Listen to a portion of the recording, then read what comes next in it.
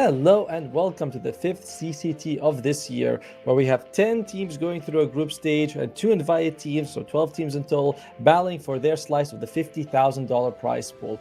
I'm Otomo. I'll be bringing you all the action for today's games. I'll be doing the first 2 games, then someone else is going to come in. I don't really care. It's not me, so who doesn't matter. Where they'll be bringing you the action for the rest of the day. So we have 4 best of 3s a day. And we have the first 10 teams being split into 2 groups of 5, and the top 3 will advance into the playoffs, along with, of course, our 2 invited teams, who I believe are 1 win, as well as Avalos. So that's going to be the action. And we'll be looking at how it's going to go. So we have the schedule for the day. It is going to be opening up with, there you go, that's the format. Thank you. So round robin group stage of 2 groups of 5, then 10 teams, that's how the teams are split, and top 3 advance. Then we go playoffs, which is double elimination. So if you lose, you're all right. You still have a lower bracket. And there'll be the 2 direct invited teams, as we mentioned. And then there's going to be a best of 5 finals. And this is how the prize pool is split. So even though we have 12 teams, only 4 walk away with anything in their pocket. And my God, does the prize triple at some point, doesn't it? So that's going to be, of course, you want to get the first place. But man, making it to 4th doesn't feel as good, does it? If you're going to work so hard, you only get that much. But it's cool. We've had a bunch of these tournaments. It's a nice prize pool. It's a good chance for teams to play. And let's look at who's actually going to be playing today. So we're going to be opening up with 1 move followed by Dragon Esports, then Zero Tenacity versus Passion UA. Now Vijay and Dragon Esports are going to play again. And finally, we're going to end it up with Mouz and DMS. Probably the strongest team in the tournament, or at least in the qualifiers would be, I say qualifiers, group stage would be Mouz. I don't know if we have a standings page to tell you where everyone is currently at. In general, it's still open. We're only, I believe, in day 2 of the tournament, so there's still plenty of Dota for you to catch up. But with only 4 matches to play, and you have to make top 3 out of 5, there's not much wiggle room. I think you can go 2-2 and advance, but anything else than that, even then, it's kind of risky. So, as usual, the best strategy is just to win as much as you can, but there's just not much of a safety net happening. Personally, I think I got the best 2 matches, obviously. 1 move versus Dragon Esports. Dragon has been improving a lot, and 1 move has also been looking very impressive. Let's look at the actual players here. This is going to be the 1 move roster. It's going to be Woe, Difference, Triple S, Not Me, and Rain. I've seen these guys quite a bit. A while ago, they were doing not amazing some of the tournaments. They would go 1-9 group stage, then they make a few changes, and they're looking pretty solid. Rain's been playing a lot of Naga Siren, so I think that's a hero that's going to be banned out a lot. He's also generally kind of creative. I saw him showcase the Veno with the ward facet. Looks pretty nice. He was able to farm up. It's still a little griefy in pubs, but it's good for him. Woe is also very active with heroes like Spectre, Lena. I mean, these are a bit old, but Medusa as well as Bristleback, so he's a bit of an active hero. All right, let's look at the other ones. Let's look at Dragon Esports, who I believe will be playing with a stand-in today. Muxa is going to be taking, we don't exactly know why, but he's just not showing. He's not able to play today. So Low Skill will be replacing him. We have Dual Rays, Infernal, Ex-Vampire, or Daniel, as he's called, and Mary Y. For one thing that's interesting is that Daniels plays a whole lot of Dark Below. If he can get his hands on it, he'll play it. He also likes the Nix and the Hoodwink. And I've seen him play some Medusa 4, which is... I like it, but it's really, it can be really hit or miss. Lilbub is also quite active. His most played hero is Nature's Prophet, so he likes to be involved with the team if he can get, if that's possible. We do have both teams in the lobby, so we should go in the draft very soon. And I appreciate everyone showing up here. I know there's a lot of other qualifiers, so you all being here with me, it's nice. I will be reading chat, and do you guys have anything you want to ask or know? Just ask. There's a bit of a delay though, so it'll take some time for me to get to it.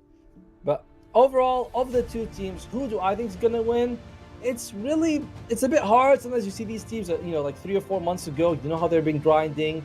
Dragon Sports comes in, with a stand-in, so I feel like that's a little bit of a negative for them, because, it's low skill instead of Muxa. So I'm gonna go with 1 move. They've been looking better and better each time I see it, but I feel like we have a good match. I hope so. I always love to see these matches go very close. A stomp is boring for everyone, even for us who are working it. We wanted to go the distance as much as possible. But yeah, that's gonna be the rosters as we wait for the draft to begin. If anyone has anything you want to add, let us know. Kez is new to the Dota 2 game, but we can't play him yet. But I'm interested to see how he's gonna go once we have a new patch, which we've been on forever. The current meta so far seems to be that carries are a lot more active than they used to be. You know, a lot of teams are even using like their carry to take the twin gate, show up in another lane, and get kills as well as helping the team out. So it's a very Dota's been getting faster and faster and faster, and even the carries are now getting involved. In terms of supports, it's a lot of the safe supports. It's Shadow Demon Tusk are like number one, followed by, or at least equal to Naga Sign, maybe Clockwork. And teams have also been picking up a bit of Nyx Assassin as the draft has begun. We'll be going in as soon as everyone connects. Thank God. And I like how they're all like green. You know, it's like they're locked in. We can't see them. All right, so the draft begins. I do expect a lot the Shadow Demon, the Tusk, and the Naga to be banned out. So you have to go to that like sort of second tier of supports to see what we're working with. And that's me again. No. Hey, there you go. Shadow Demon gets banned out. Dragon Esports, they ban out the Doom. When you do that, you are saying that I'm thinking about Morphling. I'm thinking about Alchemist. As one move bans out the Invoker. Sorry, by the way, I have a lozenge. I'll like try and melt it as soon as I can. Maybe I'll bite it when we begin. The Invoker, usually I'm thinking about Medusa a little bit. Maybe not first pick, but I would want a Medusa at some point because EMP is so good against her. And Timbersaw being banned out. He's a good meta hero, but it's maybe more of a targeted ban against one move rather than something where they're like, we're picking something that it's really good against. That's a little unusual, actually, to see the Timber banned out so early. Naga and Tusk are still in the pool. In general, people, I think they rate Shadow Demon the highest more so of the all supports. I think Shadow Demon is the one that I just see the least of. Strong in the lane, ultimate's always good. The shard is fantastic if you can get from the Tormentor. Like the items you can buy are all, if you get Blink Aether Lens, that's good. If you go Agam Scepter, that's good too. Like there's a lot of value to the Shadow Demon at all stages. Whereas Tusk is a little bit more, he's good, but you can mess him up a little bit easier than you can with the Shadow Demon. And his laning phase also feels like it's a little bit more, higher highs, lower lows, less stable. Dragon Knight gets banned out by one move along with the Primal Beast. So they are leaving the Tusk, the Clockwork, and the Naga Siren. Now, I know Dragon Esports, they don't like the Naga as much as one move does. So one thing you can do is that if there's many strong heroes in the pool, you don't have to ban all of them. You can just ban a few, like, one or two that you really don't like, and say, hey, you now have to ban a few, and we can just take the other. Dragon Esports, they open up with an Alchemist. So that's the Doom ban, right? That we mentioned. If you're gonna ban Doom, you're gonna be taking Morphling or Alchemist or high regeneration heroes, and they start off instantly with an Alchemist. As mentioned, Dragon Esports, they're playing with a stand-in, so you want that guy to be as comfortable as possible. And so you're like, all right, what do you want? You want Alchemist? First pick, here you go. Just, hopefully everything's going to go well. And they pick AA. Oh! I'm going to take a drink of water. I love the AA. I've been thinking that this hero is underrepresented, honestly. He's in the lane. I've heard some people say, in the lane, he's actually pretty good. No, not really. He's not that good in the lane because he's good with like a strong partner. But then again, who isn't? But later on, anti-heal is amazing. The shard's fantastic. If you don't know, it is the frozen. When your Ice Blast lands, it actually freezes people in their spot for like a second and a half. 60% of a cold field proc.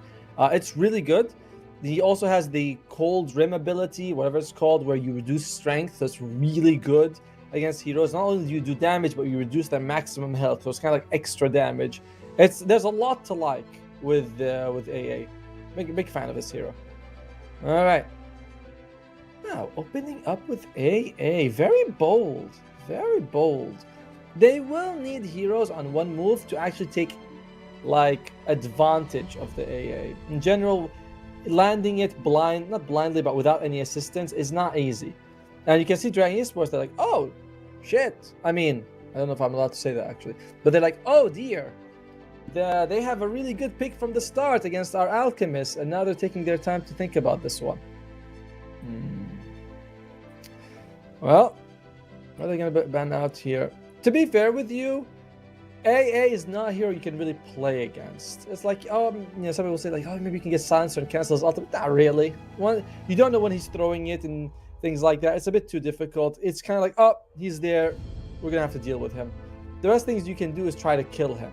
With like a Storm Spirit or an Ember or a big jump hero. But in terms of sort of playing around him, it's not very possible. Wow, they ban out. Okay, the Luna gets banned out along with the Sand King. A little surprised about the Sand King, to be honest with you, but the Luna makes sense as they already have their carry, so we just ban out the carries we don't want to play against.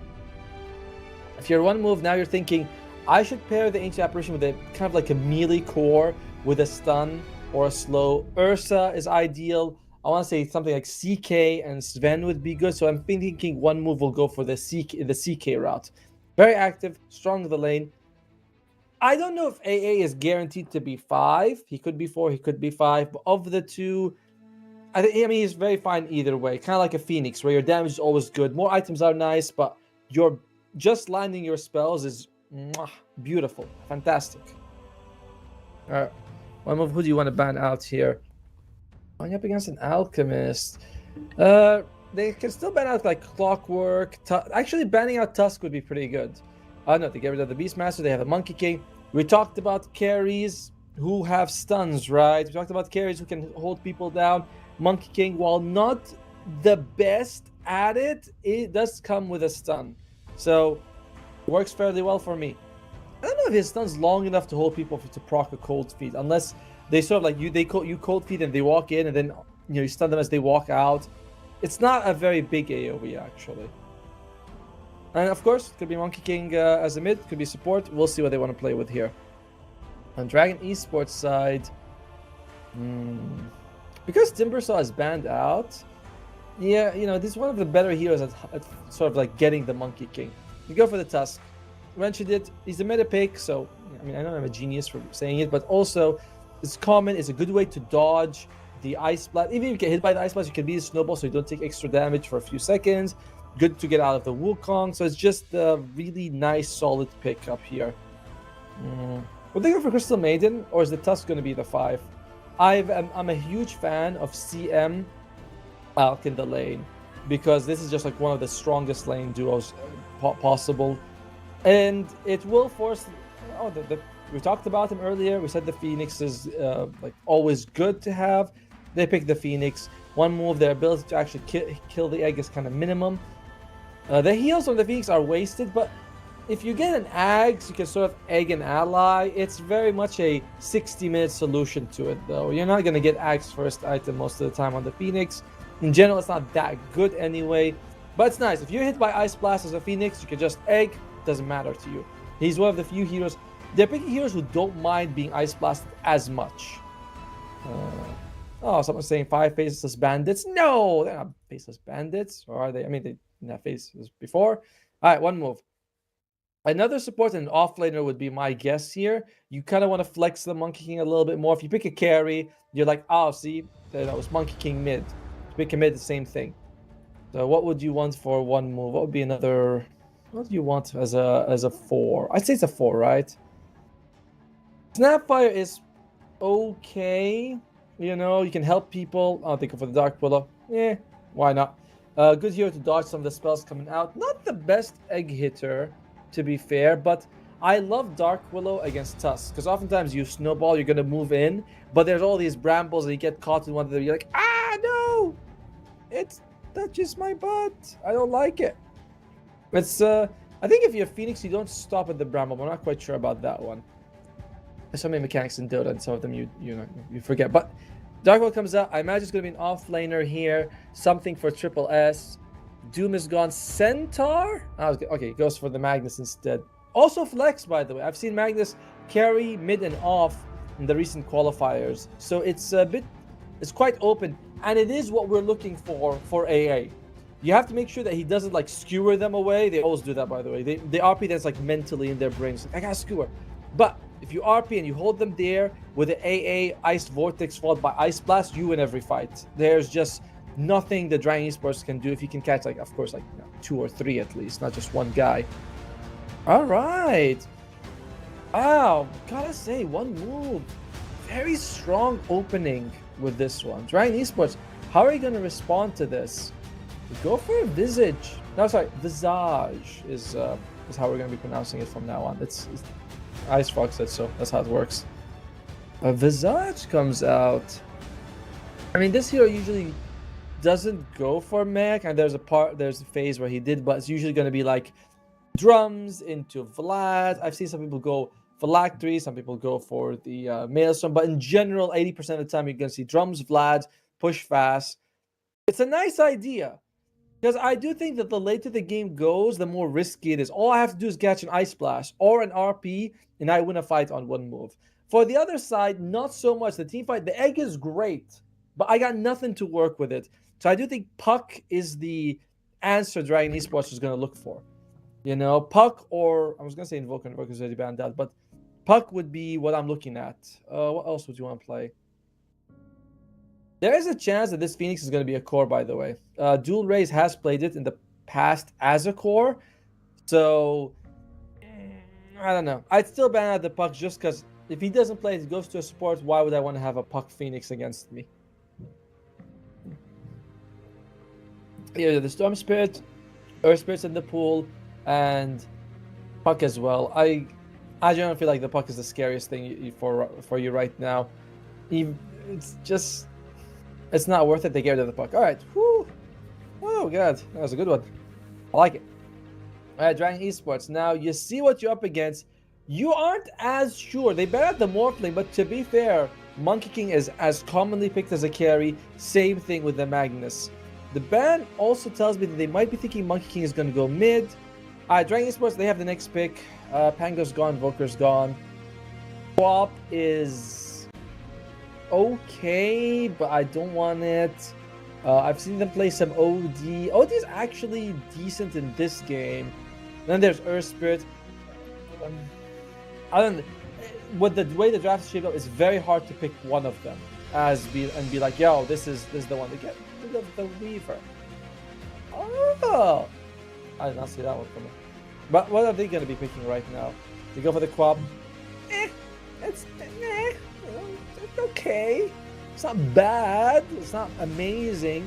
To be fair with you, very little options would have been good, and Dragon Esports, they took the best of what was left. All right, one move. Let's shift the conversation again. Now you have to be like, will we put Monkey King mid against Quap? It's a meh matchup. I don't think you like. No, they pick up a Medusa at the end. Who's going to be playing? So it's going to be, of course, the Quap mid. And Difference is going to be playing it. Difference is their mid. So it's going to be the mid Monkey King, the carry Medusa, and the offlane Magnus.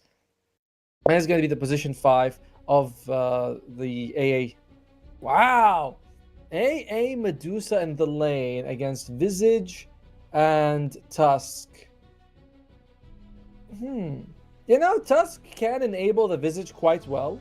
Like, he should be able to snowball, deal a decent amount of damage, you throw a couple of soul assumptions. It's pretty good. It's not bad. It's not terrible. However, if we're gonna go in and say which draft do we think is better, I'm gonna say one move. Do I think they're gonna win it? Yes, I think they're gonna win it. There's no mana burn on the other side. Medusa is completely uncountered. Medusa's completely uncountered, and Alchemist is very countered. The team fight also favors one move, although never disregard egg, but you have no hold. The best way you can hold them is if you egg and Queen of Pain sort of pushes them back towards you with the Sonic Wave, but that gets you like a couple of seconds. It's not enough. So I think one move completely crushes this draft. And someone in the chat saying that he believes it's 1-0 for Dragon. Dude, come on. I mean, of course there's a delay, so he hasn't seen the draft yet. But once the draft comes out, I think that he will see that it's easy gonna be one move. Easy or not. Oh my god. Holy I'm so sorry, but okay, get out. That's my son. He just walks in like he owns the place. I mean, he does, but still. Holy moly. Where's my wife? All right. So, yeah, one move versus Dragon Esports. Looks good.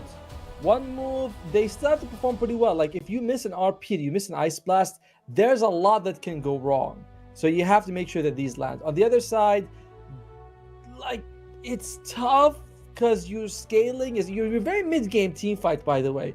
Dragon Esports, they're saying we need to win this by 30-35 minutes. We got Alk, Quap, and Visage. Our lineup late game, it's not garbage, but it's certainly close to it. You know, it's garbage adjacent, and that's what they're working with for the late game draft. And we're going to be going the game. I didn't get to do the 3-2-1. Oh, okay. Bye. The kid just walks in here like he owns the place. All right, let's look at any interesting. Imagine if he takes reverse RP on Magnus, pushes them all away, but no, he's got the normal one. Anything interesting? It's going to be throwing shade, and of course, it's going to be the bone chill on the AA. For the other side, death toll, which is standard, is going to be the dying light. It's so good in the lane for the Phoenix, and yeah, basically all the ones that you expect. Oh, look at that. That's respect right there. Oh, they're smoked up on the dire side. They smoke up quite late. Oftentimes they use smoke up to run out of the base, get to your destination early. And this one, they smoke up kind of next to their tier 1. I think they may have smoked up under a ward. And you can see AA Medusa. They're really close to the tower. Medusa. Yeah, she's going to be fine. I'm watching it through the mini-map. Okay.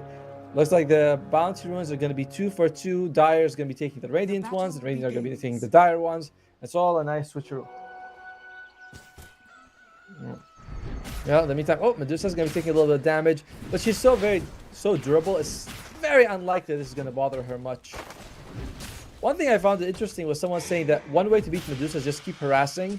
I mean, that makes sense, but mana is like harder to get than health in the lane, which is true, but it's easier to get emergency amounts of it, like with mangoes and magic wands. Oh, bit of damage coming out there for Rain here. So yeah, bottom lane is going to be Medusa AA. Yeah, Visage, sorry, is generally not the best in the lane, but you could do pretty well in this one. Like, Tusk is such an enabler, particularly around like level 3 or level, when you have 1 point in everything, you can snowball, catch someone's shards, boom, boom, boom. So I think this is going to be fairly even until like 3 minutes, and then I'm going to be favoring Dragon Esports. All right, how are we looking at? Can we look at the mid lane? The mid lane is going to be the interesting one. Oh my. Yeah, well, yeah. So I'm very sorry about that. As Woe is taking a lot of damage, a whole lot. This is, I think it's. Almost, that's it. He's gone. Inferno gets him. And with the death toll, that's a whole lot of extra gold coming out. Wow. I mean, I was saying this is going to be favored for Dragon Esports later, but not at level 1. Well, we talked about it. The mass harass against Medusa. If you click on her, she doesn't have a whole lot of mana regen. So, yes, it takes a lot to chew through. But once chewed through, it takes a long time for it to come back up again. Oh, well. Yeah, mid lane, by the way, so far it is going very well for the Monkey King. As difference, he is 4 CS ahead of the Queen of Pain. In general, top lane. So this is not amazing for the Alchemist. Phoenix, while kind of a good harasser, and without stuns, you can't keep people in the acid spray. His slow is kind of mediocre. Not me on those Dark Willows, pretty hard to bring down. So it's not super easy for Dragon Esports in the top lane. And once we see a few more points in the Empower, he doesn't have any yet. But once he gets like a couple, the damage from the Magnus should be enough to like make sure he gets all the denies as well. He's got none yet. Oh, yeah, a little skill taken here, a bit of damage. Now, I mean, needs to be careful. Walks into them, but he can always just go into the Shadow Realm. He's gonna be fine. Although at half health is not ideal. It's a little bit scary for Triple S to walk in, isn't it? Mary. Okay. Oh, gets him with the skewer, but nowhere near the tower. And he is able to jump away. Low skill looks like, nope, it's not going to be the self-stun. Odds are favoring one move. They're waiting for me to give my recommendation. They're like, yeah, this cast knows what he's doing, so we're going to favor one move on this one. That's very much not how it works at all, by the way. But yeah, it's a bit of a surprise to see the mid going the way it is. I don't know if Observer will show us the mid lane, but I'd appreciate it. Look at this. The trade right now. Dragon Esports a slight level advantage, but it's only like a couple of creeps. and then they'll be able to catch up. Yeah, so the Monkey King versus Crop matchup, you can dodge her damage. Like, you don't go... She actually does have 2 points in Shadow Strike, but you can dodge it with your Mischief. And in general, because you don't get heal from it, it's just not worth maxing out. If you maxed out, that means you have less farming tools. There's a lot of reasons why you want to take the Stream of Pain over the Shadow Strike on the Crop nowadays. 1,000 gold leads for Dragon Esports, but reminder, they did have the Death Toll first blood kill for Visage, and of course, it's an Alchemist. The big victim seems to be Woe right now. This Medusa's not getting a whole lot in the lane. I don't think that's the biggest problem in the world, though. As well. This is something you can do. You can see that they actually leave Triple S alone in the lane, and the Dark Willow goes to just move around the map, maybe stack, maybe get a ward if they're all coming under the lane. Because you don't need to be there, then soaking up EXP. You want to give everything to your cores, otherwise they complain. It's, oh, Difference taking some damage here. Could actually die if he's not too careful. He's only got 250 health. He is regenerating quite a bit though. And he does have the 8 magic stick charges, so he's gonna be, I don't want to say fine, but he's gonna be okay. And by the way, the advantage of being a Monkey King against a Co-op is, sure, you take Harass, but your ability to CS, particularly Deny, is so much better than a Queen of Pain. Alright. And it looks like they are going to say go when ready. And yeah, I don't believe that Medusa is countered at all in this game, but it's really hard to tell. You know, the games do develop in a very different way. I didn't think that they'd get first blood that early on the Medusa. Bottom lane, actually, they are going for the Medusas. Difference has to TP bomb. Bottom! Thank you. As they are going to be able to get a kill on Daniel or Vampire. That's a kill. That's another one. Huge rotation by Difference there. And they tried to go on a kill on Medusa. Here's the thing. Medusa, every point of mana is like 3 or 4 points of health. It's so valuable. And sure, you got a kill early, but that's because they got her down to like 100 mana. Then they actually committed. Under tower, very risky. Dragon Esports, any death on this Visage it's a nail in the coffin. I mean, I usually say that when they're about to like lose, but it's a really bad situation to be in because your Visage is meant to accelerate the game for you, open up the map, get you towers, because you cannot go ultra late. Could you win it ultra late? Yeah, it's possible, but it's so much riskier than just trying to win it early. And so far, Magnus, yeah, he's got that 1 point in power. I think, is he gonna go a second point? I feel like you would. He's got, there you go, 2nd point in power, and that damage adds up. It's less. Sorry, it makes it harder for the Alchemist to last hit. He's also using the Agi Treads, because as a universal hero, you get the same damage from all of the. Oh, okay, low skill. That's just a little harass, a little poke. As Rain loses his life in the bottom lane. Not a big deal, honestly. That is an interesting Visage cosmetic, by the way. Bottom tower is under attack. Oh, very, very cool. There's gonna be the drums first on the Visage, as we are gonna be 30 seconds away from the Wisdom Ruins. Triple S having a free game is actually scarier to me than low skill, because you kind of know the Alchemist is, even if he gets a free game, he's not gonna be too involved. Radiance, then he needs like a Blink Dagger. Oh, okay. What huh? Okay. That was odd. I don't know if he thought he was gonna go for a kill or what, but okay. And look who's here. Difference is here. This would be an interesting attempt, but yeah, no way it's gonna be happening. An Alchemist transformed without AA there. It wasn't gonna happen. Who took the Wisdom Ruin? It was Rain. Rain's only level 4 and a bit, so this level 6 on the AA is gonna take a while to get there. Monkey King, do you guys see that? He's got an Orb of Venom. In some games, Orb of Corrosion is actually really worth getting early. Besides what it gives you in the lane, its anti-regen is very strong. It's like 20%. Against Alchemist, against anyone who's being affected by the Phoenix Sunray, it adds up. He isn't queuing for it, so I'm not sure he actually wants it, but it's a good option.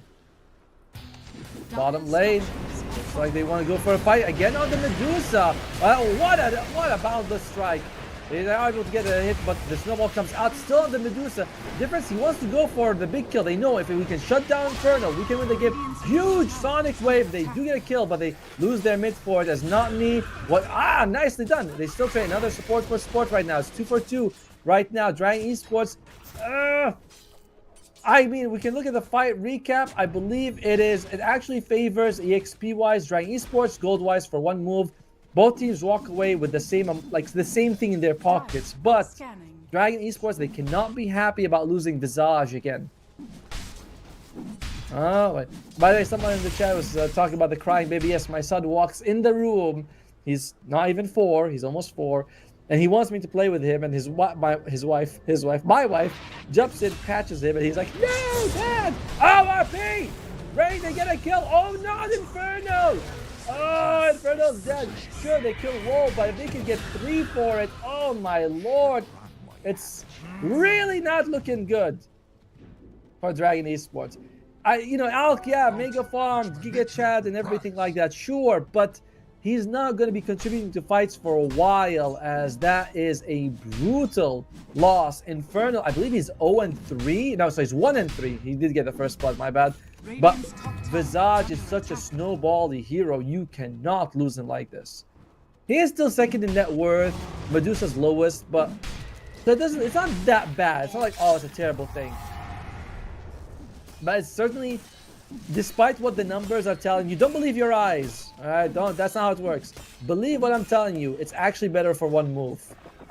As a low skill, he charging up the stun, not me. Shadow Realms dodges it, takes a bit of damage, but he was on the acid spray. Oh, okay. Solid bit of nice use of the brambles to get out there. Oh, that was very close. All right, and it was like gonna be a little bit of farming here as they get no Infernal. Oh god, again. Looks like they were able to secure him back and they get the kill. Oh dear. We didn't catch it, but maybe that was for the best here.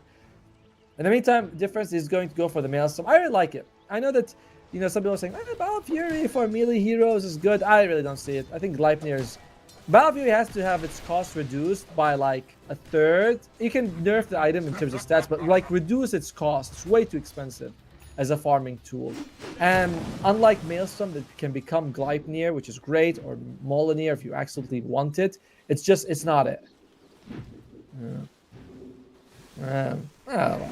Seeing some people in chat, that's nice. Beautiful. Bramble into the skewer, into a kill. And Phoenix is dead again. Lowest net worth. Mary Y, he doesn't really need gold. So his net worth being low isn't that bad, but his levels are the problem. You really want to get, and you don't want to just get like level 1 egg. You want to get that, level 20 when you get there. So you get the sun ray percentage damage. You want to get a level 3 egg, things like that. Him losing his life like this, it's bad, but not for financial reasons, sorry. Right, how's Dual Rays doing? He's 2-0-0. He's got to be the playmaker for Dragon Esports. He's got to be making some space. And I know I said that low skill, like his net worth isn't that important, but in 11 minutes Radiance is an 11 minutes Radiance. That is quick. He might be getting his Blink Dagger in like 15, 16 minutes. That's a very fast involvement. This is going to be scary for them. They got to get a kill here. Oh, RP and Ice. Yep, there you go. Ice Blast comes out. Actually, most of the Sonic Wave misses. The snowball comes out. It's not long enough, buddy. And are they going to go for more? I think I hear an egg being popped. Sorry, being used, but looks like no one was there. Alright. Good thing, if you can call it that, is that Dragon Esports, the Radiance was like delivered. Oh dear, not Infernal. Again, Infernal! Oh, buddy! Oh. Would have been worth it if he got the tower. And now, Infernal, who was, I think, about second highest net worth among all the cores, he's now lowest. And if you guys go to stake and use the CCT 2024 code, get 200% of your first deposit. Low skill. That's on purpose, by the way. That's just to actually make your stun hit everyone. I can never do that, by the way. I can never like suicide in game or do things that hurt me because I always think, no, it's bad. Why don't they catch me? Well. Alright, so yeah, low skill. Man, a second ago he was 8,000 and Magnus was 5.5. But now the gap is so much less. Oh, okay. I don't know if low skill wants to go for this. Oh, no. Ooh, lucky. Does he still want to commit for this? Feels very risky. And he does get caught by the terrorize. He's going to be out. Not me is able to teleport away. And sorry about that. They can't really get kills on Dragon Esports. Like, they're doing their best, but low skill doesn't have a blink, so he can't really jump on people and stun them. And Infernal is a non-factor at this point. I'm not seeing it. Dagon finished on Jewel Raise. That's a nice bit of a power spike for him. I see Alchemist is queuing up the Manta and the Blink. I'm hoping it's Blink first. I really hope it's Blink first. I think if you go Manta, your team is not going to be able to, like, keep things going for you. Radiant gonna go for that steal on the Wisdom Ruin. A brutal thing if this happens. Stealing Wisdom Ruins is one of, like, the strongest things you can do to improve your chances. It's not like a bounty ruin or anything like that. Just stealing Wisdom, giving your supports that big boost of EXP and denying it from the enemy side, huge.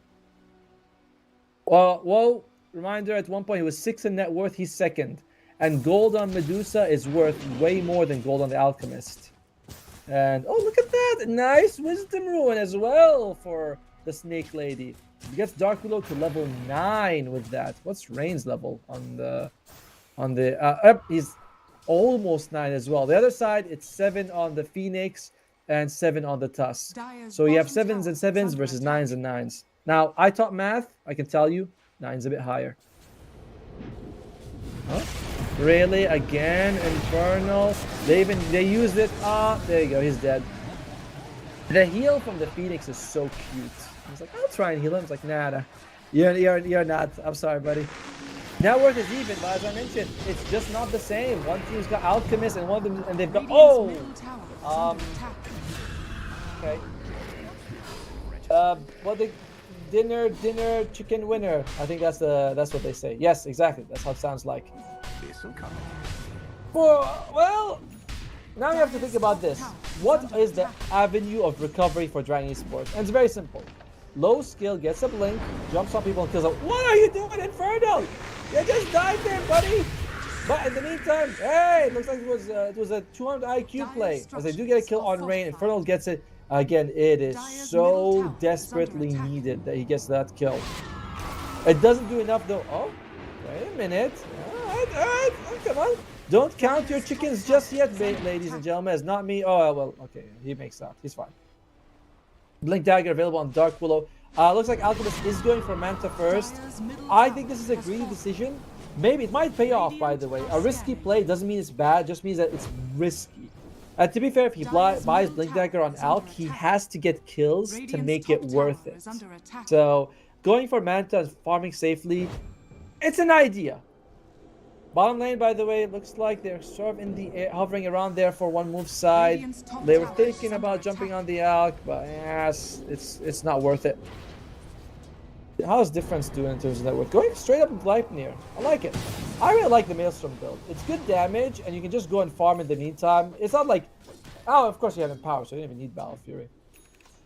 I mean, in general, even without Empower, Maelstrom's still the better option. As Difference trying to be active here. Look at the support. So confident on one move. How often do you see AA leading the charge? I really don't know how I feel about this Manta on the Alchemist, but you guys can tell me. And we'll read it in chat. A bit of a delay. I would have loved it if there was less of a delay. More interactive. Dire's top tower is under attack. It's like it's gonna be the 17-minute mark. Tier 2 items are available. One thing I love about AA is also you can just use Ice Vortex to farm out, and super good. Like, it's very long range. It's not the fastest farming tool, the Ice Vortex, but great in team fights, very solid to farm with, and the long range means you can use it, just walk away and you'll be fine. Huh? Aghanim Scepter on Magnus. Okay. I'll be honest, I'm not sure he needs Aghanim Scepter in this one. Like, you don't really need to jump and catch. That's usually if I'm losing, I want an Ag so I can sort of catch someone from a mile away. If I'm winning, I'd rather get like a BKB, a Harpoon, things like that. Ag Scepter... It's Dire's fine. bottom tower It's is fine. under It's just not attack. amazingly good. What about Medusa?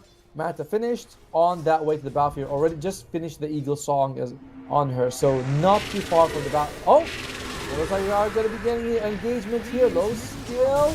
Oh, Ice Blast way off the mark. That's going to be 2-0. It's not me. Loses his life. Looks like they are able to get difference as well. A very tough start here for one move. They've got the bail. Missing the Ice Blast and not having two of your people. Yep. A huge win for Dragon Esports. That, to be fair though, that was not a good start for one move, but you take every victory right now for Dragon. That was also low skill, kind of, I wouldn't say heavily committing, but being involved for the first time. What's Tusk looking at? Doesn't have a whole lot of gold on this Tusk. Him and the Phoenix are both kind of poor. We'll see what Phoenix is building here. Phoenix has a Pavis. Going for the Solar Crest after. Okay, I'm fine with that. Radiant are scanning. Bob working towards that Kaya, Sergeant Kaya. And looks like Alchemist does have the Blink Dagger being delivered. He'll probably still want to BKB before feeling like, yo, I'm ready to really fight. But with the Blink, if a fight's happening, you know, a screen, 2 screens away, you could ulti, run towards it, throw a stun. With the Radiance, you can kill someone. We're entering a scary stage of the game for one move. Even though net worth-wise, 3K is not much against Alp. But it's scary because Alp is involved and he's at his peak right now. Oh, Inferno. Nice screw away. Ice Blast gonna land. There's a pipe that's blocking a bit of the damage, but nowhere near enough. No skill. He's gonna self-stun. He is gonna self-stun. Oh, no, actually, nice Manta dodge at the end. They still have the RP if they want to use it, but half health on Triple S. I think you're pushing it if you go for a kill right now. All right. In the meantime, looks like Manny is just gonna walk away. Only needs about 900 gold for this Axe Scepter, which I'm again not convinced by. Let's do a quick item roundup here as Monkey is going for BKB. He was going for Gleipnir, but he changed his mind. I like it. I think we are entering that stage where I need BKBs to survive. Butterfly basically finished on Woe, which is, you know, one of the best items you can get, and a big power spike for her. And oh, AA is working. Does he have a Solar being delivered on AA? Yes, he does. Solar finished, working towards the Axe Shard.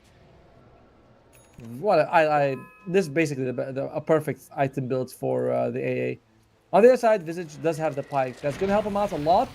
But you were kind of hoping to be snowballing, not exactly doing, you know, defensive maneuvers and buying pipes and things like that. I mean, it's a good item. It's just, you know, you'd have rather been on the other side. You guys, look, if you click on Tusk, you can see he's got a Philosopher's Stone in the backpack, and he's equipped the Broom Handle. Unusual. Very unusual Tusk move. I mean, me when I get Philosopher's Stone, it's like straight away. I don't care. I cancel digging with Trusty Shovel to equip that thing. And looks like Triple S, if he wants to get the Axe Scepter, he can. Sends a courier towards it. And nice catch, I guess. By the way, are they stealing the Wisdom Rune again on the Dark Willow? Oh, Lord. Oh, my. By the way, Dark Willow is 11 and AA is 12. They're up against the 10 and 11 of the... it doesn't sound that much, to be honest with you. But still, you're going to be hitting your level 2 ultimates on both of your supports. Roshan's the option here for one move. Taking them a little while, I gotta say. You know, this ain't the fastest Roshan I've ever seen with no Mice armor. But he'll fall in the end. Roshan has fallen to the Radiant. 27, 30, 33 will be the timers that people are going to be keeping in their mind right now. Woe has the Aegis as well, so chewing through all that health of the Medusa is going to be tough. And despite everything, man, low skill, that is impressive net worth, has a full BKB just bought straight up that he can deliver to himself. All right. As Monkey King probably doesn't want to fight until he has the BKB. They do have BKB Pierce. Actually, when you think about almost every ultimate on Dragon Esports pierces BKB, but you can still dodge Snowball, Soul Assumption, Stuns. Like, there's so much that you can work, you know, you can play around.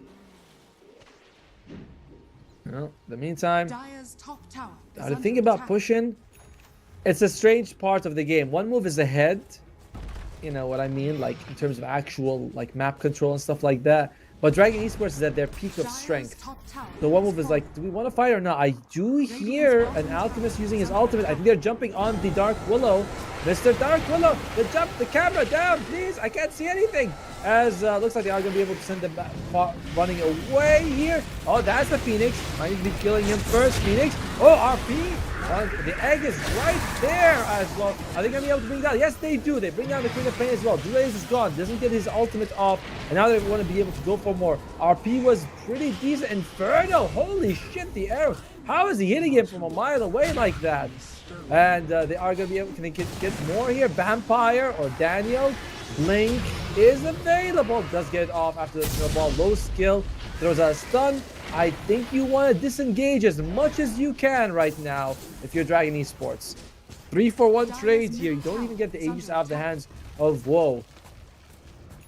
As we mentioned, the net worth, sure, when they just farm, it tilts towards Dragon Esports, but it's not like, it's kind of like when you have 10,000 gold without items. Like, is that 10,000 gold actually valuable? No, it isn't. That's going to be the second tier 2 being dropped here by one move. Oh, no wonder. I was like, he's hitting from a mile away. So he's got a Dragon Lance. Okay, alright, that makes sense. Well, just going to be here. They still have about, what? Still 27, so they have 2 minutes and a half of the Aegis. I can actually just look at the Aegis right there and I would have been able to, but I had to calculate it based on the timer. Because that's what you do when, you know, you don't have it. Oh, okay, not me. Just TP his head. Alright, what you gonna do, buddy? There you go. Low skill's gonna end up self-stunning. Probably thinking about his life choices. He's like, oh, that was not ideal. If you were gonna cancel that, by the way, Tusk needs to snowball to another target and pass by the Dark Willow, or you drop a Remnant. Oh dear. Oh, how are you gonna be taking these fights now? Infernal is becoming a non-factor, and he's kind of been a non-factor for most of the game on the Visage. It's a tough one. Arrow, that's the last tier 2 being dropped, and suddenly the map feels so small for Dragon Esports because you have nowhere to teleport to. You have that outpost next to the Roche pit, but that's not much. 9 seconds of Aegis. So if you really want to one move, you have plenty of time to force an issue. It's like, you know, 10 seconds where you're like, oh, I gotta go. And make sure it makes it. Oh, they shot him! They got him! The biggest target, the one we've been. Oh, low skill is dead.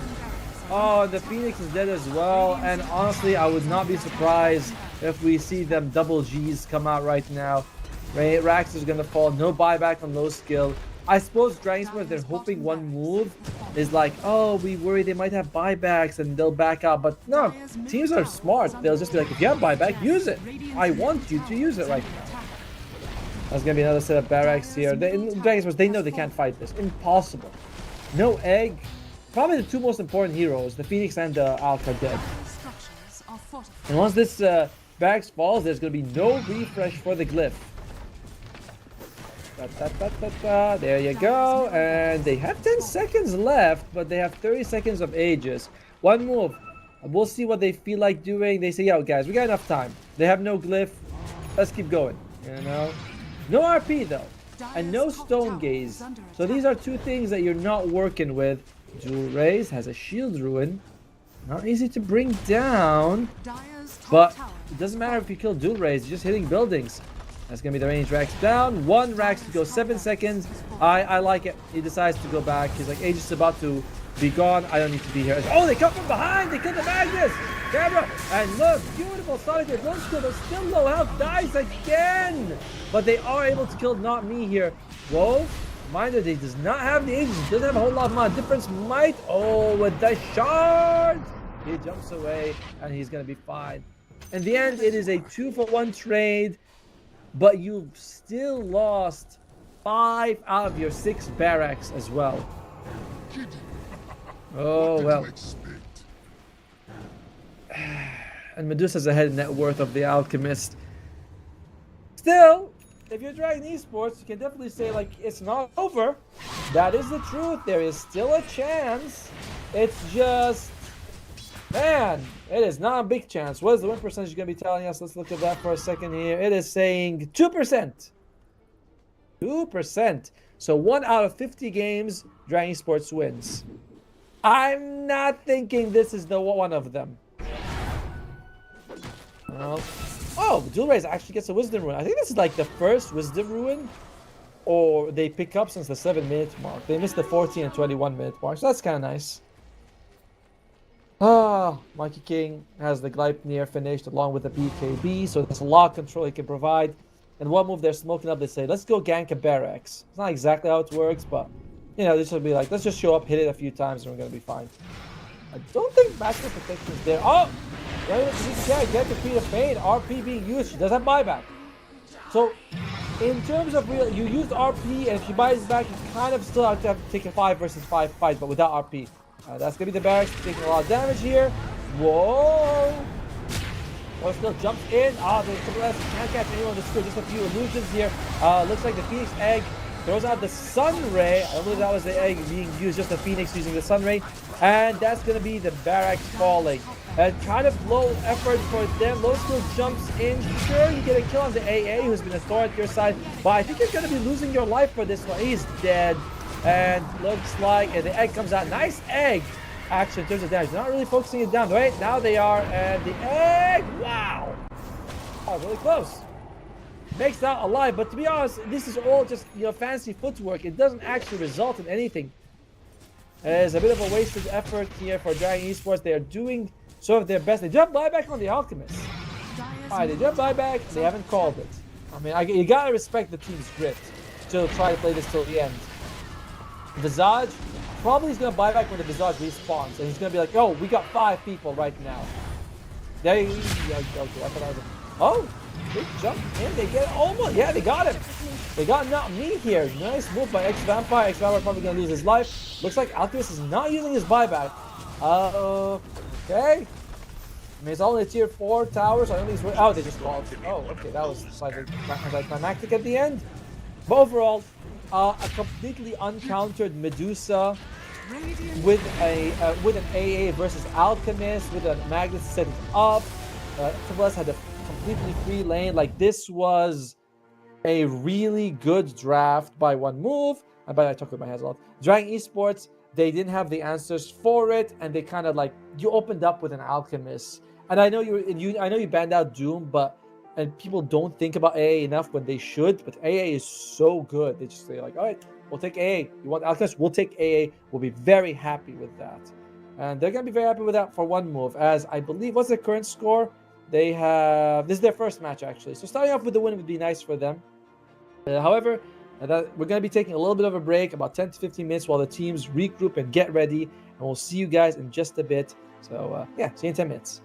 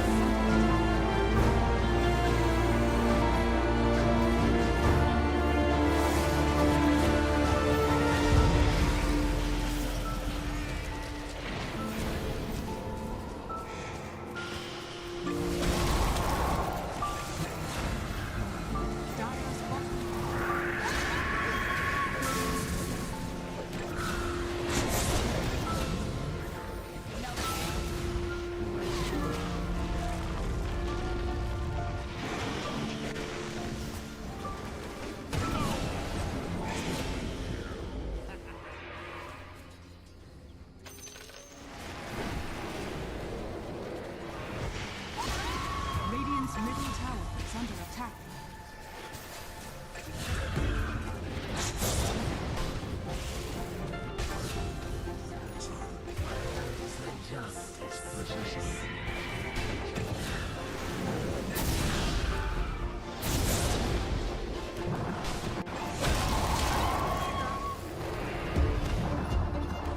middle tower is under attack.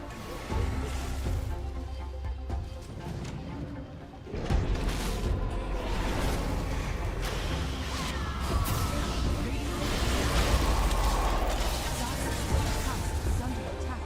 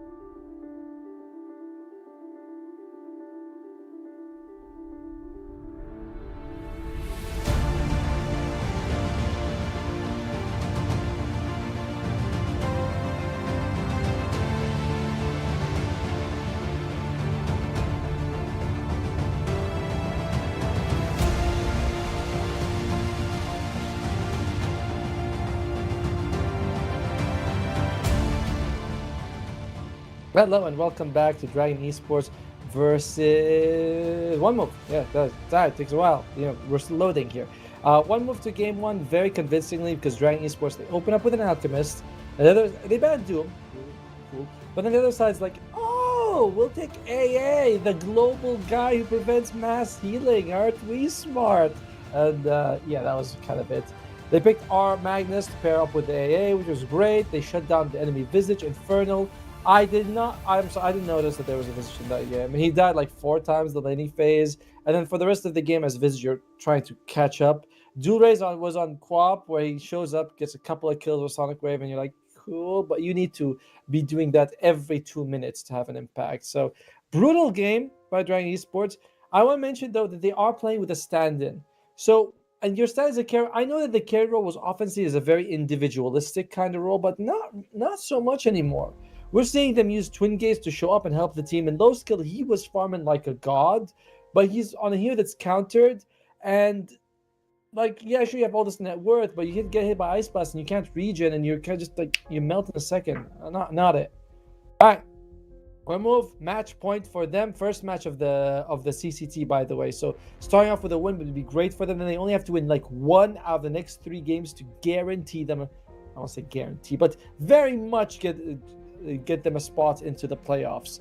Right, Esports, I believe they are 1-1. I'm gonna go check right now where they are. Oh, they got 1 win and 1 loss, so not bad. They beat Nemiga. All right, Monkey King gets banned out, as well as the Invoker. On the other side, they get rid of the Naga Siren. All right. Sometimes I feel like a hero is popular at different levels of gameplay. And, oh, by the way, I should probably move like this. There you go. I'm right in the middle. And I think Naga Siren is kind of like, at the very highest level, she's good. Now you guys can't see my hand if we move like this.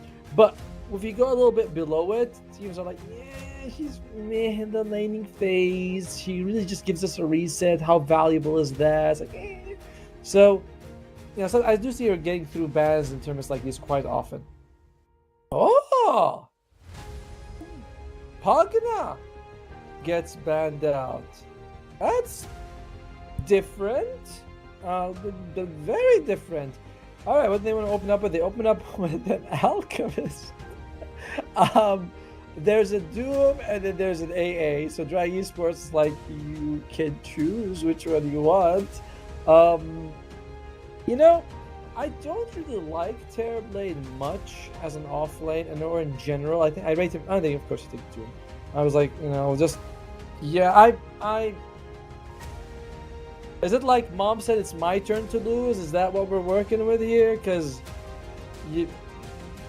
maybe they just want to make sure low skill's uncomfortable, but to open up with an Alchemist, they could have banned Doom. Now remember, they had the ban then into their own pick for one, so they could have banned Doom and taken him, but they banned Hoodwink. I don't know. I mean, sure, whatever. Sure, we're good. We'll see how it works out. I know that I think sometimes pros are either too careful or way too risky, and sometimes it comes in together, and it's like you want to make sure you take his carry. That's like good, but you leave the counters, and like who cares about Hoodwink? Who is really gonna be like, Alchemist, Hoodwink? But no, they just leave the Doom and take the Alchemist. All right, well. They go for the Storm as well as the Doom. They ban the Puck. So Dragon Esports, that is a very, very strong opening for them. One nice thing about the Storm is you can just jump and catch whoever you want. If you're one move, you gotta be thinking now about taking the Tusk, because Tusk will allow you to dodge a lot of damage from the Doom. I believe when you are in the Snowball, you actually don't take damage, like from ticking and stuff. I'm not quite sure. Like you're frozen with your health. Instead, they go for Marcy. Yeah. Now, another unusual pick, because this is often seen when it's like up against no anti-regen, right? Because one of the best things about Marcy is that you can regenerate for your allies a lot with the sidekick or the bodyguard. But right? I mean, pair it up with an IO. Let's just go all crazy. Let's just do that. Let's just go with IO, Marcy, or Phoenix, or Oracle, or some sort of healing, and see how it works out. I'm baffled They go with the Sand King. It's not bad. It's just that this is another heal-reliant hero because of the Bloodstone. Now, here's the thing. If you pick a lot of heals against one anti-heal, that's actually kind of good, because you'll be like, only one of us gets screwed. You know, only one guy. The rest of us all get our value up. So maybe that's the one, you know? It's like, oh, they have a counter. We'll pick a lot of what they counter. It's weird logic. It can work out. I've seen it before. All right, Dragon Esports. If they want to do the big brain play, I swear to God, they take AA. Like, they just take AA and no, I can't take Mouz, right? You can't put Doom in anything else. Yeah, okay, Clockwork is good. Clockwork is good. They need something like this. Pair it up with an AA. Come on, just pair it up with an AA, and you're golden. Like, your draft will look so good. They take a Bat Rider. Your Bat Rider's fine. I love the Clockwork pick. I love the first 3 picks from Dragon Sports. I think they're 10 out of 10, honestly. But the Bat Rider is meh, and okay. All right, you guys hear those? They're lulling them into a false sense of security. Now they flip the script. They say, "Yo, we're just fooling. It's a support alchemist. You fools! You fell for it." It actually could be a support alchemist, by the way. Like, that is not that is no joke. I'm trying to close my Steam because I want to go to my there you go. Where my notes. Has one move played support alchemist? It could be Rain 0.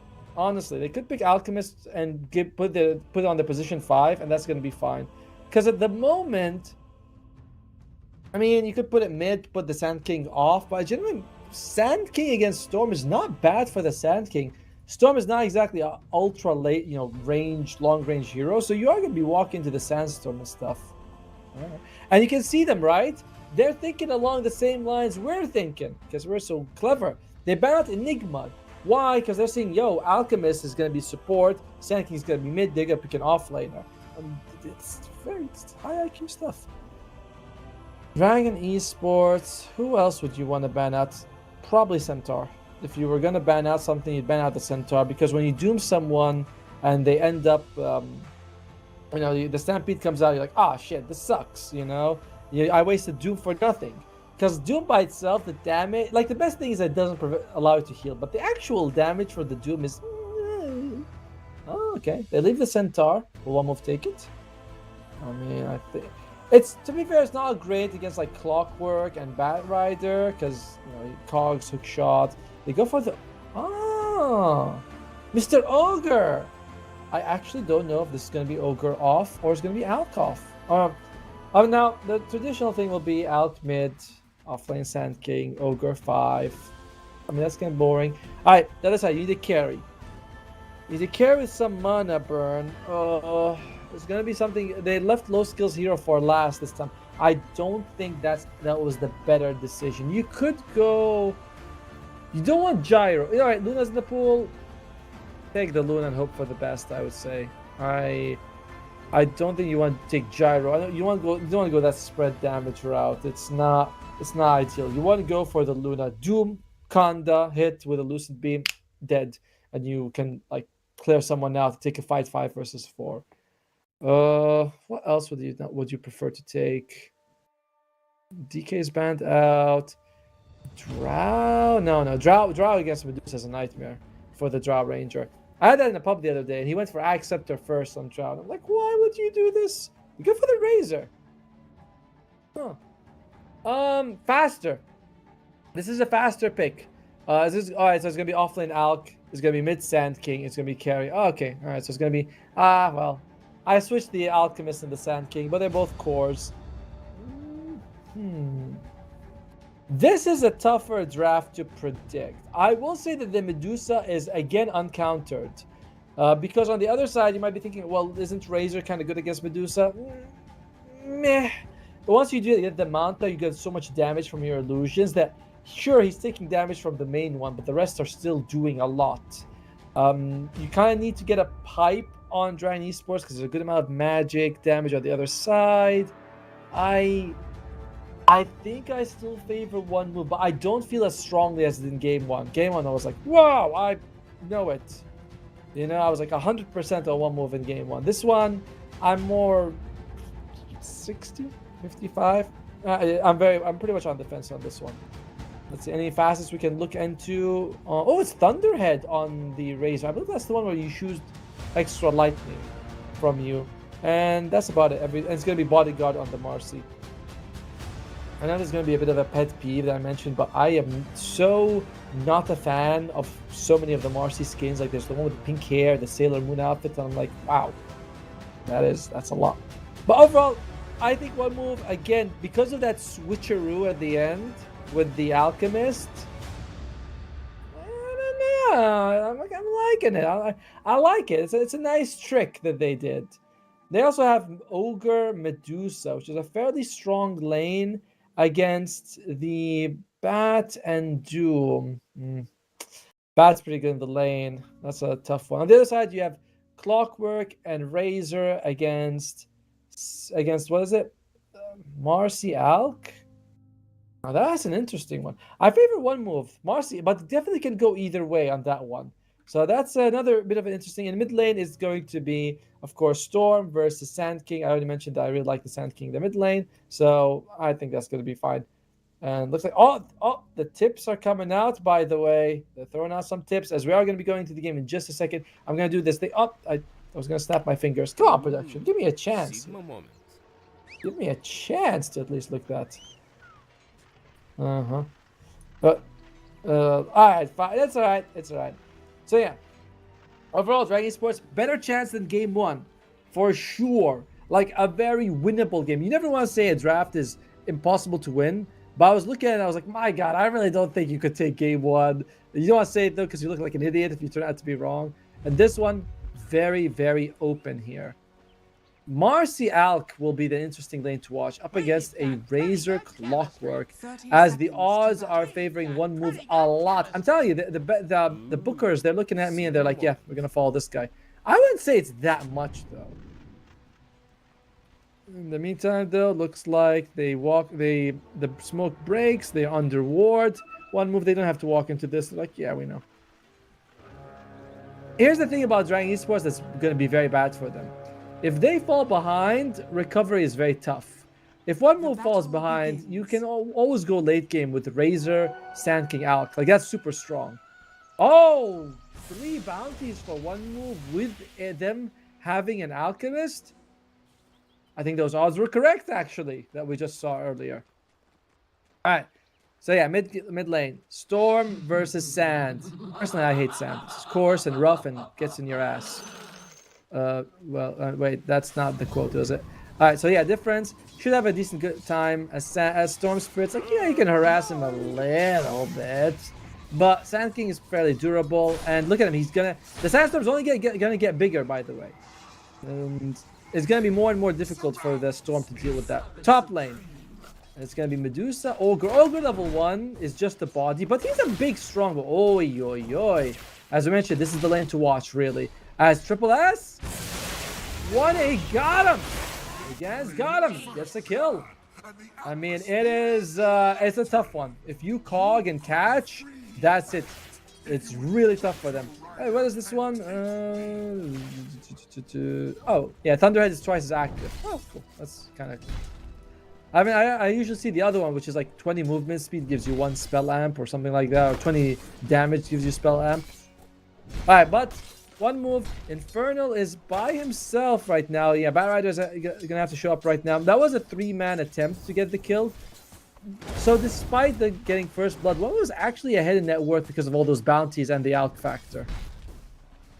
And I don't know if you'll be getting kills again, as Rain takes an Inferno Blade. Really good skill early on, especially against the Ogre who has high health, even though it's 1%. Alright, Woe hits level 2, but it's Rain hitting level 2 that is going to be the power spike. There you go. 2 points in Ignite, 1 point in Fire Blast, and missing that Gorgon's Grasp, loses them the kill, but it's fine. Wow! Look at the mid, by the way. 12 to 6. As Mary White throws out. He's 1 hit, but he's not able to get it. Still, it is showing that with Dispose and Jump into the acid spray and cogs, like that is a lot you're working with. Radiant's middle tower is under attack. And I mean, they got first blood, sure, but that was only because they had 3 people there. And low skill, that damage over time, it takes a while to ramp up. Yeah, I guess I'm surprised at how bad mid is going. I didn't think that the Sand King would suffer that much. He's got full health, so I'm gonna guess he's playing careful and doesn't want to take too much harass rather than this, you know, like the storm zoning him out. Like, oh well, looks like, oh, he did. He actually dragged the creep wave entirely between towers. Okay, Mary Y, that's not gonna land, buddy. And he's kind of far enough that they aren't able to punish him for doing that. Overall, I like how I told production. I was like, let's look at bottom lane. They're like, all right, we're only gonna be looking at bottom lane then, buddy.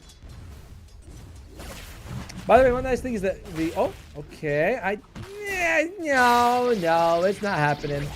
It's not happening. That was a dispose, and I'm like, I don't think you're killing Razor. By the way, when you kill Cogs as an Alk, you do get the bonus gold from your whatchamacallit. This not the seed money, Grievous Greed. It will activate on it. Sand King is dead. Oh, the miss, thanking his lucky stars. 25% chance. That's how it works, I guess. And oh, okay, TP is mid without much health. Bit of a risky move right there for Mr. Sand King. And immediately starting to get like a little bit zoned out here by Dual Rays. Very unusual moves by Mr. Difference here.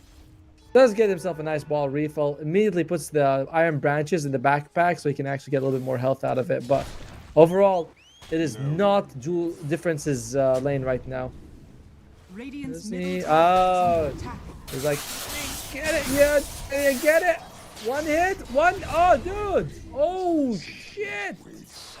If he was able to hit the sentry, then he would have been able to, he would have been hit by all these attacks from Dual Rays. What an outplay. No other way to say it. Massive outplay coming out right now from Dual Rays.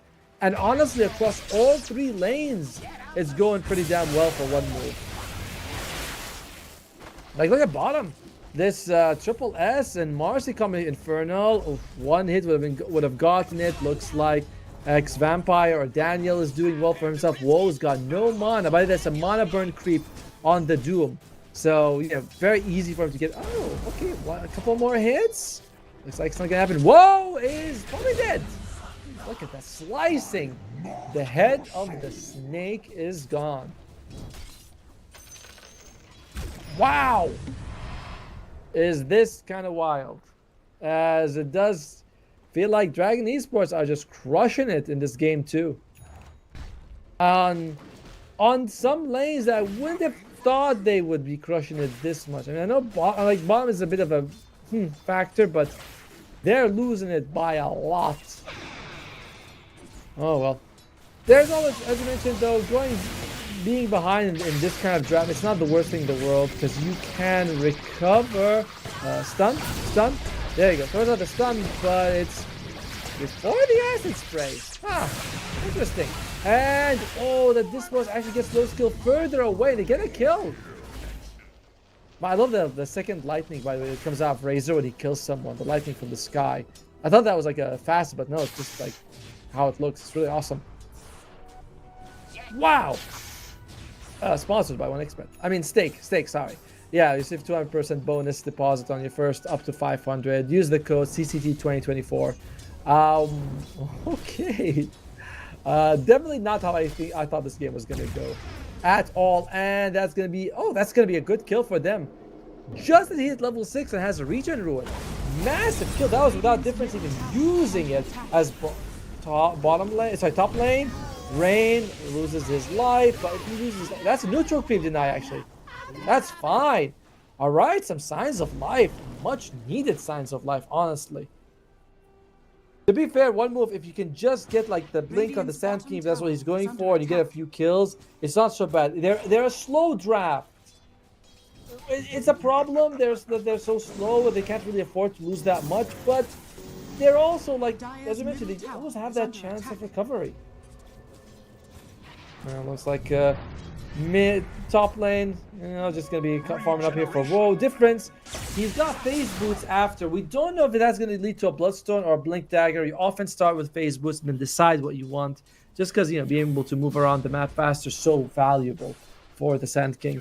And as a core, you know, Bloodstone's gonna give you all the mana you need eventually. He's so poor. 2,000 gold on Sand King in almost 8 minutes.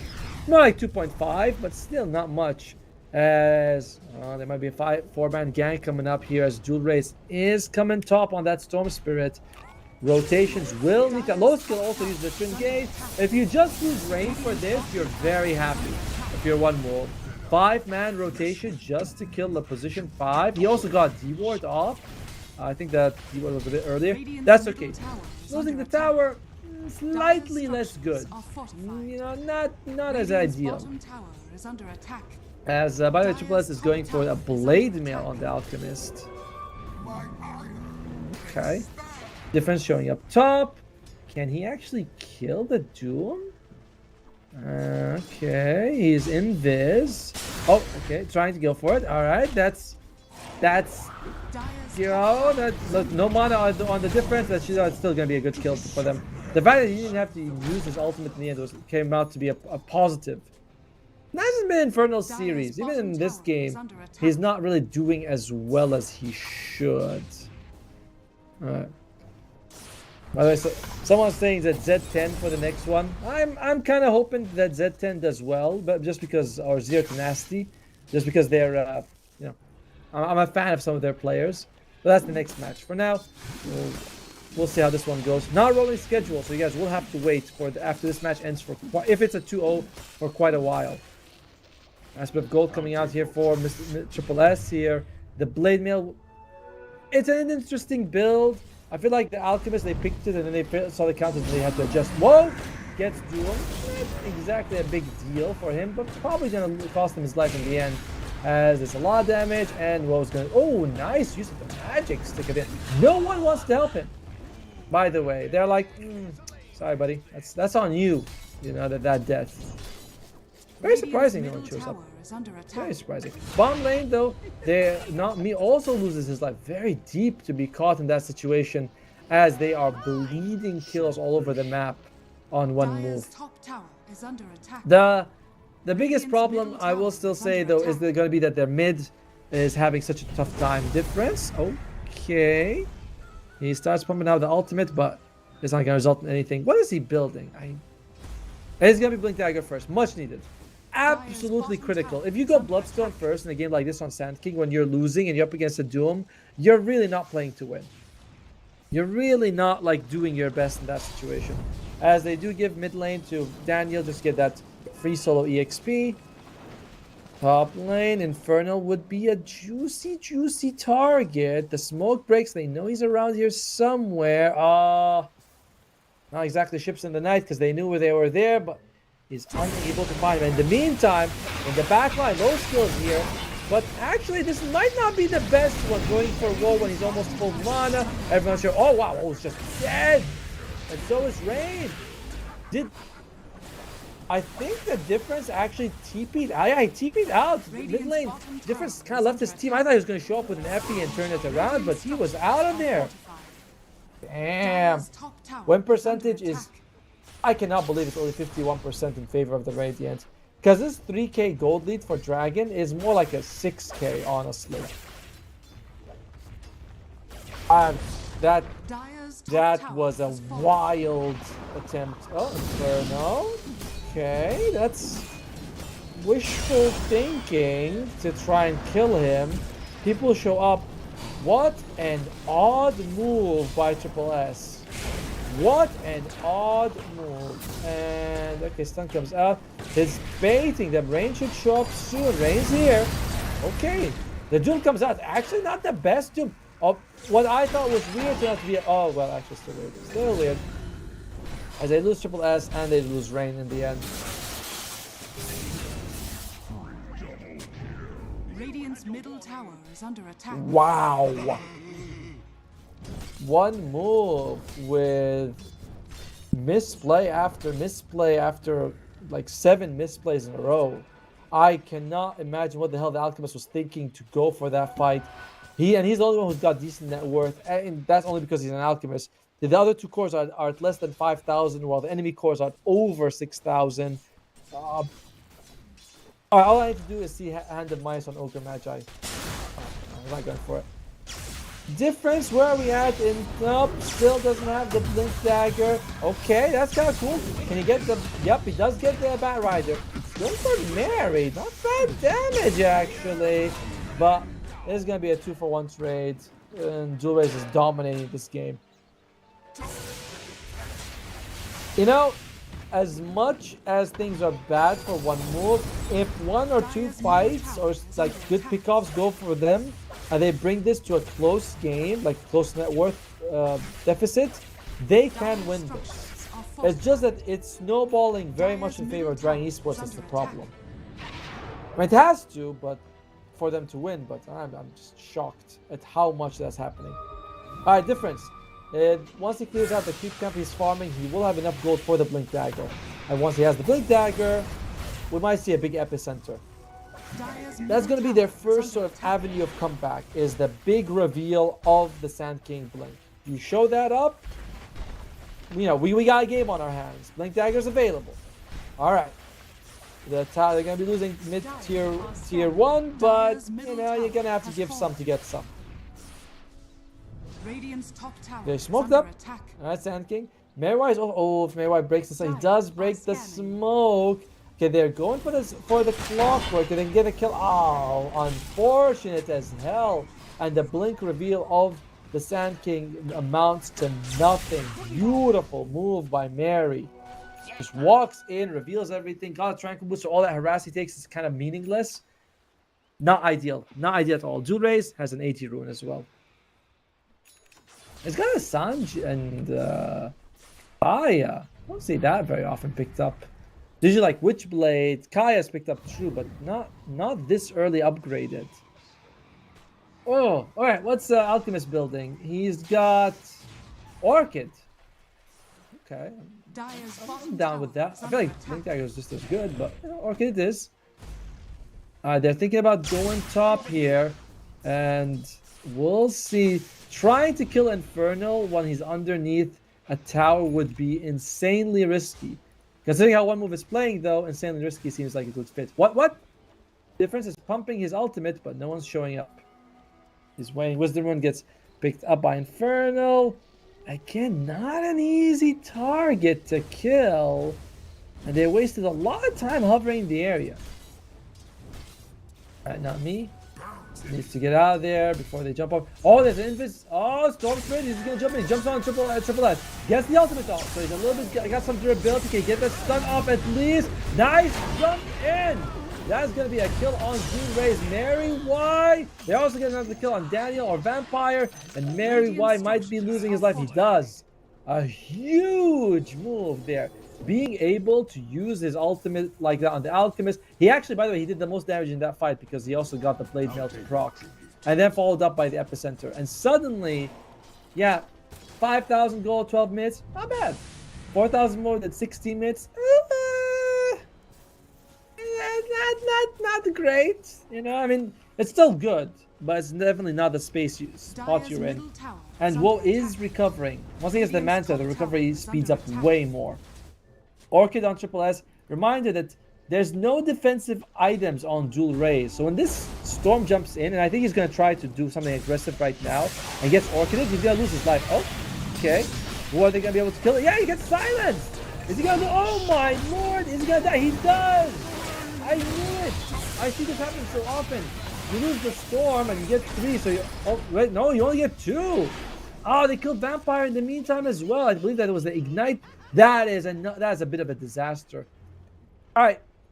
How many times have you guys seen this in like your pub games? And it's human nature. When you're snowballing and you die, you feel like you gotta do some, you know, get the snowball going again. And that's exactly what happened to Dual Raze. I knew the moment he respawns, he's gonna go for a kill. And then he gets Orchid, dies, and you're like his spirits will be in the dumpster for a bit. Oh well. 4,000 gold. The net worth, it's not just stagnated, it's gone backwards for Dragon. So it shrunk. Not ideal. Low skill though, the BKB is going to be a nice power spike for him. If he can dodge that stone gaze, it's not, there's nothing they have on one move that can deal with it. That would be pretty nice for them. Oh shit, Inferno! Inferno loses his life! That is a massive kill for them. They might do something on, oh, the lasso. It's on the Mercy. A nice hook shot to stop the epicenter, but they actually lose Vampire. They're gonna lose difference as well, but it's a 2-for-2 trade. Again, one move walks away fairly content with how the map is shaping up right now.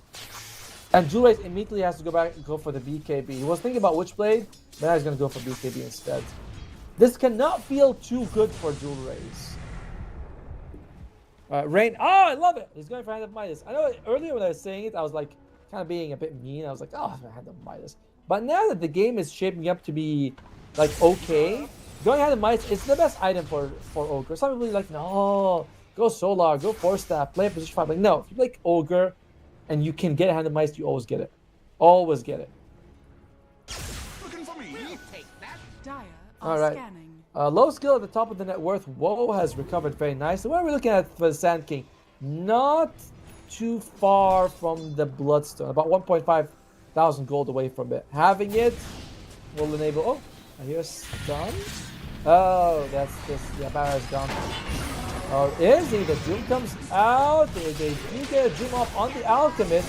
Rain is here. Can they get this stun off? They do on the... Oh, the Gorgon's Grasp. Not in time to catch the storm. But it's still something. Mary Y going to be losing his life as well. It's a 3-for-1 trade again. As Dragon Esports, the snowball has completely melted. Is that how you stop the snowball? I'm not quite sure. Whatever. They ain't balling anymore. Well, the Doom was kind of good though on the Alchemist, so I guess you can take some solace in that. But Woe is now at the top, and again, look at the odds. They're actually shifted a bit more in favor of Dragon Esports since we begun, but nah, this is turning to one move's game to lose if they can get a little bit more going for them. Oh, that's nice. Juarez gets a kill on Rain. Does delay his Hand of Midas quite a bit, which is what you want. What does he have on the tier 2? If he gets a Philosopher's Stone, that will give him a nice boost towards the Hand of Midas. No, it's a Whisper of the Dread. Okay. To be fair, with the Ignite talent and how much damage... Ignite does massive amounts of damage, by the way. Like, when you look at it, it's like 70 damage across, what, 8 seconds? That's... 560 damage per target. As fight begins, they are jumping on Inferno. Can they get the kill off? The Orchid! The Orchid on the Storm. It's fine though. He's able to tank it. Tank will still do it. They are able to trade 1-for-1 right now. 2-for-1. A victory for Dragon Esports at last. But nice stun coming out here from Rain. Jewel Rays. Okay, you are able to get the last off on the Alchemist, but so what? As the Orchid comes out, the slows will be there. The stun is enough, and now Jewel Rays jumps. He's kind of out of mana, but I'm not sure that he minds so much. He should be able to walk out of it unless does he have a blink? Oh dear. Halfway through the animation, but it doesn't fly up. I think he just walks into it, like a black area where we can't spot him. All right. And in the end, I guess that did favor Dragon Esports, didn't that fight? Yeah, it did favor them a little bit, but nothing to write home about. Infernal is really inactive. He has Hand of Midas to farm, and he's got Blink and BKB, but it doesn't seem ultra involved. He's been very off this series on the Doom and on the Visage in the previous one. Oh, I hear a Sand King jump in, but I think he's just farming. BKB is finished on the Storm, working towards the Aghanim Shard. Someone in chat will tell me, but Aghanim's Shard on Storm was bugged where it jumped more than it should, something like that, or it wasn't using charges. So if anyone knows, please let me know if that's fixed or exactly what the bug is actually. As Alchemist gets jumped, Alchemist does have his ultimate on. Is he gonna be able to survive? No, he loses his life. I mean, the fight's happening, but who cares? We'll just watch this guy farm as Sand King gets his Bloodstone off. They do get a kill on Vampire. Can they get a kill on more? Low skill loses his life. Oh no. Words fail to describe how pivotal this part of the game is. Oh god, there is no one. We are in the make, and they get a hand of bias on Rain. Alright, I'm gonna finish the sentence eventually. We are in the make or break portion of the game. Dragon Esports cannot afford to make mistakes right now because their late game is weaker than the enemy side. And they're in the comeback on one move, right? Like they just got hand of bias on Ogre. Now, to be fair, while I think this is a great item, it doesn't really pay for itself for a while. It's kind of like if you have a 4-staff, I'm better now. But if I have hand of mice on Ogre, I'm going to be better than, in 10 minutes when I have some items from it. So, Ogre's still meh, but everyone else is so strong. Everyone else is doing so well. I believe, yeah, Medusa got fed the Aghanim Scepter. I have been harping on about how good Ag Scepter is on Medusa, which is when you throw out the snakes, they turn people to stone. And he just gives it to her. Triple S. He feels like, yo, I got Orchid, I got Blade Mail, I'm good enough. And I like it. Blink Dagger on top makes it all good.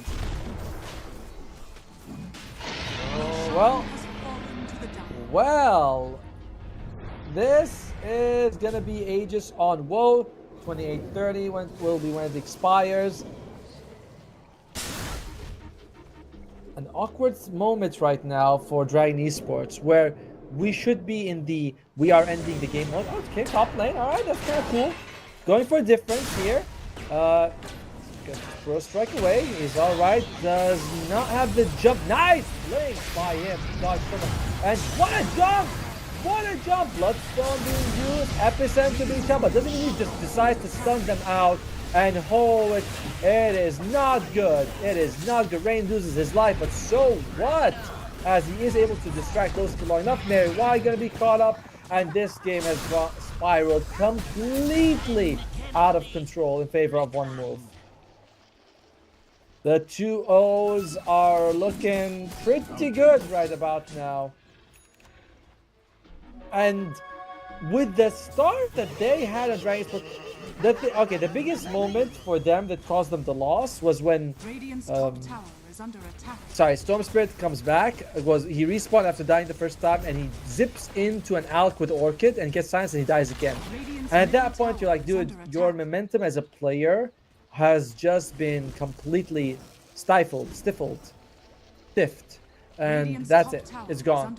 And ever since then, we just didn't see Dual Rays do much. He was just kind of like, oh, what do I do? He went for Kai Assange, but it's kind of... It's not like it's a bad item, it's a good item, but you don't get it so early. You go for like Witchblade BKB, or you have just a casual Kaya for the mana. Radiant's top tower is under attack.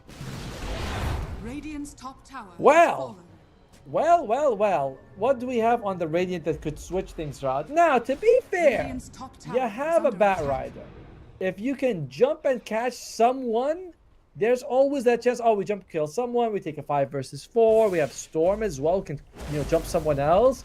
Like, there is always that option. Speaking of Storm's gonna be walking into Woe. Oh yeah, look at that. He actually didn't throw out the Gorgon's Grasp. I think it was not available. I'm surprised. Huh. How odd. By the way, he's keeping Gorgon's Grasp level 1. Even though the duration does increase, he actually prefers stats. That's very different. I didn't realize that's how you play Medusa in this high level. Stats over Gorgon's Grasp. Lower cooldown, longer duration, more damage. Okay. Surprising. You guys can tell me if that's normal or not. As Rain, can he find the Bat Rider's in the perfect spot. So Roche Pit, there's a lot of, I won't call them bugs, but interesting mechanics where you can actually like hide in certain spots that they can't see you. Like they literally cannot see you even though they should have vision of it. As difference, gonna go for Mary Y, a bit far here. Oh, no, well that's not who you want to hook shot to, buddy. Yes, or maybe it is. Multicast comes out, you accept on Dual Rays, looks like, oh, can you get him? Yeah, he's got him. He's got not me, I think he's got the BKB finish, and he's actually very close to the Basher as well. So this Marcy is now a core, as we can tell from her net worth. What do we have? Still haven't finished any items on the ogre Radiant's since he bottom got tower the is Hand under of attack. Midas, but you know, it's paid for itself now, in a way. Alright, Sand King. Whoa, oh, everyone's here at the bottom lane. They're gonna be pushing it up. Under attack. It's gonna come down to you, Mr. Batrider. And it can... Oh, actually, boy, he doesn't even have Link. Sorry, he's on the other side of the map without TP. Needs about 5 seconds for him to show up. And Batrider, buddy, Batrider. Okay. I mean, I do not envy the guy at the moment. If you're a Batrider and you're looking at this and they're like, yo, can we get someone out of position so we can kill him? You're like, would you like me to, you know, make another miracle happen? Very difficult, but it's what needs to be done. Daniel has to go catch someone, bring them out of position, and hope that the team can burst them down in time. Dire's middle tower is under attack. Well, it's not going to be on the first set of racks, I can tell you that. Radiant's bottom barracks. As they are deciding to go back to push top. I believe the tier 2s are still standing. Oh no. Oh, come on. Low skill. Dire's top tower is under That was not the play, buddy. Drill raise, he's slowed up, but he can jump away whenever he needs to. A minute without low skill, that is more than enough time to actually get another set of barracks. And I think that's going to be the goal here. Radiant's middle Alright, they're just going to go, hit the tower with 50 seconds left. It's going to be tough. That does give you enough time to open the link down below. Use the CCT 2024 code to get a bonus on your first deposit. Don't put it on Dragon Esports. Or do if you believe in miracles. Mary White trying to cut the creep wave. Difference. He's dead. Couple of hits here and there. Boom. And he's dead. Does delay the push a little bit. And if he buys back, he might have 5 versus 5. So it's expensive. Oh, I hear a jump. What are they going for? They're going for raid. Alright, they go for the ogre. Looks like, oh, but BKB is used. He needs to be careful. And looks like he should be able to jump. Love this part. Really? The stun lands. Can they get him? They're going to have to dispose him mid-jump. Nah, he does get it in the end. The jump was not long enough. And no, I don't think you love that part. Dual raise. It looks like not me. Tries to keep you away, but very likely going to be losing his life because it's cancelled out. Low skill with the BKB, but he needs to be careful. Doom on Bloodstone. Sanky should lose his life. That's plenty of damage. He's not gonna be healing out of. A solid hold from Giant Esports. Triple S, by the way, they need him to show up for these fights, but he was not around. Aegis has expired as well, and they decide on Wolf. Oh, whoa, not much mana. Whoa, could lose his life. He has to tank up. Oh, it's a tough one. And the stun comes out. He gets it. Last second, survives. Triple S shows up, you know, the hero's here and keeps everyone, he keeps WoW alive. What a game. What a game. I mean, one move, what a comeback. And oh, Rain, I don't know if he bought that, did he buy that shard? I think so, the Tormentor's still standing, so that's a nice shard upgrade for sure. Alright. Well, Alchemist has also got a Lotus Orb right now, so they weren't able to get a second set of barracks, but they did increase their net worth advantage by a whole lot. It's 91% chance for one move to take it, by the way. And you guys can see there's a code there. In the meantime, Dragon Esports, any big items that we can look at to sort of like give us a chance? There's, I mean, Loskill's got items, you know, he's got the Butterfly Manta BKB. It's not bad. It just looks bad because the other side's got a Medusa with massive amounts of farm. Well, we'll see how it goes. Medusa has the Yasha, but once she gets the Sun, she has that 25% minus mana reduction, which is pretty insane. That basically beefs you up. I'm not exactly sure of the math, you know, 25% more, but it's a big increase in your durability if you take 25% less damage. I think that's a 33% increase in your durability. Someone here will be better at math than me and tell me that. And by the way, the Roshan, oh, Inferno, oh dear, oh, okay, that's a solid hook on 2, followed by Cogs, but can they get anything out of this here? Looks like the TP comes out. Not really, though. I'm surprised he dooms the Marcy over the out. Very unusual, I must say. Might have been a panic button in the end, but Mary, why? Looks like he's gonna be able to make it out alive. Rain is okay. Gets actually oh no, Rain. Sorry, not me. Does lose his life as we ran. Our observer's trying his best to catch all the action. In the end, it is Doom used. You do kill not me, but if they get the Aegis, I think they're overall fairly happy on one move side, and that is going to be the play. They go for the Aegis. If you're Dragon Esports, you must contest. You must not. You cannot just give this for free, because again, you have the numerical advantage. But one move they also not forcing, maybe waiting for not me to show up. Oh, whoa, buddy. Whoa, okay, that's very forward. Brave man. And they should be able to get one kill here. He can be used on the strong, so it's not easy to bring down. Buyback on the back rider. They are committing. This is a big fight for them. Low skill, trying to do his best, but it's not enough. I think he's going to lose his life as well. He does. Down for 80 seconds. No buyback. And can they get a kill? Stun. Evade. Oh no, does not get up in time. Gure is playing his heart out. But there's still a dead Razor. And looks like Sand King. They know this. Oh, okay, that's a lot of dodges. Nice done by Inferno. There's going to be the Shiva's Guard. Inferno is going to lose his life. No buyback on him. 50 seconds without 2 cores. One move. They are smelling the 2-0. And also ruined buildings, which they will leave in their wake. Well, you have Lasso, but unfortunately you just do not have the heroes capable of bringing someone down. As well, he's just gonna go for it. That finishes the Sanjin Kaya. I'll say Sanjin Yash because it's for 2 decades that was the only item available. And what do you do if you're Dragon Esports? Yeah. Hey, did they actually take the racks? No, they didn't. It actually stands with 100 health. I was like, I didn't read any. I didn't hear no bell. They just went and like kind of Jake Paul'd it a little bit. You know, doing a little bit of damage, but no, not going for the knockout. Or Mike Tyson. I didn't actually see the fight, so someone will give me a summary at some point. I'll know when I say it, and then in chat they'll be like, no, that's not what happened. They'll be like, ah, that's how I learned. Woe's getting close to that 25. Basically doubles his durability. He goes for the mana talent. Which he could if he wants to. Oh, sorry, that's not actually available. My bad, I'm sorry. There's the extra Gorgon Valley. I was like, is that still in the pool in the game? But no, it's not. As Big Smoke coming out for one move. They have Aegis again on them on Medusa. They might just push top again. Oh, that is a nice chunk of gold.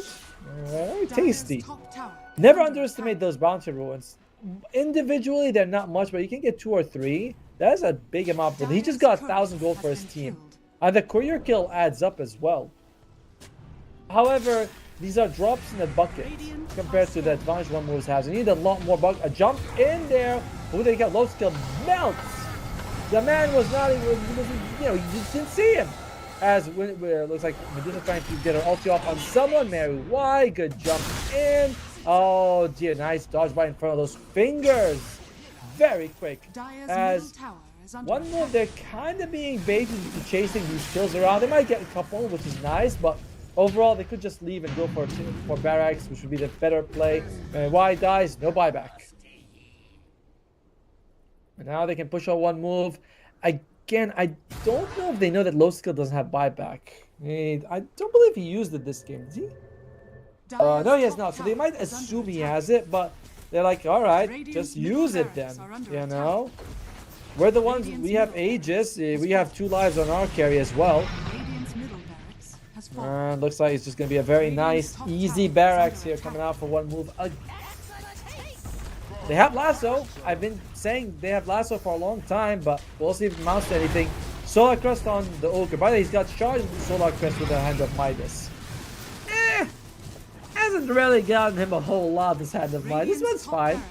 He is level 20. Oh, sorry, 19 for him. He does have a 30 strength down. Now he's very durable on this Ogre. That's good.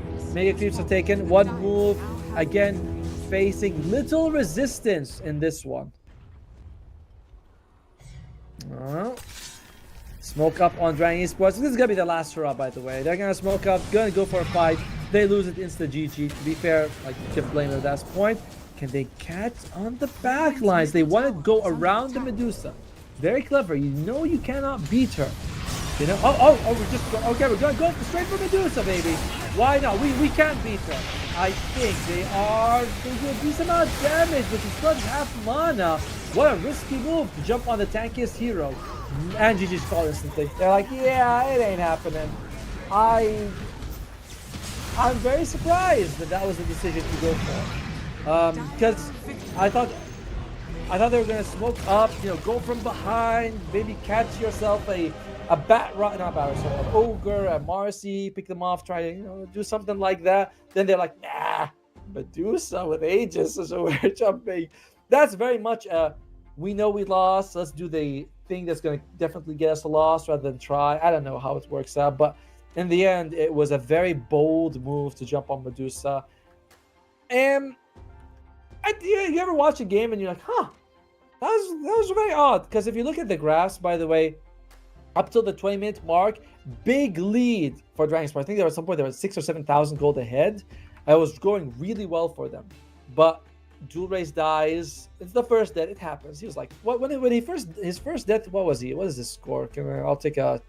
I'll look at it for a second. He was, yeah, the back-to-back deaths. He was 5-1. Then he becomes 6-3. Why? Because he dies, comes back, dies again, and just completely loses his aggression for the rest of the game. I think that's the moment where you look at it and you're like, yo, that's our inflection point. We'll have to work on that. But congratulations, one move. They have their first victory, Dragon Esports. They have their first loss. There's still a bit of group stage to go for. For now, though, we're going to be taking a little bit of a break. It's not rolling schedule, so we still have an hour until the next game, which is the one I've been looking forward to because I'm a big fan of LeBron right now. But you know, I'm not going to be biased. It's going to be Zero Tenacity versus Passion Esports in about an hour. We'll see you guys then. I'm Atomo, and see you when you come back. Bye.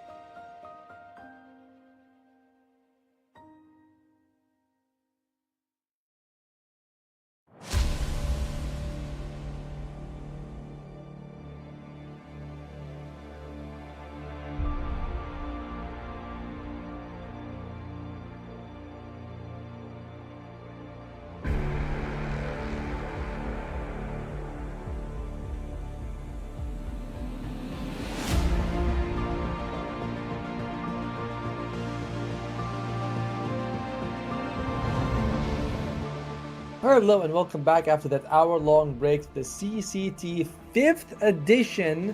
I'll be your host, Atomo, and I'm going to be working with you guys for the next series, which will be between Zero Tenacity and Passion UA. This is a $50,000 tournament, which is pretty awesome because I love these things. Like, they pop in between the big stuff and gives teams a chance to, stay in the game, make some money, and, grind a little bit. So the format of the tournament is that 10 teams are going to be split into groups of 5. A group stage round robin, top 3 advance, where they'll join 2 invited teams. In this case, it's Avalos as well as one win team. And of course, then we have the playoffs of the tournament. Right now, our next match is going to be between Passion UA versus Zero Tenacity. And I gotta tell you, I'm a little biased. I am actually going in rooting for one of the teams because this role is very weird. I was in Serbia a little while ago. I met LeBron, who's part of the captain of Zero Tenacity. So, you meet him. I spent some time with him, and I can't help but root for the other team. I'm like, I really want Passion UA to kick his ass. No, I actually want Zero Tenacity to win because I like him. He's a really cool guy. But we'll see if that translates to actually winning. Zero Tenacity has a loss so far. I believe they got defeated by Mouz, and it was a stomp. Not good. Not good.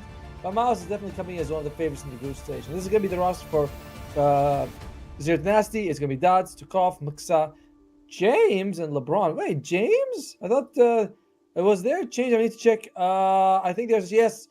Theolokor is not playing. He's actually part of the main roster. But James is going to be playing. Oh, okay. I am not sure how I feel about that, because a big part of what LeBron was saying that was good about the draft was that they had Theolokor. So I don't know who this James fella is. I'm not convinced, but all right, no Theolokor, instead playing with James. We'll see how that works out for them. But overall, LeBron plays a lot of the save heroes. Not that they're as common now, but like Venge would be one of them. And now we're going to be looking at Passion UA. Now, this team has been here a little longer because they got pictures. These guys are all unlocked. Yes. All right. They're asking me if I'm in the lobby, and no, I'm not, so I have to confirm. Oh, yeah, this is going to be Passion UA. Niche, Babodi, Fernandez, and Flacco. I've seen this team have they're very flexible with their picks. They play Razor 1-3, Pango 2-3, Timbersaw 2-3. They play some Hoodwink, some Pugna. They flex around a lot. They love Hoodwink, actually, for Fernandez.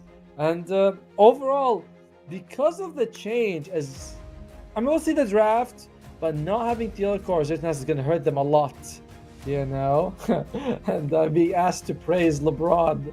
And we'll see about that. But we're going to go to the draft in just a second. I wouldn't like to say the two teams are evenly matched. I believe Passion UA, do they have a victory to their name at the group stage right now?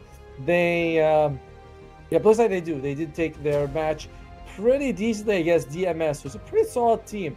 So definitely in terms of records, we can favor Passion UA. We're going to go back to the draft right now.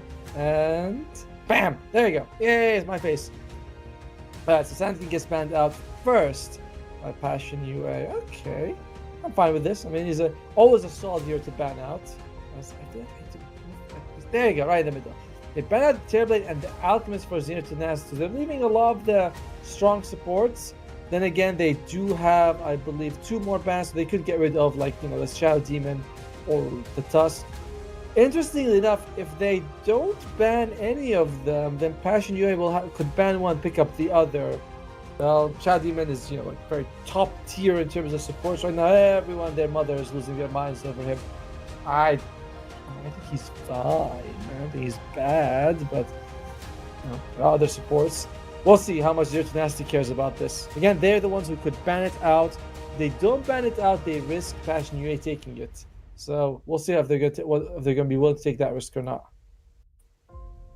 Meanwhile, they get rid of the Pugna.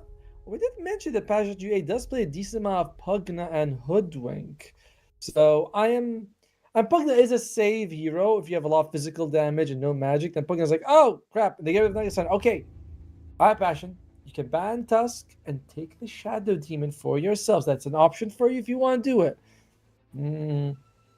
Don't think they play a whole lot of Shadow Demon, at least not the last time I looked into it. Obviously, that was a while ago. Teams change, they adapt, they learn.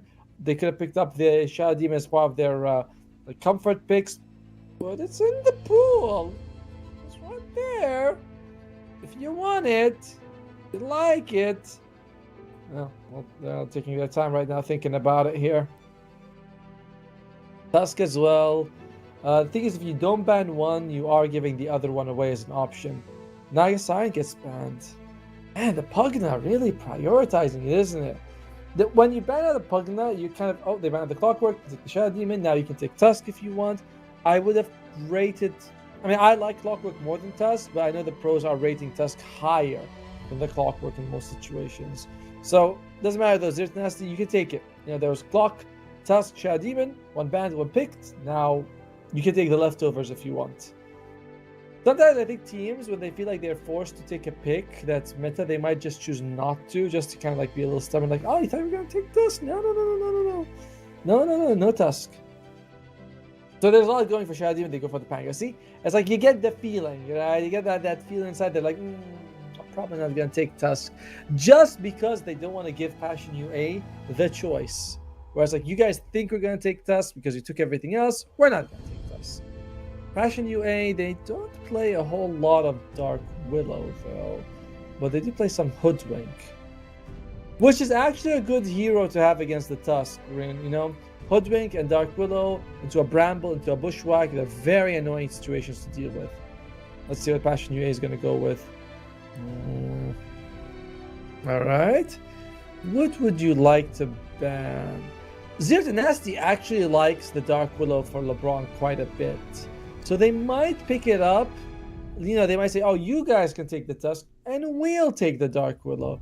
I think you'd rather take the Dark Willow after, though. You want to wait for them to take the Tusk and the Shadow Demon, because then the Dark Willow is really good against both of them. Whereas if you first pick the Dark Willow, they might pivot to something else, and suddenly it's like, she's good. Muerta is being banned out. Okay. It's still surprising, though, because without the Yellow Core, I just have to rank Zero Tenacity as a level lower. I'm not saying that they're weaker, but I look at them I was looking at them here, and then without the Yellow Core, you're they're down a little bit. Alright, Dragon Knight gets banned out. They took out the Hoodwink. We're talking about the Hoodwink, the Dark Willows. Now, reminder, Hoodwink and Dark Willow both very, very good against the Shadow Demon. I'm sorry, I thought my son was coming. The Shadow Demon and the Tusk. Now, if you want to take the Dark Willow, Snowball saves and Disruption saves not so good, because oftentimes when someone's snowballing, you can tell you're oh, he's gonna end up here. You can't really see who's going to snowball, but you get an idea. You're oh, everyone just group up around the tree or a bramble. Yeah, I wonder if Zero Tenacity is gonna go with that. They were fine. They had to accept that the Tusk was coming because they did not ban it and did not pick it on 2 occasions. So they're this must be a trap, The Gyrocopter comes out, not a bad hero to have. And it's really good because Shadow Demon's illusions of Gyrocopter are pretty weak. Not that most of the times we see Disruption used offensively, it's usually used as a save, but sometimes you will use it offensively. On Gyrocopter, feels pretty crappy most of the time. Right, doing up. What do you want right now? They go for the Ogre. All right, Ogre, really strong in the lane. I'm a big fan. I don't know why I had to get up anyway. I'm a big fan of this hero in general. And LeBron was also talking a lot about him in what we were casting together. He's I really like Ogre, very strong in the lane, gives you a lot of what you want. It's stun, slow, body, and he gives you a buff later on. There's never pick Ogre and think, oh, yuck, Ogre. Alright, for Passion UA, you have your force and you have probably your carry. You want to take some sort of offlaner. Timbersaw is in the pool. Now they go for the Bristleback. Now you can play the SF as a mid, but I expect it's going to be a wise hero, and the Bristleback is going to be their offlaner, which means that mid is left for Passion. For Zero Tenacity, I don't believe Mixa plays a whole lot of Pango. I'm sure he can, but we'll see what each team thinks about this one. All right. That's the final ban phase here. Passion UA, a mid laner for them. I'm not seeing any mid where I'm like, wow, you picked this one. It's really good. I'd say maybe a Dawnbreaker would be a solid mid for them. But in general, it's like any mid you pick will be kind of good without any really counter, because they're not super squishy where you can be like, oh, I can take Ember Storm, jump and kill. That's not really a thing. It's not like they have insane damage, so you're like, I want to take something durable. Like, you can go Earth Spirit, Puck, whatever you pick is gonna be fine for Passion as a mid laner. But on the other side, because it's flexible, we don't know what Zero Tenacity wants, if it's gonna be a mid or an off. It's very annoying, by the way, let me tell you. It's always fun when the draft goes this way and you're like, well, what are they gonna pick? I don't know. Pangos. These ultra flexible heroes can be very annoying to draft against and to panel against as well. Alright, let's see. They banned Invoker. So at the end, after a long and interesting discussion, they go, probably gonna be the Pango off. They banned the Earth Spirit, we talked about it. They banned the Storm Spirit. So, there's two Spirit Brothers, very typical, very common, nothing crazy there. And again, do not feel in any way that there's a bad pick for Passion. They go, very nice band, but if they go, Sniper, I'm like, that's fine. Sure, Passion can roll, but you have multiple ways. If they go Call, that's fine. If they go something like a Timbersaw still in the pool. I'm honestly feeling like Timbersaw should be the premium pick, though. They go for the Monkey King. Monkey King, that's gonna be their mid laner. I'm still feeling like it's got like Timbersaw is very delicious right now. It's very very tasty, if they can get on top of it. Good against pretty much everything that they have on the other side. You don't really care too much about the demonic purge. You get snowballs, you can run away, bait them into a bad spot. Like Timbersaw, in my eyes, is the pick for Zero to Nasty, more so than for Passion. Passion's like, they got fine. If they don't get it, who cares? But we'll see what Stukov wants. Every time I say Stukov's name, I remember StarCraft. There's a guy called Stukov, but we'll see. Monkey King.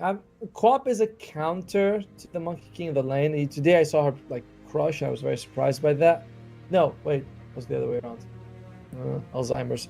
It's kicking in pretty good. But either way, Quap is fine. I would say I don't want the sniper. I don't want something too fragile where you can just jump and kill him. So again, just really feeling that Timbersaw right now. I mean, come on, Timbersaw versus Bristle. Mrs. Monkey King, SF. These two have very low health anyway, so you can just like chew through them. But Bristleback mid lane is also kind of, is a little meh. I'm not gonna lie, it's not the best. Not with the trees. They can just put Pango mid, put Timbersaw off. And we'll see if they're thinking about that or they're thinking about something else entirely. They're taking their time with this one. They're being very careful. Maybe they're hoping the stream catches up so they can hear my suggestion. That's not going to happen, though. No, LeBron. No cheating. No. What are they going to go with here? I've mentioned... Again, I just cannot think of a much better pick. Earth Spirit would have been solid, but it's banned out. They go... Ooh, Viper. Alright, so there's who's going to be playing it, by the way. Of course, it's going to be LeBron and Mixa. So it's going to be their off-lane Pango. Stukov is going to be playing the Viper. Now, alright, Viper in the lane, very good against the Monkey King. I like this one. This is a nice one in terms of the lane phase. The breaks are good against also the Bristle and the Monkey King. No Jingo, no Bristleback. That's really solid. But you are also playing in a very snowbally way. You have to be able to do well. And there's a very interesting thread today on Reddit where someone was saying, why don't we see combos like before? This is because laning phase is slightly less relevant. The map is bigger, so when you get shut down, you don't, in the lane phase, you suffer. Don't get me wrong, you can snowball and lose the game, but you have more avenues to come back. So even if the Viper does really well against the Monkey King, it doesn't really like crush him straight away. So I don't know. I don't know how I feel about this one, how it's gonna go. But in the end of the day, when I feel like the draft is very even, I'm gonna go with my heart on this one. And I think that while it is a very even draft, Zero to Nasty will take it. And I will not, and I'm saying this very bluntly, I hope they do because I kind of support the team. But in terms of like actual gameplay, the draft in my eyes is very even, and I wouldn't be surprised which team takes it. There's nothing against Passion. I'm sure they're a wonderful group of people. I just never met them. I have to love them. I never met them. But yeah, Passion UA, solid, very solid draft on their side. You know, the one thing you can say is that it might be a little squishy, and the laning phase is going to be rough for the Monkey King. You know, when your cores are Shadow Fiend, Monkey King, if you can catch them on the back foot, these guys do melt. The other side, Gyro, Pango, Viper, a little bit more durability. So there is that durability factor favors the Radiant a little bit. All right, guys. So what we're gonna do is we're gonna snap our fingers. We're gonna go into the game. All right, in 3, 2, 1. I look like an idiot. Thank you very much, production. I always can count on you to do that. As yeah, we'll go in. We'll go in when they're ready. We're going when they're ready. My fault. I rushed them. Is on me. All right. So in terms of the facets, this is going to be secondary strikes, which is the I like this one more, although it is slightly weaker in the laning phase. Thunderbolt on the Pango has become the de facto one, and of course Poison Burst on Viper. Other sides, Snot Rocket has emerged as better than Warpath. Apparently, I'm very interested in. I don't get it why, but it's fine. It works out. The slows are amazing, especially when you're up against a line that's generally, apart from the Pango, pretty slow. All right, well the odds are favoring Zero to Nasty, by the way. And if you guys are interested in putting money on it, there's a stake link down below. Again, to me, this feels very even. I just realized my son must have put the audio on maximum because that explains why I was smiling earlier. Oh, who are they gonna go for? The stick, the bounce strike stands, and I think Stu off. Yeah, you're not making it out of this one, buddy. You're dead to rights here. Beautiful stun with the boundless to get them in range, and then they just throw the disruption. Much needed, much needed. Niche has to sort of get these extra bonus kills and start, because theoretically the Viper should crush him. Like, he should destroy him in the lane. Alright, so bottom lane is going to be the Shadow Demon. I like how we just watched this guy walk. And the Bristleback versus the Gyro and the Ogre. Heavily favoring Zero to Nasty on this one. It's more because the Magic Stick is so valuable in this one, and the Harass should be pretty solid. I don't think they're going to be getting kills level 1, but overall, I am favoring Zero to Nasty quite a bit in this bottom lane. And like I said, just get a Magic Stick against 2 spammers. You really like life then. Alright, what about top lane? Can we look at top for a second? And no, we'll stay bottom. We'll look at bottom for a little bit more here. For the CSing, one nice thing about Batyuk on Bristleback is that you generally have the nice advantage in CSing when you're melee versus range, because shorter travel time for your attacks. Oh, top lane makes us taking a bit of hits. If I had to pick which side is better here, it's close, but Tusk is such a great laner, and you get a ton of damage from your wise Shadow Fiend. So I do favor Passion top, but it can go the other way for sure. Like, it can go in favor of Zero to Nasty. It's still a dire favorite on this one, and we'll see how it's gonna go. As looks like Batyuk taking a bit of damage. She's level 1 only. What the hell? How's that thing? And one more. Oh, I think they might. I think they needed to actually commit a bit harder, but that was unfortunate. Well, the damage. Oh, Batyuk might actually lose his life now. The damage from the ignite is high. It gets the kill. Beautiful move by Dot, and he does need to dodge though. Rocket comes out. Look, how much are they going to be committing to it? Fernandez does not have mana for a disruption, but it's way too deep. So yeah, bottom lane, as we said, Ogre, Gyro, the stronger duo over the Bristleback as well as the Shadow Demon. They have magic sticks. Do they on both? Magic stick and magic wand. Makes sense. Alright. And top lane, Shaffin's getting some pretty solid CS, but he's equal to Mixa. And I feel like that's a win for Yawai, because again, range versus melee, he should have that slight disadvantage. Good deny as well. Oh, there we go. A little bit of damage. Good bushwhack, and they're just able to roll away. Until Flacco's level 3, I think you're not really... It's hard to get kills. You might be able to kill the Hoodwink. But Mixa, you can only kill him after he somehow misuses both the jump and the swashbuckle. Otherwise, nah, you're not killing this guy. He's gonna be fine. By the way, mid lane is not that bad for the... Oh, okay, some damage coming out here. Okay, he's gonna be doing the things. Again, he has the jump as well as the... Wow, he is really... What the... Wow, that was... Wow! And for that, LeBron loses his life in the bomb lane. I have no idea what the hell that man was smoking, but it must have been good because he had 14 magic wand charges. He had both the shield crash and the swashbuckle available. He had a healing lotus. So, and he just goes down to no health, takes the stun, and dies.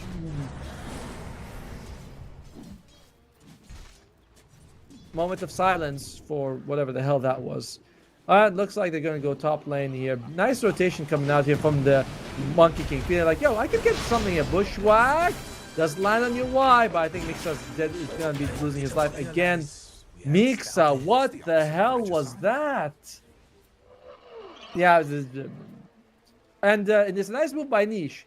Because he knows that the mid lane is getting tougher and tougher. Like level 3, you can sort of deal with poison attack, like level 2 poison attack, but level 3 poison attack is like, oh, that's not good. You can't really harass him. He's got 2 points in the corrosive skin, so overall, it's nice that he's like, yeah, I'll just move around, and be more effective some other place. It's half the assist, 18 denies on the Viper. Really well done by Stukov. Top lane LeBron feeling like he has to rotate to help his team. It takes a point in Bloodlust. Alright, we'll see. LeBron's a big believer in the hand of Midas on Ogre, so I expect to see... Oh, he needs to be careful though. He might walk into vision. I don't know if they spot... The Dire are at the stand, so they don't know. This is a very interesting spot to stand in, right? It's like outside of the Watcher, but... Huh? Wow, they're the ones who decide to... They break the sentry ward, so they know. LeBron, both sides know. They're like that. Power nowhere, but Yoke!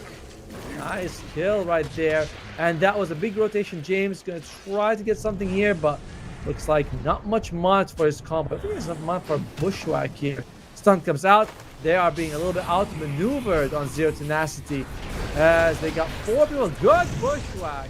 Vipers here. Can they get a kill? Looks like you... Shit. Nah, Flacco, you're making it out. You're fine. Don't worry about it. And so same thing happens to the Monkey King. Just TP's out to safety. An awkward rotation by Zero Tenacity gets punished as they try to go top. They can't get anything. They also kind of figure out that they're being rotated on, but it's tough. Mixa is level... Is he level 3? Oh, level 3. Ooh, ouch. Well, we'll see how that's going to work out for them. This is not the Panko game. Level 3, yep, level 3. Very far, in terms of levels, they're quite far behind. Viper's the only one leading, but everyone else seems to be behind their counterparts here. And Mixa, buddy, not like this. Does he have any items he can use? Nope. Just gonna lose his life. 0-3 on Mango. I mean, you really cannot afford. And look at this. They're going on the back. They're going on the back. They want to steal the Wisdom Ruin. They're going to be getting this nice kill on James as well. Nothing you can do about it. Beautiful ward being put deep as well. And it's just going to be a free Wisdom Ruin. I believe LeBron's thinking about going to steal it, but this is a tough one. Yeah, Disruption is way easier at securing it. The Wisdom Ruin gets stolen. LeBron level 3 to Fernandez level 5 in a quarter. To be fair, LeBron's almost level... and LeBron's going to be losing his life. He trades some hits. Oh, top lane, Mixa's dice. Mixa! Dire's middle tower is under attack. Disaster is the only way you can describe the game.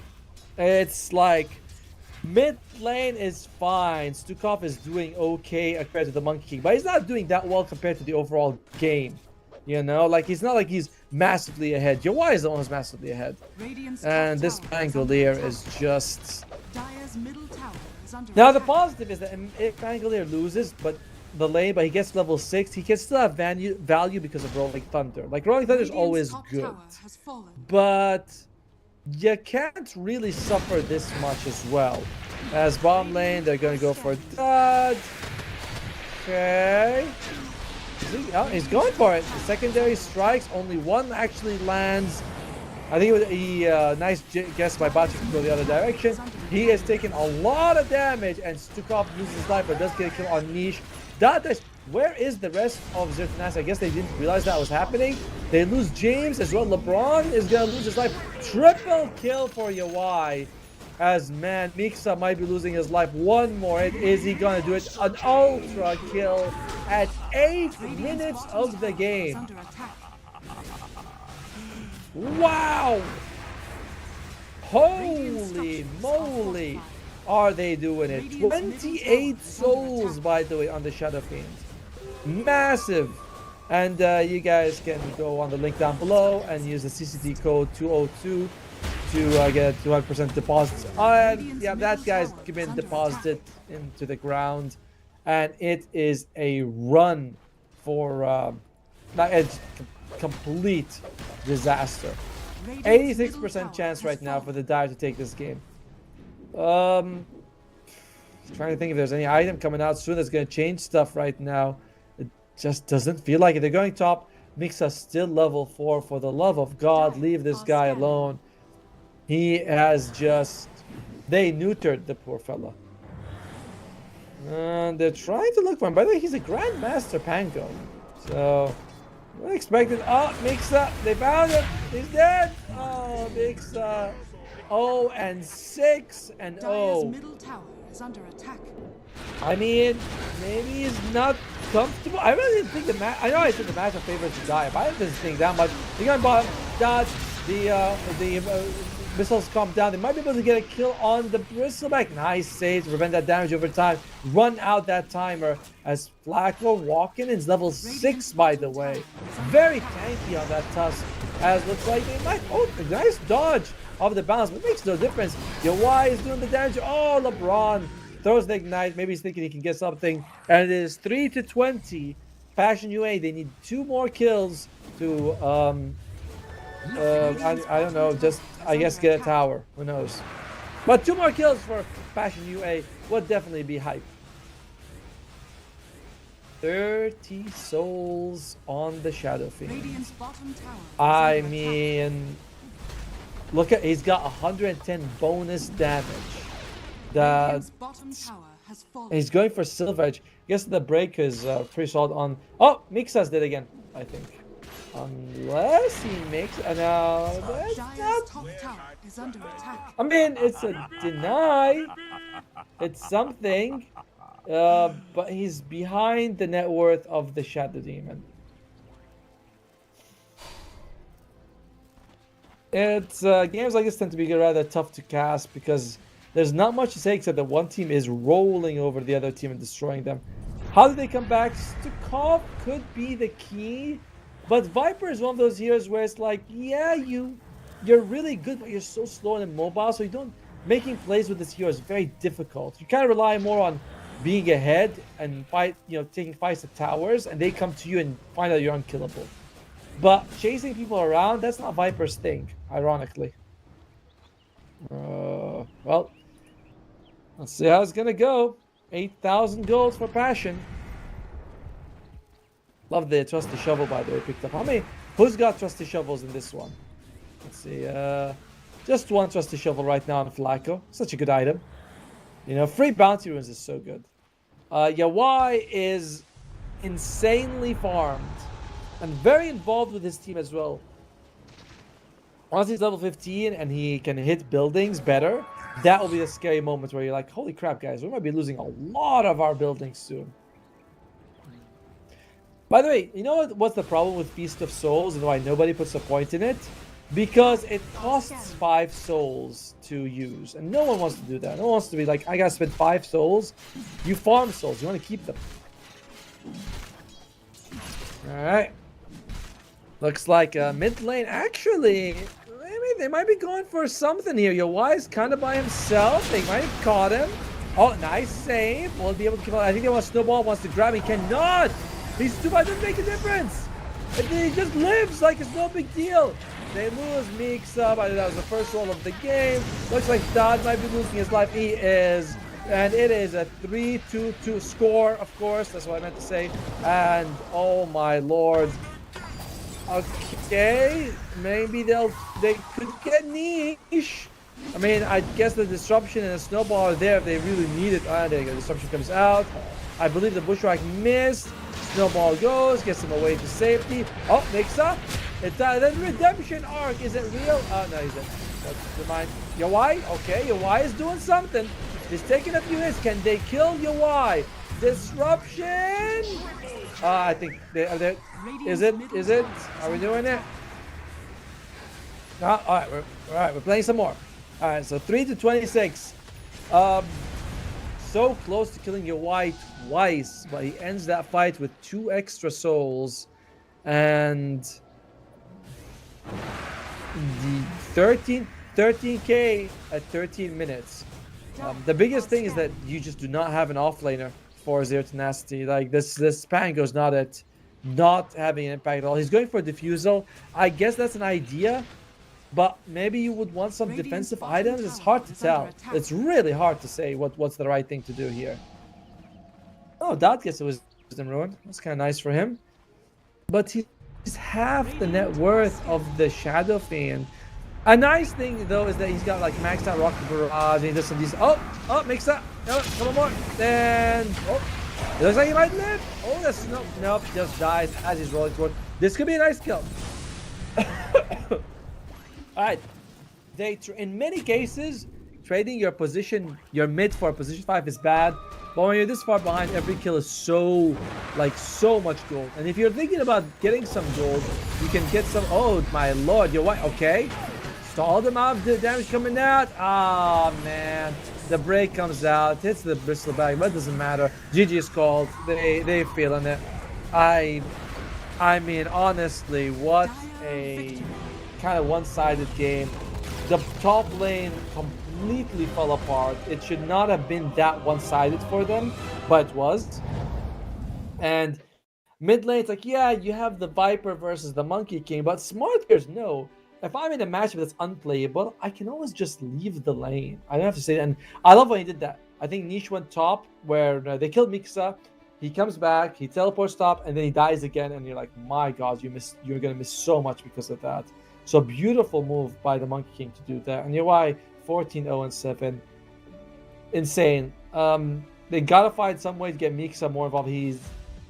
Some way to get more comfortable. This is not it. Maybe it's on James as a stand-in. He's not really doing what he needs to, but doesn't matter. You cannot have a game 2 like this. But you know what? We're gonna take a little bit of a break here. Give the teams a chance to regroup, and we'll be back in about 10 to 15 minutes with game 2 of Passion UA versus Zero Tenacity.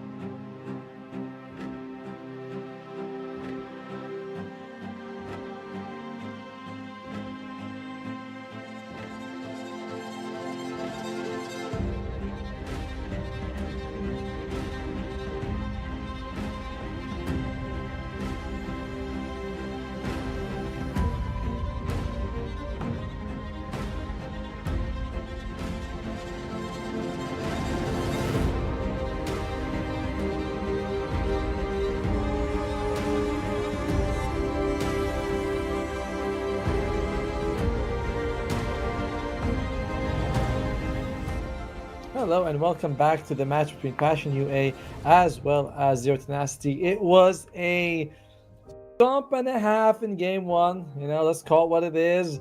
Well, favoritism is something, but being dishonest is another. Passion UA went 29 to the 4 of Zero Tenacity. I did feel like that last pick should have been a Timber Saw, but it's not really about that. It was really just because top lane, Y crushed it. I know he would. I was like, I'm sure they're gonna do well. You know, it's Tusk Shadow Fiend. It's a good combo. But for him to end the game 14-0-7 or 14-0-9 was wild. So let's hope that Zero Tenacity are able to clear their minds and come into game two with a better idea. You know, it felt like such a difference in execution. You know, Mixa and James just got demolished in that top lane. And the other two lanes were fine, honestly. Like, Da did pretty well bottom. Mid lanes took off. The Viper versus Monkey is okay. But you ever see it, like, you hear like a Broodmother or Meepo have a great start and they just take over the map and you're like, yeah, that's not good. It's not good. All right.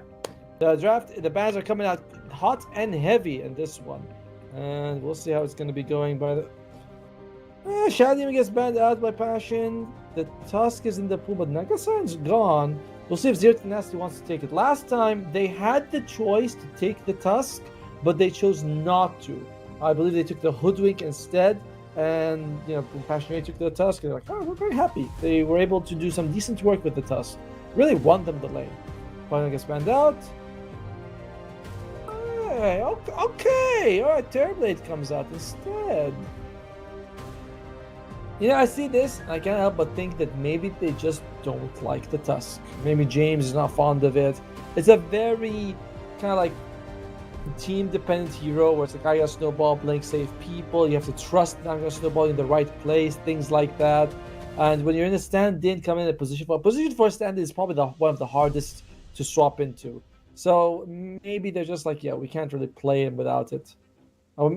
I want to look at Theodore, see if he's any good with the Tusk. I'm sure he is. Very talented. 14k MMR, that guy.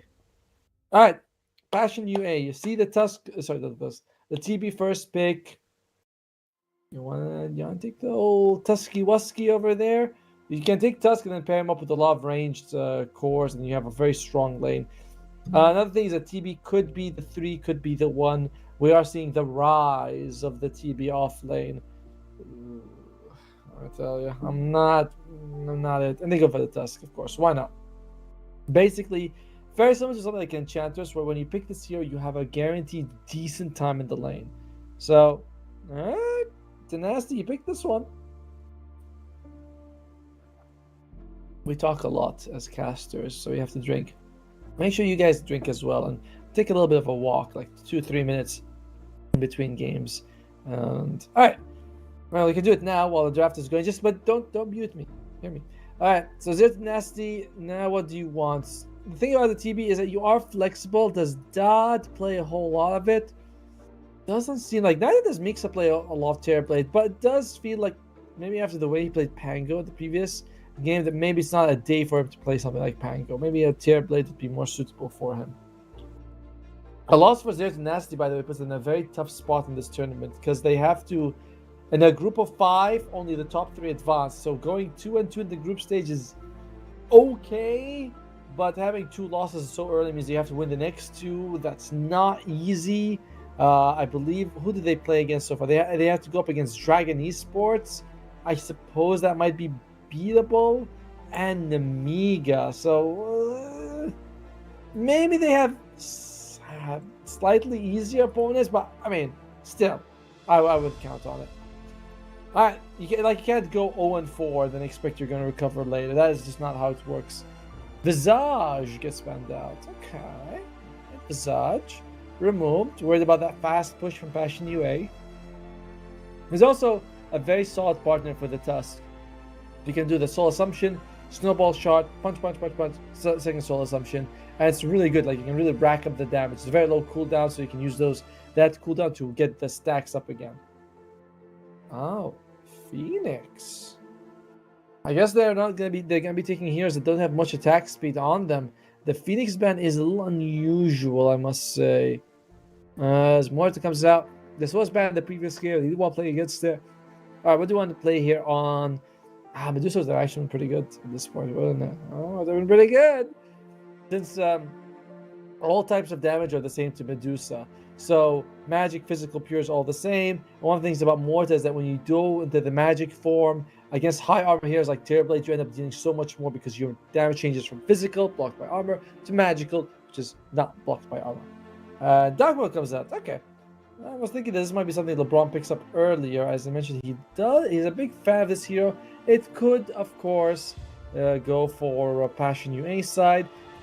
I mean, sorry, Passion UA. It could go for, James. And one of the things I like about the Dark Willow is that, hey, you snowball. There's a Bramble Maze and the Cogs waiting up for you. So very nice counters coming out here for Mr. Tusk. By the way, it's not Tuskar, it's only Tusk. There's Huskar and there's Tusk. It's very confusing. Beastmaster is the pick. Along with the Gyrocopter. Now Gyro and Tusk is a strong lane, and it's not gonna be fun for whoever they play up against. So the Beastmaster is probably gonna be up with Mrs. Muerta. Solid-ish lane, I'd say. I think that one you can win it if you have Clockwork plus a decent carry. I imagine you want to take the mid right now for Stukov for 0 to Nasty. Why? Because you want to keep flexing the Terrorblade. These are also very nice counters because Reflection of Gyro, as we mentioned in the previous game when Dad was playing Gyrocopter against a Shadow Demon, Gyrocopter reflections are just kind of like, that's not exactly how I would describe it, but apparently with sounds rather than words. All right, what do you want to go for here? They go for the Shadow Fiend themselves. All right, so they're basically saying, yo, I mean, it could be mid, but generally feeling like, Dad plays a lot of Shadow Fiend. He's not bad when the snowball comes. If you're able to move to the side so it doesn't hit you, it's hit someone else. Like this is going somewhere else, you can get the Requiem. It's a nice combination here, but they're very, very, very fragile on the Passion on the 0 to Nasty side. Again, my mind goes to my one and only, my true love, the Timbersaw. Sorry about like Timbersaw in this game against Fragile Heroes. I like the Earth Spirit ban. That's a good one. And you could ban the Storm as well. That's a problem. Terrorblade and Shadow Fiend, they don't like the Storm. Dark Willow as well. One of the nice things about Shadow Realm is that it gives you some time to run away, and Storm, he can just chase on you. Oh well. So, yeah. Looks like it's probably going to be just mid laners for both sides at the end here. As always, the heroes are always good. Are like, maybe they could take OD actually. I know OD, no one really picks him, but when you get roared and the snowball's coming at you, an OD Astral is really good. And I remember talking to LeBron about it. He's like, OD is a strong hero in his eyes. Well, Steve, it's something he wants to bring up. I think he said that. I'm not quite sure. I was halfway through the bottle at that point. All right. Oh, wait, sorry, that's the wrong tab. There we go. Pango gets banned out by Passion. They know it's not going to be Mixa playing it because Mixa has his Terrorblade, so they're like, let's just get rid of other scary heroes that we don't want to deal with. All right. What else would they ban out? Another mid that they don't want to play against. Puck and Storm and Quap are the heroes that are kind of the meta picks right now. Dragon Knight. Damn it! As I was about to say, I think he's first ban on Passion. I can't see him because I get that. Oh yeah, he's first ban, so you have to worry about that one. So Puck, Storm, Quap will be the next three. And Sniper and Call feel bad because both sides have ways of catching it. It's either going to be the hookshot or the snowball, so it's not ideal because you have ways to get on top of them. Although I would say Coddle with that high movement speed, I mean, if you dodge a hook, that's pretty good. If you get the snowball's kind of slow, like it's playable. Both teams taking their time here. Ember Spirit is not too bad, I'd say, for both sides. The catch is kind of meh right now. Slightly better, I'd say, for 0 to Nasty, like in terms of catching him. But Roar's good, but you have to land the Roar. That's the problem. Tiny now, that was man, Tiny would have been so good. Tiny would have been really good actually. Tiny would have been really good. Alright, so Puck Storm, still in the pool. Cropper's in the pool and Timbersaw in the pool. Primal Beast was banned out in the previous game. Would be solid for Zero Tenacity. They began the Monkey Kid, they take Ember Spirit. We just said that he's not bad because of like it's hard for the Beast to get the Roar off because the animation, right? Like even if you blink, you have enough time to dodge it for Ember.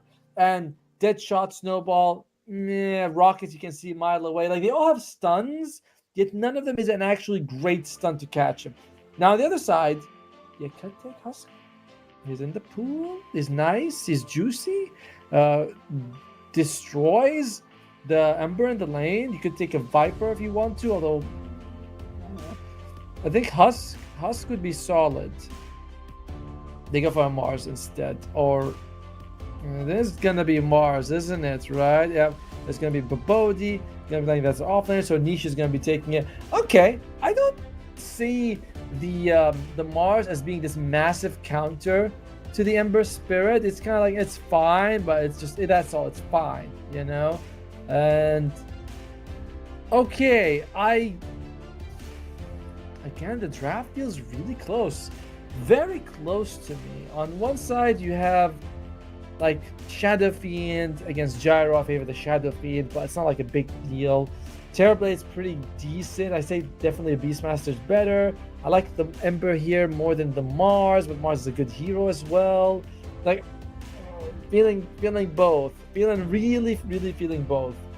However, after seeing game one, it's as I root for Zero Tenacity. I want them to win. But if I had money on this game, wink wink, I imagine Passion UA would be the much safer bet because that game on performance was insanely, like it is insanely one-sided. So, and the drafts still feel very similar to me. It doesn't feel like, oh wow, Zero Tenacity crushed them in the draft. It's like, yep, they're still even. So good luck to Zero Tenacity, but Passion UA, you guys have my guess that you guys are gonna win it. That's how I was gonna go with it.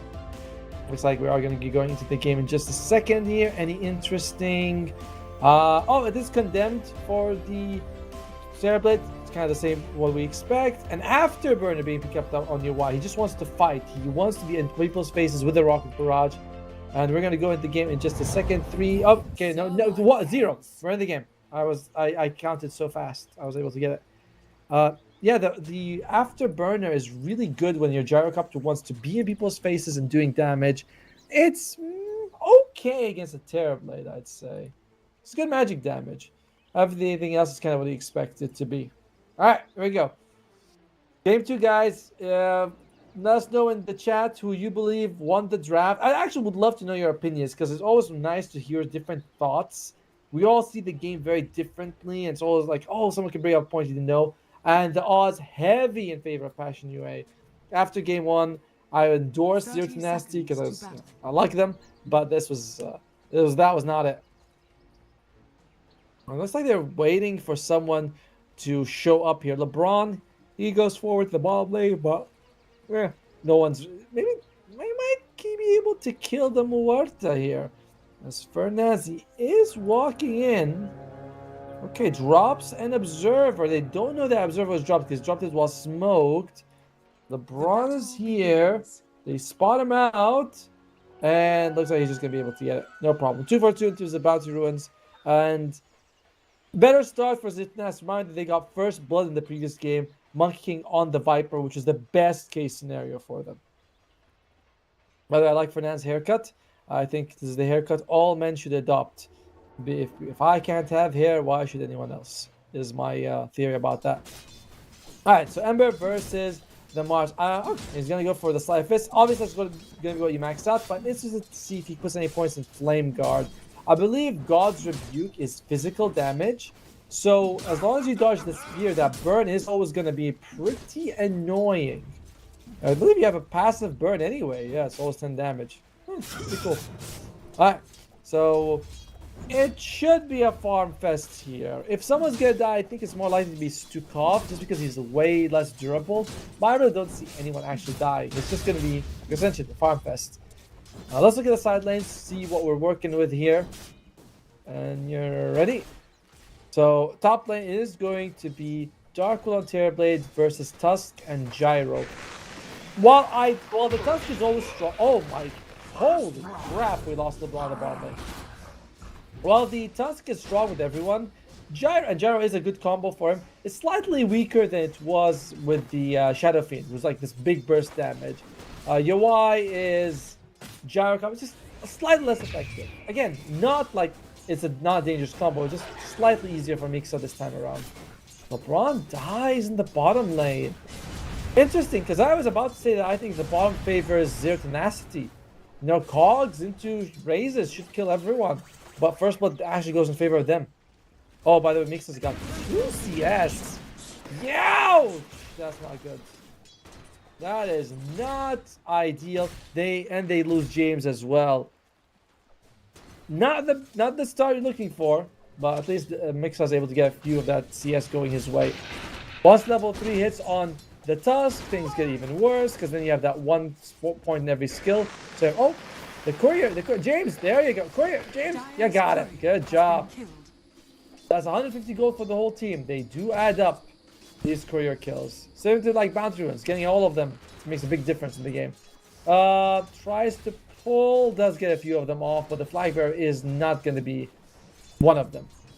Still, a lot of the creeps will be denied, so it's a nice move by James. Reminder, James is standing in for Theolocore, which is one of the reasons why Zero Tenacity has looked a little weaker than, well, to be honest, I expected. Gets the flag bearer. I love the flag bearer creep. It's so nice that we have a way for sports to get some gold in the lane. Meanwhile, he's going for his 2 points of flame guard. That makes it quite hard for the spear to be able to remove it. It's like 175 damage. Oh, wait, top lane. Why? Oh, damage comes out, but it's not enough. Oh, he wants to be able to hit him with that throwing shade with a Dark Realm, but UI is able to regen enough, and he's gonna be fine. When Mikasa is in that form, it's very hard for Passion Esports to go on top of him. As everyone's saying 2-0 in the chat, come on, guys. Like, come on, there's a chance. Stop playing. Look at that. Look at that. UI probably gonna be losing his life, and he will. Nice move by Mixa, standing his ground. They went on while he was still in his meta form, and they got a little too cocky. You know, if you're Gyrocopter against TB, melee form is good, because, you know, your Rocket Barrage is amazing. But, oh, farm lane LeBron. Can he get something off? Doesn't seem like it. The fear actually pushes... Oh, that was not it. The fear pushes Dot closer to Batyok, and he's able to get that kill off. Very nice. Very, well, unfortunate in some way. It doesn't say that the feared person moves faster or not, by the way, with the dead shot. Huh. Oh well, doesn't matter. James, top lane, takes a little bit of damage here. And he does not have the Shadow available. One more hit, loses his life. The vision from the Tusk means that the Gyrocopter's attacks are able to land. Still, Mixa is recovering. He is getting some CS. Flacco. The ball comes in. That's going to be Rocket Barrage. Perfect. Right on top of him. Not much he can do. Ooh, did not have that available in time. Can they get a kill on Flacco? One more hit. He does get it. And now UI, he's a bit too far, but oh. Honestly, that feels like from a movie, right? He shows up from the side, gets him in the face. Cost them a rotation, but you're very happy if you're niche. You're like, if I rotate and kill a core, yeah, I'm happy to waste my time doing that. UI's got 2 points in the Rocket Barrage. We'll see if he wants to commit more for it. He was very active in the previous game. Bomb lane died, the bird. Jump, dive bombs, and kills him. LeBron was hoping to get him instead, but yeah, well, did it to you now. Unfortunately, well, not exactly what we wanted to, as the bird, what was it looking for? Dives bomb a creep. A little bit unlucky there, but the next one is going to be on him, because there's nothing else to even dive bomb on. Doesn't even need it. Fernandez gets the kill. 2,000 gold leads for Passion UA. Looking just like the better team in this, in today at least. Oh, someone's saying the draft is better for Passion. Cool. Alright. I feel like it's very even, but I appreciate hearing all of your opinions. The bit of delay, maybe it would have been nice if it was shorter, but because the players are not in a LAN, so they could like tune in and watch, so there has to be a bit of a delay, which, you know, reduces the interactivity. That's a word, by the way, I think. Well, one nice thing is that the Ember Spirit's having a good time, and in the previous game I was saying that the problem with Viper is that you can't do too much even when you're ahead. Ember, no, you're very mobile. They do need to be careful though. I believe the there's a rotation here. Was it more to come? No. Cancels the TP, she's not here. Thought she was TPing in there for sure. Oh. Well, levels, they're not bad by the way. It's just a little bit ahead behind on Mix and LeBron, but they're gonna level up in a little bit. It's not gonna look too terrible. Oh, going for UI. We got a lot of nice rotation by Dad coming from behind. Alright, again they get it. The Requiem comes out. And they might be able to get a kill on Flacco. Well worth it. And the searing chains, the bondage. And that'll kill you in the end. Really nice rotation there by Zertanasty. Finally getting themselves some strong control of the game. Yeah, they lose their Terror Blade, but he's an off-laner. That's kind of his job. Meanwhile, the Butcher, it's not for free. They got kill and they get tower, so their map control being transferred over to Passion UA here. He is interested in Helm of the Overlord, or sorry, Helm of the Dominator at least. First time top lane, rotation here. Need to be careful, LeBron diving in, it's a bit of a dive, and they can kill UI here. It would be massive, but a nice save with a snowball, but I don't think he's gonna live long after he comes back. No, he doesn't. That's good. Look at that, the calling. They're getting bigger and bigger as they are able to get one kill. Another one! It's getting huge here as they kill. As so many ghosts. Looks like they're going to be able to turn around. Mixa not at level 6 yet. And look at the ghosts! James is trying to move up. He needs to be careful. Those ghosts were rotating real fast. But we're there in time. What was that, by the way? A 4 for 3? I think. No, 4 for 4. So neither side comes out massively ahead. Although I suppose there's Tenacity did lose all their cores, so you know. The 5 recap says it's very even in terms of gold and EXP though. Water!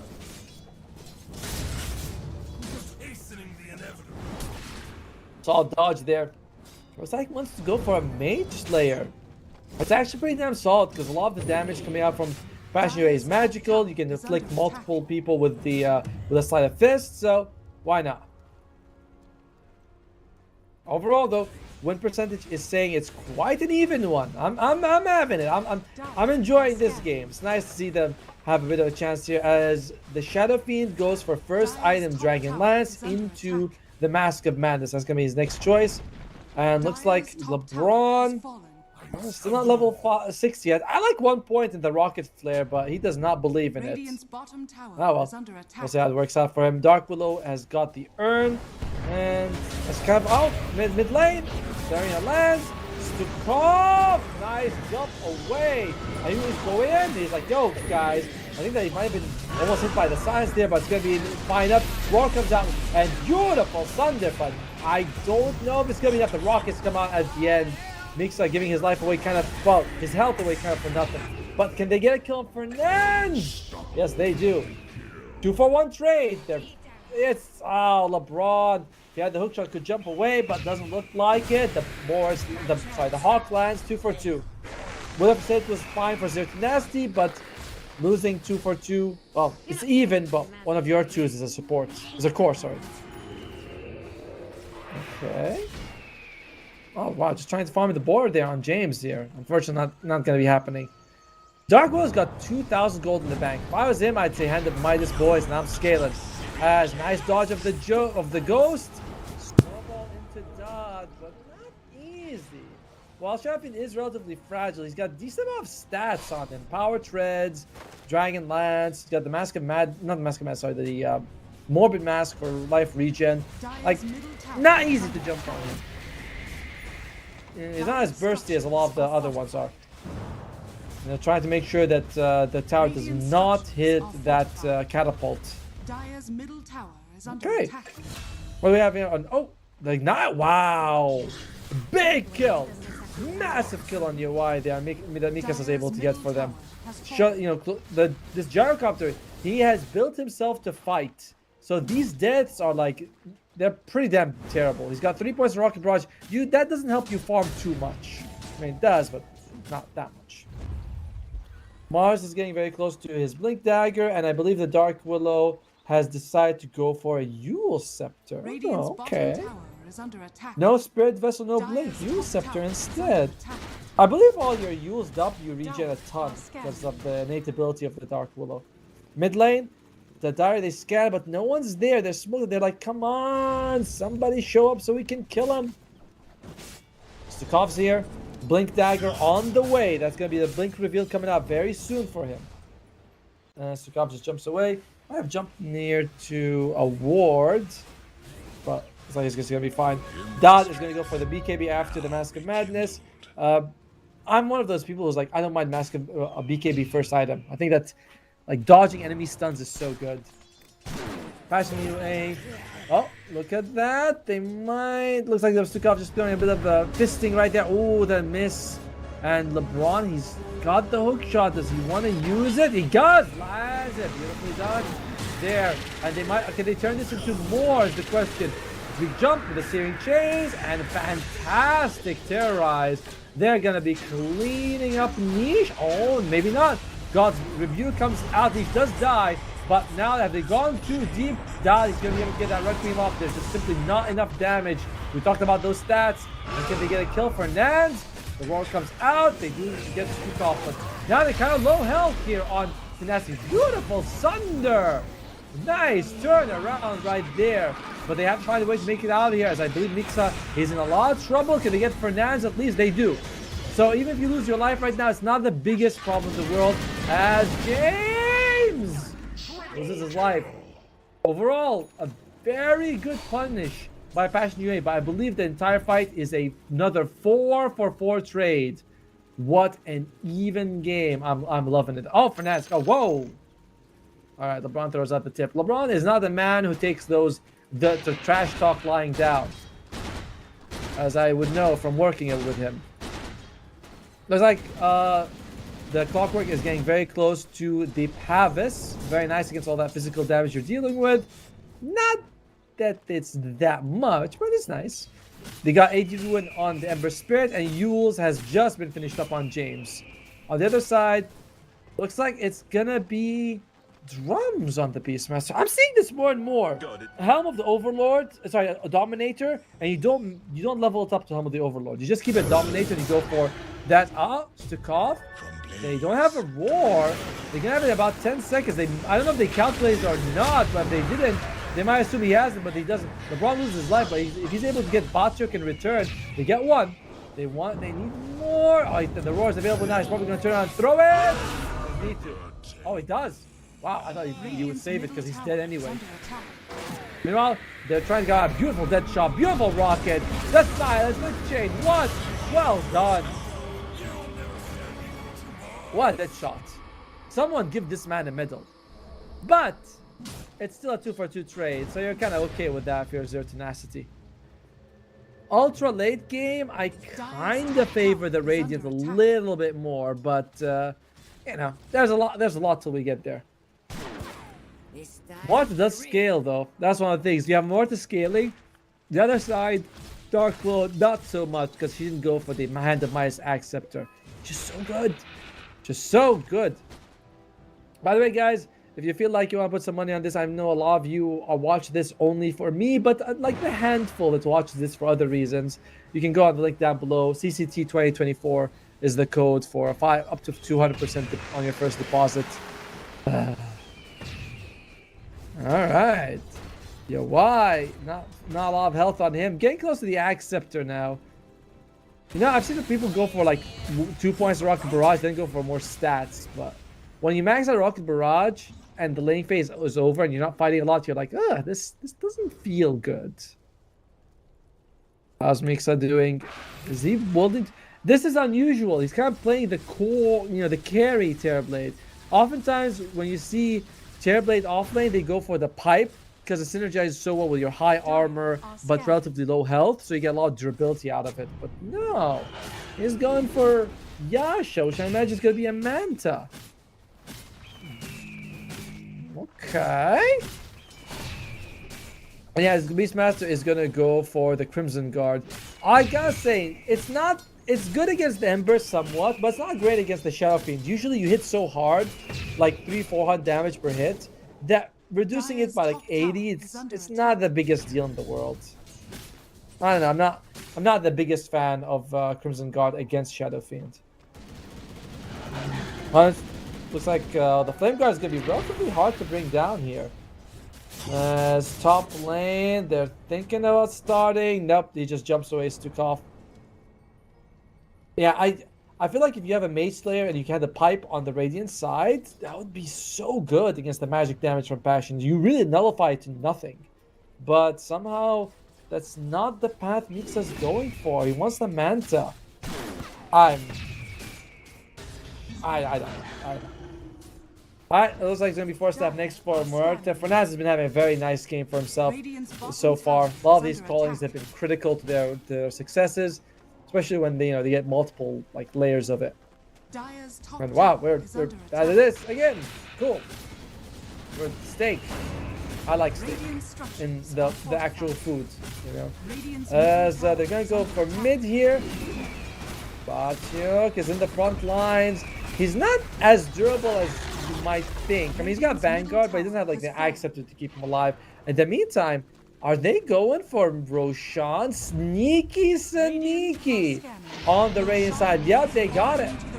And now, the Mixa, he's gonna be in trouble. And Mixa, yeah, you're not making out this one.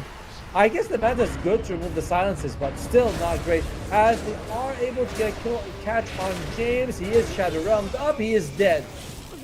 A bit of an expensive roach, but if all you give is these 2 kills, you still walk away quite happy on Zero Tenacity.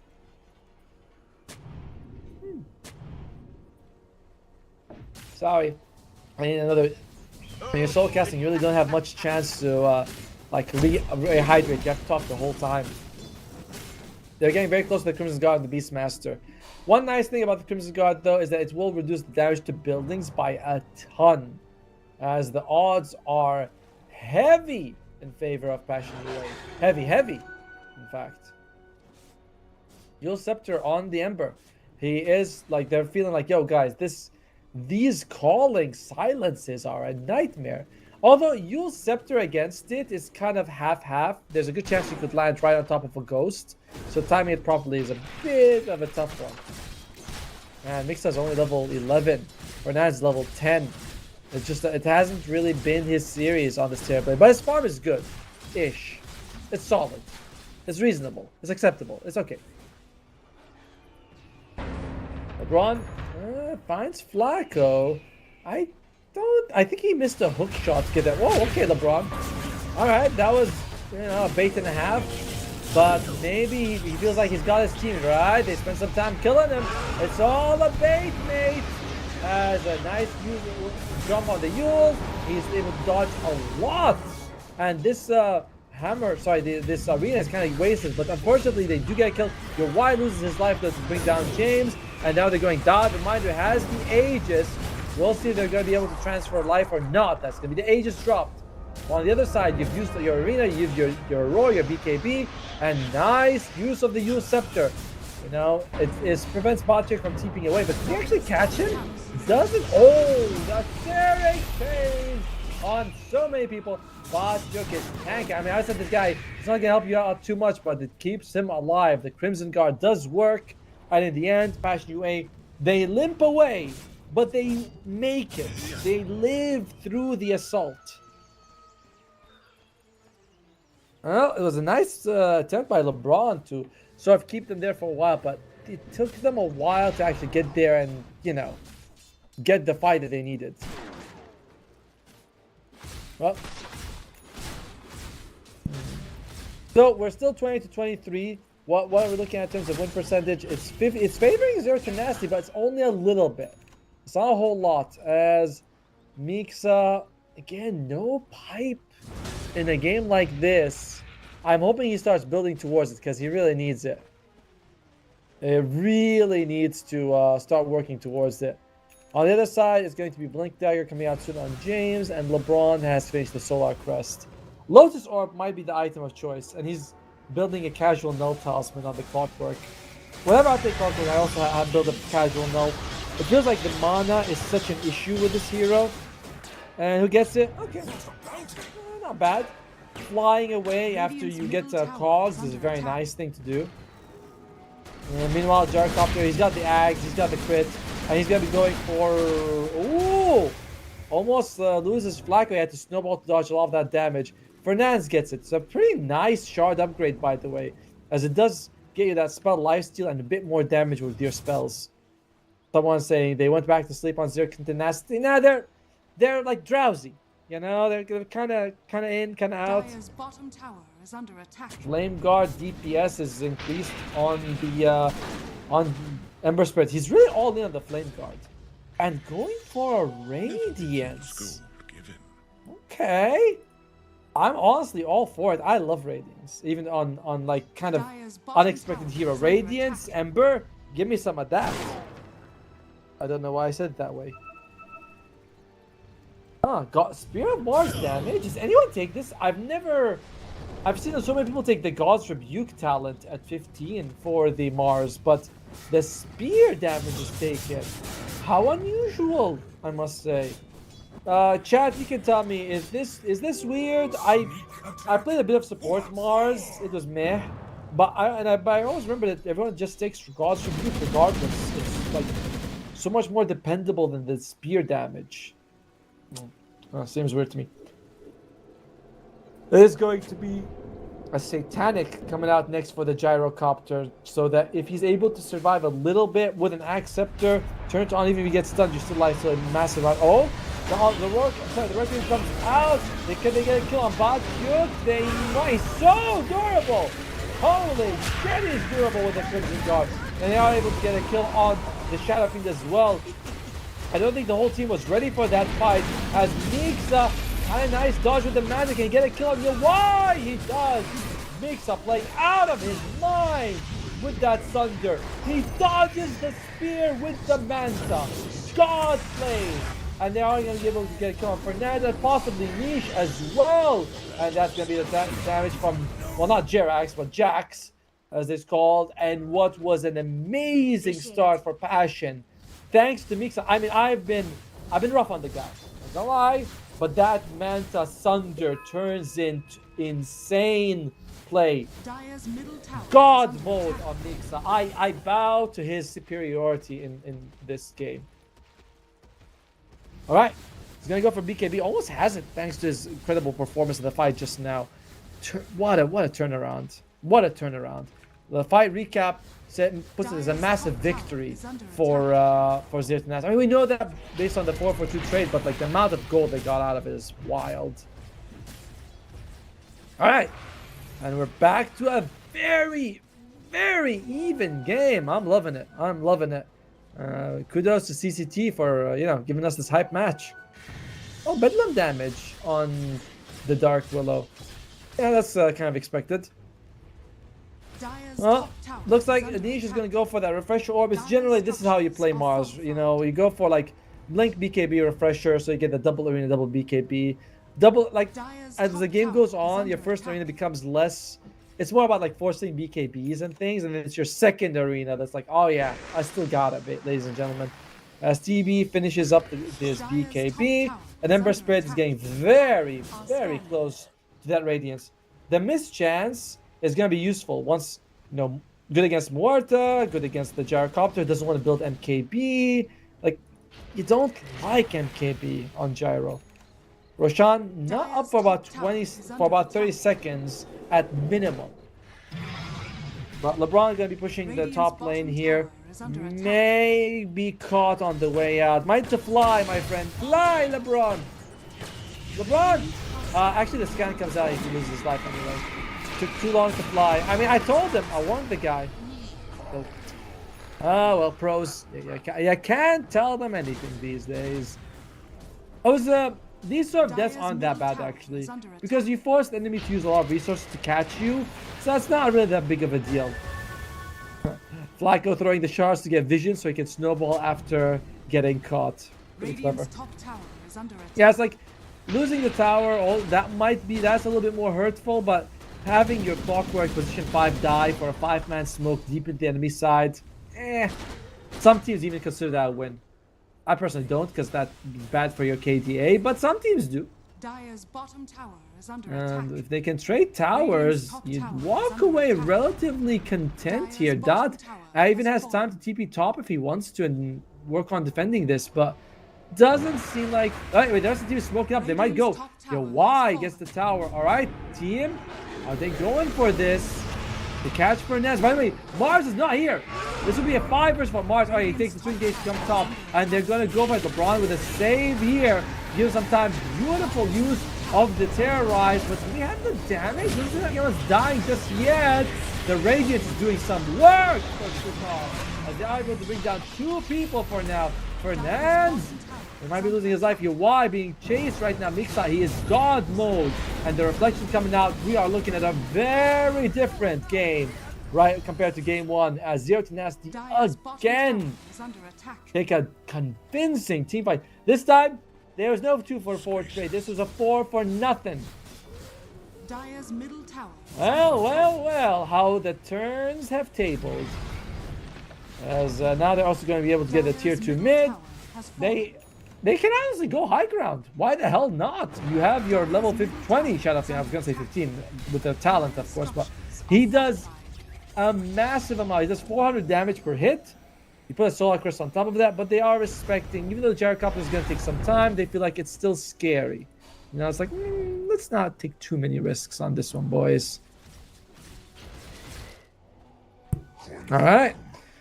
And a big problem with that fight was Niche was not there in time. They get another tier 2 as well. 1 outer tower left for the Dire, whereas Radiant have all 3 tier 2 standing. Oh, Fernandez! Holy shit! If one of the attacks had critted again, he would have been dead. Like, no chance at all. Radiant's bottom tower is under attack. Someone said he had, what, 70% win rate? Looking pretty good. You know, it's like the 70% when Spirit Breaker comes on top of you and hits you 3 times in a row. That's 70%. Oh, we're going to go for the second Roche. And we're going to be starting to see them maybe end the game. What was that? Ah, what the hell that hit was. I feel like it was towards Dot? I'm not sure. Whatever, it doesn't matter. In the meantime, though, they're going to go for, you know, they get the Aegis, they have the time to get the Wisdom Rune, but in general, if you're Zero Tenacity, you should be feeling confident. You should be like, yo, let's start, you know, closing up this map. I don't want to wait for this refresher on Niche. If I'm waiting for that, it's very scary. Oh, Bachuk actually denies the Wisdom Rune with one of his creeps. Beautiful play, by the way. This is how you know a team is playing to win. They're doing all these small things that claw their way back in. Denying the enemy wisdom with one of your, like, summons is such a heads-up play. Oh, well. So Mixa isn't able to get anything on himself. He's still got about 4 minutes right now for the Aegis. So Zero Tenacity, I am hoping to see them put their foot on the gas a little bit. Tundra lost to Zero Tenacity? I did not know that. Thank you for telling me, C7. I mean, dude, Zero Tenacity, they're not bad. A lot of times we think of pro teams as being miles ahead of other teams, but this is a stack of 13,000, 14,000 MMR. Like, some of these guys are probably ranked higher than Tundra's players. That doesn't mean, I know that doesn't mean MMRs and everything, but it shows that these guys are very talented. It's just experience. And LeBron is very experienced. All right, though. Can LeBron guide his team to victory here? I feel like there's some Aegis time being a little wasted here, you know? But at the same time, it's smart to go for a pick-off. You want a pick-off, then go high ground. Going high ground, even with an Aegis... that's a nice one. All right. He does have a blink, though. And then, when they catch him, they will. But remember when we said dying on the enemy side of the map as a position 5 is not so bad? That's what he just did. By the time they actually hit anything of significance, this Tusk is going to be alive. So that is a very worthwhile sacrifice. It's time for life. You're okay with this if you're Passion UA. Any big items coming out for their side? It looks like Fernandez is going to be starting to work towards that Gleipnir. It's still some time away for them, though. Gyrocopter, he does have Satanic, so should always be getting some damage. Mars! Dire's bottom tower Wow! is under He attack. decides not to go for the Refresher, instead switches to the Assault Cuirass. I am not a Bottom fan. tower has fallen. I understand that they feel like he needs armor because there's so much damage and minus armor from the other side. It's helpful, but I would have rather the Beastmaster gets it. Give me a Black Dragon or a Granite. He actually has a Granite. Like someone else build a flag. I don't think you're... Oh! Mars jumps in.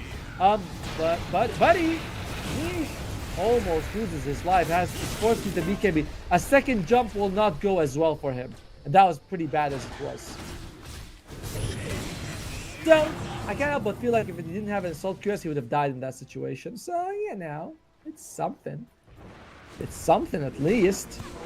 And, oh, they want to see if they can get anything here. Big jump in by Stukov, but not a big head committal from him so far. The science is lands. He has the Yule Scepter, is able to dodge a lot of damage. Dodges the dead shot as well. Beautiful moves by Stukov. And now, there's the arena. There's the spear being thrown out, but the enemy of BKB just does not care. However, Mixa dies before he gets a Sun Drop. It's a bit of a risk, and that's going to be the Aegis drawn off. There's no use of it. However, all the BKBs and the spells are down here for Passion UA, so the comeback is coming. They have to buy back the Satanic. It's doing work. It keeps UI alive a little bit here, but it's not going to be the Batyuk. Probably going to lose his life. They do lose Dodge though.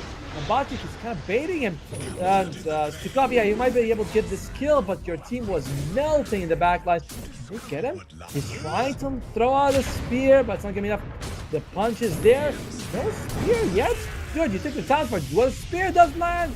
Same thing with the Rod of Atos. I silenced the damage over time. It's a lot with the burn and the radiance.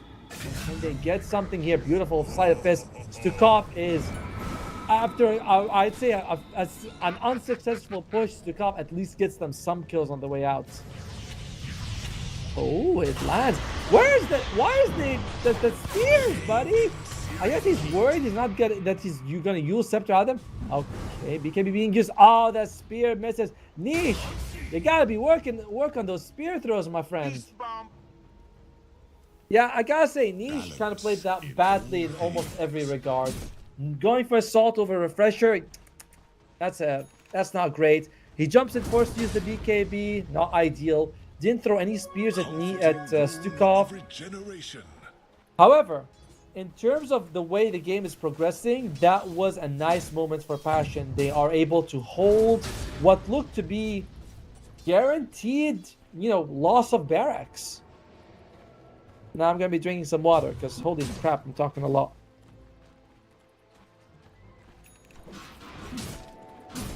Alright, Veil being picked up on the Ember Spirit.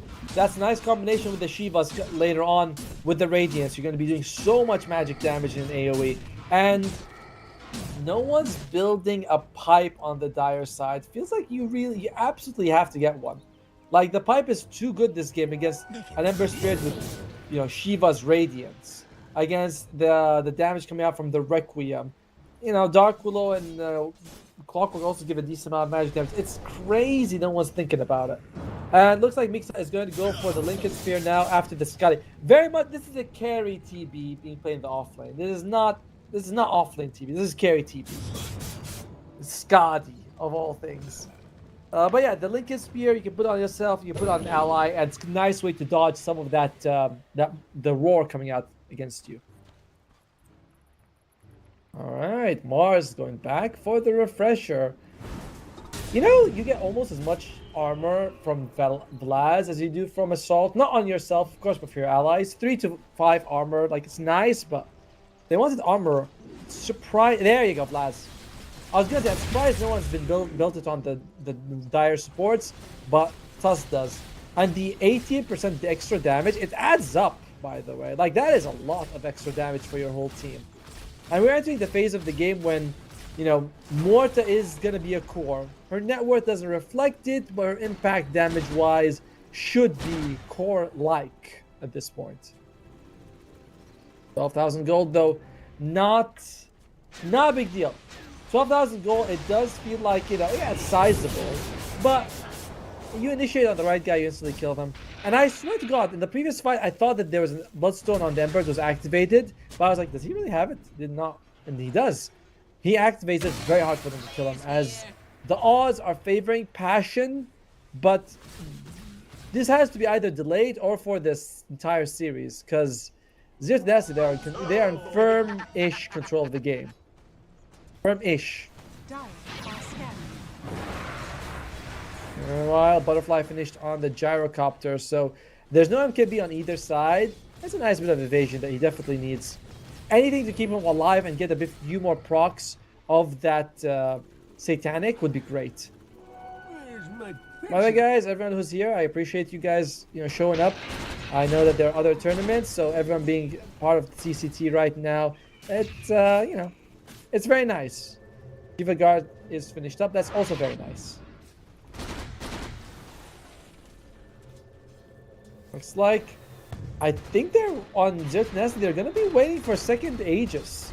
They must have felt like that push was overall not good. It was not like they didn't get what they wanted. They kind of lost quite a lot on the way out, and they're gonna be like, let's just wait. Unfortunately, waiting, you know, Aegis becomes somewhat less valuable. It's always good, but it's like, you know, you one misstep, you can lose the Aegis. Whereas earlier on, it's like you're a little bit more durable. And now that you're a refresher, so you have the double arena. Oh, okay, all right. Wow, wow. That is a man who is not afraid to be KP. By the way, I think, yep, there's an Agasector on Dark below. James has joined the fight. Oh, they might be going to get Flacco here. Flacco is going backo to the fountain. I copyrighted that one, so nobody takes it from me, please. In the meantime, though, yeah, James, we've been talking about Muerta, Fernandez. Yo, Fernandez is becoming a core. So is James. He's not just got the Agatams, he's got a freaking moon shard on top of it. Man's been buying some of them gold items. Right? Looks like the Rockets are going to come down. By the way, this is the point of the game where you really regret having Afterburner on the Gyrocopter. Oh! I think that hit no one. But, to be fair, he does have a refresher. And if he's able to delay them, I don't know, we'll see. I don't know if the BKBs were even used. Terrorblade still has his. Same thing with Dodd. So that was really just kind of a waste of the first arena. If it's used, it refreshes when the melee one falls, so you might as well use that. Good decision right there. Oh, can they would really like to not have to use resources to defend. Unfortunately, that's not happening. First rocks falls in favor of Zero to Nasty. My God, these guys are living. I mean, their names mean Zero to Nasty, but they're showing a very tenacious spirit in this game too. All right, someone chat's throwing out the passion icon. Oh, the break. I think that's gonna be a dead. Is he? No, he's live. Was not throwing the arena though. I might have needed to refresh it. Roar comes out on LeBron, not the best, and my God, they are cleaning them. And I'm sensing that game 3, ladies and gentlemen, as they are team wiped. They have some buybacks, but to what end? To what end? As Flacco calls GG, and we're going to game 3. Beautiful game from both teams. It all comes down to a magnificent Sunder, like the Sunder of dreams right there. The guy was about to die. He mantas to dodge the spear, like so cool. He just mantas dodge the spear comes out. He's like, nah, I'm gonna mantas from point blank. And then he turns around, Sunders UI, kills him, and then he kills everyone else. And you're like, holy cow! It was a 2-for-0, becomes a 4-for-2, and that just turns the entire game around. Mixa MVP in that one moment. Everyone else did perform very well, but kudos to Zero to Nasty to take it 1-1. We're going to go for a little bit of a break, 10 to 15 minutes. We're going to come back with game 3 of this insanely good series, and we'll see you guys in just a bit.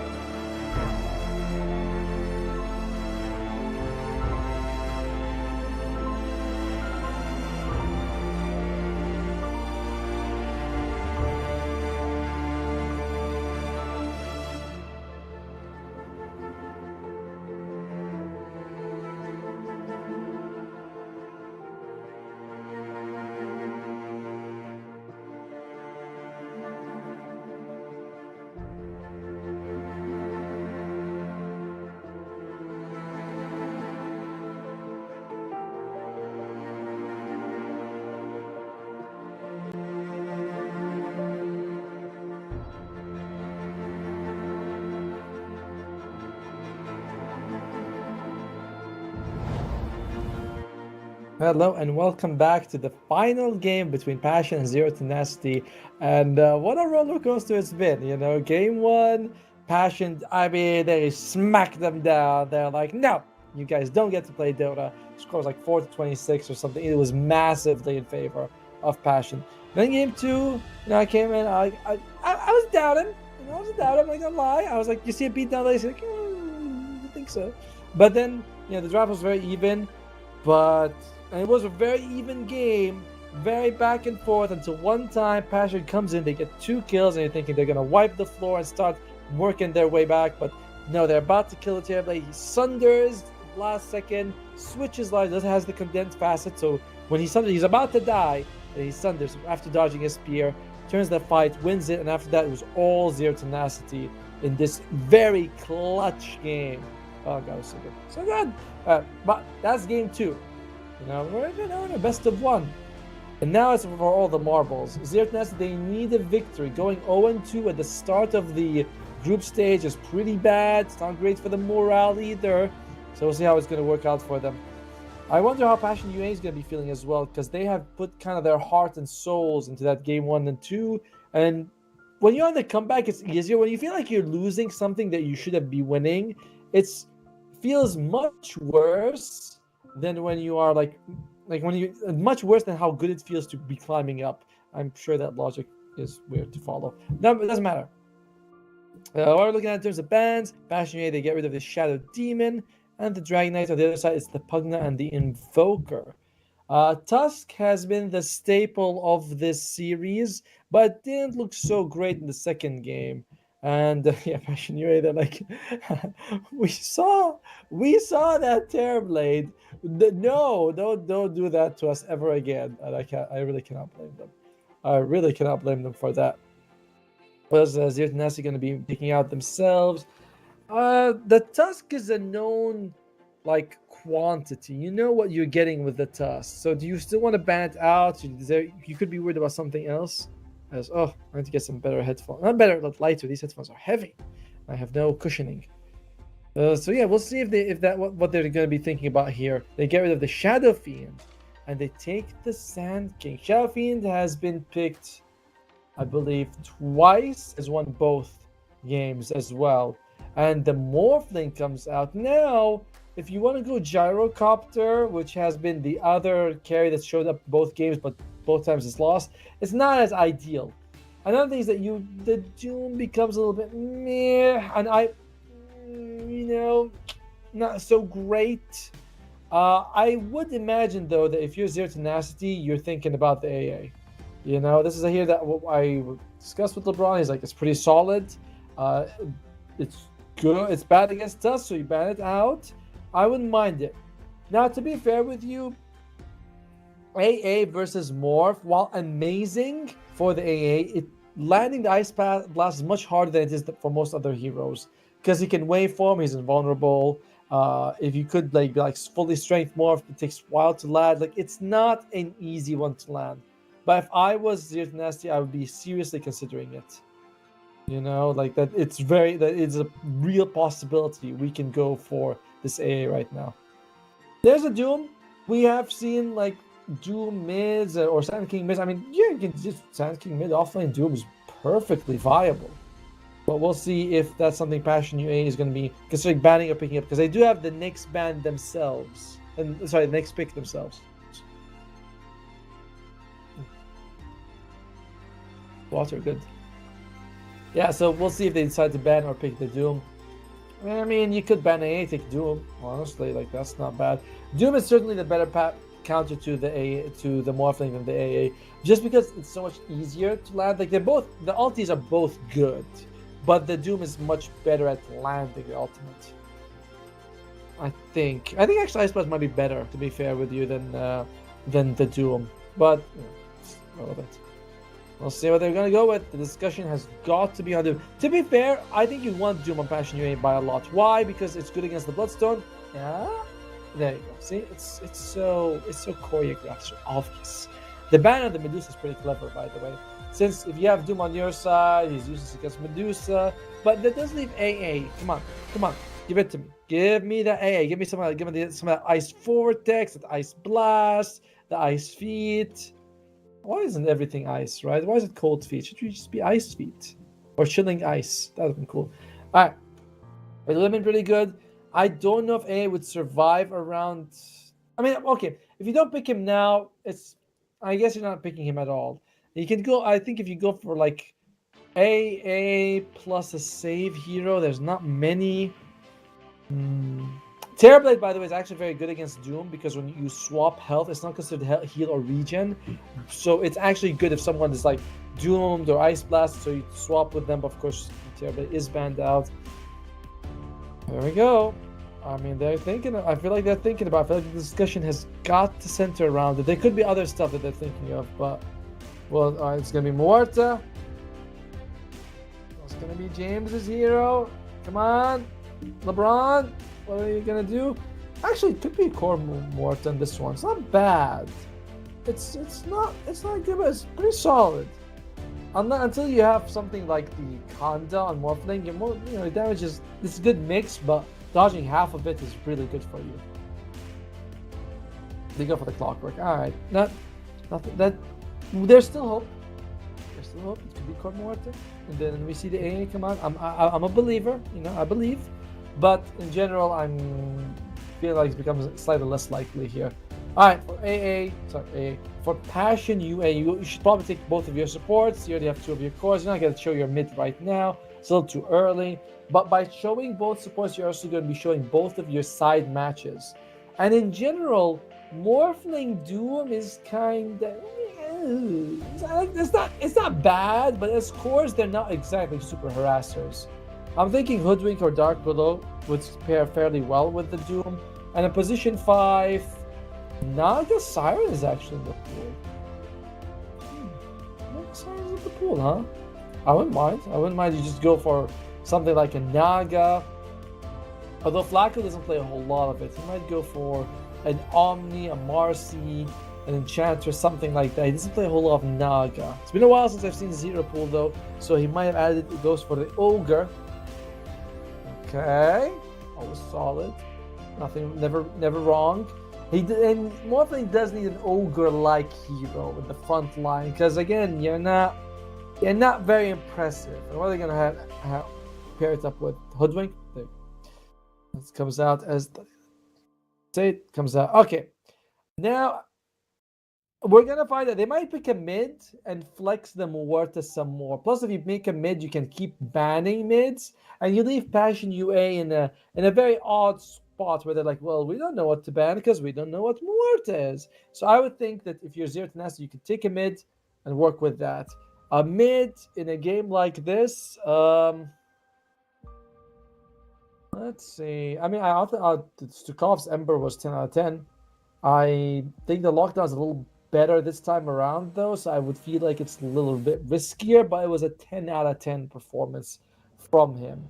And but then again, then you say Sand Kings are offlaner, so they take the Luna, saying that Muerta is going to be a support. They're flexing the Sand King in this one. Okay, I'm fine with this. Passion UA for the win, says Kid G. Hey, you never know. It could be. They could win this one. Why not? All right, so it's gonna be offlaners for Zero to Nasty, possibly mids, definitely mids for Passion UA. Although I have seen Doom mid, but I'm not feeling like it's gonna be a Doom mid. Earth Spirit would be the hero I'm thinking both teams should be thinking of. I don't know which one's gonna go with it or not. But I'm just looking at myself and I'm like, oh my god, I shaved yesterday and I look so young. So young. Earth Spirit gets banned off, of course. Let's see, what are we looking at? What else? Puck is good against Morph and Hoodwink, but he's not amazing against Ogre and Doom just because they have so much health. You can't really hunt them down. He's also kind of okay on the other side. So Puck is meh. Swap is meh. Storm and Emperor are a little bit better. I wouldn't mind those. Dry Knight's banned. Timbersaw would be good-ish. I mean, I feel like it's better for Passion UA, and you still have to deal with a lot of magic damage, so it's kind of like, it's fine. I'm not feeling the Timbersaw as much. Call and Sniper are good for Zero Tenacity. Not so good for Passionate, but for Zero Tenacity, actually, you can really make it. Oh, sorry about that. That wire was there. My bad. Everyone can hear me just fine. Yeah, for Zero Tenacity, if you can take a Sniper, you can do some serious work with that hero. The catch on the other side is really not great. Maybe Morphling Waveforms, but that's a big committal. And then you have like these two ranged cores that can attack you from different sides. It's very annoying. So I'd like to see a Sniper from Zero Tenacity. Fortunately, they don't have the last pick, so you might put Sniper against a bad matchup. However, Sniper definitely does really good in most matchups. The only ones he kind of doesn't is like Coddle, Invoker, maybe Zeus. I'm talking about lane. Like afterwards, the catch from like Storm and Ember is way more important. But in the laning phase, these are the ones he doesn't like to play against. And these guys are banned out. I don't know. I'd say you just go. You can go for it if you want. Oh well, they're taking their time here. The Spirit Brothers have all been banned out. I'm so glad Earthspirit's being seen as a mid laner right now, because for a long time he was the runt of the litter. And they banned the Monkey King. Timbersaw. Oh, okay. Buck's always good. Buck's always good. Always viable. All right, now on the other side, you know your matchup. Crop is not great. I mean, you can go for Sniper here. He's great against the Buck in the lane, but Clockwork and Sand King destroy you, so I'm like, nah, I'm not feeling the Sniper pick for Passion UA. Coddle slightly better, but roughly the same problems. Timbersaw is a Timbersaw with like Aghanim Scepter would be great, and maybe a pipe on top of that later on. Could be Doom mid. I don't think he minds the puck so much. What else would they want to go for? What else does Niche play? Void Spirit's in the pool. And Tiny. Actually, I would like to see the Tiny over as well. I think it was banned in the previous game, so now I'm thinking about it, I'm like, yo, it's a solid Tiny game here. If they want it. Alright. We're waiting. Now they go for Pango. Pango, huh? Against Hug and Clockwork. That's a different one, I'll say. Was not expecting that. The Pango coming out. I know it was in the pool. I just didn't suggest it because it's unusual to pick him. Alright. So Zero Tenacity, they do have a solid lineup, good team fight, good amount of damage. A lot of magic damage, by the way. If you are on Passion and you don't get an early pipe, I'm gonna say that you are not building one of your heroes properly. But if they can get the early pipe, Passion UA kind of, it's like, oh, good team fight, magic damage, Zero Tenacity. Then the pipe comes out, oh, pipe, too good. And I feel like that would shift it in their favor. It's Morphling, who tends to be really good most of the time. Man, all three games, I felt the drafts have been very equal, very close. I've had a very hard time picking one or the other on like, oh, I think this one's gonna win, this one's not gonna win, but based on draft alone. My heart has said Zero Tenacity in game one, just because I kind of like LeBron. I think he tolerates me as well. I want him to do well. But in terms of draft wise, I can't pick. So, looking at the facets, there's nothing crazy, as well as exactly the ones you expect for all of them. So, in the end, I'm just gonna go with Zero Tenacity. It's a heart thing, not brain thing.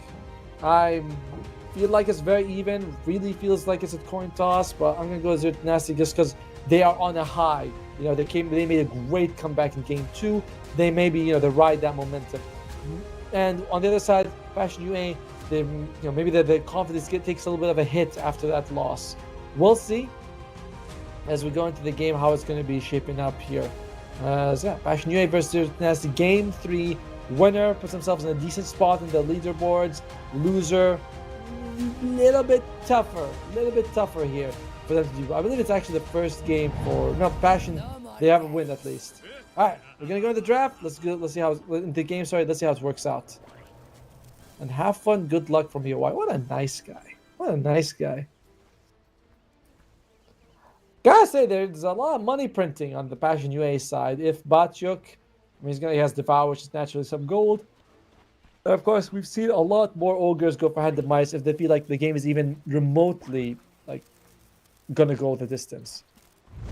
Odds very close, insanely close, even in fact.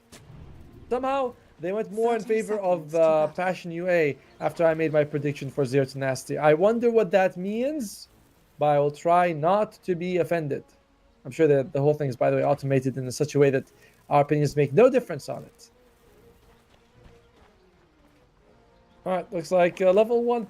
The problem with Ogre, when you take the this facet learning curve, is that honestly level 1 fights, he's so bad. Yeah, it's like he got a tanky body and a blood grenade is very The useful, battle but begins. yeah, generally don't really want to show up, as it's gonna be, I imagine, yep, 3 for 1. Oh no, Fernaz actually steals it. Nicely done by him. So 2 for 2 in terms of bounty ruins, as Fernaz might be taking some hits on this hoodwink, but should be able to overall be fine. Yeah, he's just wasting a lot of time here, but he's gonna be okay. Who said you could stroll in my woods? Oh, LeBron? Almost. If he caught him there, that would have been a dead squirrel. And he high fives. Fernand knows it. He's like, I gotcha, didn't I? It's like, yeah, you did. The funny thing, now top lane, it's the Luna Clockwork versus the Hoodwink and the Doom. It does feel like, again, this could go either way. I favor, you know, the Luna Clockwork a little bit. But again, we're seeing a very even match right now. That's just how it works out. As wow, James kills your Y in the bottom lane. Wow, well, unexpected, I'll be honest with you there. I thought that this would be, I'm not going to say it was going to go well for Passion, but getting first blood like that for James is huge. So bottom lane, oh by the way, does Sand King have some sort of metal claws? That's kind of cool. Alright, so there's a nice bit of stuns and control in this one between the Sand King and the Morta. And I do think you should be able to come out on top because of that. So I favor Zero to Nasty in this lane as well. Oh, looks like it's going to be a Fire Blast coming out there. Oh, can they actually do anything here? Probably not. There's just a little harass here from both sides. Well, meanwhile though, yep, just trading hits right now. Now, oh, can they get him? I'm trying to, James. The dead shot was a little bit too late. Unfortunately, and UI lives for him. Very unfortunate for them. Still, it's a 1-for-1 trade. It's not the biggest deal in the world. I mean, not 1-for-1 trade, but like you've already got a kill on the Morphling, so you're not. It's not too bad that you were able to die there. Not able to die, but died. Well, mid lane, it's looking very even. I favor the Pango slightly because in mid versus range matchups, the mids tend to, it's like, it's easier for me to harass and deny. He's also got the Thunderbolt facet, which has become the facet of choice for Pango players. I'm okay with that. The other one kept getting nerfed and nerfed and nerfed and nerfed, and then that's just how it works out.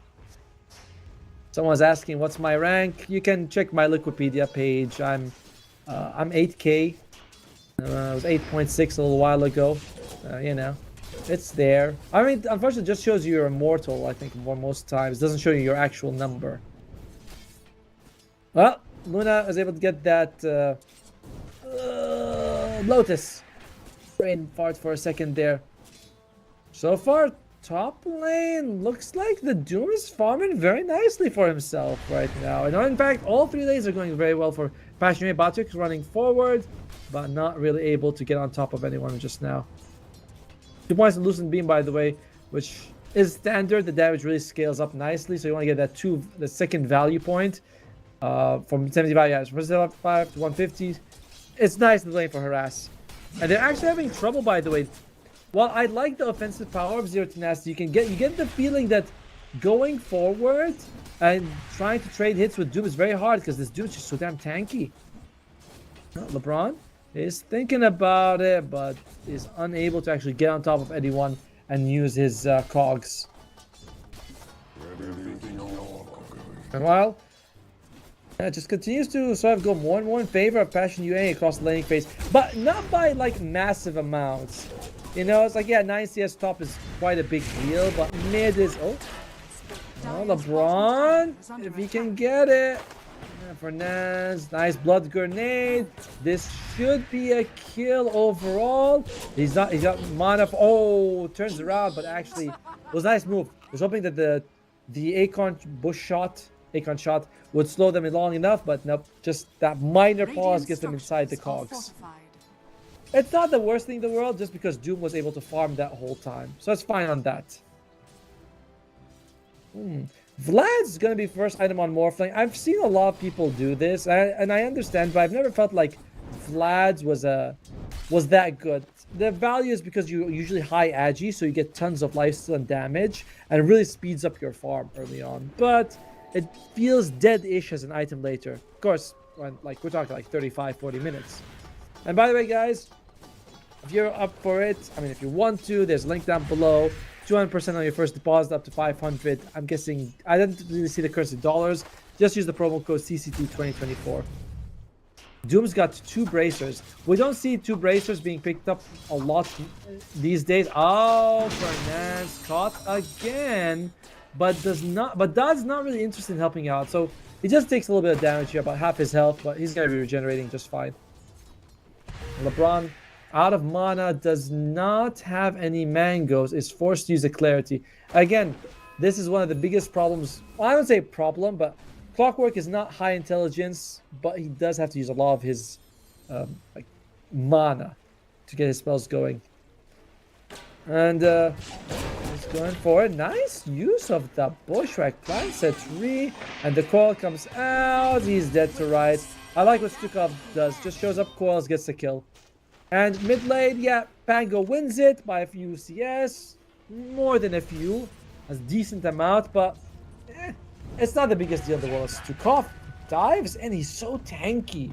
Double bracers, man. And Yawai gets a bouncer and as well as a kill on the courier. So yeah, they're doing well in CS, but Passion UA, they are losing in terms of kills, in terms of like other small objectives here and there. So you walk away feeling like it's very even. In terms, actually, I'm gonna check for you guys. The difference in gold between the two teams is less than 100. So not just less than 1,000, it's less than 100 if you go to the graph and check it out. That's, oh, okay, LeBron. Okay. He's trying to get a kick on one of the cogs. Good. Nope. Did not realize the Pango was there. And Pango rolling. That's going to be a long roll. He's going to reach Dad in time. The TP's come in though. Puck is here. Does not have the coil. But, oh my, what silence. My god, that was such a good silence. Just as it ends, so he cannot swashbuckle away. But that's going to be a slightly harder kill. I mean, if they can even get it, just because he's so damn tanky. Nice acorn shot. And he's like, just call the damn guy. And that's going to be long enough to bring them the kill. Beautiful use of the coils by Stukov. It's very strange how Dota 2, the skill like changes. Early on, when you're new, just using a spell to get a kill is like, yeah, that's really good. Then you'd be like, no, I gotta get like a team fight. Now it's back to being like, yeah, it's really good. Just any kill that you can get with your spells is good. Radiant's top tower is under attack. Alright, we'll see what they're building on the puck. Big fan of the Witchblade start myself. Can we switch over to net worth, please? Mr. Observer, because that'll give us a very nice idea of who's actually coming out on top. Because if we go to net worth, you can see it's very even. All that CS doesn't translate to a whole lot. Like, yeah, Yawai is doing well for himself, but not much more than the Luna. And Sand King, to be honest with you, can do a lot of work just, you know, with his spells. I think, though, he needs to go for a blink before the Bloodstone, but it's up to him. And by the way, if you guys look at Mixa, he's actually using the Epicenter to farm the Ancient Creeps. And he's going to be losing his life here on Dad in the top lane. That's fine. It is what it is, you know. Someone's going to get doomed and lose and die. He finishes the Mask of Madness. It's not much of a... It's not a big deal for him. Dire's top tower is under attack. Yeah, the Epicenter was used to farm Ancients. But it does help him recover. You know, that gap between him and the Morpher was 1,000. It's down to about 800. No, sorry, 700. So that was a nice bit of farm going out from Smoke coming out here from LeBron and James. They're not level 6 yet. So these are like good tries, but we'll see what they're going to go with. And Batyuk, they know he does not. Oh, beautiful, beautiful, beautiful. The bouncing, the ghosts, everything. Fantastically done. I'm not, you know, he's used Doom. He doesn't really care if he dies anyway. So, and he killed that earlier by himself. So, a good overall rotation. Interested to see what Morta's going to be building this game. I'm a big fan of going like 4 staff into just getting the Gleipnir, so you can right click and do damage on people. Alright. Looks like LeBron finishes his Tranquil Boots. Always nice to have. And one of the good things about Clockwork this is a long ass change, but one nice about Clockwork is that you can farm neutral creeps with your battery assault. It's a very nice ability because of that. Before this, the biggest problem with Clockwork was getting farm. Now it's like, yeah, I can do that. Oh, looks like it's gonna be a top ruin. Yeah, that's a good one. That's a very nice one for niche, because now if you get silenced by Puck, you can just use that and you're gonna be fine. Now top lane, we talked about the Vlads, and the big value of it is that it does help you push so much faster. Everyone gets the bonus damage, and so it's a nice move by UI showing up to help his team. Now I'll be honest with you, Morph versus Luna late game feels like it's really anyone's game. In that one, I think Morphling can do a little bit more, but I'm never surprised when Luna wins the matchup either. It definitely feels like, yeah, you know, what items you have, how your team plays around you, rather than like, yeah, you know, Morph destroys Luna or the other way around. Looks like, oh, I hear a hook shot. Who's it gonna land on? I think it might. Oh, what do they catch here? It's gonna be nice use of the ruin, but it's not gonna be enough, and they might just lose LeBron as well as James for this. You're okay with this. It's like you get a decent kill. Although Mixa, realizes instantly. He's like, oh no, bad. He didn't even want to go in. He's like, let me not stun and, you know, lose my life doing that. 2 for 1. It's okay. I don't think Zertanasti is going to be too happy with that about that. And Flacco, he's going for Hand of Midas. This is scary because the enemy, this position 5 ogre can become a real factor later on. Not saying he's not now, but it's a bigger deal once he has the Hand of Midas, because you feel like you're up against a very scaling guy.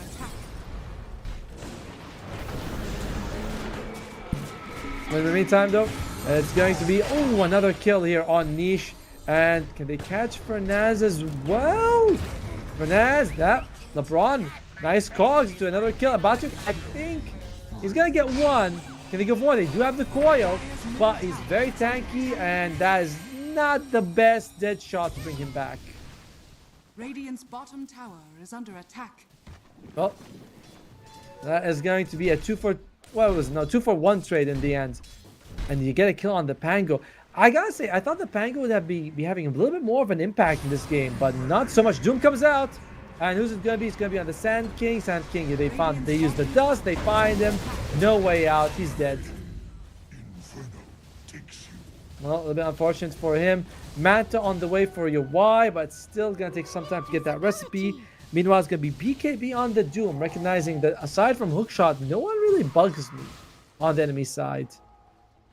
By the way, I like how Flacco has no mana regen on the ogre. He's got like infused raindrop, but that's nowhere near enough. Manta are basically on the way for the Luna, I believe. Should be very close for her. Meanwhile, Sand King still working towards that Bloodstone. Not a fan of this at all.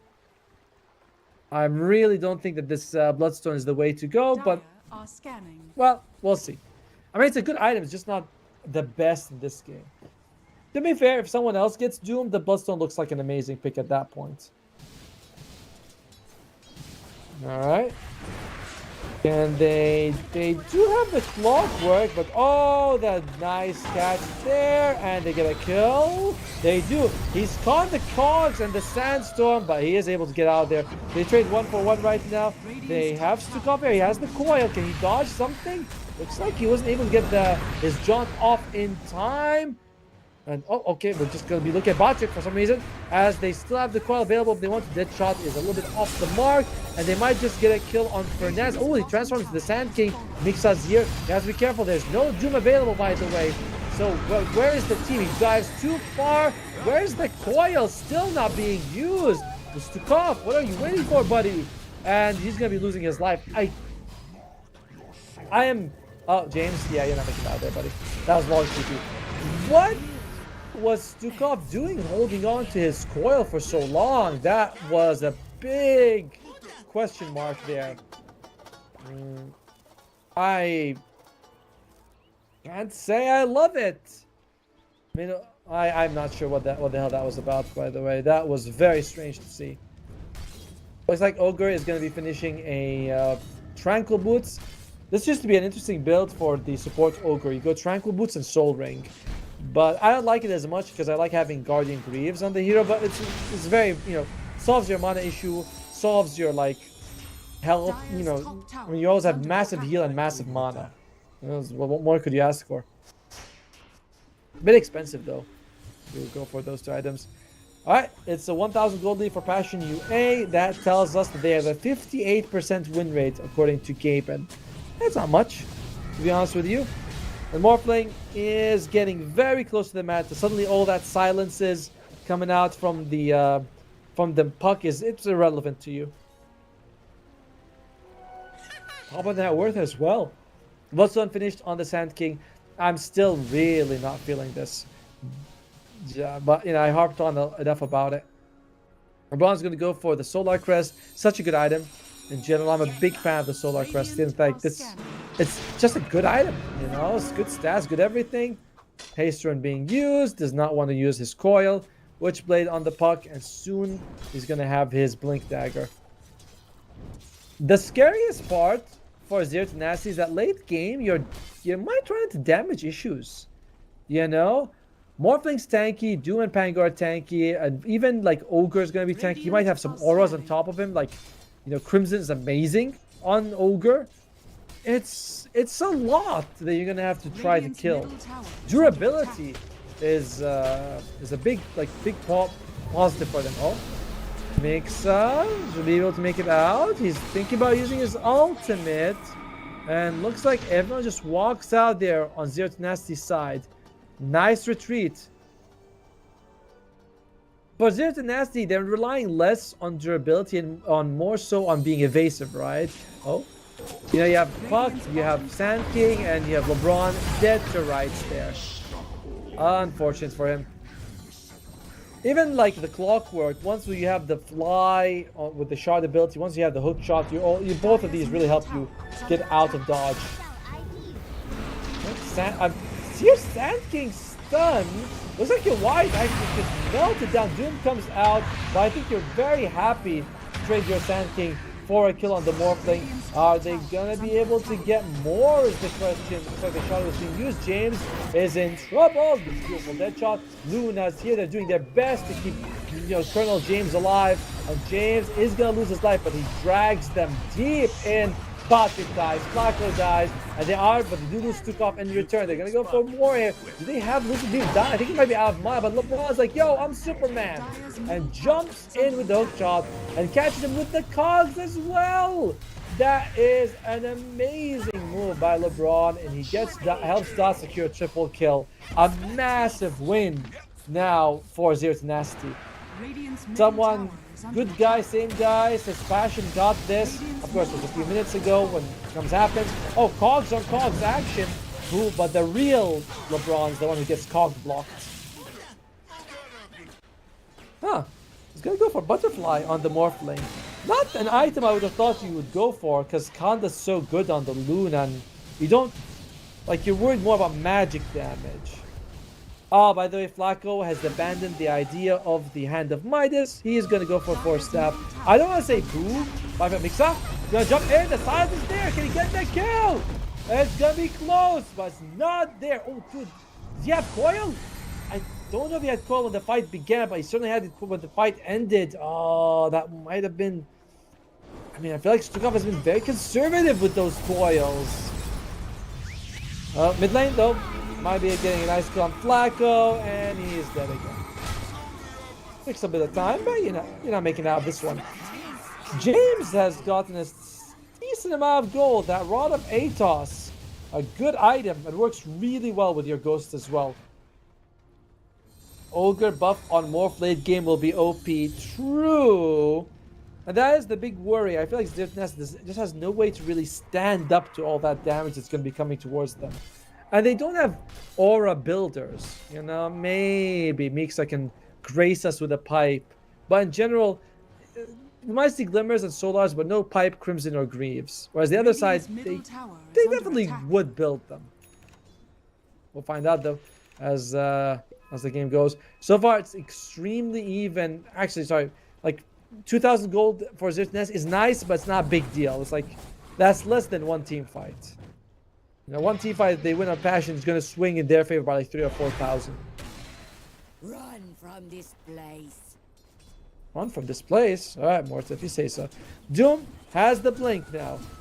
I feel like he's been getting good Dooms off, but this means that you could get at the beginning of the fight, take someone out, and with a BKB, this Doom is a nuisance and a half to deal with. Meanwhile, on the Radiant, on the Dire side, they're in the high ground. Need to be careful. Radiant are smoked up. Now, you gotta start thinking about Lincoln Spheres if you're on the Dire Heroes. Oh, Stukov. Nice dodge. Can he make it out of there? He's not gonna make it out. Or is he? Nope. Nope. Doesn't even need to use the Doom, by the way. Beautiful dead shot. Saves his friend from it. But it was good Pango roll. Gets the catch on the puck. Dire's middle tower is under attack. Dire's middle tower. Alright, so puck's gone. And that's why, well, to be fair, Lincoln Sphere wouldn't have helped him much in that situation because Doom wasn't even needed. It was just the Pango by himself locking him down. And when you get Lincoln Sphere against Ogre, you can easily proc it with Ignite. Never feels particularly good to have that. By the way, Roshan's on the Radiant side, but looks like it's Zero to Nasty, who's like, yo, how about them Rosh? You know, how about we kick his ass? And they're all in the bottom lane going for Roshan. Roshan has fallen to the dark. And it's gonna be Dodd having the Aegis. To be fair, I don't think you're dooming Dodd much, but it makes him even less appealing of a target. How close is Dodd to the Kanda? He's actually most farmed here on the map. And I think he just got a BKB on him delivered. Unless, no, sorry, yeah, I bought a point because I was like, I think I've seen the BKB earlier. Not that it was used just on the inventory. Tormentor, nice one on James. He does, ow! Wow, he had actually zero kills while Pierce the Veil was active. I did not know that. No buffs at all. Poor guy. That must feel terrible. Especially because LeBron's shard would have been like instant value with the fly. Alright. And looks like we are kind of, I would say, in a bit of a stalemate here. Neither team really in a rush to take the next team fight. There is a smoke coming out there from Zero to Nasty. This would be a big kill if they can jump on Niche. LeBron, he throws out. Can he get it? Makes us close. Oh, the hook shot. Not the target you want, but sometimes you take what you can get. And this is going to be a nice kill on Fernandes. Nice, but you were aiming to get Niche. And you just bring everyone top, so it's not like the most ideal kill in the world. I feel bad for Flacco. He really wanted that Hand of Midas, and now he's not going to get it. It's so good, though. Ogre, Hand of Midas. So good. Oh, and Doom is sticking with the pack leader's aura. The extra damage is nice with the Vlads, actually. That's like, what, 48% extra damage? It's not small. It's the opposite of small. It's decent. Bangalore working towards the Aghanim Scepter. Still going to be taking some time to get there. Has the shard ability. But And I'm seeing discussions about late game, ultra late game. Oh, Mix is dead. Mixa just loses his life in the bot lane. So far, Dooms have been used exclusively for him. James also dies. A bit odd to see Zero to Nasty bleeding kills like this because they're the ones with the Aegis. They only got 2.5 minutes left of it. So they can't really afford to like, oh, wow, LeBron as well. He did not have his ultimate, so he couldn't like hook shot to get out of there. It's not too bad. These kills do not like, you know, cost you Draxes or buybacks or massive objectives, but you know, they just make future fights a bit harder because now the enemies got a little bit more gold than they would have otherwise. We'll see how it goes for Zero to Nasty in the right now. Has 2 minutes left on the Aegis.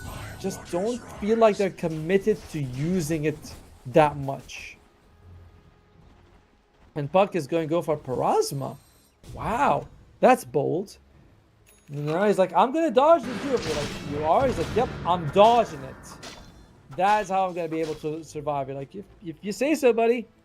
Well, we'll find out. And looks like a little bit of a Lucent Beam there. Was that a Conda? No, I was like, that does not look like it does enough damage to be a Conda. Luna about to hit level 20, by the way. The double Moonglaves with the Conda, it's a big power spike for the hero. She still needs a bit more gold to actually get the Conda. And she might need to use this Aegis time just to farm it. As Fernandez loses his life, solid kill. And they get the tower. So, you know, Zero to Nasty doing what they need to do. A little bit of aggression, a little bit of kills, towers, that's... You know, like, that's what they kind of need to just stick and go for objective. Oh! They force out the BK, the damage! What is that? It bounced, why do it? It bounced to the tower and back to him. No wonder he was taking so much. I was like, that can't be the magic damage. And I don't think Luna would do that much physical on just the Doom, but it bounces to the tower and back. And Doom's dead with no buyback. I hear a roll, but looks like now we're just canceling it. One opening by Zero to Nasty. What a jump by LeBron! Really nicely done there, as they are able to get. They don't seem to commit. Are they gonna leave the melee axe? No, but they jump in and they almost get a kill on the Ogre. Ogre's gonna be fine. By the way, the Ogre shard is amazing as the Luna Lucent Beam with the Conda because you just reduce the damage by 85%. It's never gonna kill anyone. Well, now it's that was a really solid use of the Aegis. It expires right now, and they're like, yeah, we got all we need. We are very happy with how that went for them. I mean, now if you're Passion UA, you say, yo, Aegis is down, let's smoke up. However, this is not the best smoke. If you look top, Luna's actually going to be pushing in with, well, that was a Luna illusion. Like, they're going to have to send someone there to push out the lane, because if they hit your buildings, you know that they're not smoked up. It's a little obvious that this is happening. They throw out 2 scans, they hit nobody. James might lose his life. However, they might catch a juicier target here. Oh, the BKBs are up. They got a lot of damage. Can they kill people? A rough start. It's stolen. Sorry, Thanks King form. Gets them a good stun, but they trade 2 for 1 for now. Well, they go for more. Beautiful jump by LeBron, by the way, again, but the Storm Burrow Strike is good as well. James in a tough spot here. Might get rolled. Now he looks like James is dead to me. How about he might get something for his troubles? Oh, no. The waveform is out. He actually uses the Burrow Strike to get that LeBron. He is being brave right now. Was very being rewarded? It was. Cost him his life, but they do get a kill on UI, who does not have buyback. They might though. She comes like, oh, there you are, my old friend, who, you know, did really well in the laning phase. Can they get him? He's TP out. It's a risky TP. A very risky TP. He loses his life. Woo! That is a possible buyback needs to be used on the Pangolier, but it's 3 versus 3 right now. However, Muerta as well as the Clockwork are going to be up very soon. Do they have enough time to pressure the actual barracks? Now, you'd love to if you're Nasdad. His team is not quite there just yet. Well, he's all right. He's like, yo, guys, join me when you can. You know, I'm leading the team to victory here. And they have a glyph. They want to use it, by the way. And they do. It's gonna clear out, lift forced out. I think that's as much as you can safely get. Anything more than this is gonna be a bit of a risk right now. But who cares when you can do that? Catch them one by one. The supports are down. No buyback. 5 versus 3. And they take the racks right now. And there's tier 2 standing bottom. So the choices are for Zero Tenacity is either go back or go for throne. They decide to make the wise decision. They say, let's go back. Let's play this safe. I love it. That is the LeBron discipline that we know and love. All right. The game. It's tough. Is there anything that they can have on the other side that can get them back into it? Yasha Kaya on the Doom. Can anyone tell me how common this is? Because I'm very surprised to see it. I don't know why it doesn't have like Shivas. He has Yasha Kaya. I didn't think this was a good Doom item. It feels very whatever. Morphling, I also disagree completely with this butterfly. I don't think it gives you nothing against like Kanda and all the magic damage coming out from the enemy side. A pipe would have done so much for Passion UA, and I'm baffled as to why they were like, nah, we don't need it. I don't know. It's that we talk about that hyper efficiency that makes you inefficient because you actually do. What does Aghanim do for Doom's ulti? It makes it so that it's an AoE. When you doom an enemy, everyone around them is also like doomed, but only if they stay near them. If they move out of range, they're not doomed. And you can doom yourself, which is how most people use it. You doom yourself, you go next to the enemy, you're unaffected, of course, but any enemy near you gets doomed.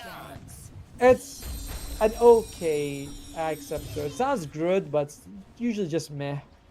It's very because people start getting force staffed. Everyone runs a different direction, so it's very hard to keep them all in the doom area. It's not that good. All right, a minute, about 70 seconds left for the Aegis to respawn, and Zero Tenacity. They're not, they're not like, yo, let's just go gung ho. They want to wait for it. It's gonna take some time, but what's a minute in a game like this? Winning gets you within striking distance. One win into playoffs. Losing takes you, puts you in a very tough spot for Zero Tenacity. Passion UA, by the camera. There we go. Jump in. Are you kidding me? They melt Niche. A minute without. A bit of a tough decision for Zero Tenacity is that do we want to go for Roche and wait? Because we're going to be losing that sort of the death timer or the Pango, or do we go up and maybe risk him using buybacks? Does he even have? I know he doesn't have it. Oh, okay. This could be big. They don't have the hook shot just yet, but they're just gonna. Oh, they actually lose LeBron, but they are able to get a kill on the Ogre. Now I know Pango doesn't have buyback, but I was wondering if he used it earlier in the timer-wise. As they get a kill on Fernaz, that's 3 dead. And that's no buyback, that's no BKB on Batyuk. I think you'd want to go for high ground, but I guess it's not worth it right now. You're so close to just taking the Aegis. And Batyuk, he actually led them to it. Woo! I mean, I was, clenching. I don't know what the man must have felt. Someone's really supporting in the chat the Zero Tenacity. I'm supporting them as well, but only because I'm a fan of LeBron. He's such a nice guy, and I want to see him, do well in his career. But in terms of I make nothing out of either which team wins. That is Dot with an Aegis. It's also important to mention that they're playing with a stand-in, and James has acquitted himself very, very well. Game 1, Mixa suffered. I don't put that on James's feet entirely, but game 2 and 3, he adapted amazingly well. Like, this guy is looking insanely good. All right, they're pushing. 11,000 gold, no sort of big catch. 2 racks is behind. It's going to be a bit of a miracle. If they can force staff someone in, maybe that's a way, but they're just hitting buildings. Zero is like, all right, you guys want to go and get outposts and push out mid, that's your business. We just want to get this mega. Towers down, Rax is exposed. OUY jumps in. Tries to transform to Mixa, but he might be getting a kill on James, but James is able to transform. UI is like, I can't do anything to the guy. But Puck is gonna die. He does have buyback. Does he want to use it? LeBron loses his life. There is no buyback on LeBron, and they do lose Mixa as well. This is a disaster of a fight. You must disengage here for Zero Tenacity. We jinxed them, ladies and gentlemen. It's all because of certified animal in the chat. And now you have no buyback on the Luna. Huh? Now, to be fair, they don't know this. They might assume that they have buybacks. And you can click on the Luna, see, did he buy anything recently? I think the Skadi is new. And if they knew it, then they can keep it track. They're like, yo, he just got a Skadi. He can't have that much gold in the bank. Oh, dear. Oh, dear. That's a tough one. That is a tough one. Now, there are positives. Firstly, you have Glyph. You have tier 2 standing mid and top. So they're not going to be mega. And the timer is running out. By the way, bottom lane, James is doing a decent amount of baiting. If he dies, that's perfectly fine. Getting your Y to move, to like not push and move out, that's perfectly legitimate. Looking at tier 3 neutral items, anything interesting? Yeah, not really. James is got the Grove Bow. That's a tier 2 item, isn't it? I swear I had a tier 3 token on him a second ago. Alright, so despite a big week back in UA, by the way, they just came back from a 12,000 gold deficit. Oh, hookshot doesn't land. Despite that, they don't actually lose like Barracks or Roshan. Like that, they have a safety net. So it's not ideal in any way, shape, or form that they lost that, but it's also not like, oh, it's game changing or it's game losing. It's just like, oh, now we're on even footing in terms of items, which is bad, but you know, things can be so much worse. So much worse. Well, why is Puck's right click so strong? Because he's got Parasma. He's got Psychic Headband, so he's got 200 intelligence, which means that when he hits, he gets an additional. Parasma's only 75. I thought it was only 100.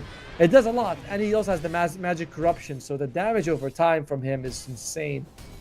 I did not realize Parasma reduced magic resistance. Ah! Today I learned, or as they call it these days, Till. There's an AD ruin bomb lane. Well, why did the team get it? Flacco, he's gotta be able to do a lot with this shard, because if you can do it and block a Lucent Beam Kanda proc, that is insanely valuable. Wow, I did not think that 36 minutes in, the item for a Hoodwink would be Orchid. Oh, the Doom comes out. Doom is on. Oh, it's a bit of a waste of Doom right now. The hook shot comes out. It's going to be the waste of the BKB as well. As LeBron, can he make it out? I think he will. And I hear the Fango rolling in. I think he uses his ultimate. Oh dear, this looks like he was able to refresh on the Doom. Second Doom comes out. Dodd is down for the count. When did he farm up the refresher orb? Holy crap, Batyuk with that refresh. Insanely well done. But the Zenical has got no buyback. They've got to get him down. Otherwise, they could just, okay, Dodd's gone. Beautiful stun on 2. Can they get more from this? Fernand's pretty fragile. Unfortunately, they trade a lot for this. LeBron loses his life. They don't get anything out of this apart from the kill on the Doom. And, alright. Stukov, by the way, Stukov does have buyback. You've got to work magic, Stukov. Miracles. And just be careful, your Y dodges the stun. More waveform in. Luckily, there's no creeps here. Look at the creep wave, top and bottom pushed in, and mid, it's a super creep wave. Another victory for Passion. Another not big punishment from them as well, though. Because, you know, like Zero Tenacity, those double lanes pushing it are insane. Massive for them. Woo! My heart. I can't take any more. It's hard. Alright, Morphling is gonna get 6 slot very soon. He's gonna go for a Swift Blink to replace his Power Treads, but he is 6 slot after that. Doom was going for Arcane Blink. Is Arcane Blink that good? I mean, just gives you health and mana, right? Am I crazy in thinking Arcane Blink is the weakest Blink of all? I mean, I would have just loved it if he goes for Overwhelming Blink. So much damage. And Pango is going to have Refresh Orb as well, so that's going to be double roll for him.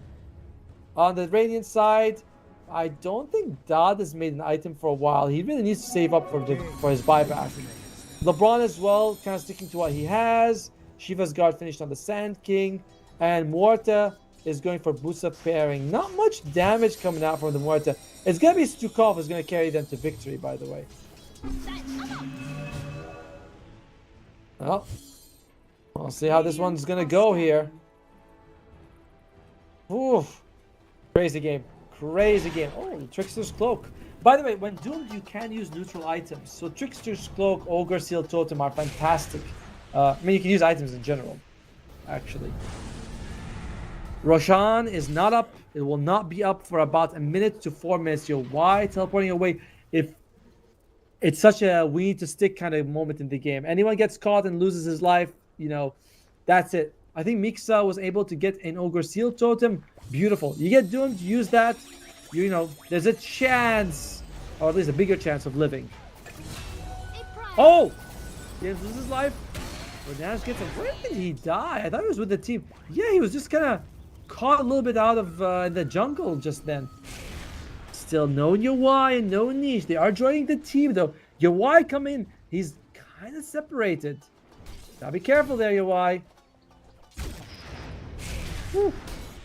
We might be hitting 1,000 views soon. Thank you everyone for joining us today. It means a lot. And looks like... By the way, Ogre Magi, he's the one carrying the Vlads. Remember we talked about it? Vlads on Morphlane now. Great. Yawai's in trouble! Yawai! Oh! Gets out there in time. Barely, though. Has to use his BKB and Aesthetics Cape. Oh, sorry. It was capes or hat? I forgot what's called. Aesthetics Cap. Yeah, sorry. I don't know why it's called Cape. Does proc and helps him stay alive. Woo-hoo-hoo. What? Whoa, what a blood clencher. They might want to take a fight right now. They smoke that they're like, can we get a kill before James rejoins them? While James is not being a lot numbers-wise, like durability or damage, a good dead shot, a silence, these are all big things. Oh! LeBron, you for the Lotus to reflect the stun, but it's not gonna matter. He's gonna lose his life anyway. The Doom comes out on Dodge. He's gonna be just fine here. LeBron is buying back. They want to take this fight. They think this is a good fight for them, but I don't know if it is. Needs to die as well. Now, are you committing? Stukov, needs to be careful. Stukov, nice coil. And just everyone, James loses his life. They're buying back on Mixa. There's 2 buybacks, and they've got nothing on Zero Tenacity for it. They are pushing top lane with the illusions, though. So again, it doesn't feel like this is gonna be a big punish right now. And now the question is, can you catch anyone on the way out? I don't know. Looks like they should be able to just walk away just fine here. Although Bachuk, he's got BKB. He's got Doom and BKB. Okay, we'll be able to get out in time. The BKB comes out. The Doom is used. LeBron, there's the hook shot. And it's just going to be a dead Doom. Does have buyback though. Roshan's up. If either team knows it. Flacco, probably going to get... Oh, Fernand! The trees! They caught him, but is he actually going to be... It's going to be fine. He also just kind of move away here. Mixa is able to use the Lotus Orb. As well as the Bloodstone. He's healing up, but not enough. I think he's going to be losing his life. Can they kill Bachuk? Bachuk, this will be a dieback for him as well. The 3-4-4 trades right now. Zero Tenacity. I think this is going to be the first big punish of the game. They're going to lose the Aegis. If that is Passion UA hauls ass and gets there. Well. The game. However, look at that. Mid and top. Again. Someone's going to have to defend it. And I think it's Don. Invis. Don's Invis. Don's like, is anyone going to come to defend this? They want to be able to go and Mega. Are you kidding me? Well, actually, they're not going for Mega. They're just going to go and try and kill the Pango. He does have buyback. Is he going to be using it? No. They just TP out. They get the range racks. The melee racks is still healthy. What a move by Zero Tenacity. What a series. What a series! This is so good. Alright, Swiftlink is finished on the Luna. I thought that they were going to wait for someone to TP and then they're going to kill it. But instead, they kill Pango and hit the range and get the range racks as well. It's not. I'm a little surprised. I thought. When I say I thought, I mean that I would have assumed that that's the better move, is just going straight in for the racks. But to be fair, I just realized there is a glyph, so the kill was actually the better move in the end. I didn't realize they had the glyph. My bad. I bow to Zero Tenacity's wisdom, as always. Muerta working towards a Shadow Blade. Radiant are scanning. Surprised James is so not getting any damage items. Like, I guess you could say Hurricane Pike is kind of a damage item, but doesn't really Radiant's feel like bottom it. barracks are under Aegis on. Oh, Yawai going in. He steals the Luna form. Lucid Beam comes out. Dodd, can you turn this around? I don't think so. Dodd loses life. No buyback. What the hell, Dodd? How could you not have buyback at this stage of the game? How close is he? He doesn't. Radiant's bottom Doesn't have it by a lot. James loses life. I think this might be it. Unless they can really do some good, amazing plays. Dude, like, it's not a timer thing. He just doesn't want it. He buys a Swift Link. Dodd plays life on the edge. He plays life on the edge in this one. That's Stukov. He does have buyback. Okay, he does, and he's gonna have to work it. He's gonna have to puck like no one's pucked before. He's gonna have to puck him hard, is what he's gonna have to do. Malenka's Sphere is nice, by the way, on the puck here. With the Octarine Core, and they're just pushing. Top lanes, Mixa, mid lane is the puck. And there's a creeper. If LeBron's throwing out those rockets as well, just to try and do some damage. And man, I may have called it way too soon. With Glyph and only 35 seconds left on the Luna, and of course they have the tier 2 top. They're not actually going to be, losing the game just yet. And Glyph? Oh, not glyphing with the tower. How unusual. How very unusual that they're not glyphing. I know the refreshes on the break. Oh, Fernaz dies. He does not have buyback. But I mean, I thought they would have killed the creeps with that as, oh, they're going all in. I mean, with a few seconds left, this is a risky move. And they do lose Mixa. Mixa does not have buyback. Holy crap, it's something of a, I wouldn't say base race, but it's a dodge race. As Dodge comes down, LeBron's here, does not have the hook shot. I think he's probably going to be dying very soon, unless he goes in there. He's alive. The misses. Coming out, but Yawai loses life. That's going to be the Aegis only. The 3 versus 4 fight right now. Can they do more? Dodge. Reminder, he does not have buyback. He's dead. Doom comes out again. My whole job in life as Batuk is to control this Luna and control her eye shell. She is dead. No buyback. How do you not have buybacks in a game like this? Meanwhile, James is dead. He buys back. The throw-in's exposed. They're going for the dead shot from a mile away, but no, it's not. It doesn't matter. It's over. How to lose a game without... This is why you have saved buybacks on your carry. So many times, Dodd dies, no buyback. The team is put in a brutal situation because they're like, oh, we have to. They were 10k ahead, and then fight after fight after fight. They lose, and every time I go, like, it's not a big punish, it's not a big punish. Okay, now it's a big punish. Now it's a huge punish. Now it's Luna dead, no buyback. They go for the throw. Luna comes back, double doom on her, and they just take the game. It is, oh, it's so good. It's what an amazing series by both teams. Kudos to Passion UA. My heart goes out to Zero for losing, but they gave us a hell of a show, and they can hold their heads high. I want to go more, but I actually have to leave because the next match is in 10 minutes and another caster has to come in and set up. So if you guys enjoyed the casting, please let me know. I only get better with your feedback, and make sure you follow the CCT channel. But for now, I'm leaving. Math Magician is coming in. You guys are going to love him even more. He's fantastic. But great game, and we'll see you guys next time. Bye for now.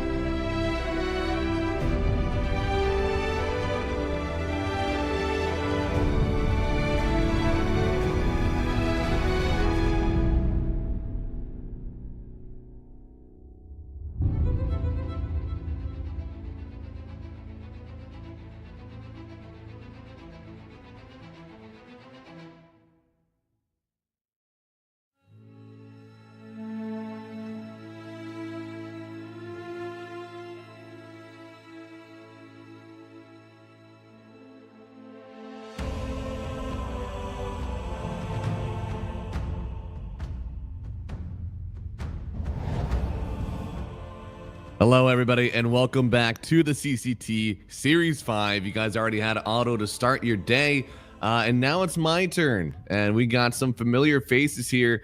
It is going to be our first matchup, Navi Jr. versus Dragon Esports Club, and if one of these teams seems familiar, I mean, this is actually a pretty hype matchup from the last tournament in CCT 4.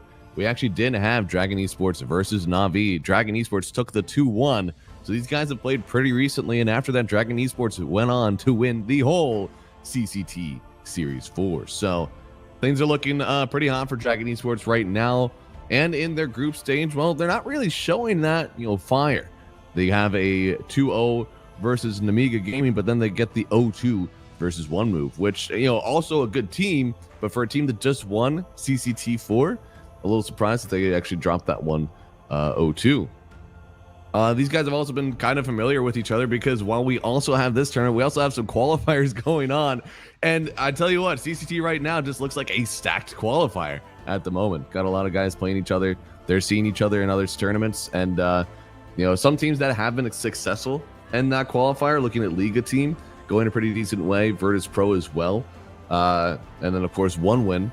I think they're playing very soon, and they also are an invited team that we're going to see here just after this first phase of the group. So lots of important matches going around for everybody. And we're still pretty early. I mean, we only actually have 3 matches, I think, maybe even 2 from this Group B so far. So going to get that a little figured out today here with our first matchup again as Navi and Dragon Esports. So... Mr. Production, what screen do you want to go to next? What do we want to talk about? Let's go to the group stage here. Let's check out group stage B or A. I actually could go for either one. And that's group B. All right, so you can see here One Move already picking up the 1-0 versus Dragon Esports. So, pretty important for them, a strong start in these series whenever there's only, 3 people advancing from this group. If you get 3 wins, you borderline clinch yourself out of the group stage and you're able to get to the next one. So those things matter a lot. Whenever you take an 0-1 to start, it's not over. I think you're allowed to lose 2 games. And then after that, it's a little spooky. You can still win out and maybe win some favorable matchups. But it can be pretty hard, of course, if you are, already dropping some time. And it looks like, all right, so just got an update. We're looking at a little bit more time for the players, but that's okay. It's a solo cast today, which means I'm just talking to you. If you're in the chat, go ahead, pop me some questions, talk to me. It'll be at a 5-minute delay, but I don't really care. We're all here to talk to each other, and you guys are my co-casters today. As long as, Panstash, I also get to talk to him. So I have plenty of people to interact with, which is important because, good Lord, you can hear it. My voice, a little bit torched. I ran a 5K yesterday with some friends, so that was also a lot of talking. Then I casted for 6 hours yesterday, and that was, well, that was about 10 hours ago. So here we are after a quick break, and we're running right back. You guys had Otto this morning. I'm so happy to see that Otto had a solo cast. That guy, he usually relies on his co-casters to get some stuff done. Not today, though. Otto carrying the cast by himself. You can see here in the other group some of the stuff that they laid out in this Group A today. Passion UA sitting top of group, getting that, I believe, 2-2-1s actually for them. So not necessarily the ultra dominance, but still netting 2 wins early means 1 more, and I believe that they'll be in through the next phase of the group. Then for Mouz, a little surprising there that they're down at second, but don't worry, guys. It's because they've only played 1 series, and they have 1 win, so still looking really good. They're going to be playing some more games tomorrow. Hopefully figure out more. Oh, actually, no, they're going to be playing another game right after this. We'll be casting them and DMS. DMS, who also is sitting at 1-1. So they had the forfeit win versus Liga, which is crazy because Liga team, they're looking pretty good. Again, in the qualifiers that they're currently playing, they're showing some pretty good dominance. And potentially the conflict there is, why they have the FF, but also it means they're pretty confident that they're able to come back and win any games they need to anyways. We'll see if that's true. This Na'Vi roster, they do have, again, they were an invited team in the last tournament here for CCT4. Ended up making top 3, but they're striving for more. Now they're coming through in the regular group stage 1, and this team, I feel like they have a little bit that they want to prove out here. Haven't gotten a series yet, and their first one is their lower finals matchup against Dragon Esports. So this team, this is a hard test to take up first. I know that, you got to play everybody in these groups, and if you want to win the tournament, you got to beat anyone. But it's a hard one to start off with. Hopefully they can stay strong. And on Dragon Esports, now they feel like they're favored for this one. They don't have the pictures. They don't have the roster set up. But hey, they've got the guts. They've got the win in last tournaments. They're feeling good. And Dual Ray is one of my favorite players that I get to watch in these tournaments. He's a fantastic SF player, netting a lot of bans on the hero. And honestly, I'd imagine we're going to see that again today. It's one of his signatures, and his mid matchup, whether it is his Shadow Fiend or his Void Spirit, he plays up. He gets aggressive, and he's going to try to win a lot of these, just mid-main matchups out of dominance. I've been watching a little bit more SA Dota recently. It feels like there's a lot more, rotations from the mid lane to side lanes and trying to enable those. I don't know if that's becoming meta everywhere else. It feels like in these kind of tournaments with the Eastern European, it's more that we're rotating the supports into the mid lane. So a strong start on your mid, really impactful, but you also have to rely on your supports, because if you get 3v1 in the mid lane, it doesn't matter how much CS you had to start. 3 heroes are a lot to overcome. So we'll see how that changes for this Dragon Esports roster. And guys, it does look like we have all 5 players in the lobby. So I swear I'm not holding up the game. All right, we're going to get there very, very soon. And yeah, we should have a game for you and a draft for you starting up very, very soon. And I do want to go back, actually, and check out what happened in this last matchup, because it's not like this was some, far away match that we had. Both rosters are still the same. And it was a game that happened about a month ago, so still on this patch. The only thing that changed really was Kez. So Na'Vi had some high priority in the Pangolier. In fact, both teams did. Both teams also liked the Shadow Demon, of course, and the Naga Siren. So Naga has been getting, I think, an 80% win rate in the other calls that I'm watching right now. That hero should never make it through. If you have a team that plays the Naga, you pick it. If they do, you ban it. Dragon Esports, they actually picked up Enigma 2 times in a row as well. So another hero that you don't get to see all the time, but is very strong if you're able to curate a draft for it. And we're able to go into the draft here, guys. It is game number 1. The lower bracket matchup, revenge potentially coming here for Dragon Esports for Na'Vi Jr. versus Dragon Esports. And instantly with the Primal Beast ban. This is something that even in their last matchup, Dragon Esports, they banned out Primal Beast 2 out of 3 times. However, I wonder if they're going to start to maybe question that a little bit, because they did win their first game where they didn't ban out the Primal Beast right away. In fact, they didn't ban it at all in the series, and it was completely ignored by Na'Vi Jr. So a little surprised there, but they are seeming to go back to their roots. In their last game they played versus Na'Vi, Na'Vi did play the Timbersaw, so that's another hero that they're banning out. It looks like the bans were a little bit more static for Na'Vi. They had second pick twice, and it looks like they banned out Beastmaster every single game, Clockwork 2 of the games in their first phase, and Doom also every single game in their first phase. So they really prioritize these Beastmaster and Doom bans, but now leaving both of them in. So they're starting to switch over, maybe thinking that this mid lane is a little bit more impactful maybe for Dragon Esports than what they had thought in their last matchup. So completely switching up the bans. I like this. Make it a different game. Do not try to run it back with Dragon Esports, because it looks like Dragon Esports, they felt good. They were taking it to Na'Vi. They did not falter at all.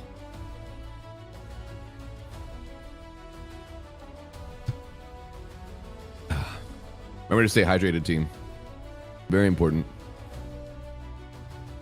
This is your first pick coming up. They already banned out the Magnus. Dude, the offlane pool is getting torched right now. Primal Beast, Timbersaw. And hero that's still in the pool, Naga Siren. I know that Na'Vi Jr. are able to play it. If you're a respectable TOS 5, then you're Bubs. You're picking Naga Siren. That hero is really good. Very hard. And, I need to make sure I'm into light here, else my teeth will go away. But yeah, no, I think this hero is very good. Obviously, on the other side, Shadow Demon also has his own merit. I think he is potentially the best pause 4. I know Lion is getting up there, and Shadow Demon's win rate is starting to kind of drop a little bit. Naga Sirens is always good, though, so they're going to pick up the Sand King. That is a hero that we saw in this last one. In fact, Na'Vi Jr., they actually got to last pick it in their second matchup. But that was the only time they got to play it. I guess it went okay, but in reality, this is more of a flex pick to me, that you're able to send it off lane, send it mid. You don't necessarily know where, but more people have wanted to play it in the mid lane as of late.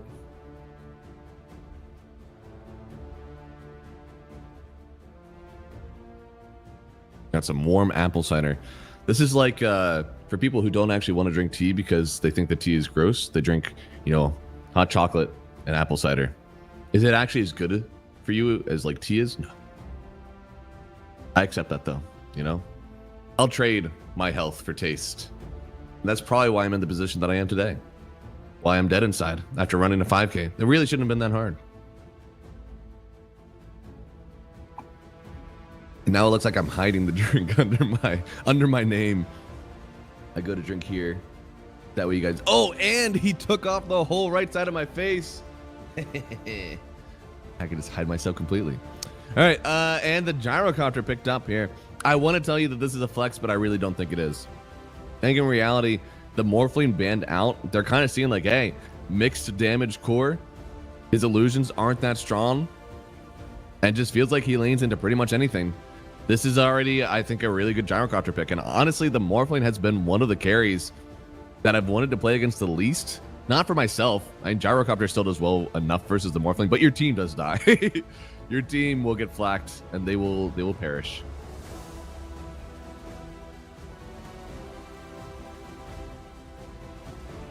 I feel like I have to edit my face. I don't want my face to be so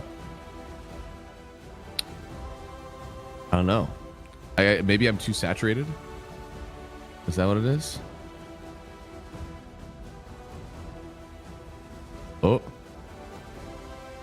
Maybe that's better. Nope. Well, I've tried for about 5 seconds to fix it, and I now give up. So that's how things are going today.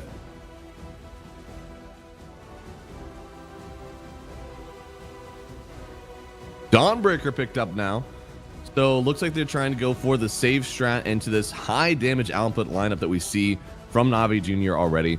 Having the Sand King, having the gyrocopter, and Na'Vi Jr. They banned out the Nexus Acid very early, so this is another hero that's kind of opened up now by that ban. And then one of the only other Pause 5s melee that's still left in the pool. Oh, never mind. There's so many that's still left in the pool. Tusk was available. Clockwork is still available. Ogre has been seeing a little bit more play because he fits the criteria. Melee hero with stun, Pause 5. That's really it. That's all that people have been looking for. That used to be kind of where the offlane role was. But now a lot of these offlaners are melee. You would like to play range supports with them. You don't really want to pair up another melee hero with it because you can get bodied in the lane. So since people are looking for that ranged melee synergy, you're looking at more melee Pause 5s because you also don't want 2 melee or 2 ranged supports. Unless they kind of switch their roles, right? Like Enchantress doesn't feel like she's kind of that way because Enchantress still gets into the fight.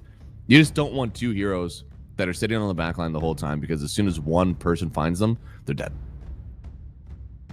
So, you see here for Dragon Esports, they've got the Tusk. He's going to go in, start fights. Shadow Demon can play in the back, save people. Now you have the Phoenix coming in. Another hero that I would say kind of changes that, even though Phoenix is a range hero. You've got the passive, the facet that burns people around you, and you want to dive in, toss Fire Spirits, drop the egg. This hero does get into the fight. I wouldn't really classify her as necessarily backline. And it means that their other support, I think, is pretty open. They can go for another melee if they want. They can go in for the Clockwork to play here with the Gyrocopter if they want to move this Phoenix to 4. If they want to keep this Phoenix at 5, they could go something like a Lion. I think that would still be fine. Something that lanes into a Tusk is pretty nice. Those things are like something that drops AoE. Muerta, if you're looking for a 4, kind of does that. It like drops something where the Tusk is going to land. Clockwork is another one that, you know, has something cogs that he's able to place. Makes it so that whenever you roll into it, you can't just get a free blink away. Tiny, good one. Does get to nuke. The Shadow Demon has some flex that you can go like, oh, is this a mid lane Tiny? Is this a 4 Tiny? You don't technically know. There's a lot of options for Na'Vi, and this is really good for them because they're about to head in to the last phase of the draft with 24 picks. So whatever flex they have available is going to be nice. At the end of the day, they already have a Sand King, so they don't need more. I think the only thing that matters is that they don't show a for sure offlaner or a for sure mid hero. You know, keep that flex available as we get into the last phase. Because I think there's plenty of heroes that you can play into this lineup right now. I don't think you're really hankering to find this one hero that needs to play the game. They're using a lot of time though. And it is the Lion. So, yeah, as I said, it was one of the options. In your Pods 4 poll, it's really Lion and Shadow Demon is like your top 2. And the 5 poll, very open if you're looking for a melee hero right now. Sometimes it gets banned down, but these teams kind of ignored it. I think the only like supports that stands out at Pods 5 is going to be that Naga. But so far, both teams are actually ignoring it. Again, Hero has like an 80% win rate in the current quals. It's an actually like insane hero to pick up, but it's just not in their game plan right now. But still a very solid lineup, I'd say. Dragon Esports, they want to find something that hits an egg that can potentially lane into a Sand King that doesn't mind their mana getting drained out. Like, there's a lot of criteria here, and it is just going to be the dual raise Shadow Fiend. I think it's one of his best heroes. He's ever able to play it. Go ahead, give it to him. I like that. I like that a lot.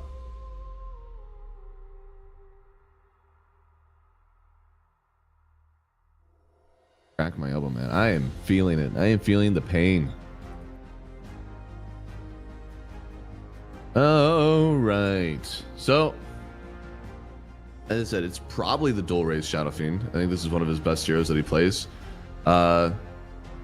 He also plays a mean invoker, so maybe there is a world where this is a Shadow Fiend going over to the carry role. It's also one of the best heroes in pool right now. You got Luna and Al kind of sitting at that top tier, but Shadow Fiend kind of scratching up there as well. Maybe he's in that top 3 discussion with them. He's very, very good. And of course, like any good safe laner does, their safe laner also plays the Shadow Fiend. So now going into the last phase of the draft, Na'Vi, and they're not 100% sure what to ban out, but it looks like they are targeting dual raise just a little bit, banning out the Storm, even though they have a Lion. You don't often see that, but this new Storm Spirit build, going Kaya Shard, going for the BKB, it's not free for the Lion anymore, because once the BKB comes out, you can just die.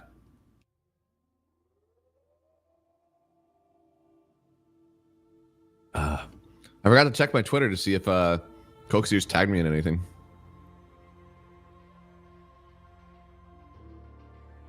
Let's see. CCT _Dota.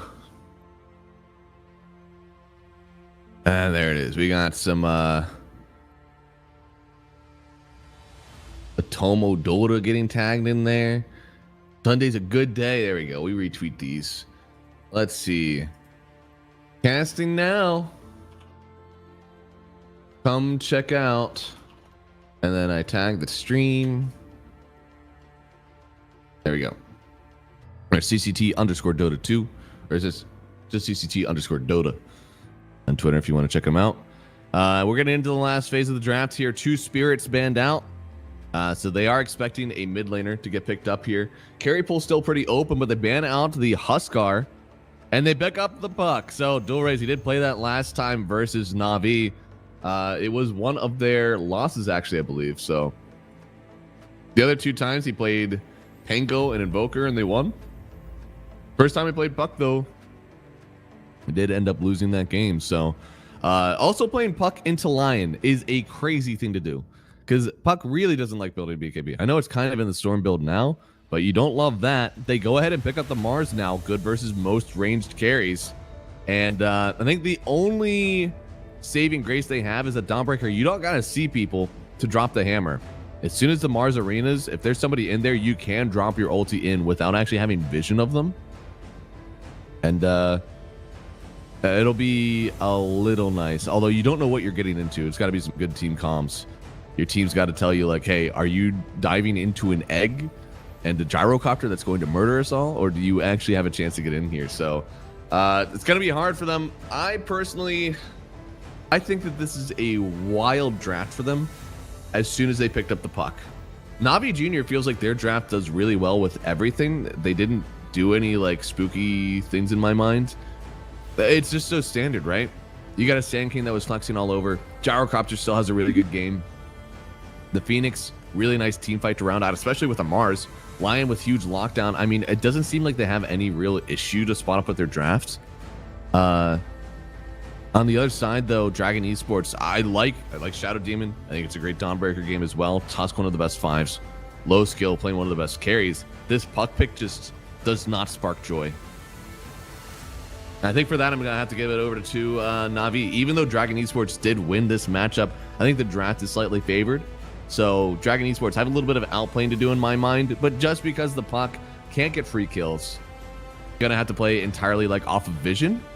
And, it's never what you want to do, right? As a Puck, you kind of want to just play your game, be the best hero in the game, and now you have to play a little defensive. So we'll see, guys. Let me know who you think is going to win in the chat. I'll check it out here, see who has the hot prediction. But I got to give it 55-45. Nothing crazy, but I'm handing it over to Na'Vi Jr. for this game number 1. We'll see here. Good luck's coming out from both sides.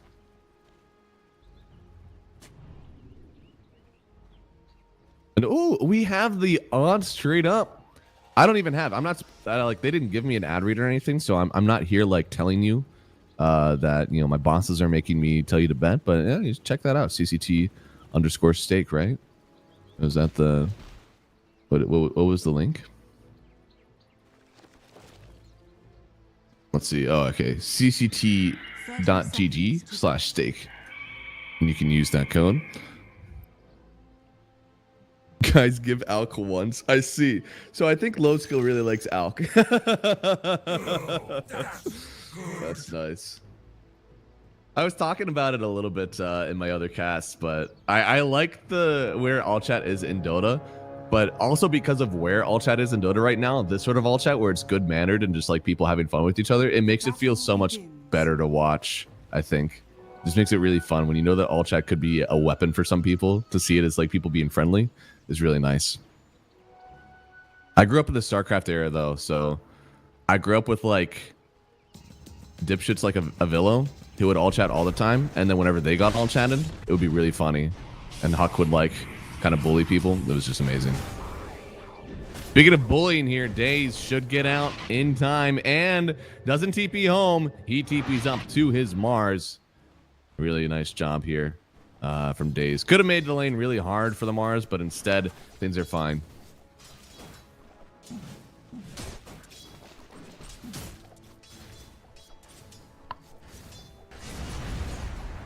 There you go, low skill.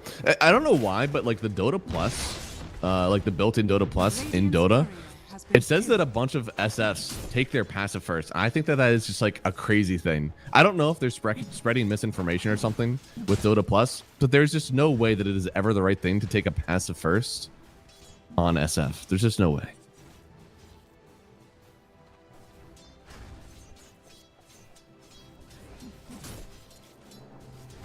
So far on laning stage, nothing too crazy is happening, but the Dawnbreaker, I know that she's already seen at least one wave, only sitting at 1 CS, maybe some lane pushing going on that side, but man, Sand King and Gyrocopter are already racking up 3 denies, and it's basically half the creeps they've seen.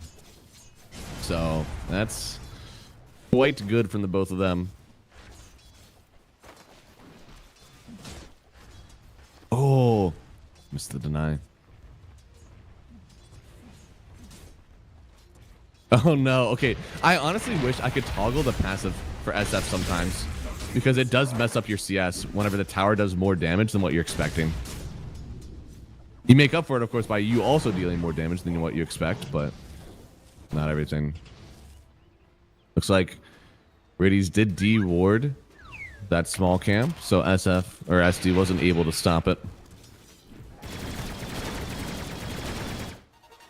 Got the juice, making sure that he gets that wave pushed out into the Dawnbreaker.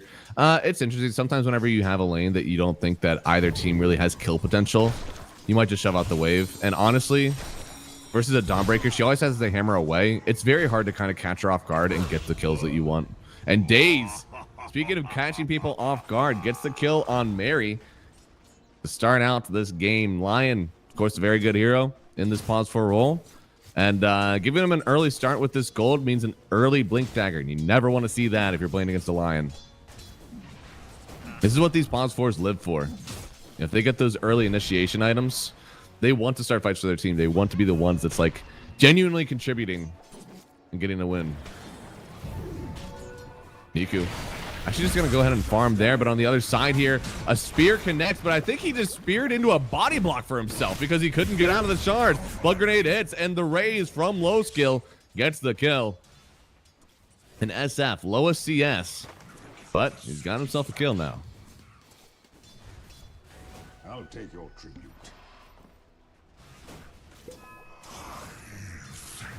Oh, and he gets us a clarity from his friend. I don't know how much this clarity is going to last, though. I feel like the Lion's going to come up here and just body it.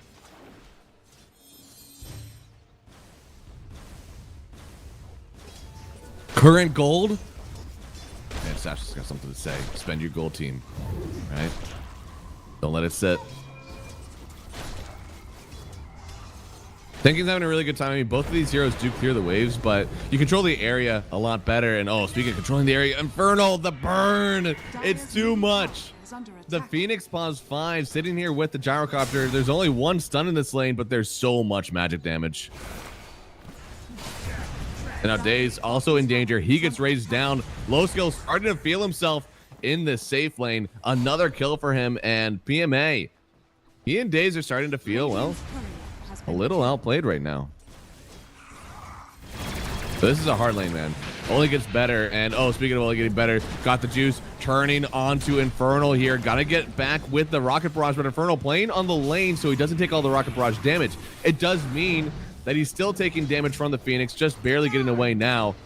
Still feels like this lane is going to advantage for Navi Jr. And what is that build for the gyrocopter? Surely he already has the Falcon Blade. And oh, never mind. We can't look at him because low skill is under the tier 1 tower at 5 minutes, feeling a little bit out of place there. And now they just given this lane potentially back to Navi Jr. And now I'm going to click on the gyrocopter because I'm still curious. Let's see. Has the Falcon Blade only, didn't go for a Wraith Band. So people are starting to go a little bit, I don't want to say minimalist on gyrocopter, but they're not going Wraith Band as they don't have to. Going right into this Ags as well sometimes, but this is actually a slightly different build from what I used to see on gyrocopters. He's going phase into the crit stick. It's interesting. Looks like going on Mary here. Raining over the Phoenix as well. Do they have the damage? A little bit more. I'm now thinking about how Otto did his play-by-play in his cast. Was he good at it? I want to see some pics. I want to see the videos of his play-by-play. I feel like Otto could do some mean play-by-play, honestly.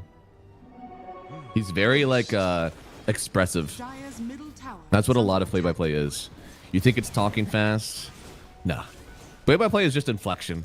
Whenever you talk really fast, but it's all like monotone, it's not that great.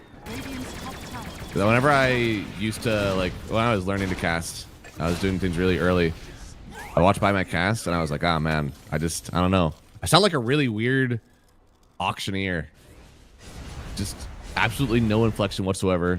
Same volume, same tone. It did not sound great, but Otto has a very, like, he's all over the place. He's never monotone. So I feel like he'd do well.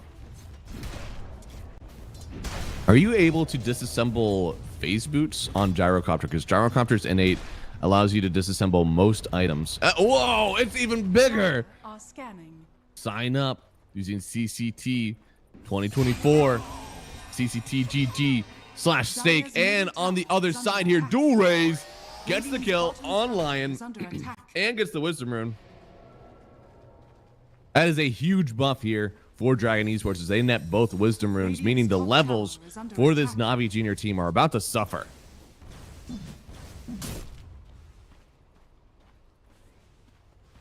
Yeah, because Gyrocopter, gets a kill helping out.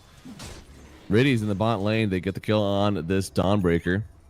Oh, but yeah, I don't know. I've been experimenting a little bit with these different gyro builds where you can go Dragonlance still, and you can disassemble for your Aghanim Scepter later. Go back for the Dragonlance if you want.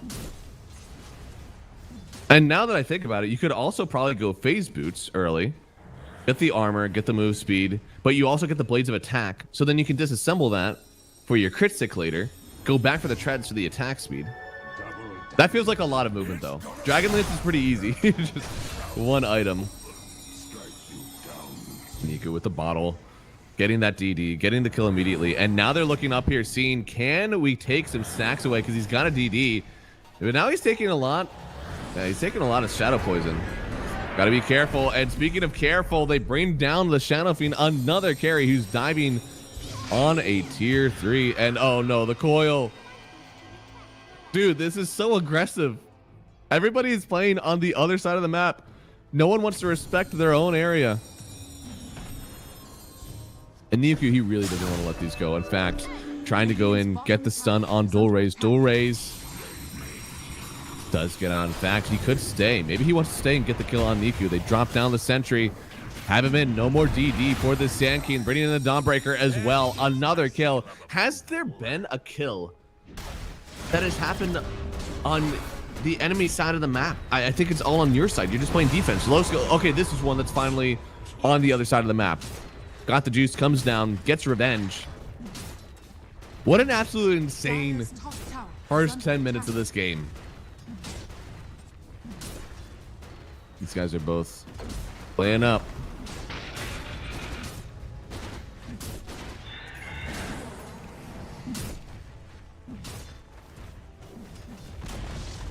Dire's top tower has fallen.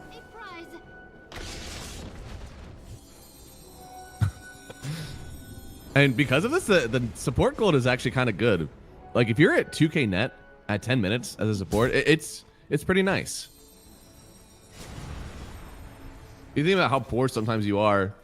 2k net worth as a support, I mean, that's like arcane boots, a full wand.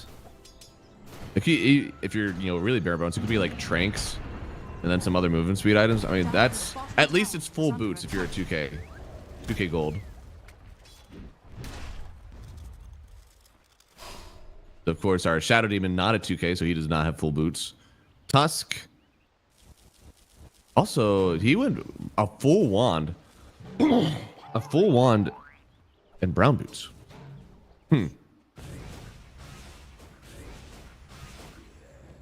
Meanwhile, Phoenix, of course, with the tranks. Lion. I think his tranks are on the way. Or is Daze even going to finish tranks? Is he just going straight up blink? Wow. That's very aggressive. Oh my god, it gets even bigger. Radiant are scanning. CCTGG. Flash take.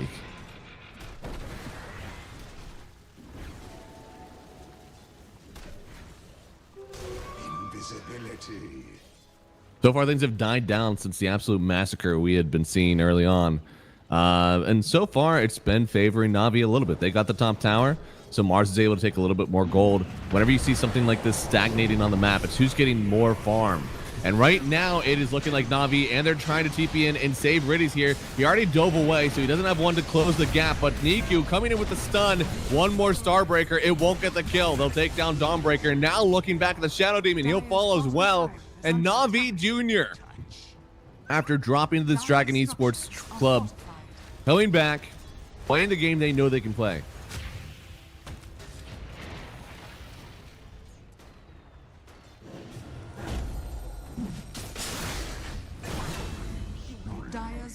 tower has fallen. And it's still just gaming all over. And got the juice, goes down under the tower. There was a Requiem. Now we have the arena, but as we said, you are able to just go right in on it. Dawnbreaker lands, but it's a triple stun under the egg. They'll get the finger of death kill on Puck. Inferno goes down again. It's a disaster for Dragon Esports.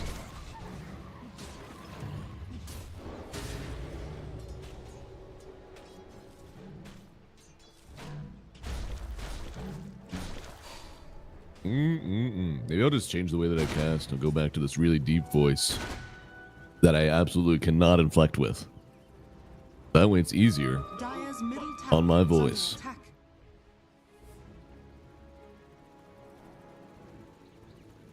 I'm like James Earl Jones. Radiant's top tower Wish.com. is under attack.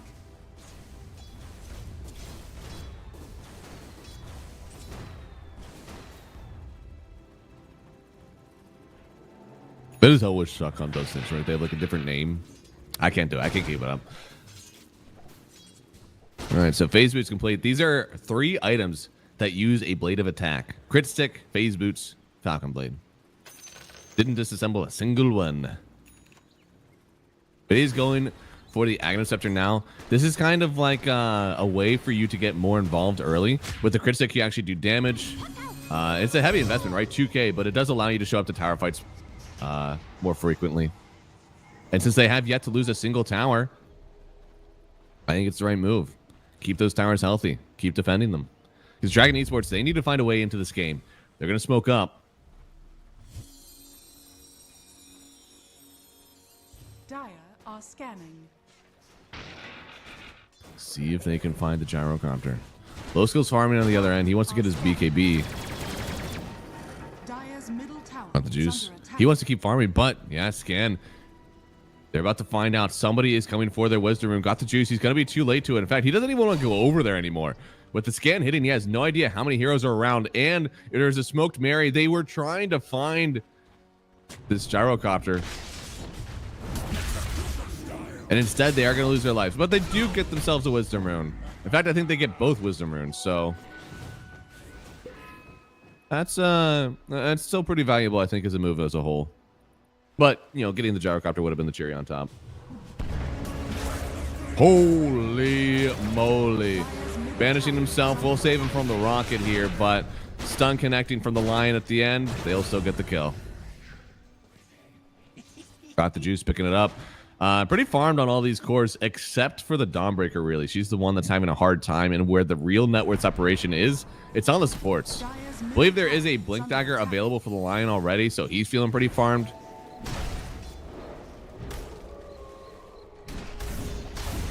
Ooh. And I have a headache. Yay. Let's see. Yeah, Blink Dagger already completed. I wonder when he's going to finish the Tranks. It feels like he hasn't been taking any damage, so he's just allowed to keep pushing it further and further back.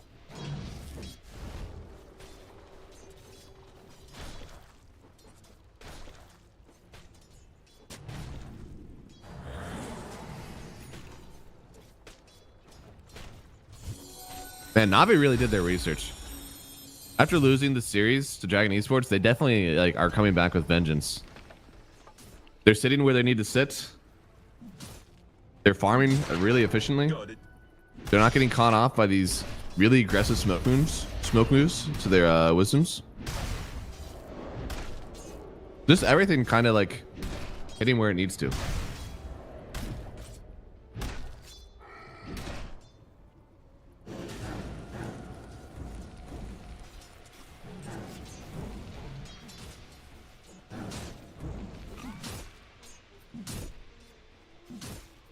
Radiant are scanning.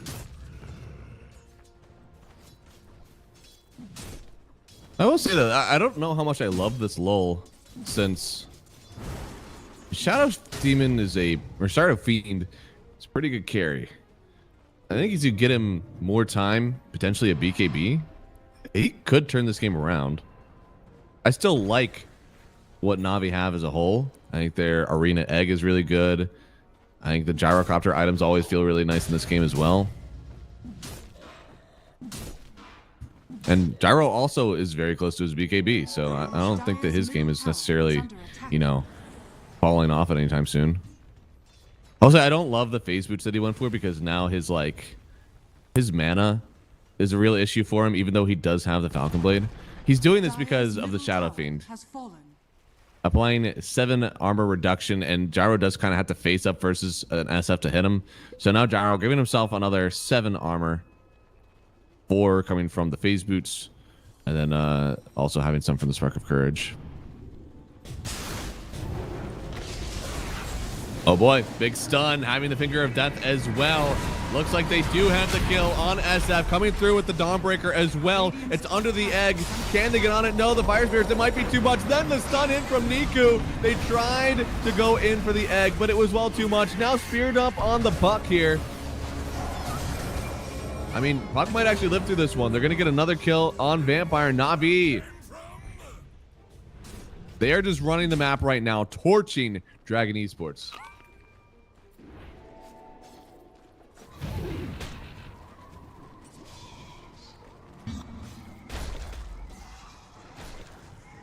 Yeah, a really nice move from them.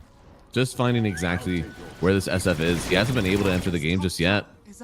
Got the juice, didn't even need to be there. He still has BKB ready to go any point. And then the free regen rune. He was having some mana issues, but now he's feeling great.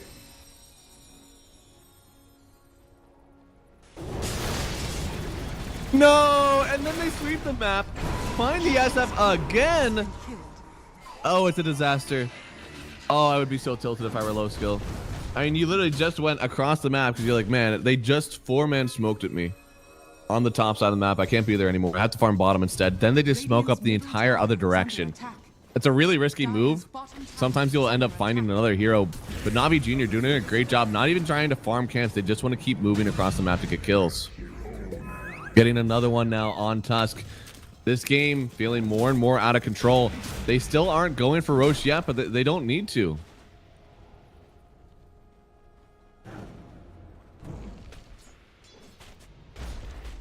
Na'Vi trying to go for the flawless victory, take a win without losing a single tower, and they're looking pretty good right now. They might be able to do it.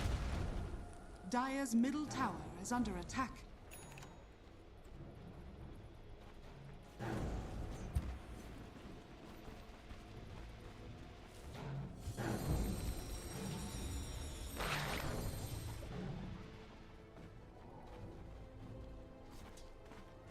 Wonder when this starts to turn around, or does it start to turn around? I guess that's even a big question. Big go on the line here, but it's a nice stun from Mars. Now under the egg again. Mary and Inferno are not able to evade the sun. And you know what's even better about that one? Dawnbreaker died just before it hit 20 minutes, which means she did not get the effect of her innate. She didn't get to see the whole map. So adding insult to injury, another perfect initiation, it feels like, from this Mars. Having the double stun in with the egg. It's not often we see the combo work this well with Phoenix Mars, but they're putting on a clinic with it right now for Na'Vi. And even though they lose a lion, they don't care. They don't care.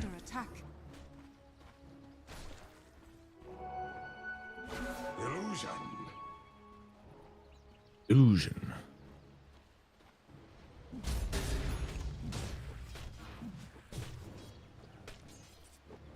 Dire are scanning.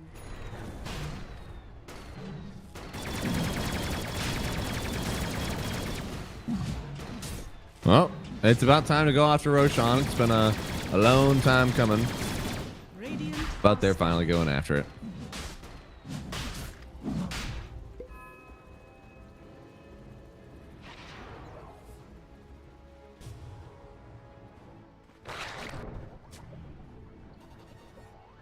They're backing, huh? Yeah, I mean, a good back, actually, because there was the smoke coming in from Dragon Esports. Now they're smoking up themselves. Gonna show Got the Juice first. I don't think there's a ward here. Yeah, they're smoking, scanning. Got the Juice could take this himself. He's got plenty of damage. And now Dragon Esports and company, they don't feel like they can fight into this one. With Mars Arena and the Phoenix Egg, it's just too much damage. Especially in one confined area.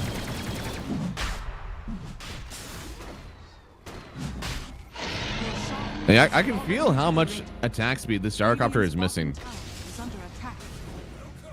Oh, BKB popped. Low skill trying to turn around. Wants to use the Requiem, but the BKB already popped here from PMA. Now he wants to TP out. Leans that Mary will be left out to die here by his lonesome. And he's not done yet. Finds the stun onto the Shadow Demon, and they follow up with the Sand King, netting themselves another kill. Dire's bottom tower is under attack. And this Gyro completely skipped the Aghanim Scepter, went right in for the BKB, and, well, he hasn't had to use it. Still sitting at 9 seconds there on Got the Juice. Dire's bottom tower has fallen. So only 1,200 away from those extra attacks.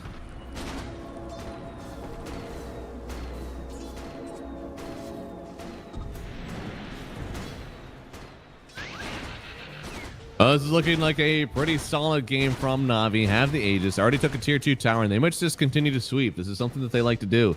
Just keep rotating back and forth across the map, making sure that you're never actually able to extend your hand on Dragon Esports.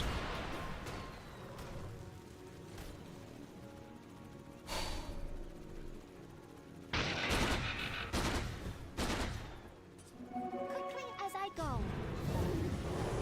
Oh, they found a Dawnbreaker. Sitting under a ward there, Infernal uses the Blade Mail, but it's not enough, and Got the Juice will still heal. Dual Raise does take a kill here in the mid wave, it seems. So, getting something for the trouble. Still having a hard time, though. It's hard to diagnose, like, what exactly is going wrong with this lineup. Did the Mars TP get canceled? I think the Mars TP got canceled. Yeah. But then they turned around and... Okay. Interesting.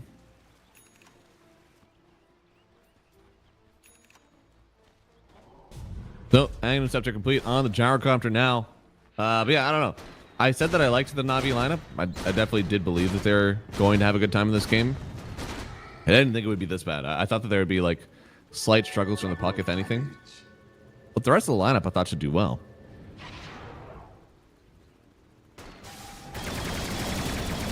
Right now, Na'Vi seems like they're just playing on another level.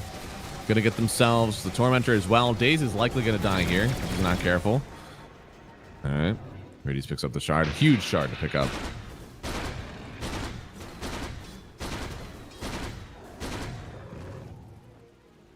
Man, this Gyro is farming up a Storm, and he's not even top farm. It is still Niku. Top farm on the Sand King right now. I must have them all. I must have them all.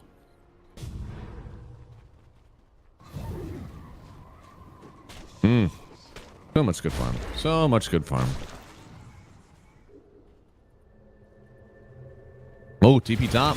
Looks like there might be a fight going down here. They're on the Gyrocopter, but that's only his first life. In fact, he almost survived through it all. Now low skill TPing away just in the last moment. They will still lose Mary. And they only really got, well, one hero. And that was the Aegis. And then they still lost both supports. I'm not so sure that this move was really worth it for Dragon Esports. Radiant's bottom tower is under attack. Radiant structures are fortified. Man, Na'Vi. They certainly wish they performed like this in the last series, but they're happy to get this now. Truly showing that they are still a top tier team in Eastern Europe. Radiant are scanning. With a 14,000 net worth lead here. Absolute massacre to start, but they kept it going. Dragon Esports backed off. They didn't want the smoke, but Na'Vi, they kept bringing it. Now Infernal sees him coming here. Misses on the God's Rebuke, but that's okay. Playmail gets popped, gets hit by a double call down with the double call down facet. That's another kill. It does drag a lot of people away. Like, what does that kill do for you if you're Na'Vi? Probably nothing really. Radiant's bottom tower has Oh, they did get a tower. No more flawless victory. The the bot tower does go down, and Dragon Esports open up just a little bit more of the map.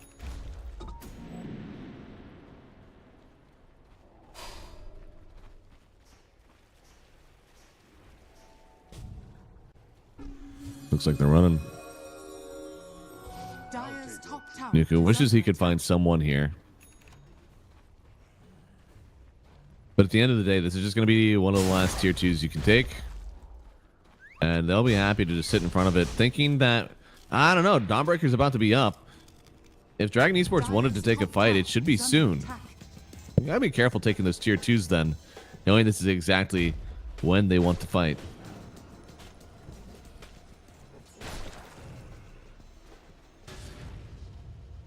But it looks like they are playing mostly bottom right now. Since the tower's gone, things are a little bit better. Not some free TP points.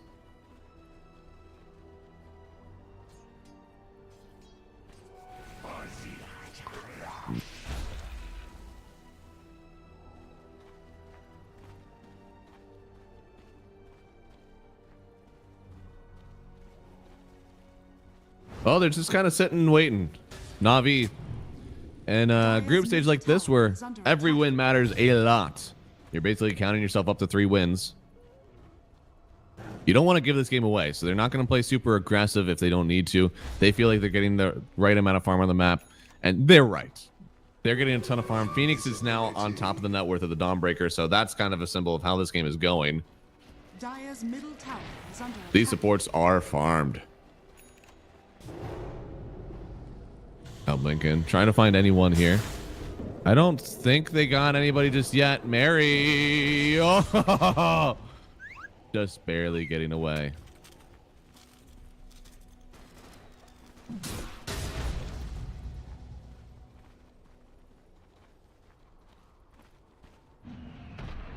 Radiant's middle tower is under attack. Ooh, it looks like they're just trying to like keep this match split. I'm a little surprised that they haven't like just gone after one of these tier 2s, but they don't really have vision bottom, so they're not able to see exactly when, you know, Dire's top tower Dragon is Esports under are attack. dodging or when they're actually getting ready to take a fight. Makes it a little bit difficult.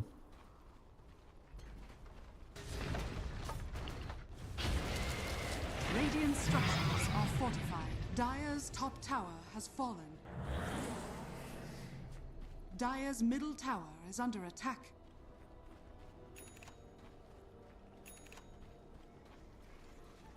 Is this a fight they're trying to take here? Actually trying to get into the mid lane. Infernal, I'm surprised because it feels like he's trying to start this one, but you know, he doesn't want to do that. He wants to play on the other side of the map. Scanning. Come in with his Dawn ult. Dire's Start off, but top they're going to tower pop on is each other under very attack. quickly. Already low skill popping, knows that somebody is around. Now it looks like the fight will take place in their triangle. Arena connect. They're trying to save the puck. Does have the advantage to start. Requiem won't do anything just yet, but they do have the Dawn ult to come in. They need to get everybody away from this one. And as you can see, the Phoenix is not even around for this fight. And without the Phoenix, they are still owning this one. The blink finger of death from Daze gets themselves another kill. Low skill has to TP out. Another disastrous fight for Dragon Esports. It is a 3-man death. And Na'Vi not losing a single soul. Dire's middle tower is under attack.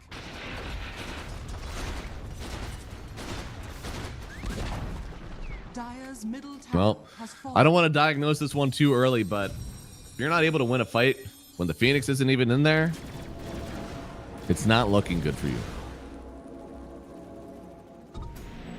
And Gyrocopter, I mean, just putting out too much damage. That's the data list now. Will only get better because now the Satanic is about to come out.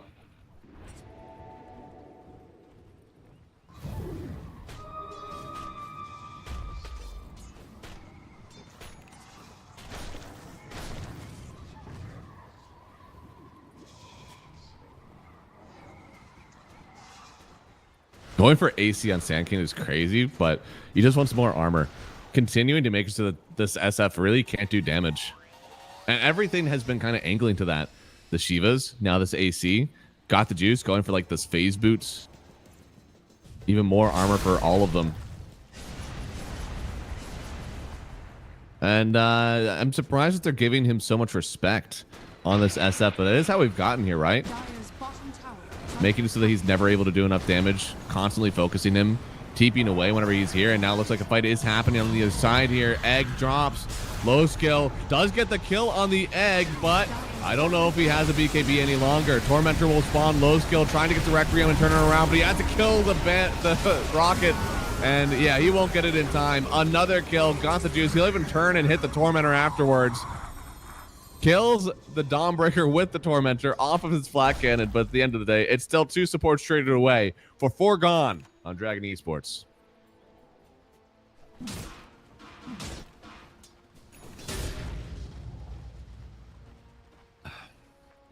I don't even know how that fight started. I felt like it was crazy in every way.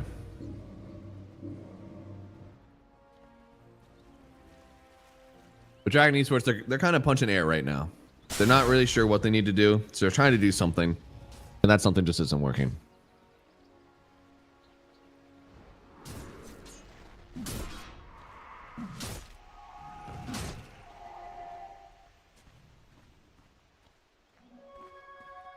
Mars with a ether lens is not something that I see very often, but I guess is in some way like a way to try to catch Puck spear from trees when she's not expecting it.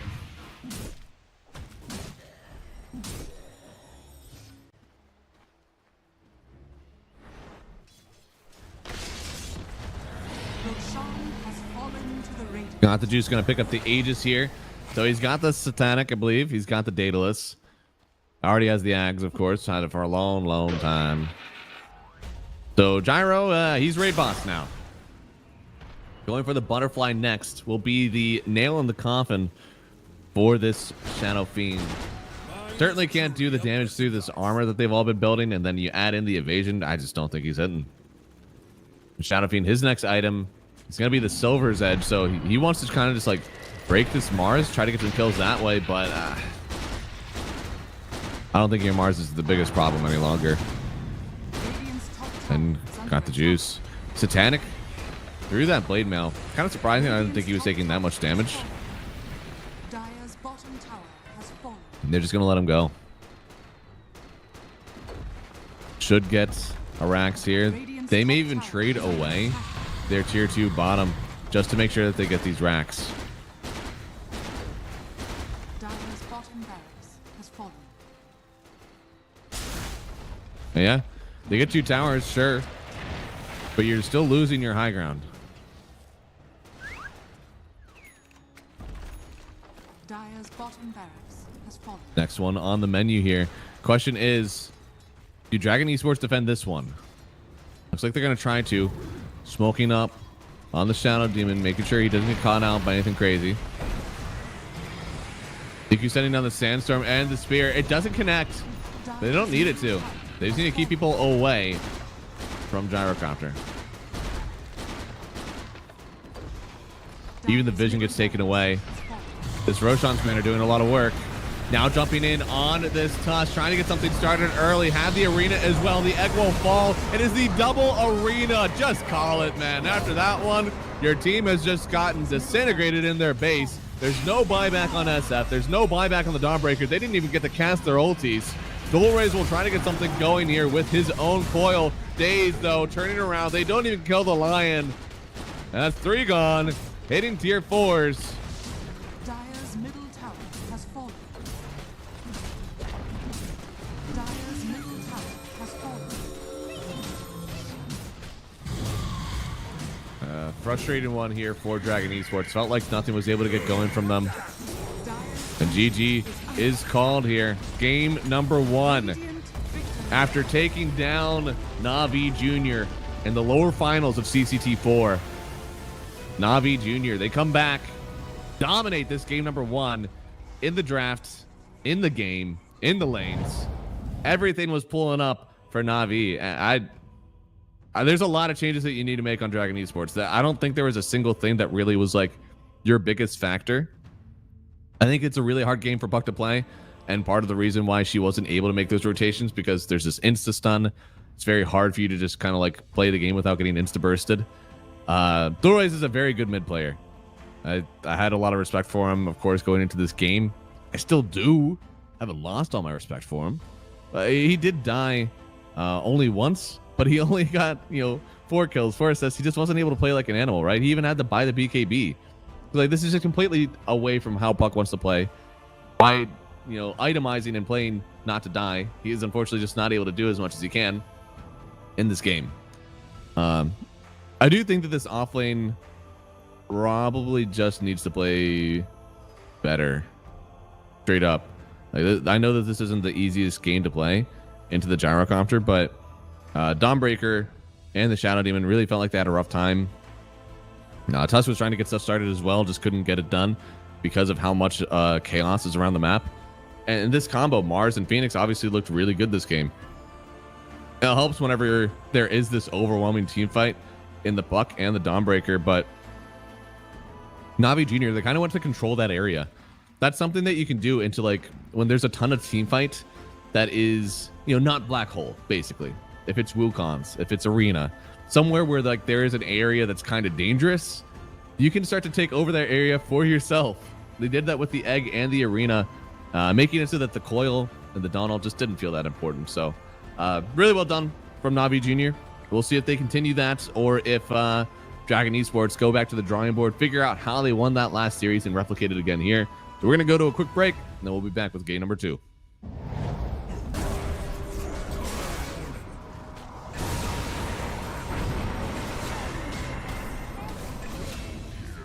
Radiant's middle tower.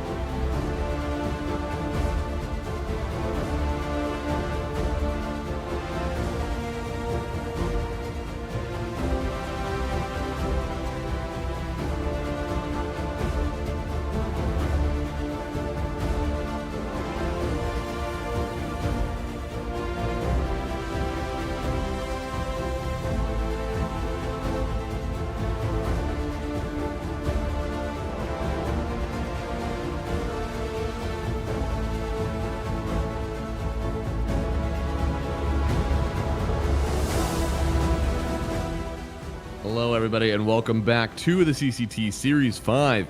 We got ourselves Dragon Esports versus Navi Jr., a rematch of the lower brackets of CCT Series 4, where Dragon Esports, they ended up winning that one. But this game has been much different. In Game 1, absolute stomp. Clinical, knowing exactly what they need to do, taking their time on Navi, just never having really like a fear that they're going to lose the game late. Complete confidence in their lineup, and this kind of stuff you want to see from a team that should be a competitor for this Series 5 as well.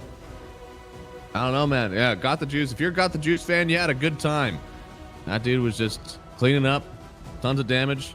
I mean, in what wasn't a lot of fighting, had 24,000 damage on his team, second most, so still a lot from him. I think the Sand King probably needs to get mixed into the bans, because I feel like this hero was crazy. And we are going to get into the drafts here for you soon. I'm hoping that there needs to be a ban adjustment. I think there needs to be a play adjustment. That's one of the hardest things to figure out between series. Drafts are easy to look at and kind of figure out, like, okay, we shouldn't have left this hero in, go next.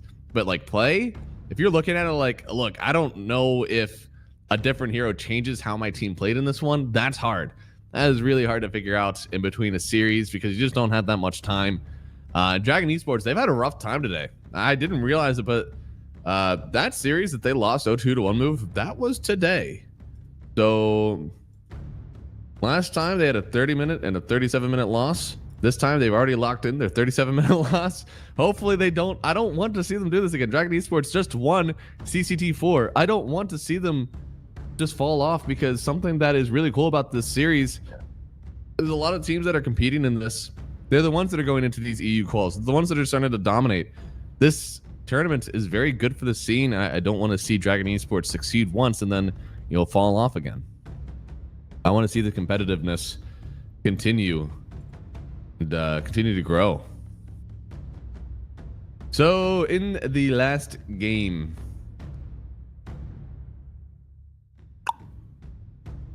oh wow, I see.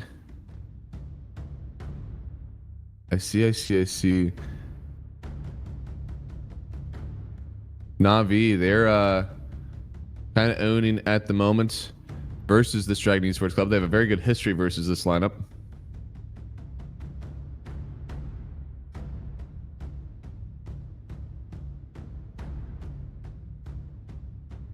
Was there a different team that they played under for this? Because it's not showing up in their previous matchups.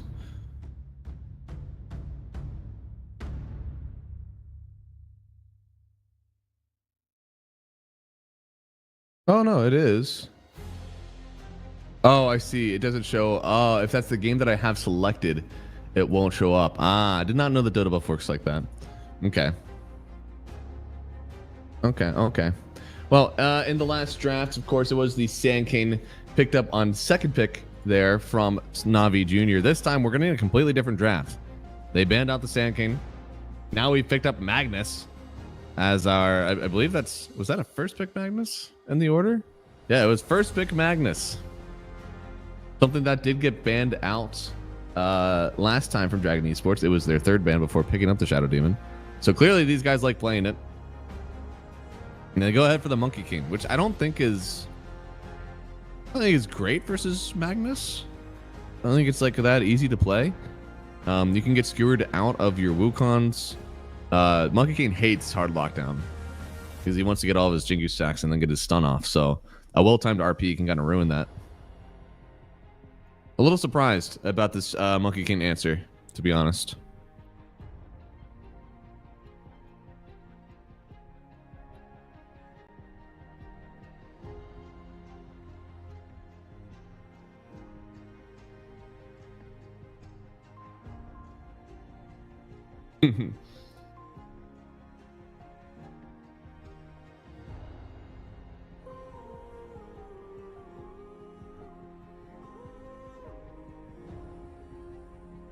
I like the focus on supports now. Nyx Assassin banned out, Muerta, and the Tusk. I know that we've seen some Muerta core, but this hero starts being a pause 4 until it becomes like a really good game for it. And then maybe it goes into a carry role. But now Phoenix, this time picked up by Dragon Esports, looked like it went really well for Na'Vi, but they did have somebody to hold you in the egg radius, right? We have the Wukongs and we have the egg. They're trying to drop a bunch of stuff on this RP, but he can just RP away from those things. So I don't know. You'd have to be really good with the egg. You have to wait for the skewer to happen. By that point, they've taken a lot of damage. Then you dive in with the egg. It works really well if you're ahead in this game.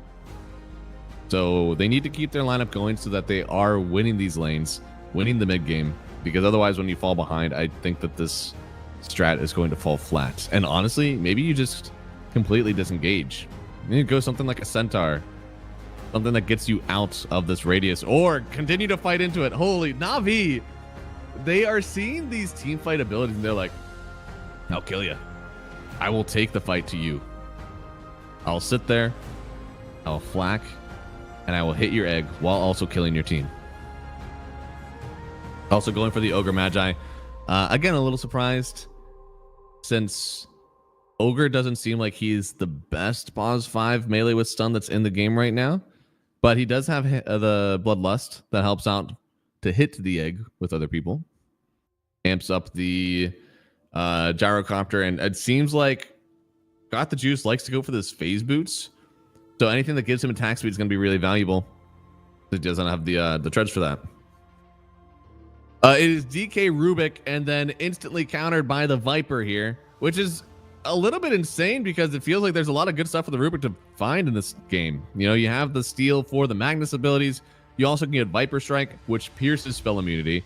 So it's even better. You know, usually whenever you had Nether Toxin, and that was like your break spell, it was sometimes easy to play against if you were the enemy team because you just needed to BKB through it. It was fine. Now, Lincoln's is your only bet. Definitely not doing that versus a Rubik. You can break it 3 different ways. So sometimes it's a hard matchup, but they are definitely banking on this being, I guess. The Viper has a good time versus both DK and Monkey, right? Like either one of these guys, it doesn't matter. And one of these is a safe laner, I think, unless it is Monkey King mid, DK off. But Na'Vi are the ones that have to make the decision, right? They're the ones that has to they have the 23 pick. They got to show if this is going to be a Viper mid or off lane. They could go something like really flexible. Actually, could they?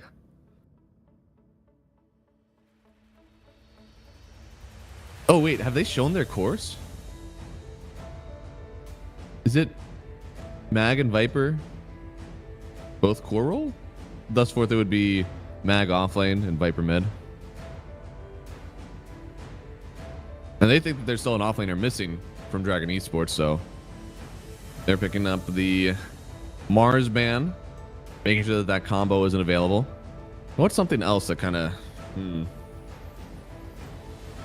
need some sort of lockdown to keep people in this egg and Wukongs.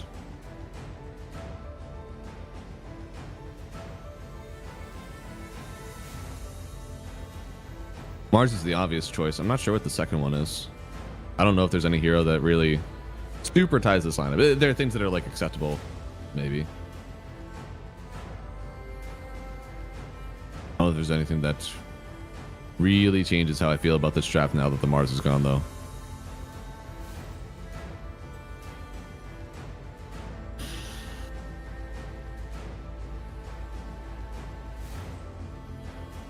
I don't know.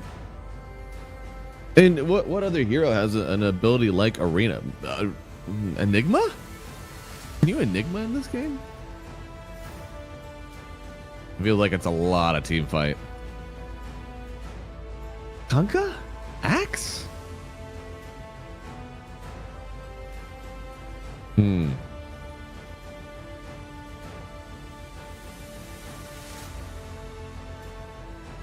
mean, at what point is it too much team fight? That you're sacrificing other aspects of your lineup. Doom banned out. Looks like that just is another way to make the game easy for them. They go for the Shadow Shaman, going all in on lockdown, expecting that, you know, either this is an offlane pickup for you or you're going something mobile or dual raise in the mid lane. So, hey, Shadow Demon. Or Shadow Shaman. Really good at that. Locking people down.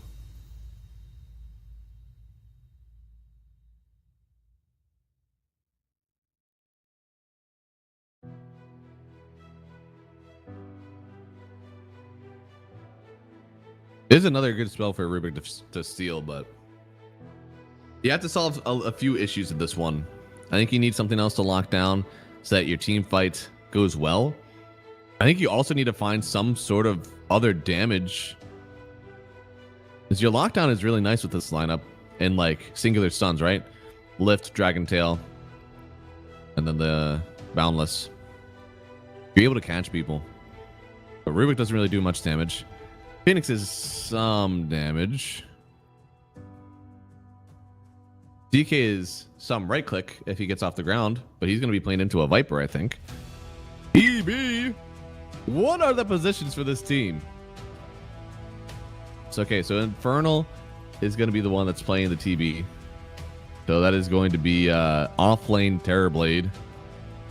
Into a Viper is like...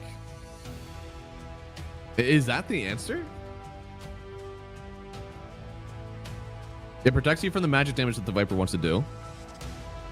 And that the Gyrocopter does a lot of... He's mixed damage, right? And TB already succeeds versus physical damage. Then you add the pipe. It doesn't seem like there's a lot that this Gyrocopter is actually going to do to you. Is this actually an elite pick?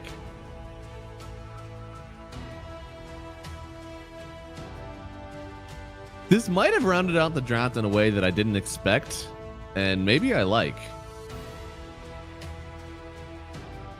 You do have slow heroes that you're playing against in both the Viper and the Ogre Magi. You really have to focus on this Gyrocopter, though. If you let Gyrocopter get a free game again, his game is really nice with like big damage items. I don't know. I like the way that this TB offlane rounds out the draft. Is it actually enough? Is it only the first step? I think your draft is definitely like good enough to play.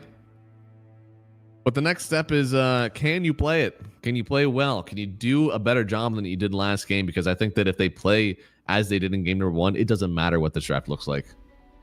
So I'm going to give this draft a slight edge actually over to Dragon Esports. 'Cause I think that this physical protection and the pipe coming in here from the Terrorblade, I think thematically it makes sense. They're not angling too hard in their team fight. They're doing just enough to get picks and make fights a little bit easier for themselves whenever there's an RP that gets dropped down. So I think they're not overreacting to what they saw. And that's also something that I think is good. Like, you do have confidence in your lineup. You're not just kind of flailing into the sky. And in classic Dota fashion, we do have a pause to start the game. So, I don't know. I don't know if I have anything else that I really need to break down with this draft. It's going to be a lot of team fighting, right? I mean, Mag RP, kidnapping people, taking them away. Once he gets his items, like the Harpoon, Blink, Ags, once he makes it so that he can play off of his ulti timing, I think he becomes much bigger threat. And then it doesn't really matter like what team fight you have. He's just going to be picking people off one by one. And either you have the means to save those people or you lose the game.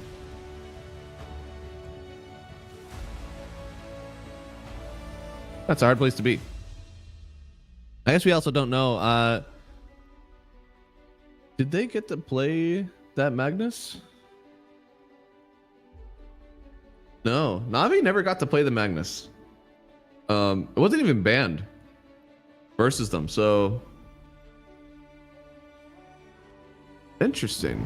We're gonna get into the game here and see how this Magnus does. Leave me alone. I feel that, man. I also just woke up. My lovely wife does have some pizza coming though, so as soon as this game is over, I'm eating good. I'm eating good.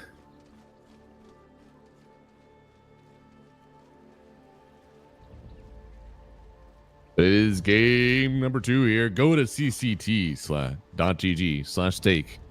Check it out. These odds have exploded since this first game. It definitely was a little bit closer. In fact, I don't know. It's a hard one because going into this one today, Dragon Esports did get 2-0'd by one move, but at the same time, they bodied Na'Vi the last time they played. Held him to under 10 kills in one of the games even, whenever they met in the lower bracket. So this Dragon Esports club, they can turn up when they want to, but historically, Na'Vi has won most of the matchups versus this Dragon Esports club. In their last 5 matchups, it is 3 wins for Na'Vi, 1 lost, 1 tie. So historically, Na'Vi typically has Dragon Esports number. The battle begins. Oh man, my elbows hurt. I am a broken man. I don't know, man. If your coworkers come up to you and they say, hey, let's run a 5K, even though we know you sit on your ass all day, say no. All right. Don't be peer pressured. Don't let them talk you into this. It's a bad idea. All right.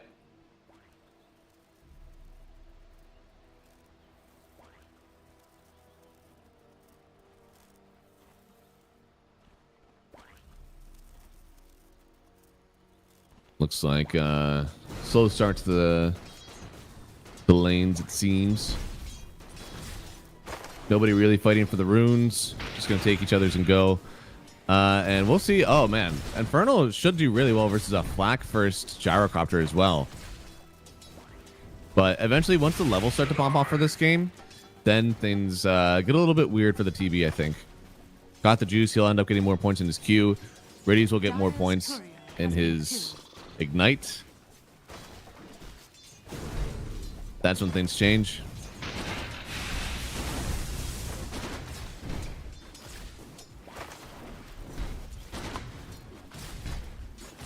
And you can see, got the juice. He's actually taking a lot of good damage. Like, Infernal hasn't even gotten Metamorphosis yet. Once that comes out, this will definitely change.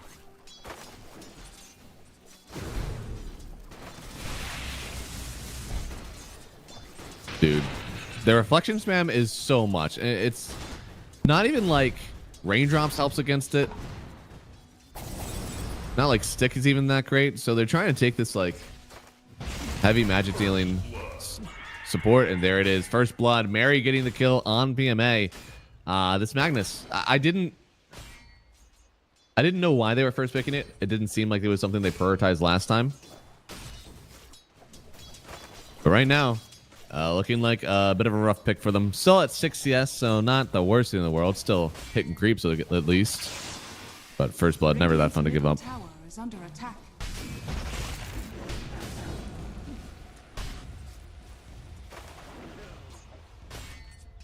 Big deny by that shaman. And honestly, this entire offlane is like a little bit weird. These are not heroes that we see very often, both the Shadow Shaman and the Magnus. Okay, the radius needs to be toned so far down on reflection. What on earth? Those guys weren't even next to each other and they got double reflected. Insane. Absolutely insane.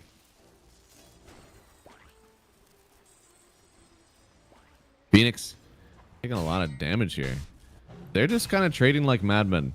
Now, because of these madmen trades, there's going to be Lotus going over to the Shadow Shaman. Oh, Infernal. Was that just Ignite? There's no way, right? Oh, yeah, it was 100 damage from Ignite. Started ticking on down.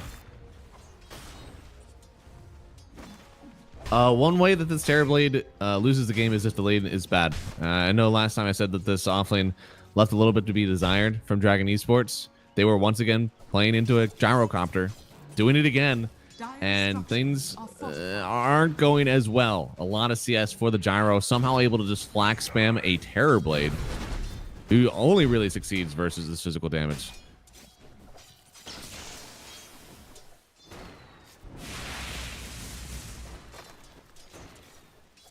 Viper's also having a decent time in the mid lane. It is Viper versus Monkey King. I tell you, that is a rage-inducing matchup. I'm astonished that they even like opted in for that one, because they had the opportunity to change this lane. Dual Rise is just going to come on mid instead. Going to get stunned up on the trees. The rocket will connect as well. They're going to TP in, getting the Viper engaged in this kill once more. He's level 5 only. Hits him with a single Viper hit, and yeah, that's not enough. So the poison attack, it doesn't actually net any kills, but it does save the gyrocopter. I think a worthy response. You know, you would have rather got some kills, but it is forcing the Monkey King to engage away from the lane. Then when he actually tries to engage away from the lane, you still make sure he doesn't get any kills from the rotation. So now Viper gets to go back to the lane that he was dominating. Radiant's courier has been killed. So pretty smart there from their Viper player. Oh, a lot of creeps are low here. I would love to flak in that thing. Man, this magic damage is so much for Infernal to deal with.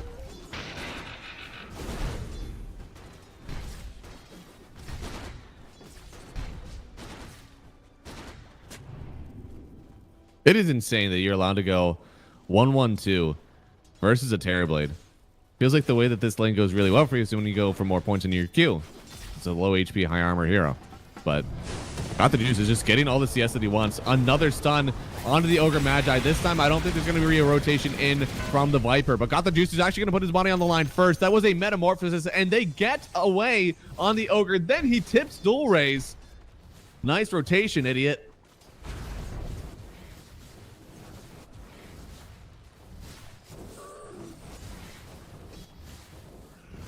That's rough. I mean, there's nothing. Think about what this Monkey King should do, though, right? He's laning against a Viper. What's he going to do? Stay there? He's got to make these rotations. But whenever they get parried back, I mean, that is... Ugh. That's hard. That's hard to watch. I think that is the only way that he gets back into this game is if he gets good rotations. Oh, speaking of good rotations here, Mary has to dive onto the low ground. The rocket will connect, but it's okay. Low skill. Now Niku is actually the one that makes a rotation. Wow.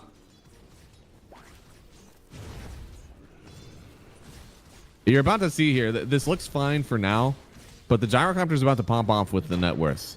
He's going treads this time. I love that Got the Juice is kind of like able to switch up his build. He's not just going phase boots every time. He's adapting to what his team needs, what he needs for his game. Diving under tower. But he's still fine right now. Gave a lot of gold back to the Terrorblade, actually, allowing him to farm up all these camps by himself.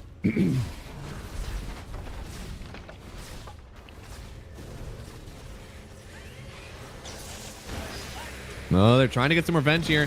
Has the lockdown on the Terrorblade. Infernal gonna get stunned on up. The Rocket Barrage should be enough damage. They might even take out Excess Vampire as well. They will. It's a double kill up here in the top side. Grabbing an advantage back for Na'Vi Jr.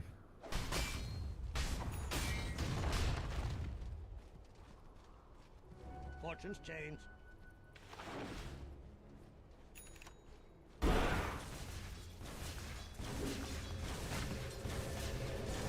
Dire structures are fortified.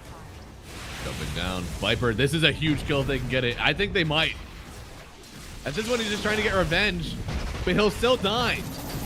The Viper has been taken out. Now they're getting on top of the Monkey King. Kills him before he can get to the shield rune. Now picked up by PMA. And then with the shackles on top of Vampire, chain stunned by the Ogre Magi. You'll lose the Viper.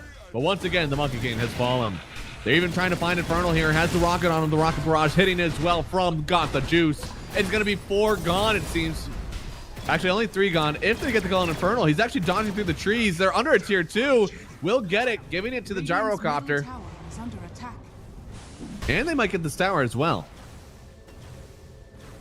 Radiant are scanning. Dire's bottom tower is under attack. This is a huge ward. Just watching Dual Rays dance around.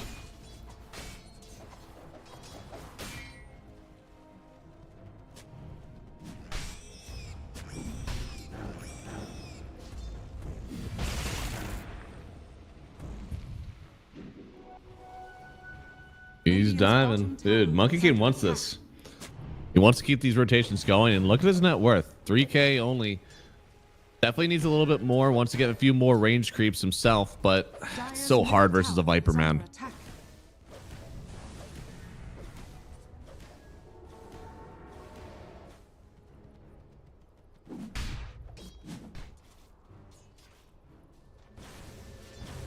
Rubik, we want to get something done here. You guys to dive through the trees.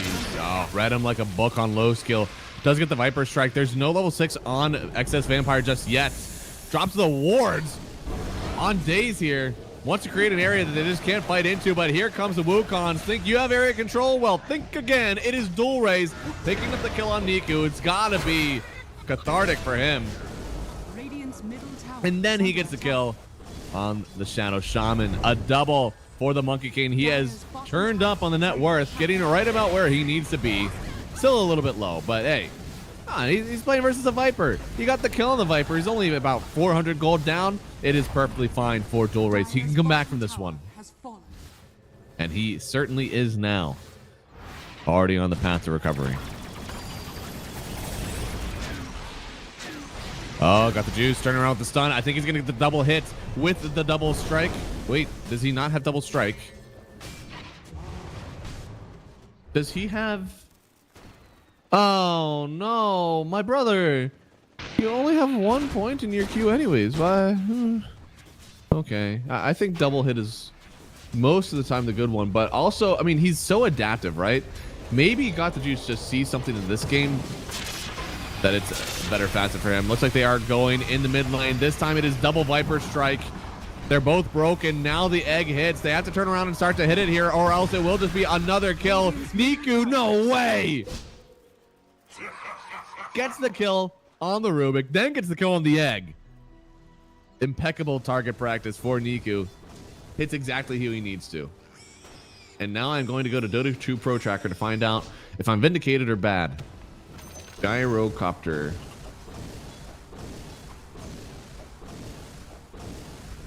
All right. Okay, both builds are pretty similar.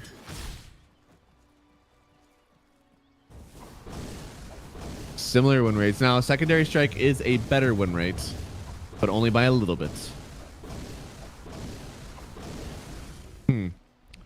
I wonder what people see with this facet that they decide it is worth.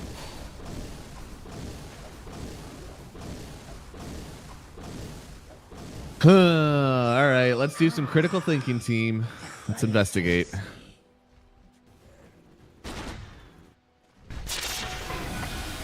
Viper strike. I can no longer do critical thinking. Okay, he just died. What? Oh, well. Ooh, Excess Vampire. Has the Viper strike. Knows he's going to die, so just uses the Viper strike as his last wish. He does die. Wukon's command, though. Niku, he's able to just walk out of it. Oh, no. I don't think this is really a fight for you. If you're Dragon Esports, yeah, Wukong has to get him away from this now.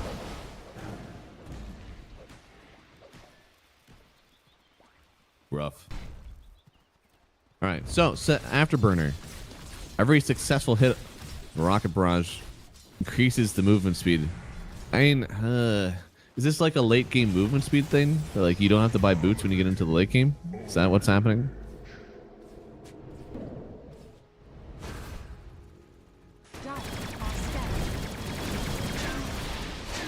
Oh, call down. Boy, I bet you wish he had secondary strikes, don't you? But he doesn't need it. The damage was enough. They kill Infernal coming over to try to farm up some creeps. And got the juice. That's what this crit stick does to you really early. It allows you to be a hero. And once again, Gyrocopter. That should help. We'll see. Maybe I want him to finish the Ags in this one. I don't think the BKB is crazy this game. But he's giving himself the option.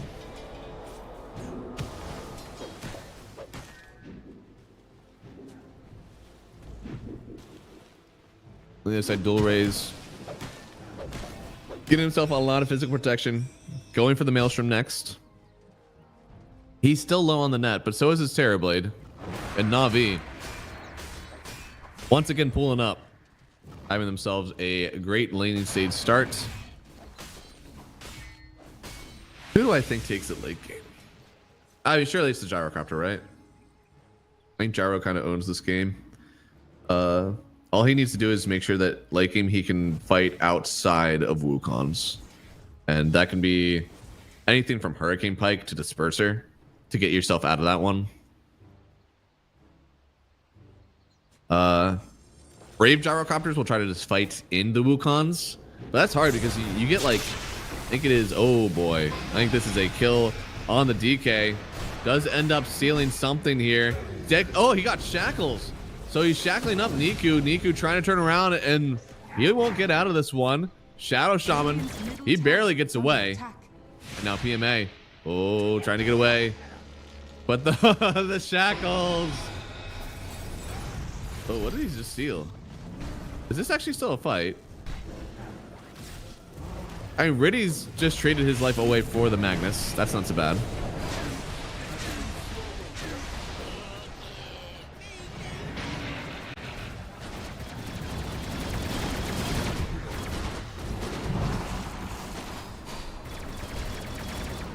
Hitting with the Gyrocopter. And the egg does fall, but Infernal, he gets the Sunder off, turns around, gets Viper Struck though, and under the midst of the wards, the Terrorblade, he will fall. And my computer is back. I had a brief disconnection. Thank you, internet. But Panstashik, you can still hear me, right? Oh, that's not good. Panstashik? Or Leitchik? A bounty which my matriarch Well, prize. I'm just gonna assume that they can't hear me. Because... Oh, hey, how you doing? You can hear me, right? I'm gonna assume that was a yes. Brief disconnection, but that's okay. We're all back. Does Dragon win this map? Well, I think that Dragon need to start pulling up. Rubik is getting some good steals. I think Dual Race is doing a good job of playing outside of the normal Monkey King bounds. He's trying to be a mobile nuisance that doesn't actually play into the Viper. So they're doing some good things. But at the end of the day, they're losing the net worth battle. Their Terrorblade is very behind. He still needs to get his pipe.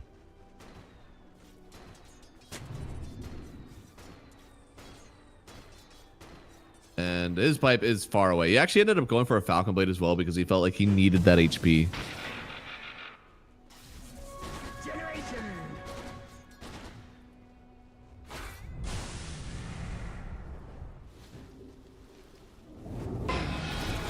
Oh, Wukong gets dropped down here. They have the shackles as well. Rubik, he's just gonna fall, but I think he's ward trapped on Got the Juice. Just barely able to get away from this one now. Wanted to chase on Monkey King, but he actually gets locked up by the Viper Strike. He falls thanks to Gotcha Juice. He actually uses the call down to get a double kill. BMA finds the Terrorblade as well, and this fight just, it can't work if you don't have the egg. You need to control this area, but so far Na'Vi, they're taking every fight they want. Now they're gonna head into the Roche pit. Oh, Daisy's career goes down. That's actually big. The range on your Hex is not large. Aether Lens is genuinely an important part of that. They will still get the Aegis for themselves.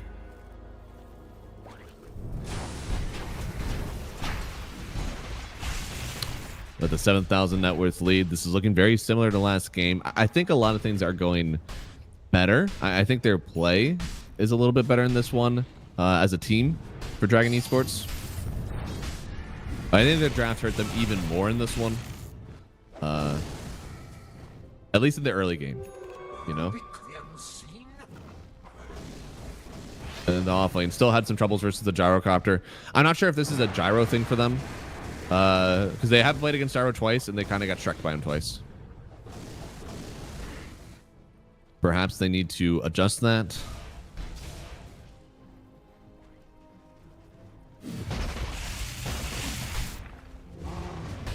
But once the pipe comes out for the Terrorblade, we'll see what his true strength is. Did Gyrocopter go straight in for the BKB again?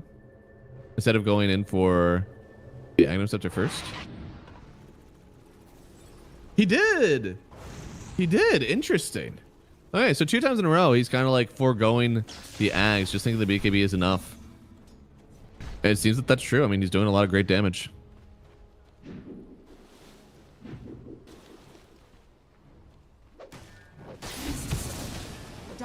Dual Race has a lot of gold to grab. I mean, this shard is going to be good. Something that whenever he gets broken, he can kind of just jump away with his Boundless.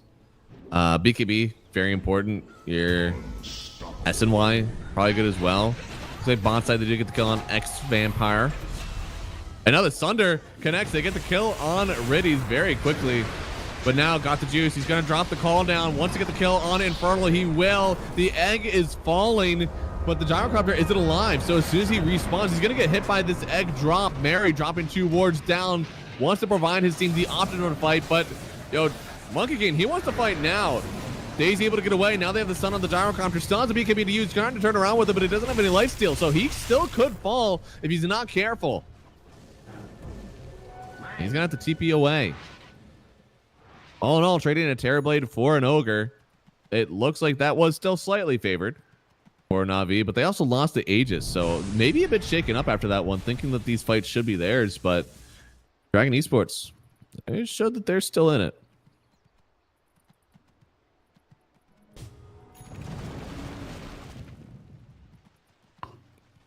Thank you. Ooh. They have the Solar Crest now available on Ogre Magi, so really offering that protection for his team. There is a lot of physical damage in this one, both in the Terrorblade and the Monkey.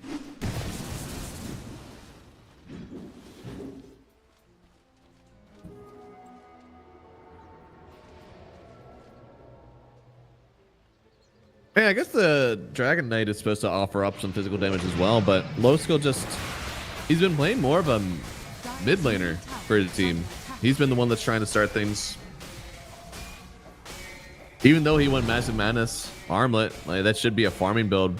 He's been able to hit some creeps, but he's still the one that's like jumping in with the initiation, trying to be in front because his Monkey King just can't. Really nice roll adjustments. Oh, but the Viper Strike, it does connect Niku. He doesn't have the damage. A nice TP away for the Monkey King. And maybe Viper will start to consider, did it Gleipnir time? Offers good stats. Offers a TP cancel.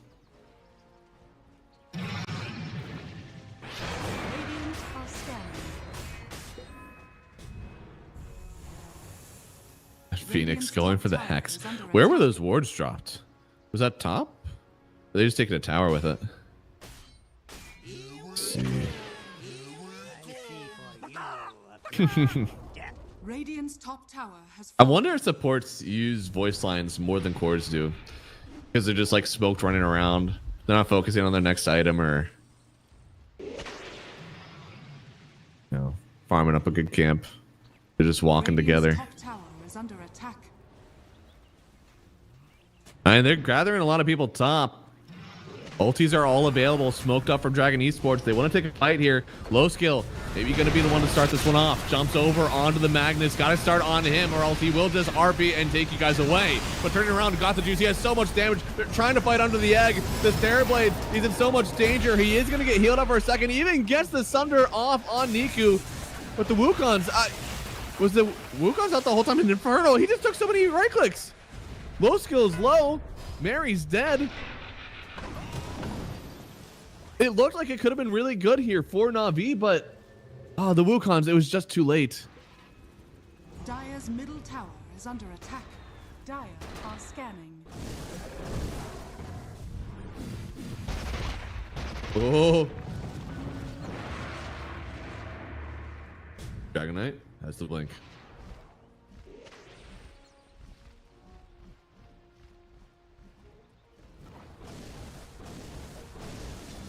A bit unfortunate for both sides there. I think they both wanted more out of that. I think Dragon Esports, they really wanted that more. And they need to get a fight win. They're kind of just like surviving these fights, but they haven't actually done anything huge with them yet. And you can do something huge if you like. Go to cct.gg/stake using the code CCT2024. Get yourself some cool goodies. And oh no, the Hurricane Pike Niku gets himself the kill, creates so much space between him and the TB, so no Sunder comes out. And this TB is just having such a rough time. He opted in for this too. I mean, that's kind of the issue when you look at this, is that like it's not like they got surprised, like, oh man, this is a rough Terrorblade game now. Like, no, you chose it. You chose this Terrorblade game. I thought it should do a lot better, but it's just not.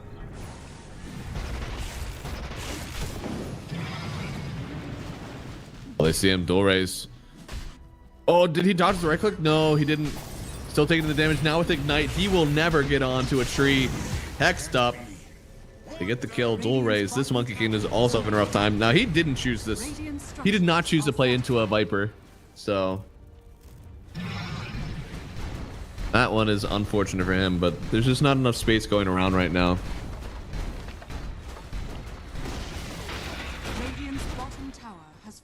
So they get the kill on the tower after the kill on the Monkey King, and it's a 16,000 net worth lead. Roshan could spawn in 37 seconds.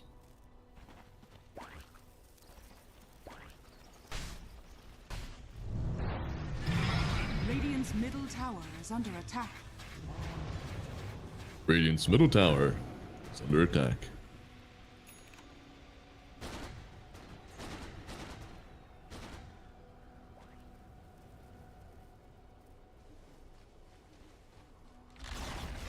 Radiant's middle tower has So with that one, I believe the only tier 2 left is the one they're going after now, top tier 2. And Daze gets the kill on Mary. They're just gonna go off the high ground, no Aegis needed. You can see, got the juice, is just taking it up. BKB has a Satanic. I don't know if they can effectively lock him down before he presses these buttons, right? Trying to finish off the Daedalus as well. Radiant's top tower is falling. Radiant's top barracks are under attack. Dire's bottom tower is under Got the juice is truly a gifted gyrocopter player. 2 different builds, 2 different games. He's feeling it. Radiant's middle tower has fallen. Did he go for the Dire's middle tower has fallen. Q build as well, or the Q faster than last game? He did. Oh, interesting. Maybe it's a personal preference thing. Huh. Well, I guess if your personal preference is wrong, you can do that. But they are taking the high ground here. One set of racks separates Na'Vi from getting megas on their side. Infernal already has the Metamorphosis popped. But with the shard on Niku, he's taking these buildings. Now they have the stun, dragging him back into the rest of the team. Infernal dies, has the buyback, and has to use it here quick. They drop the egg with the BKB already here from the got the juice. He may fight dual raise in this Wukong's. No, gets down just in time. Maybe wants to go back in, but the Sunder already used. Infernal wanting to chase. Can they get something out of this one? And they might get Riddies. That'll be cool, but now dual raise jumps in way too deep. Gyrocopter wanting to chase him. They'll drop down the wards as well. Niku gets the break on the DK. No more armor for you. It is a triple kill for the Gyrocopter. Dieback on the Terrorblade. Mary will try to escape to the base, but GG is called. Game number 2 going to Na'Vi Jr. as well. And they get their revenge after losing in the lower finals in CCT 4. Where Dragon Esports would go on to win. Na'Vi Jr. instead get their revenge, show that they're still the better team, and up their record versus Dragon Esports to 4-1-1. Overtime, not in this tournament, overtime. But a pretty good showing here from Na'Vi Jr. Good place to start off these groups for them. And on the other side, Dragon Esports, they're now 1-2. They got the 2-0 versus Namiga, and after that, it's been 2-0-2s. So they got to figure something out. I don't know. Something is up with how the off lane was playing today. Even in the second game, they tried to like give them last pick, and kind of make things a little bit easier. But who knows? Maybe Na'Vi in their own right is like, we need to shut down this guy. So they focus a lot more of their draft, making sure they had a matchup versus a lot of the heroes that they liked. Who knows? But end of the day, really nice game here from Na'Vi 2 times in a row. That's the kind of team that you want to see as you go into the next stage of this group stage. So they net their first win. They will be playing their next game. Oh, actually, in a little bit. They'll be playing in 2 days. They have 1 day off. So they'll be playing versus One Move, who also 2-0'd Dragon Esports. And then they'll finish off their day versus Palencia. Or Palencia? I've been saying Palencia. And it's also been told that it's correct. But I've also heard other people say Palencia. So I'm not sure. And then Na'Vi versus Namiga as well to start off the day. So that's kind of hard, I think. Sometimes whenever you have 2 matchups on the last day, and it's all Group B, except for the Liga and Passion game, it is Na'Vi playing twice, Palencia playing twice, and Namiga playing twice. So Group B is going to explode in game, in the last day of this group stage. But that's us for this series. We're gonna take a elongated break. Gonna have about 1 hour. Then we'll be back with Mouz and DMS to round out our day. So guys, take a break, get some food. That's what I'm doing. And then we'll see you back for our next series.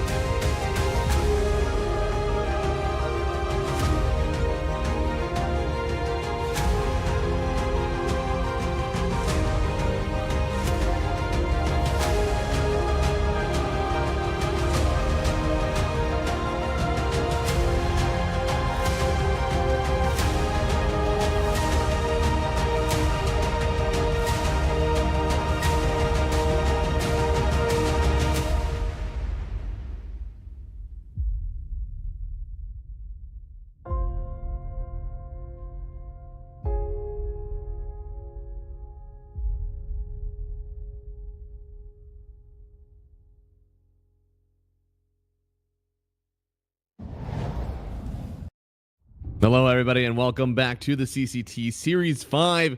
Got our last matchup of the day. Going to be Mouz versus DMS.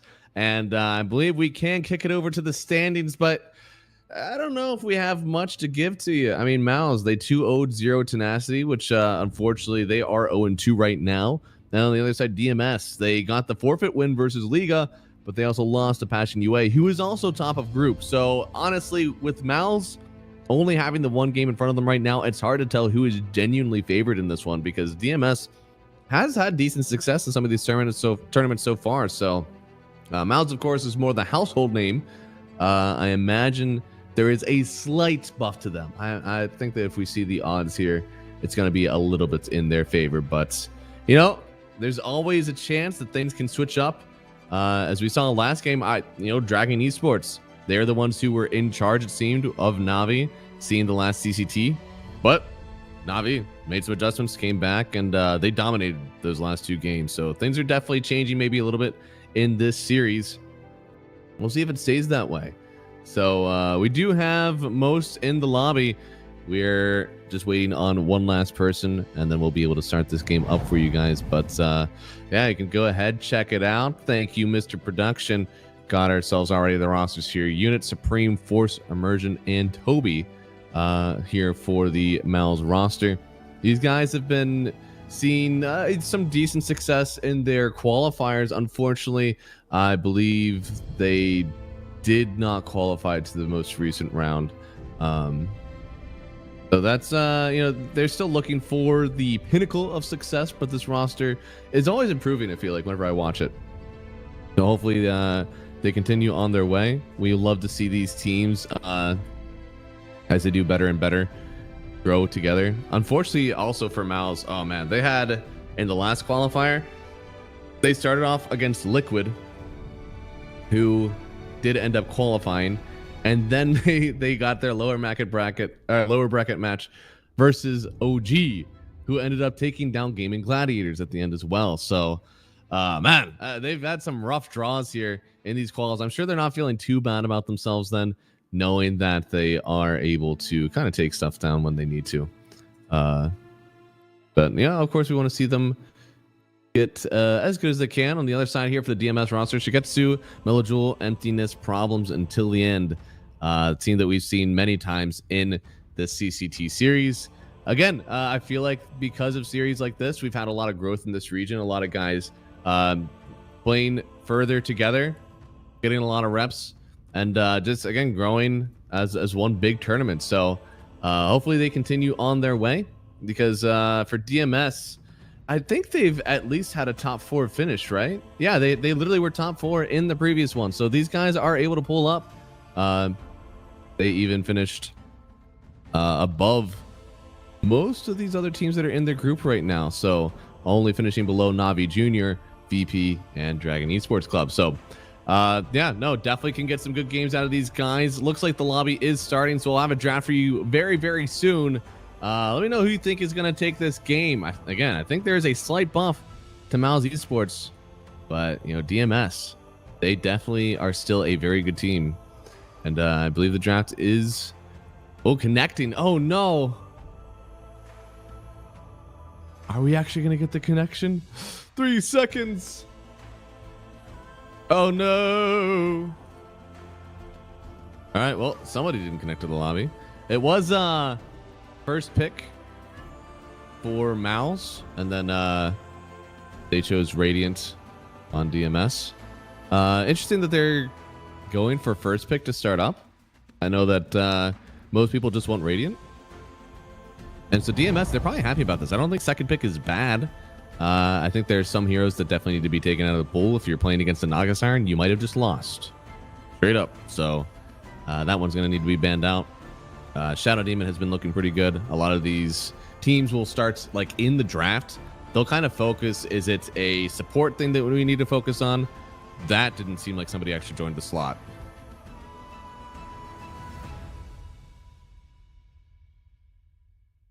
I'm going to see if people are in. Yep, there is somebody missing, I think, in the Mouz slot right now.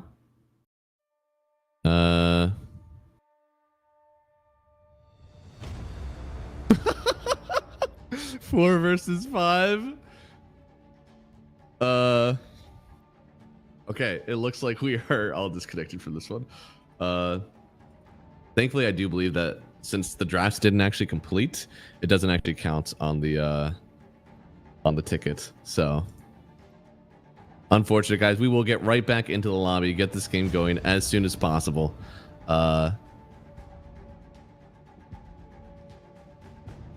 It happens. It happens. Yeah, I feel like we've seen some of these drafts. People have been focusing more on supports sometimes in other calls that I've watched. For SA, that definitely was how it happened. But in our most recent, it seems like people were still actually focusing more on carries, getting taken out of the pool with a few choice mid laners. So we're getting more and more, I think, particular about these. We're not necessarily looking at the meta as much anymore and switching more into like, okay, what you good at? So I'll just take it out. Don't give anybody an edge.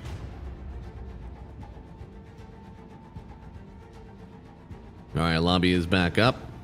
We're getting in. Penstash is going to make my broadcast channel for me so we can get on in.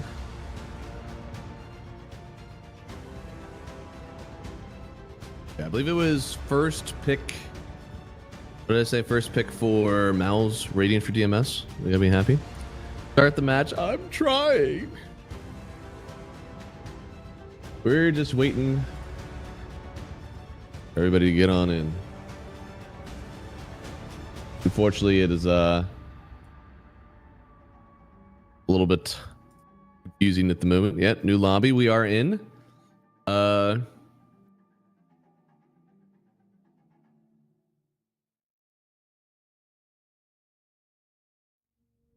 Then we're just, I don't know. Hopefully we get everybody in here soon. I'm sure that Mouz are a little bit restless. I feel like they've played a lot of Dota today, so they're just trying to get through as much as they can, get into their breaks. On the other side, DMS, I don't think they've played much today. So for them, they're kind of like more rested, I suppose. It goes back and forth. Sometimes having the games to start makes it a little easier for you. Since you've like already kind of gotten a warm up. At the same time, lots of Dota is exhausting. I think 2 series in a day is already like a good amount. So when you get to the point where you're playing like, God forbid, 3, you just take such a toll. It looks like everybody is in. We've got the ticket locked up.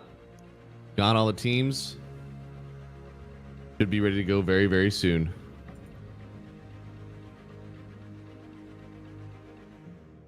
Start ASAP. All right. Well, both teams are saying G should be able to flip here soon. And yeah, again, let me know who you guys think has the upper hand in this one, because in my head it's a Mouz game, but hey, DMS, they've got history. They're definitely able to take games whenever you're not expecting it. Production is telling me to start the game. Guys, even production, sometimes they believe the lies. The casters hold up the game. We don't. All right. Casters are just trying to make their way through this world, seeing the lobbies as they come. But it should be soon. Looks like we got the start. This all started because somebody didn't connect to the lobby, so it's that person's fault. We'll just blame them. And thankfully this time we did have everybody connect. We have, I believe, a draft coming for you right now as we have our first game underway. And here it is. All right, team. No more hypotheticals. We actually get to see what on earth is going to get picked up in this game number 1. A strong, tone setter for this one. Are we going to see how good Mouz can be and why they're, kind of sorting through these tournaments, getting into at least, top 8, top 16 in real tournaments, and also, qualifying, of course, to many of them. World DMS. How they know how CCT works, why they got the top 4, why they want to get there again. So it looks like we're going to see a support focus here.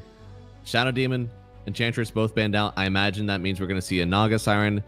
Yep, all right, banned out. Probably going to see a Tusk, maybe Clockwork.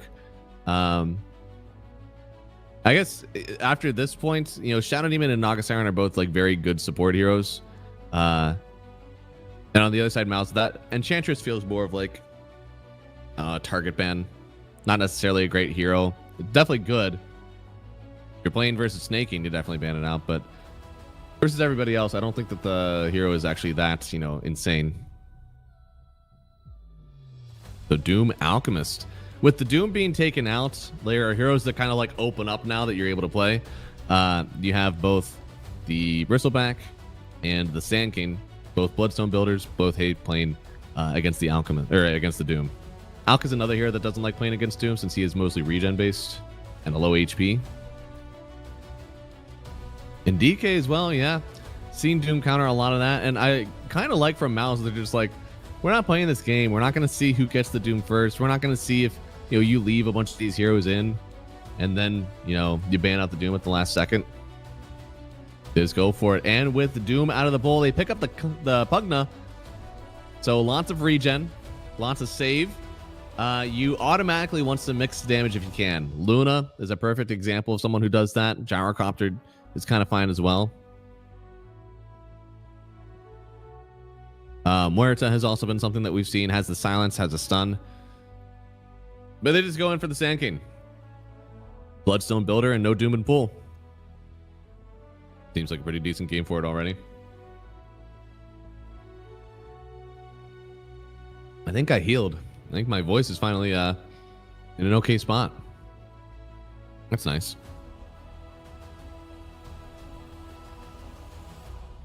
Well, let's see here. Mouz, they have an opportunity to ban out to protect. Honestly, with the Doom out, I don't think there's much that you really... I'd said that maybe you could pick the Muerta. I don't think you have to ban it, though. Pugna also... whenever we saw a lot of Pugna, Pugna is very good at trading. So even heroes like Lion, you don't really care that much about. Since you're just going to be able to like right-click them in lane, outrange them. Now, thankfully, DMS, they're getting a lot with the Sand King pick. They have flex, they have damage, they have stun. So, regardless of whether it's in the off lane or the mid lane, it feels like this hero already solves like a lot of, you know, checks a lot of boxes for your draft. On the other side, Pugna, you have like some tower siege and you have some save, but you're still lacking lockdown. You're still lacking any beef, anybody who stands up front. You have some damage, but not really. So Pugna is a good, like, specific thing that your lineup might need, which now feels pretty open without the Doom. Sand King is just like all around, you know, Swiss Army knife hero. So we'll see where they want to go now. Mouz banned out the Bat and the Puck high magic dealing heroes that, of course, are able to do things even when a target is decrep. So you really only want to play against physical damage if you can when you are a Pugna. DMS, though, they already have some magic damage here. I imagine they're going to continue to pick that up. Alchemist and SF both already taken out of the pool. Shadow Demon out. I already think this is a pretty decent Luna game if they really want to, but go ahead and pick up the Lion first. Really nice lane duo if they really want it. And has some sort of nuke damage versus the Pugna. I don't think the lane is that great. I think you're still going to get bullied a bit by the Pugna. But it's okay.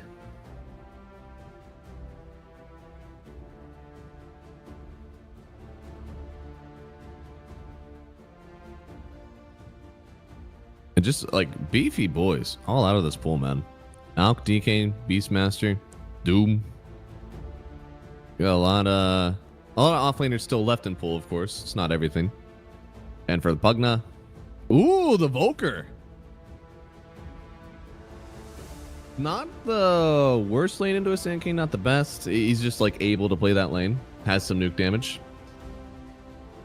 So this is already something that they feel they've answered a part of the Sand King flex. It's up to DMS now. Do they accept that this lane is just okay, or they want to shove the Sand King into the off lane and get an even better matchup versus the Invoker? I personally don't think they have to, but you know they could think about it.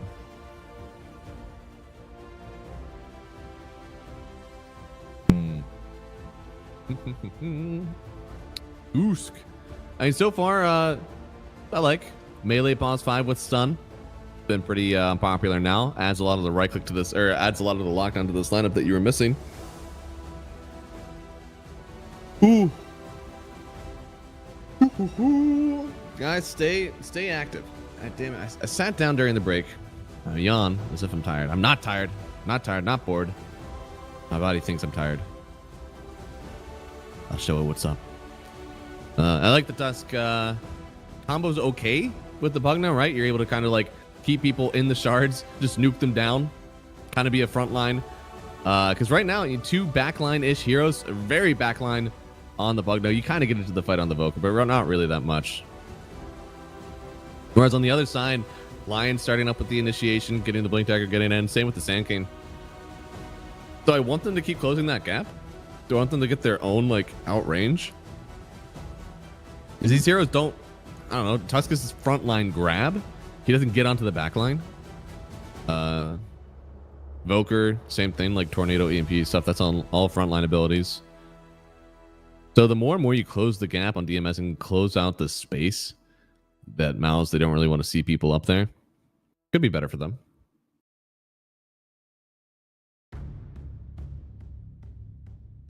And what, I mean, surely they pick a 5 here that they like as well. They pick up the Pango, even more flex, but at the end of the day, we see a mid and we see an offlaner. So we still know what these two are. I think this actually should be Pango offlane. I don't think you want to play Pango into the Invoker. This also protects you in case there was a Medusa that was going to come out. Pugna Medusa is not the worst lane matchup at all. Even though you do have a Lion, this kind of secures that really neither team wants to pick the Medusa anymore.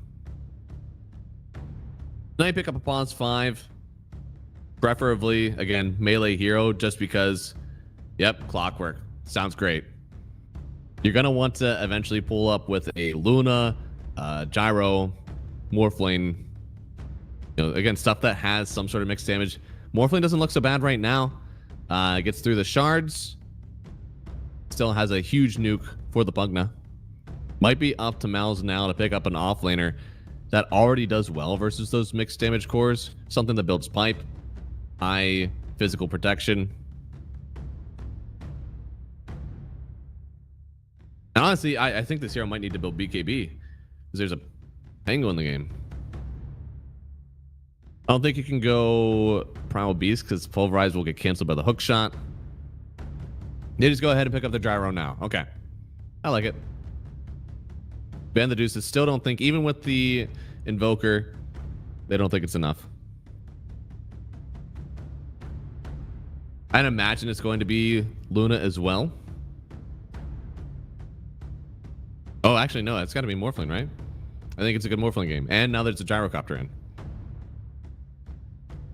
DMS, you could ban to protect a Morphling, but honestly, is that just 2 wasted bans? I don't think there's any way that Mouz actually allow that hero in the pool. I mean, Doom's not in. Even Puck is kind of okay. I don't know. At this point, I just think I need to see somebody who builds auras, somebody that can like step up front, kind of own these lanes. Does Underlord fit? He doesn't build BKB. I think is kind of my issue. He does provide the pipe and a lot of like damage mitigation versus this team. And Timber's an okay ban as well. There's a lot of lockdown for the Timber, but at the end of the day, he still gets tanked up, you know? Maybe also a little bit of a personal preference coming into play there. And Dazzle, oh my goodness. That's crazy. So that's an offlane pick. Force is going to be picking that one up. I've seen the hero potentially one of the better mid laners if you get a good game for it, but this is an offlane Dazzle. You don't see that one very often at all. It means now if you pick up a melee hero, I think you're kind of torched. Yeah, it's something that should outrange the Dazzle. Should outrange the Gyro. And Nature's Prophet does have outrange, has a slight amount of magic damage. So he's like, I don't want to say he's mixed damage as a carry. He's pretty much physical damage only. I suppose you could build a Revenant's Brooch, but then you're not going in for the lifesteal components. I'm interested to see in what the build is for Shigetsu, but I feel like Mouz, they did a great job pulling up the gyrocopter and then the dazzle, making two things that you kind of have to answer here. I'm a little surprised that it wasn't actually a Morphin. I still think that it was banned. Haha. All right, good bet. Yeah, no, really good draft from Mouz. I think they answered everything that they needed to, protected their heroes really well. This Invoker doesn't seem like he has a bad game. And it's going to be up to Force to kind of, I don't know, show why this hero is getting picked up. That's the only spicy pick, right? That's the only one that doesn't seem like he's out of, dude, I hate, guys, this is a green screen. I don't have like weird lettuce on my teeth. For whatever reason, I guess the light that I have here, it's not a bright white light. So the way it's reflecting is taking out my teeth. But yeah, I don't know. I think that this is still a really good Dazzle game. The lane should go very well for you. Maybe the Greater Treant is going to like change the lane in a way that I'm not expecting. But I don't know. Should be pretty good. I think it's even Dazzled Tusk, right? So this is Tusk 4 with the Dazzle. That's still one of the better lanes that you can pick up in Dota in its entirety. Let's go Mouz. Are there more Mouz fans in here? I don't know if have we seen the odds yet? Or do we only show them after the game has started, right? Because they need to see the draft a little bit. Yeah, that's what it is. So once you guys see the draft after this delay, we'll be able to show you the odds from stake here. But I have to imagine this is 1.1 to like 2 or something. That's a guess. I don't actually know. Do not hold me to this. I'm just offering what I think should be the odds. So I do think it should be a decent favor over to Mouz. I think not only because of their recent accomplishments, but also in the draft. I have a very soft spot for Gyrocopter. I think that the hero is still really good. He's able to itemize for a lot. And we've seen a lot of Gyro today, haven't we? Have we seen all Gyro? We saw 2 games, yeah. So first game, we saw Phase Boots into the BKB. Or Phase Boots crit BKB. Second game, it was Treads crit BKB. Both times, it was the facet that amps up your Q and your move speed, not the secondary strike. And this one, we do have secondary strike, which means that on it is correct. But he is going Treads Falcon Blade. A lot more Gyrocopters are going in for just like Wand, tack a bunch of branches on top of it, really tanks you up, really helps out with your CS. And then you go right in for the Falcon Blade. So I like this build. Mouz, they're going around the back fine till the end. And then they just have to watch him walk away. But Onit is in a very bad position here. Problem's Courier dies with all that on it. The line will have no items to work with. Can they get some extra kills out of this one? The deny! They don't even get the kill on Emptiness. Melojoel with a sick deny on himself. So that, oh my goodness. This is just such a good start for DMS. Except for the Lion Courier. The Lion Courier is actually a disaster. Can you click on the line? He doesn't have any lion items on him, right? Uh-oh, till the end. Oh, huge charge. He'll toss out the cogs, but now this should actually be a kill. Oh no, the deny? Nature's Prophet is actually, he realizes he doesn't have to deny till the end. Holy moly. The aggression from Mouz really backfired on them. And yeah, Lion has Tango's 2 sentry wards, so he does not have a lot on him. Yeah, it looks like the creep is going to create some issues. Trying to run down Shigetsu though, with the 2 of them. And it's not enough damage. In fact, till the end, didn't even need to throw the cogs.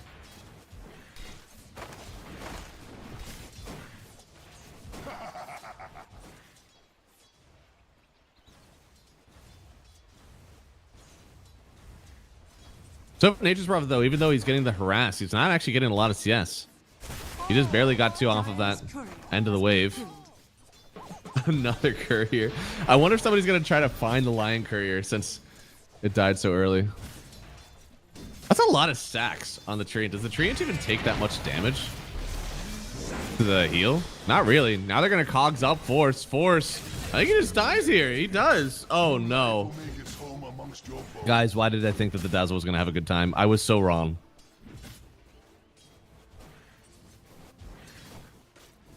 Well, that definitely changes this lane. If the Dazzle's not able to get off the ground, Nature's Prophet gets a lot of gold. I mean, he definitely needs it in order to kill these heroes. He needs a BKB.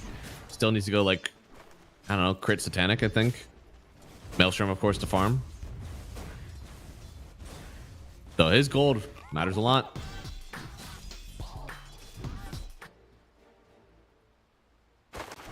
Problems? What's going on here? Oh, is his courier about to come in with all of his things? Nope. That was okay. Okay. How's the Nature's Prophet doing? He's taking a lot of damage. A lot of tick damage from him. Actually, I think he might. He's getting pretty low. Oh, the nuke from the heal. Almost had him now till the end. He's going down. And there it is. Force still getting the kill. Another courier dies. Alright, that could be really cool. Just go a Midas and just Midas this creep.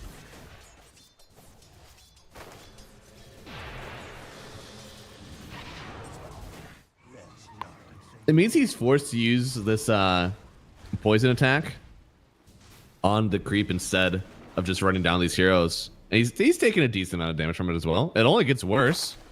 Nature's Prophet will continue to level the skill up, surely. So Treant damage just almost doubled. I don't know, man. Could get pretty bad. Shigetsu, though, in danger once again. Precious bounty. Gets hit by Force. They're going to keep trying, but oh, they can't get around the cogs. So now Shigetsu's going to turn around. Oh, my goodness. What a battle in this bot lane. Dire's structures are fortified. Oh, Mr. Observer, move your mouse just a little bit upwards. I think you're still hovering over the Toby's courier killed. I think that died a while ago. There we go. Yeah. He's got it. He's got it.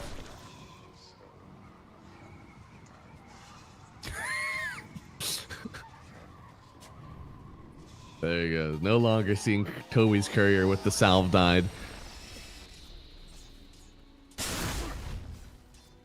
Oh, emptiness. I'm surprised. It feels like he's actually having a bit of a hard time laning into Olnitz and Toby. It's because of all these rotations. The Lion, he hasn't been able to kind of help out with this lane. And once again, we're seeing the third Gyrocopter game where it feels like this lane is impossible to play. I just don't know if it should be like that. I don't think that Gyro is that crazy of a laner.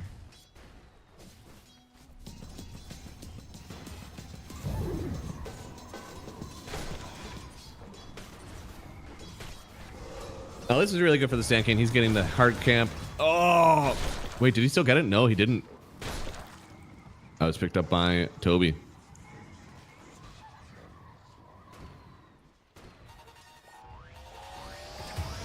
Radiant's middle tower. Oh, till the end. Another kill here for the Dazzle. Tusk did end up living through it. I mean, if this lane continues to go well for Dazzle, I mean, Dazzle, look at the CS though. Like 10 CS down on this Nature's Prophet. That's what really needs to turn up. The kills are cool, but eventually you still need to start taking it to this Nature's. You're just taking it to the, the clockwork. Who cares? By this time, he's already under the tower. They're trying to hit him here. A nice job, honestly, with that Sprout, but now getting the cogs push, forcing Force backwards. Problems in now. They get the save. Is it a save or a delay? I'm pretty sure it's a delay, and it looks like it is. Now they get one kill. Could turn around for immersion. No, he barely gets out. So the Nature's Prophet still doing well in the CS. Now gets an extra kill for him. Tower is under attack. It's a hard game to be a Dazzle, I think.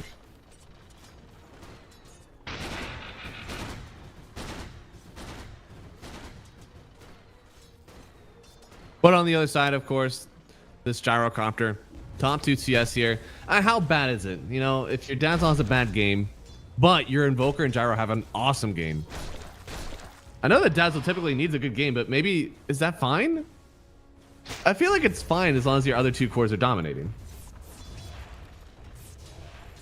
Of course, it's more like a bailout. They still have to fix this like for later on in the tournament and maybe later on in this series that like force, I think with 23 pick, maybe this is too like dangerous. You can't do something like this and then lose the game or lose the lane, but right now it's not really mattering. His team is still CSing very, very well. And the Sand King also isn't having like the greatest of times either, right? Like he's still having a rough time CSing as well. In fact, I'd say that Sand King's time is even worse. I feel like I've seen so many styles from him in that top side. But things could get worse for the Dazzle. Farming camps. Melojol didn't actually see him. Force had dragged these camps all the way backwards. Well done.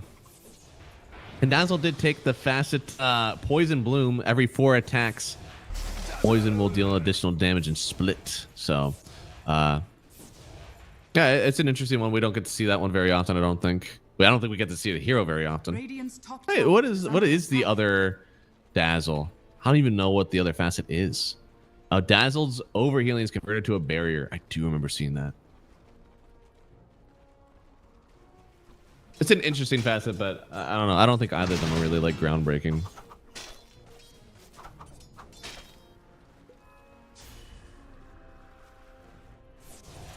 Dire's middle tower is under attack. Well, lanes have seemed to calm down since the first battles that were happening. Dazzle going right in for the Aghanim Scepter. And oh boy, mid lane, big fight happening. But the Cogs, they're actually keeping Melojol in. He almost died in his role. But they still get the kill until the end. Supreme, is he going to go down here? The Dusk, it does connect on him. Cold Snap in a few seconds. Could turn around with it. No, the Sprout. It's enough damage. They get the kill. Shigetsu's not done yet. Or are they not done with Shigetsu? The roll dodges some of the damage. Call down going to connect on 2. The double strike hits on Problems. It's a Burrow Epi though in from Emptiness. Does he have the damage? I don't think he does. He needs to run away. The Sandstorm, it wasn't dropped down in time.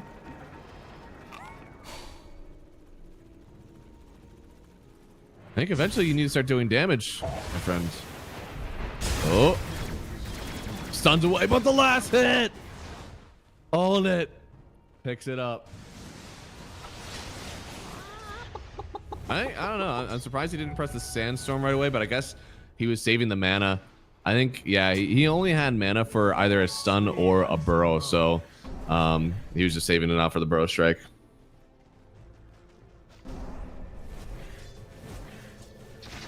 Overall, I have no idea who benefited from that. Looks like on the net worths, Gyrocopter and the Nature's Prophet both doing really well. Sand King, though, he's hurting. I think that might be what matters more. Oh, this could be a huge kill, though, if they find the Gyrocopter, especially if they get this over to Emptiness. But a big heal coming in from Toby. Own it, trying to get away from this one. And now they're going to turn it around. Immersion coming in with the big punch onto Problems here. Supreme as well. Could just take the tornado kill. No, doesn't even need it. Oh, dude. If Sand King got that kill, I think his game is unironically back. But he doesn't, so his game still hurts. Oh, man. This Melojol, he will get himself an Invis. He went Mana Boots on Pango. Is that that feels normal? I know that with the nerf, people have been kind of like not grabbing them as much. Dota 2 Pro Tracker.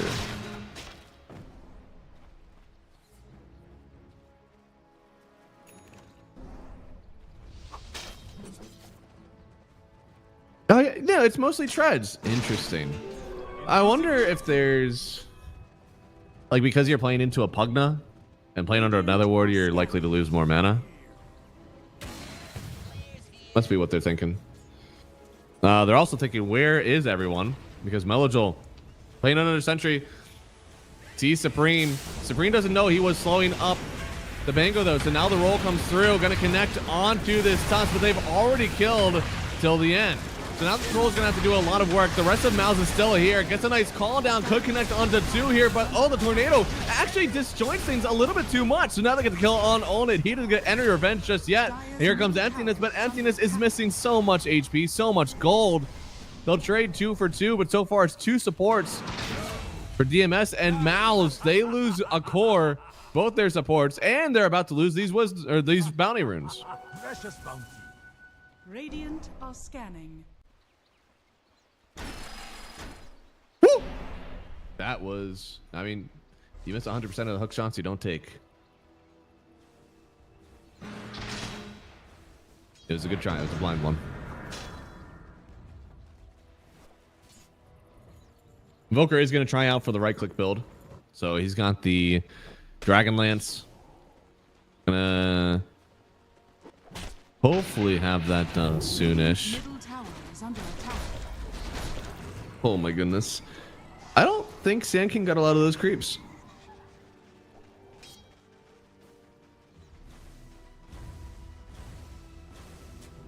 Emptiness is just having a rough time.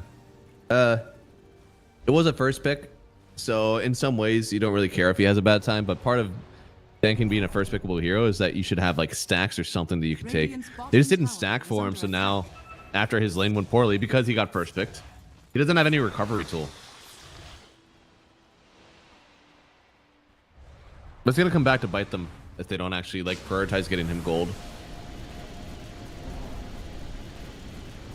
A Sand King with no bloodstone, no protection into this like I'd say somewhat damagey draft, right?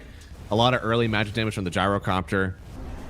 Supreme's gonna start turning into damage soon, even with his right clicks only. Dire are scanning. Eventually the Sand King's gonna feel that pain. Dire's top tower is under attack.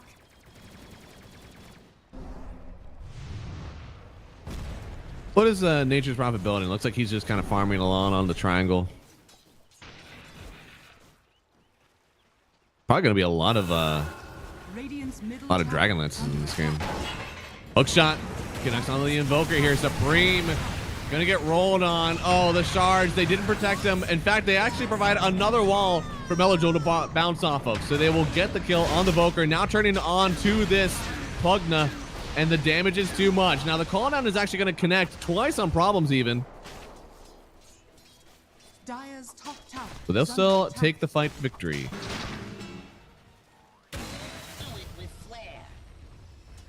Dire's middle tower is under attack. We're up the high ground here. Dire's structures They definitely want this tower. They've had a lot of issues kind of going on the Mouz part of the map. So if they can take a tower that provides a permanent fixture for them to walk around, not worry about these TPs. Radiant's bottom tower is under attack.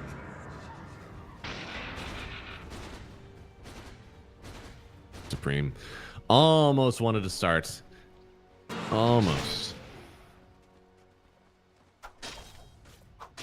So yeah, the full Mjolnir completed on the Nature's Prophet. He's going to be farming up the Storm, and on the other side, Gyrocopter. He's not so far away from his Agnesceptor, and I'm a little surprised. Gyrocopter, he did go for the Dragon Lance, but he already bought the Blade of Alacrity. You are able to disassemble Dragon Lance on Gyrocopter because of his innate. Radiant's bottom tower has fallen. So he's kind of pushing back the timing of his axe just a little bit at the expense of keeping the Dragon Lance completed in his inventory.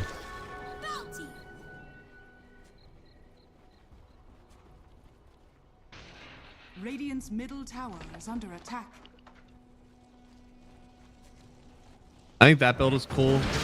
I think you're technically able to disassemble the phase boots. I need to check on that.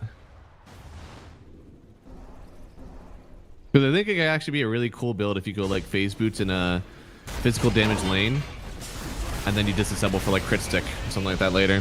Looks like they are going on the Gyrocopter though. So much damage. The EMP connects until the end. Gets the kill on Olnit. He's been having a great game on this Gyro, farming up as much as he wants, but now they're bringing the pain to him.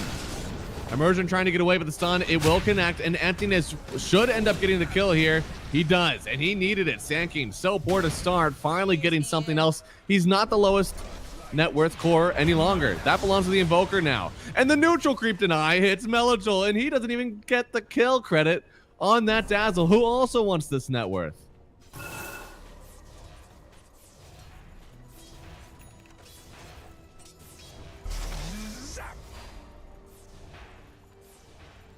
I mean, Force is playing a dangerous game. Has Ags only. Not a whole lot of protection there. Very aggressive item build, aiming for this very early timing that Mouz want to hit.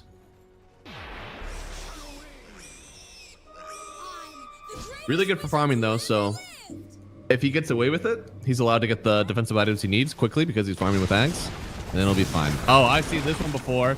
Is this the replay, or is this the entirety of DMS smoking, finding the gyrocopter, and getting another kill, shoving him back from top net worth in the game? And well, Shigetsu, he takes that crown now.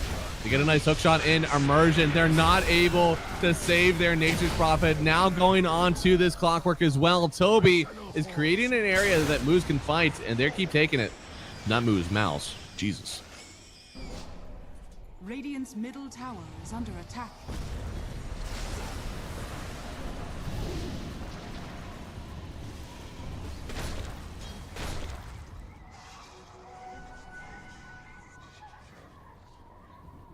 Oh, he's a Grandmaster Gyrocopter, huh? So they're going to want to pick it like every time. I mean, Gyro is such a good hero.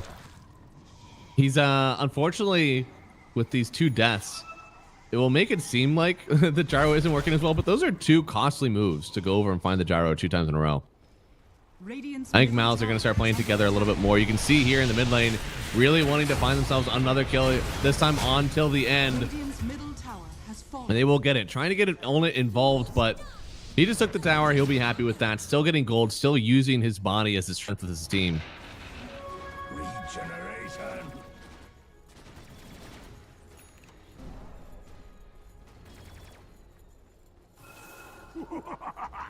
Radiant's top tower is under attack. Dire's bottom tower is under attack.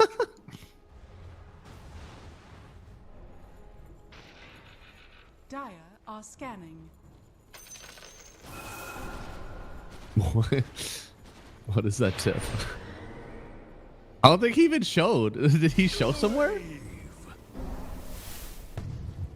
Oh, want to run into the Roshan pit. This is, I don't know, kind of tough. They saw the Clockwork, sent in that rocket flare. They just didn't care. They walked in, anybody's right under it. And, you know, Clockworks are going to keep hitting this. Maybe he gets a snipe on Roche if he's really lucky. That's come now.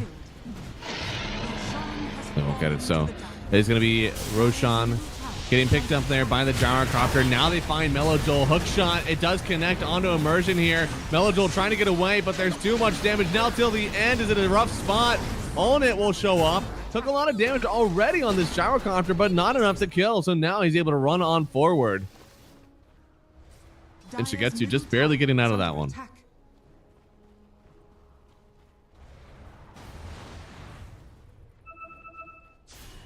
I'll take your tribute. Nature's thinking about where he wants to go with his next hit. Got it.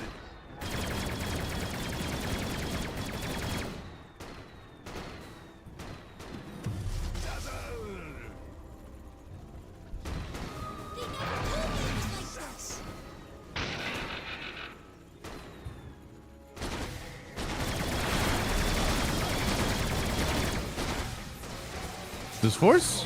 Okay, Force has his grave, so he lives these. All right. Remember, guys, you can go to cct.gg/stake. Use that code CCT2024. Receive a 200% bonus welcome deposit. Holy moly. That's only usually 100%. The percents keep increasing.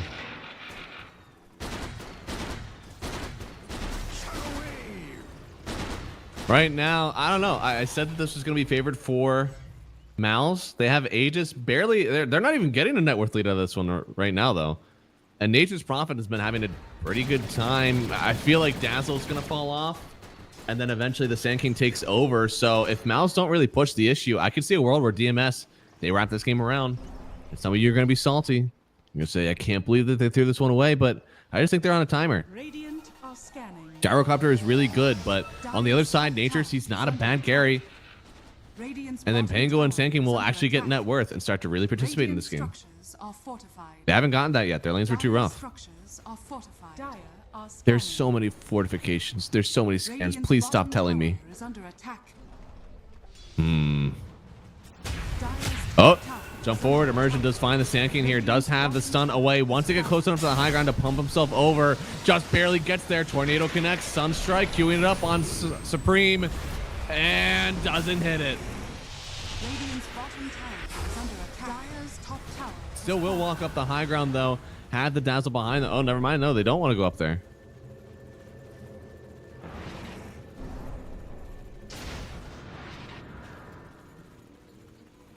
Dire's top tower is under attack. All the meanwhile, they did lose a top tower as well. So this Nature's Prophet really making sure that they get the most out of the map. Attack formation!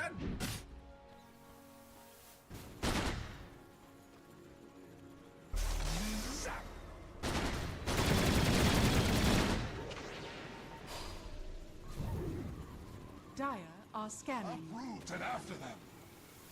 Very good Hurricane Pike game. I mean, outranging the enemy carries is going to be imperative in this one.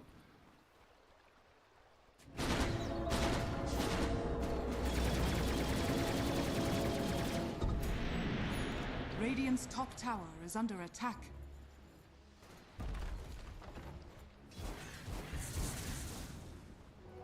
Money changes hands. Radiant's top tower has Almost has the BKB on Shigetsu, which will be pretty important for his fight. You can see he's kind of going into, Invoker abilities. He also can't get decrypt. There's going to be the stun from the Gyrocopter, his call down. There's a lot that's falling. So as a Nature's Prophet in this game, you kind of need two items. One is the BKB and the other one is the... Wow, I can't remember what the nullifier was for a second there. My brain just completely stopped. Oh, the roll! And then he blinked Dire's forward. bottom tower is under Immersion attack. went too far. Looks like Supreme did get the Wisdom Rune. Melodol should get to roll away. Wants to clear this wave. TPing. Doesn't actually clear it, but at least he gets out.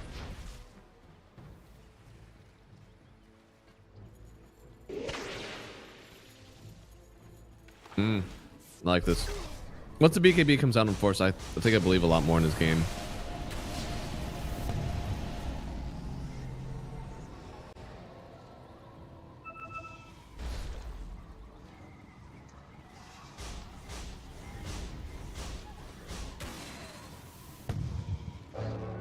Ooh. I thought that he might have timed it so that he got the delay on the Aegis regen, but was not.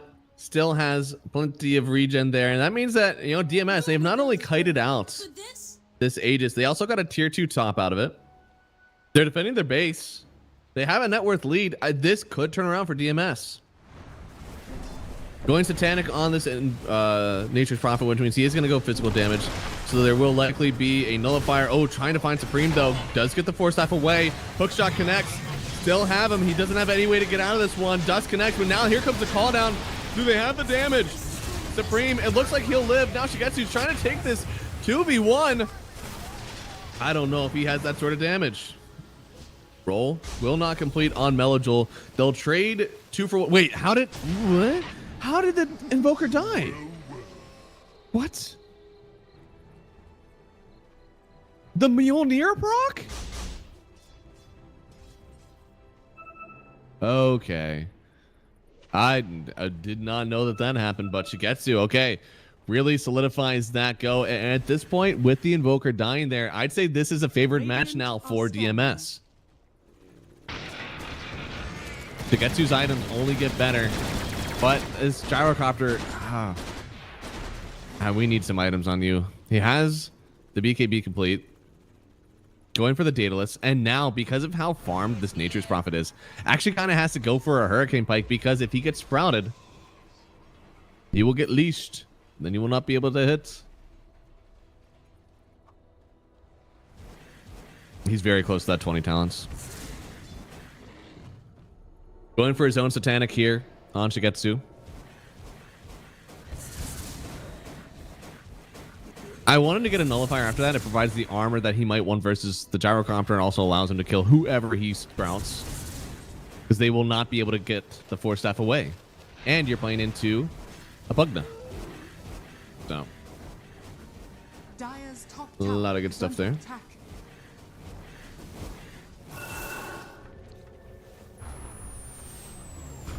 Sunstrike. Dire's middle I think they tower were just is under looking attack. for Shigetsu. Didn't find him though.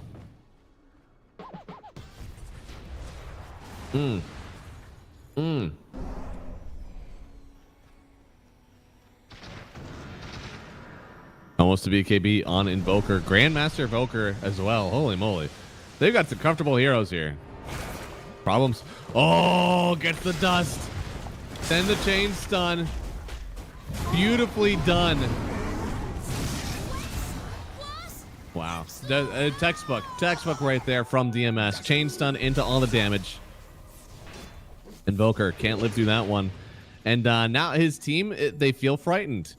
Force is on the other side of the map, farming up his next item. He doesn't think they can fight. Invoker's trying to push out waves the best he can. But they're just on the map all the time on DMS.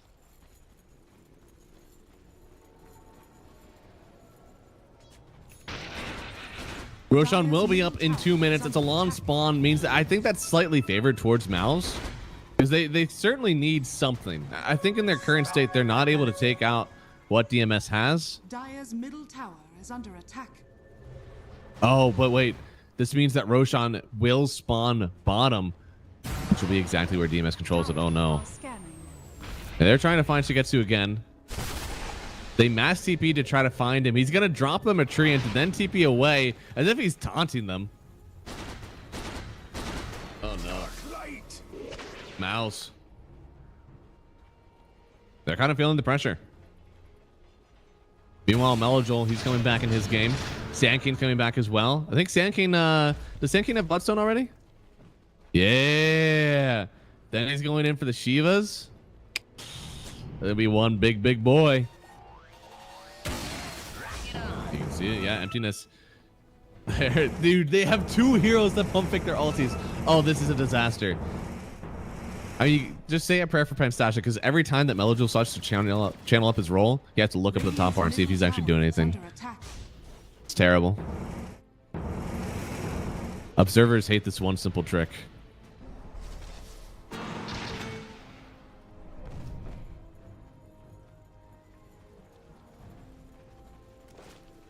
Radiant are scanning.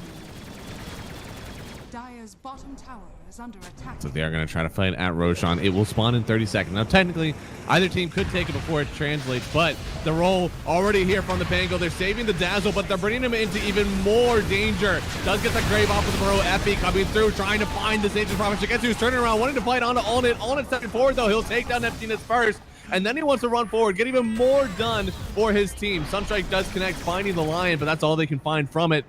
Pango lives barely after the engagement, but at the end of the day, DMS lost their Sandking and Mouse. They see Roshan, 20 seconds. They can definitely do it here. They have more than enough damage, and they should be able to hold him in if they want to, but it roars. Clockwork knows he's around.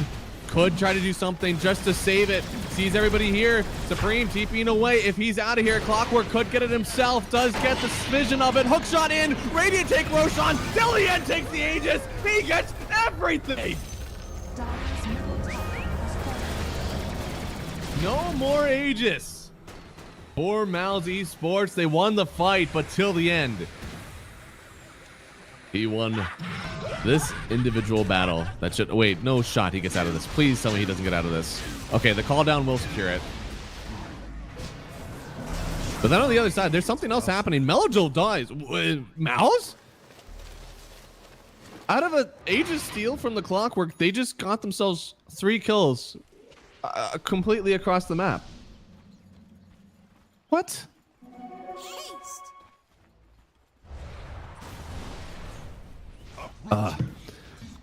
That throat hurts so much. From running I know, no, in Celsius it was 10 degrees that I ran in yesterday, the 5K, and then I did casting for 6 hours. Then I didn't get enough sleep. So we're just one big bundle of pain today. So stay hydrated, all right? If I have to drink water, that means so do you people. Radiant's top tower. Walking up the high ground, they don't have Aegis, but they did get a few kills. Feeling still strong with both Force and Toby behind. It's not two save supports, it's a save support and a save core. Emptiness is pump faking, and it makes me angry that he keeps doing this and not actually committing. Bottom tower is under attack. Now they're trying to take the Tormentors. Should have enough damage for it, but you see it here. Burrow Epi coming in. Tormentors still gets taken by Dire, but now Emptiness pretty deep in this one. They will end up losing one support, and Sand King just going to back out because Onit is already so low. They have a little bit more damage. No, the Grave is going to be enough to take him into the base, but that does mean they still lose their Invoker. It is foregone. DMS cater this fight and get exactly what they need. Dire's bottom tower is under attack. Dire's bottom tower has fallen. Mouz with 4 dead. It's going to be hard Dire's bottom to hold this tower is high under ground. attack. Especially this Treant Protector still hits very hard. The Treant, I think he's actually almost taken the tower. Doing really well with the aggro. So there it is. Tower down. Shigetsu is kind of here by himself. Emergent jumping in first. Gets the punch up. Does have the tag team. A lot of damage done here by Onit. Probably the BKB. Getting the Hurricane Pike away as well. Has some lifesteal to work with. He just wants to TP out though. And he'll get it.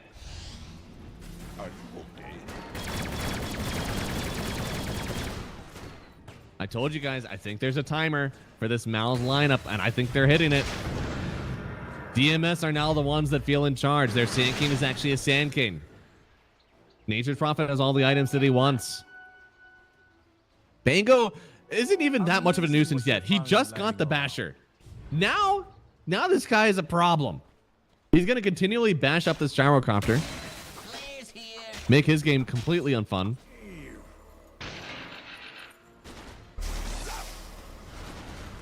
It's going to come back to this Dazzle lane, I think. They did not win the Dazzle lane, and it doesn't feel like he's dominating the game.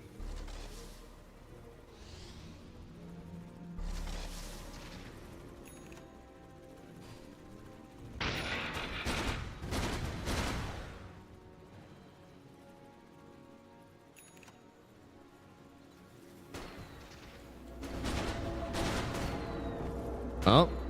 Looks like Onit still trying to farm up on this one. Should have a Satana coming, so he will also be able to kind of lifesteal through. But he has a lot of ways to go, right? Only the Morbid Mask still has to get the Reaver. On the other side, Nature's Prophet, this guy is farmed as hell. Now he's going to start getting this Nullifier, at which point he just gets to select who dies. Woo! That's a lot of damage, but actually healing up a little bit there. On the Bugna, finally does go down. Melodol doing a lot of damage for us, having to grave himself very early here. And there's the stun. Trying to save, going into the call down now, but the Burrow Epi coming through from Emptiness, immediately killing 2. Own it, he doesn't even want to stay here. He has to just get away. He can't stay and protect his team. And Mouz, the pressure is too much. A fight in the river, the roll through, and Emptiness problems. They're just doing so well. Their chain stun is really working. So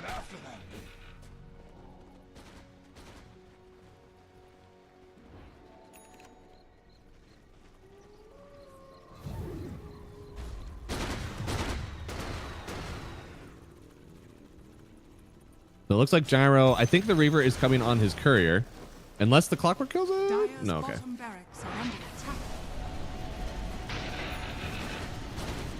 So Satana complete, but these fights aren't starting on the Gyro. These fights are starting on like Force and Invoker. And honestly, Gyro, I like the way that he's built so far. I almost wish I could see a Scotty on him or something to keep him even more tanky, because it feels like he needs to be the one that they start him, have the Pugna behind him, have the Dazzle behind him. At this point, Dazzle isn't leading the charge. That's what you imagine when you pick this hero, is that Dazzle's like stepping up, hitting people with the poison, keeping your team graved whenever they're running forward and charging. But now it's almost like you're playing with a disruptor. It's great whenever you're ahead, but when you're behind, you kind of question what the use of the hero is.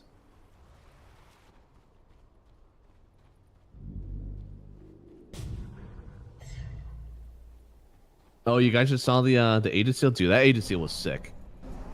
Till the end. That feels like when this game truly wrapped around. Invisibility. And then felt like it was controlling for DMS.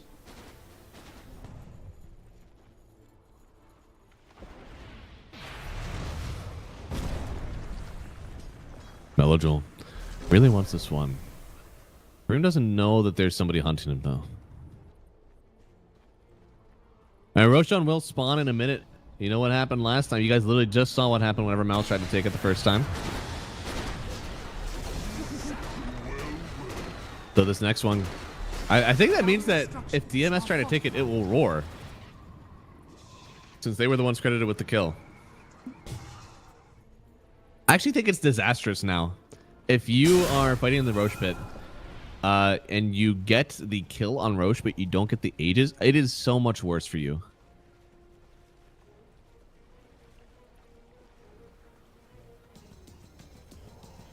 Sorry, if you don't get the kill on Roche, but you get the Aegis, it is better for you. If you get the kill on Roche, but you don't get Aegis, it is awful. Because now you're sitting there with no Aegis, and the next time you try to take Roche, he will roar and tell everybody that you're taking the Roshan.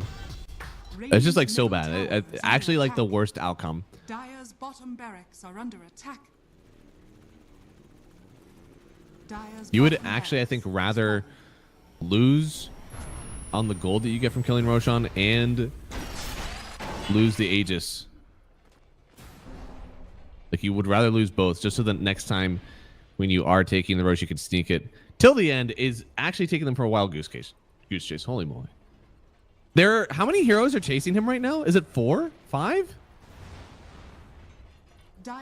And he's still alive. Dire's middle tower. And they lost that tower while there's... Oh no. Did you just lose mid tower because of this? Oh my goodness. Shigetsu is kind of just dancing them around the map. He does have his 25 talent. And what did he choose? So he did the 3x damage HP on Treant, which means that these towers die so fast. Sometimes if you don't think that your tower take is that good, this is a little bit better than going for the no TP cooldown. But first off, he still has boots.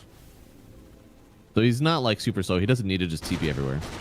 But also this opens so much space because your Treant literally like, I think 4 shots towers or something crazy.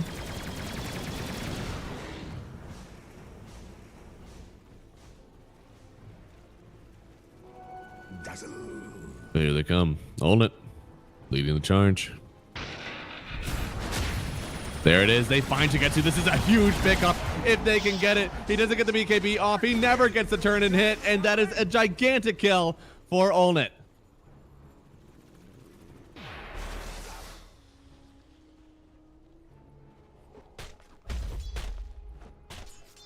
Dire's top tower is under attack. Radiant are scanning. Oh, good job so far. I mean, that's a huge pickup, but what can they get out of it? Roshan will spawn in a minute. Nature's Prophet should be up by the time that I actually see it and get in there. So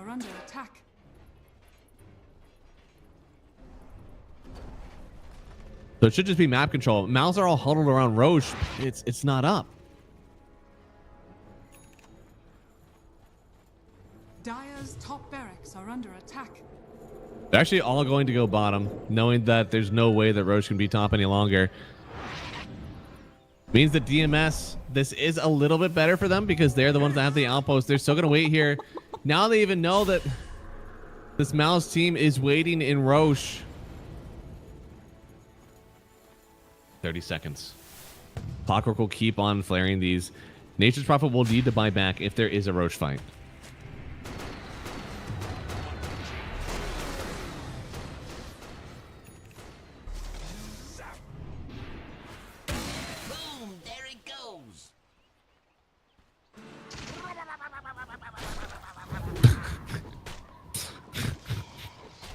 I don't know if I've ever heard somebody use that voice on actually in a game.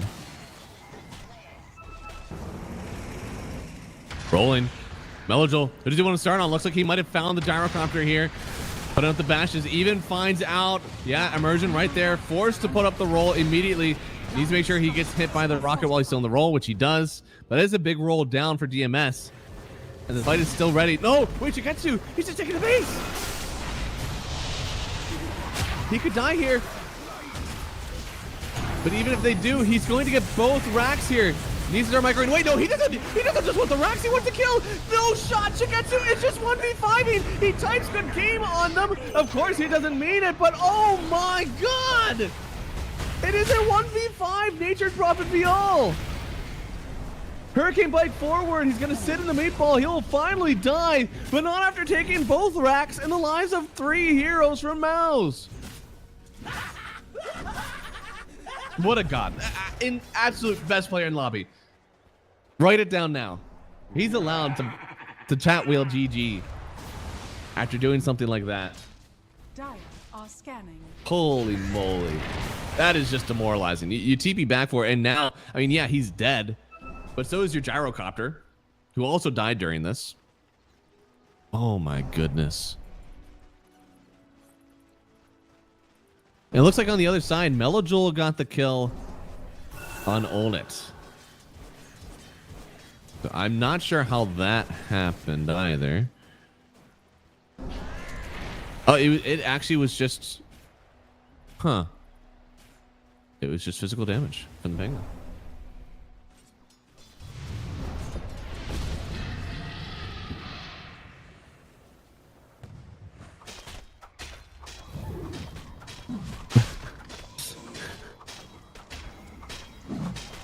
What is the probability of Mouz winning this game? I don't know. Fantastic, what's the graph say? What's the 1% there?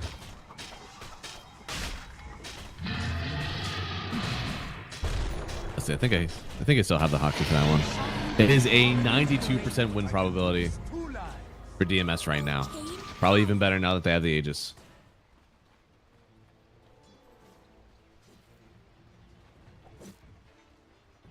Now with Aegis on the Pangolier, he's able to, I guess, roll to his heart's content. He's not the greatest Aegis carrier. I'm surprised they did not wait and just give it to the Nature's Prophet.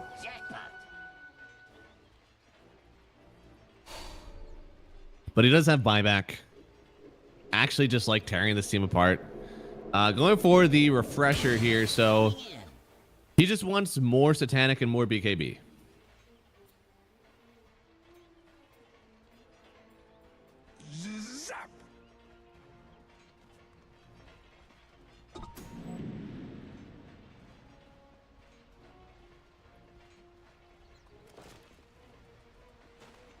They're still a little bit wary of going high ground, but that is because, like, they don't have to force anything. They have 2 waves that are going to come in naturally. You can see all of DMS, they're just all grouping around top because these waves, bottom and mid, they're going to push. Super creeps will do the job.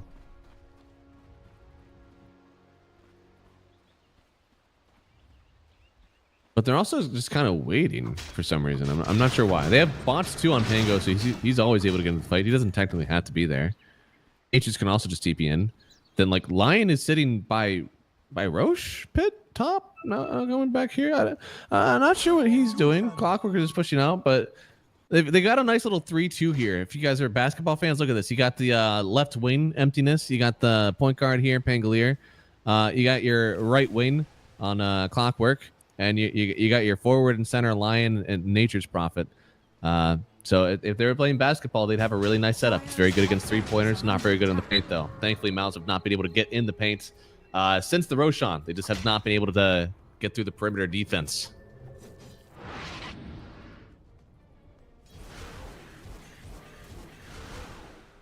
So in conclusion, I have no idea what they're doing. But again, this group stage 1, each win matters a lot. You're basically counting yourself up to 3 wins. And that way you should make it through to the next phase. So Mouz, they feel their backs against the wall, and DMS, they do not want to give any room for them to come back in this game.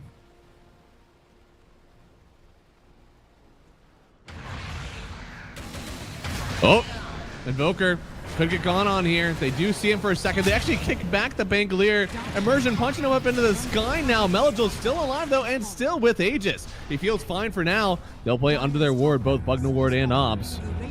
And on the other side, no, it was the Nature's Prophet. They made enough chaos for the Mega Creep to get in, and even though Immersion has the kick back, I don't know. You can kill Melojul once. Can you kill him again? No, you can't even kill him once. And now with the Burrow at the end, they find the kill in the Invoker. No! The Grave! It's just in time. Force is forced to get back, though. And Supreme still will eventually fall. Shigetsu gets kicked all the way backwards. He has the Satanic hailing on up. He doesn't have the Refresher. He already used it once. He could go down here. Own it. Does he get it? Yes, they get the kill. They've already bought back on 2. With Megas down, DMS, they feel no pressure to buy back into this game. Again, Melojul is going to try to get away from this one. The roll doesn't get into the Sunstrike. They'll be fine for now on DMS, and on Mouz, their base is ravaged. It was buyback on 2 cores. Might be too hard now.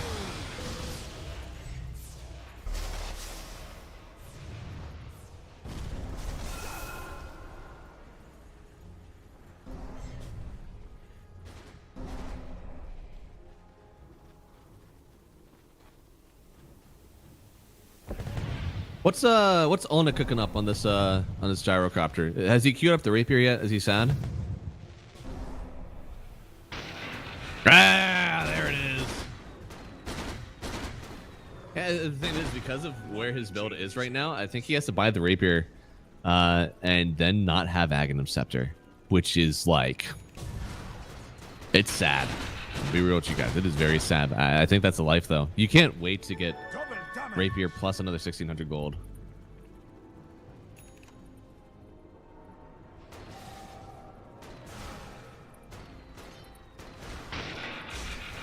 Thank you, Mod. My respect. No problem, man. I will enable messages when they look normal. But that means you have to say nice things about me and tell me I'm pretty, okay? So that's you. I enabled your message. Say cool things about me right now. I'll be reading.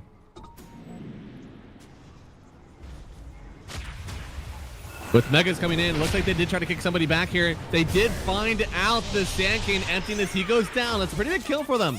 Without 5 heroes up, I don't think the DMS want to try to take this high ground. Once again, Mouz have delayed this push and potentially end of the game by another, well, minute and a half.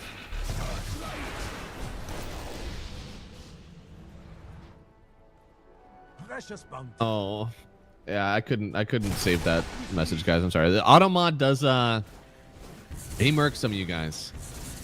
Some of you deserve it, some of you don't. That's life of the Automod.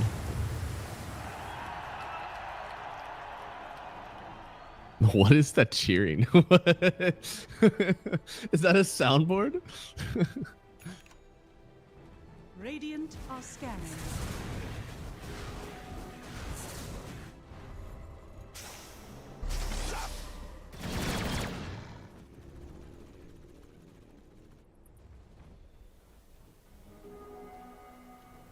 Well, let's see here. Refresher coming soon on the Pango. That'll be nice. I feel like Refresher has actually been a pretty good item this game. We saw Nature's Prophet with the second BKB Satanic. It's definitely putting in work for him. I'm sure the same thing will go well for the Pangolier. Nature's, though... Where did he just go? Oh, okay. He's just farming around. I feel like he could go a Disperser if he really wants. He could still go in for the Nullifier. He feels like he's looking for something to slot up whenever he's not using this Refresher.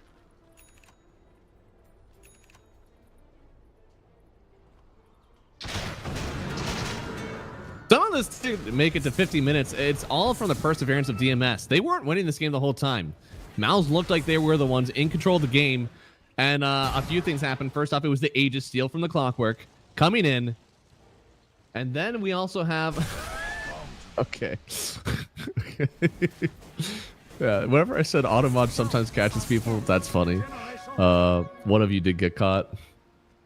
That's fine. The other thing that happened was the high ground push. Shigetsu, while his team was fighting on the other side of the map, he goes high ground, takes 2 racks, takes 2 heroes, and then dies. He's absolutely crazy.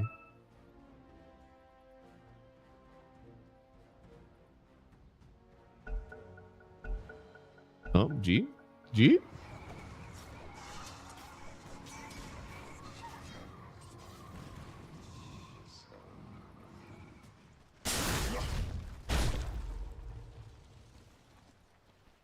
Okay, denied that message and it went through anyways. Interesting.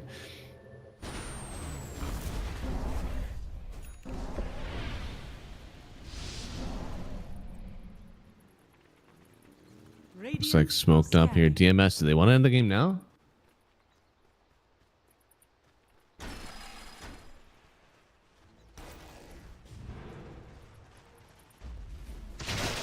Oh, no, Joel. You know somebody is around. Oh, I couldn't find him though. Supreme, looks like he'll just barely get back before Clockwork can find him.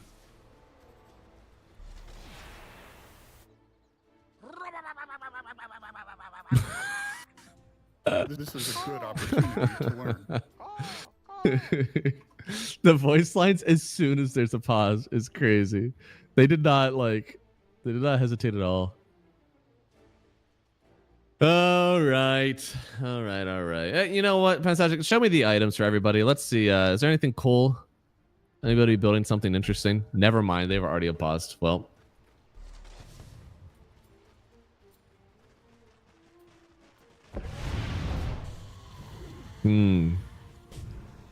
Oh, there's a Lotus on the Sand King. That's definitely interesting. Yeah, I guess the making sure you can't get kicked back. That's definitely a good item. Why are there Dagons? Is it solely for the Nature's Creep? I understand why Toby and Supreme have one. I'm not sure. Huh. Got it. I feel like 2 is enough. I'm seeing another one getting built by the Tusk. It feels like a lot, but maybe it's fine.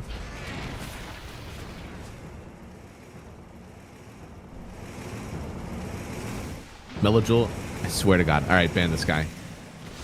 Make sure this guy doesn't play again. Oh, there he goes. Now he actually completes the roll. Looks like Shigetsu has to get onto the high ground, wants to hit Immersion, doesn't see him just yet. Finally getting some hits out, but he gets kicked back away. Now Melojul is separated from the rest of the team, but so is Immersion. He's going to get hit by the Cone Earth Spike from the line, and now Melojul, he's in again. What's better than 1 roll? It's 2 rolls, and he's right on in the double stun into the call down for the Gyro Carter, but now he's on top up till the end, trying to just hit and get himself out of these cogs. They have to buy back of the line, but not before they already get the second kill on the Sand King. Mouz. They hold.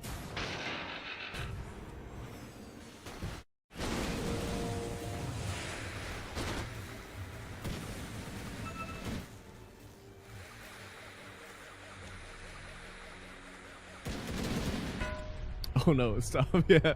Do not let that thing chase you down. It will kill you.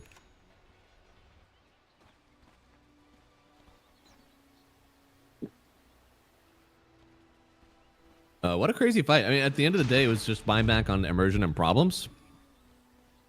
But you don't feel the pressure to buy back on the Sand King. So now they just have the Aegis. They can wait for Sand King to come up again, and they'll go take a high ground, hopefully.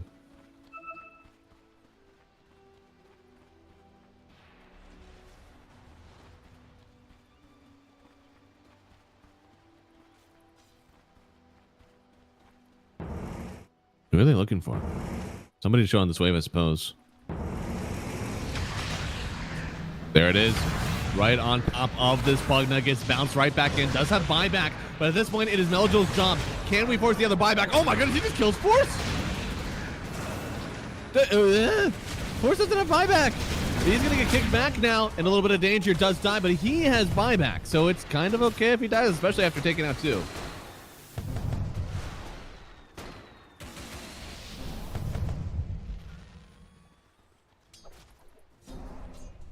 Too.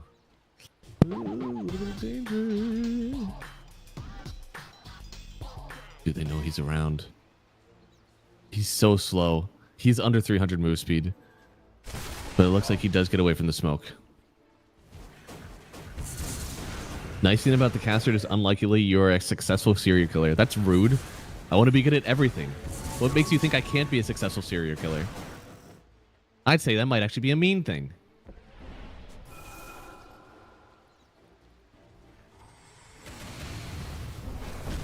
We're trying to find something. Lion jumps in with the instant stun. onto the Boker.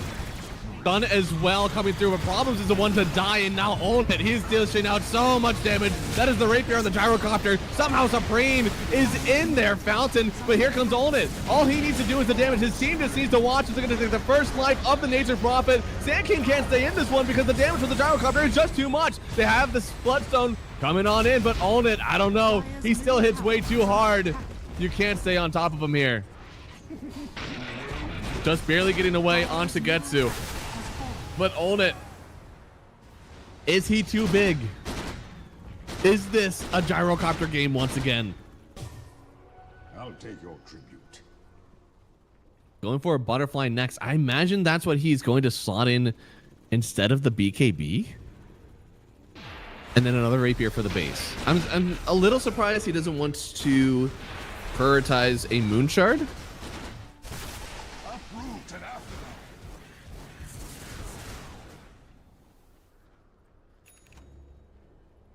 On the other side, of course, Nature's Prophet looks like he is going to suck up his own Aghanim Scepter. Has not decided on anything to actually slot in after he uses the refresher.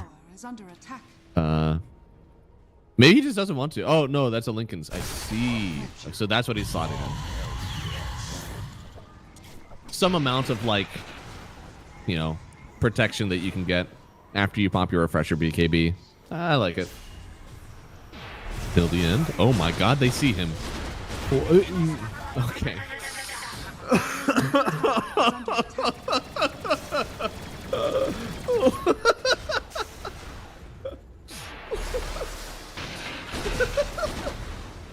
What a crazy ass move.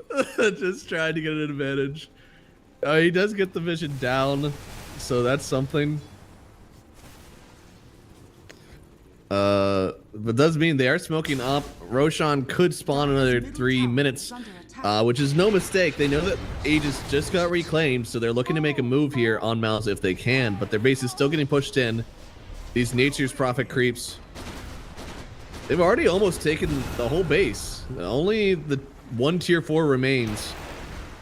And that little tree is going to keep on putting in work. Putting in work.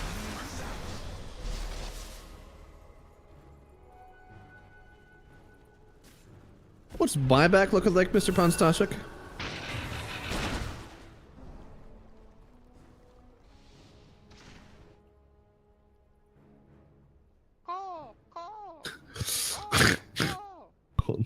Not more. All right, let's see. Buyback. Have buyback on everyone but Lion on Radiant and on Dire.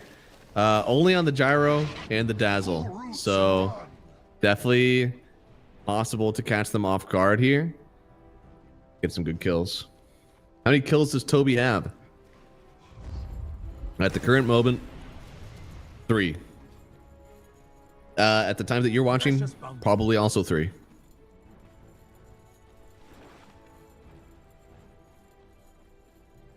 And thank you everybody for watching. This is the first game. It started off where Mouz were in control, but unfortunately the game has slipped from their hands. They did have a very early centric lineup, and they're just kind of experiencing what that's like at 58 minutes. It's not great. Your early lineup does not succeed when it's no longer early. But they're battling. They're protecting the high ground. Gyrocopter has a Rapier. He's not letting anything go for free. The next issue is going to be Roshan, and then actually even before that, it's going to be 60-minute items. I wonder if there's any 60-minute items that could change the game. Pensnashik, what's the 60-minute item that you want? What's a good one? Dire's middle tower is under attack.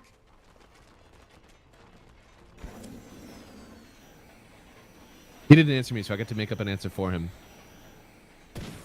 He wants bounty hat. What is that called? Pirate's hat.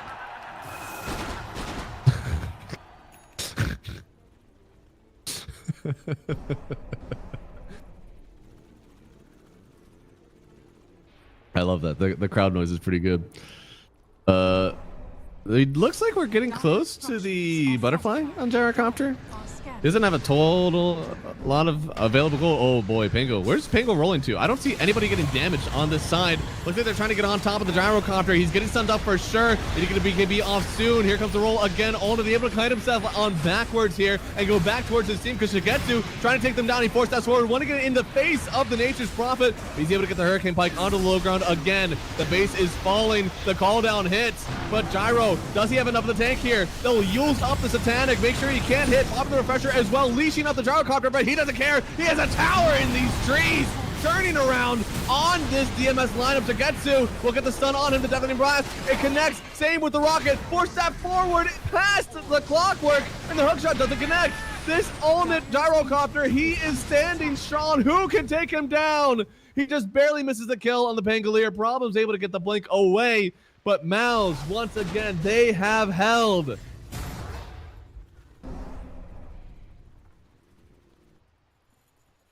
Radiant's courier has been killed. I think DMS might be spooked now. You've been in a dominant position this whole time. You've been at a 90% win rate, according to Gaben, for like 20 minutes. But you still have yet to close out this game. Your treants are getting dagoned. There's a lot of stages of Dota. You have like the laning stage. You have the early game, mid game. And then there's actually two after that. People think it's just late game, but no. There's the late game, and then there's the ultra late game. Whenever the supports get a lot of gold, whenever there's somebody with a rapier and like buybacks on their high ground, there are some heroes that just do better whenever it comes to like ultra late.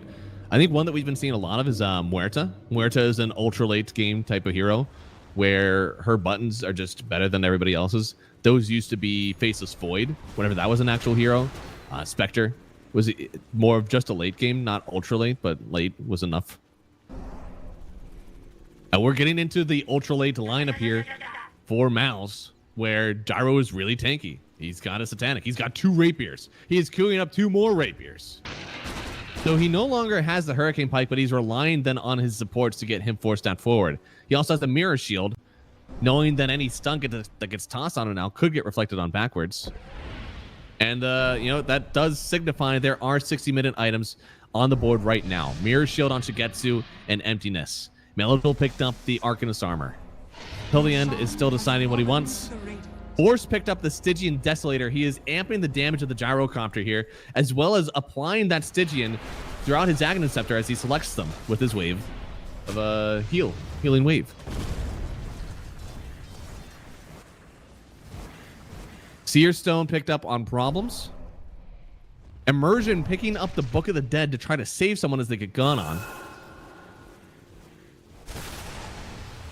Wow, and then Toby with the Arcanist Armor is crazy. the Pugna Arcanist Armor is sure is gonna hit hard. Roll through using the Seer Stone. Get an idea of where everybody's at in this one. Melodil trying to get the back line here. Wants to section out the rest of this Mouz lineup. Gyrocopter, he's the one to focus on. Emptiness trying to jump forward. They had the vision getting himself up into the air. The base is falling. The treants are doing too much damage. They had to get clear. They already take the first life down up to get to. He's trying to turn back onto the base. There's no more fortification. They need to kill him now. Is it too much damage? It might be. It is. Game 1. Going to DMS. They finally push the base. They finally get the Ancient down. Woo. Woo. So many kills, so much damage, and finally they walk up the high ground, get themselves a first win in this best of 3. DMS maybe shocking Mouz here as their early pickup, it just wasn't enough. They didn't dominate enough of the map, and even though things were looking good, this DMS Nature's Prophet really pulled up and played a fantastic game. I don't know. Now, that was a solo cast for me, guys. It's just me sitting here. That was an hour of me. And boy, my throat feels terrible. So we're going to go to a break. And then when we're back, we'll talk more about this game number 1 and dive into game 2. So stick around, guys. We'll be back in like 10 minutes.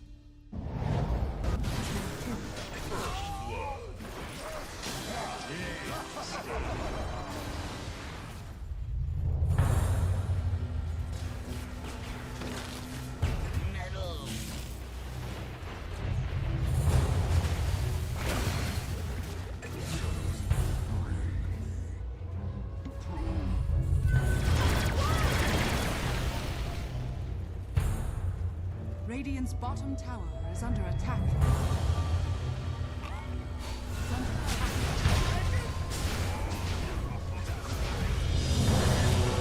Dire's middle tower is under attack.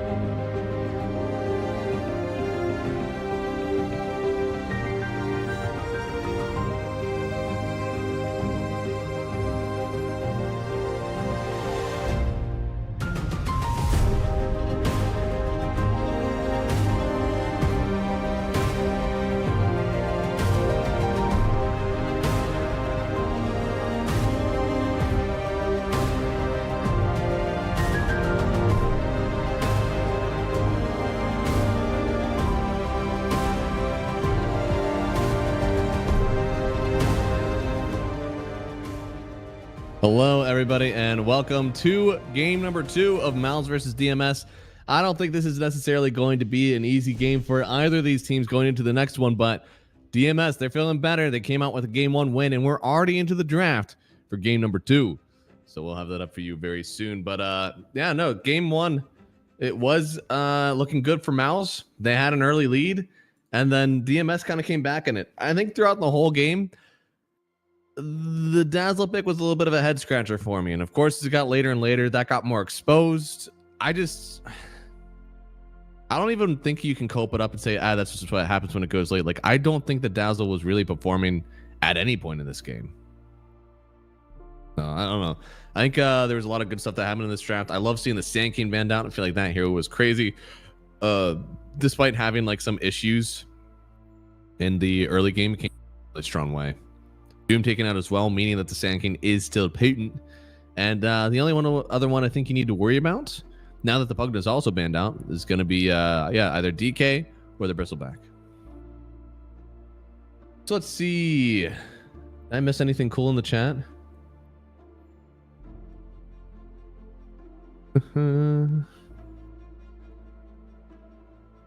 Nope. Why is the stream 6 minutes behind? Well, there are people playing online, so if you have like a coach in the room or something and they like watch the stream as it's live, they could just like feed wards or feed item builds or something. That would be bad. This is not a LAN event yet. I believe it's culminating in a LAN, but these are still all online tournaments. So yeah, have to have delay on. That's why LANs are slightly different sometimes, because if everybody's in the room, you can literally see if somebody tries to cheat or not, then like you can put the games on no delay. SF gets picked up first to start off, and then it gets immediately countered by the Terrorblade, which I'm assuming is TB offlane. I don't know if that's an interesting one to me. I'm sure that Mouz has, like, they're a very good team. Mouz has been to very big tournaments. They have been doing a lot better as of late as well. But I'm a little surprised because it feels like this could be a mid SF for all we know.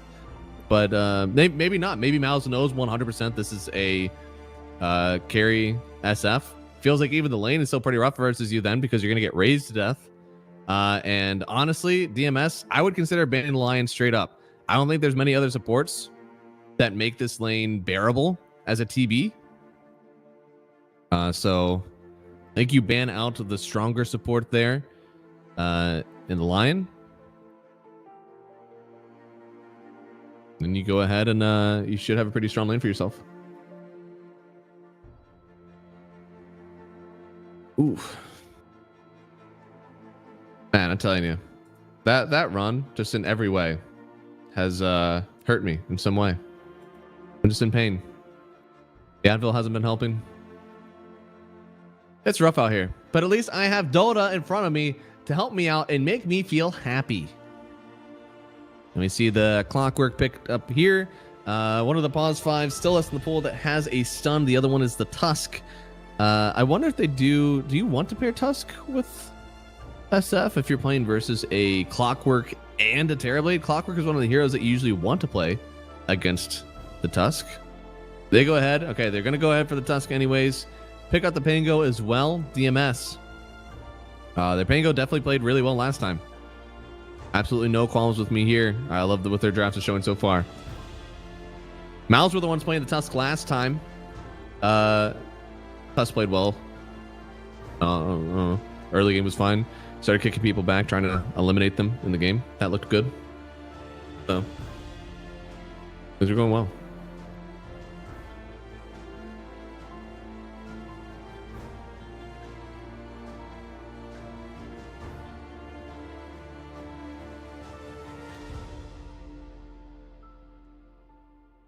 With Terrorblade, you don't have many stuns. With Clockwork, you have a BKB piercing disabled, but you still don't have anything else to chain stun with it.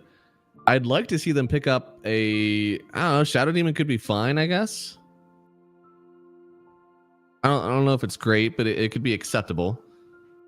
Is there a Hoodwink option? Probably not.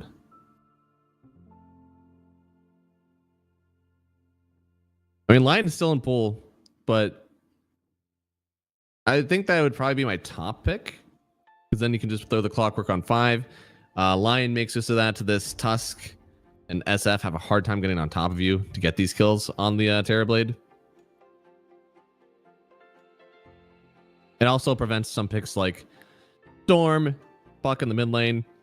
It's really nice in some ways. Even Nyx Assassin is someone that we see like that. You see the Nyx ban and it unlocks heroes that you can play. Whenever Lion is in the pool, it unlocks those sort of heroes in the mid lane as well. They go ahead for the Enchantress as well. And then they go in for the Earth Spirit. So they have their mid matchup here.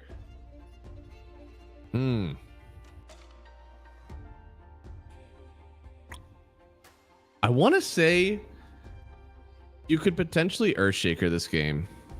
Potentially. Just because there's going to be the illusions from... Oh, no, they just Timber. Holy. Okay. Lockdown has been slightly limited. You're now forcing the Earth Spirit to go for a Vessel, which isn't the worst thing in the world.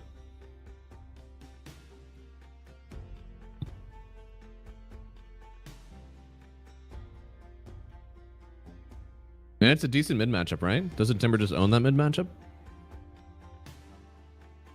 Gotta be good. And right now, I see Timber is somebody who can rip through the Enchantress, kill her without right-clicking. SF has the raises. He should be fine. Pango actually does a good amount of damage with your Swash and Shield Crash. I feel like they have the answers to deal with the Enchantress. So then the question becomes, like, what is her defensive purpose in this game? Am I going to be able to sneeze before I mute? Okay. I did it.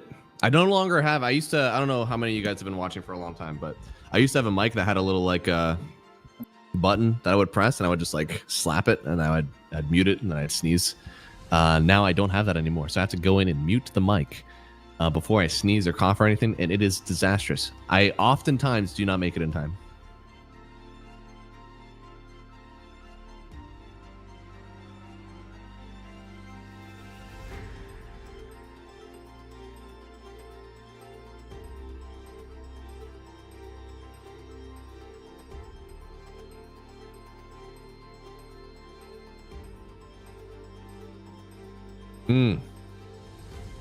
Well, getting into the last steps here, Nyx Assassin actually does get banned out. Very good versus the Enchantress, killing her creep right away.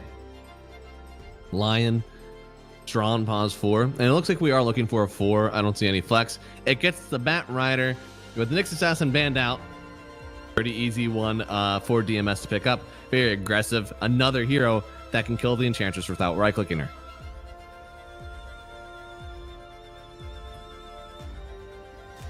So you already have a pipe builder. Okay, they're just going for the Luna. Yeah, I could have seen a world where it was a Shadow Demon pickup instead, and that would have helped out slightly. I'm not sure what the other pickup would have been for Olnit, but Olnit has had 2 great games. I do think that his Gyro game was pretty good. His lane went really well. At no point did I think that his item build was the one that was like screwing up their game or anything. And I'm very hyper, as you can see. Even though I feel like I should be a little tired, I'm not. I'm bouncing my legs, and I'm just all over. So... yeah, no, I think this should be a good game for Olnit once again. But what about their team?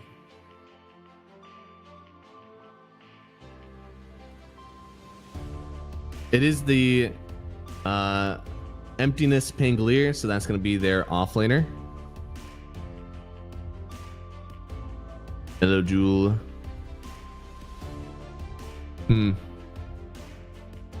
I don't know. I feel like the mid timber should do well. There's a lot of magic damage sometimes from the Earth Spirit. It's not always like... Oh, goodness. Do I need to refresh this? It wasn't giving me the actual link to the game last time. Do I have to go to the actual ticket and find it? Yeah, I do. I guess because of the restart. Unfortunate, but that's okay. All right, here it is. Mouz DMS. DMS, I am right that this was a Pango mid last time.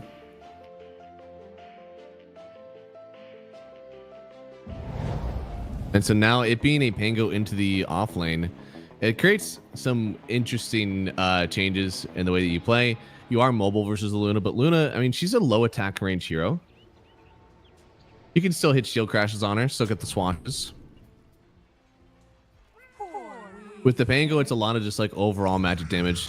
Toby is going to have to heal into it. I think this should be a good aggressive lane still. I think they should be fine.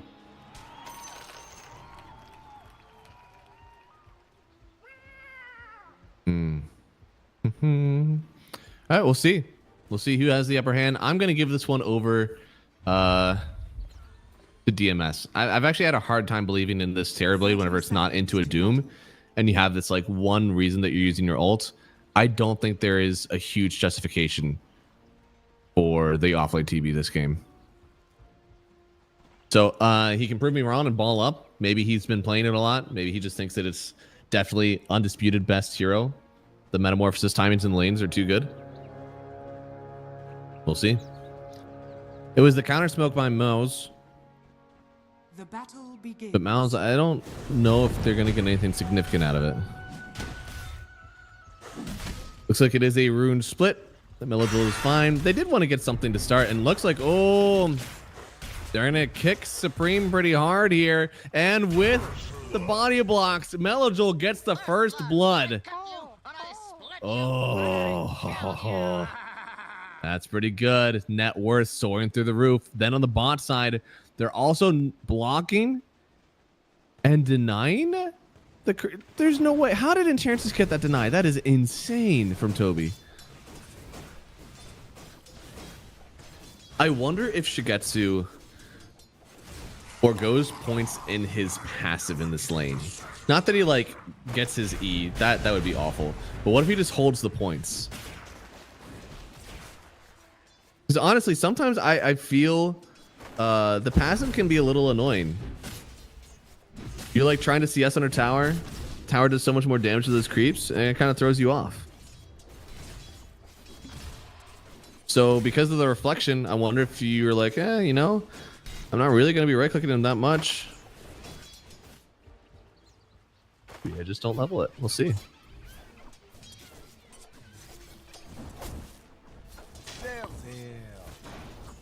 Problems. Has to be the one that's really like carrying this lane for the Pango to start. Has to do a lot of damage early. It makes it that the Pango can kind of like play, I don't know, wild whenever there's a lot of stacks and kind of create that opportunity. All right, Shigetsu immediately leveled his passive, so I'm wrong. I am simply wrong. Which means that now they are all getting minus armor whenever they attack these guys. Immersion trying to run down with the metamorphosis. I mean, that passive does a heck of a lot.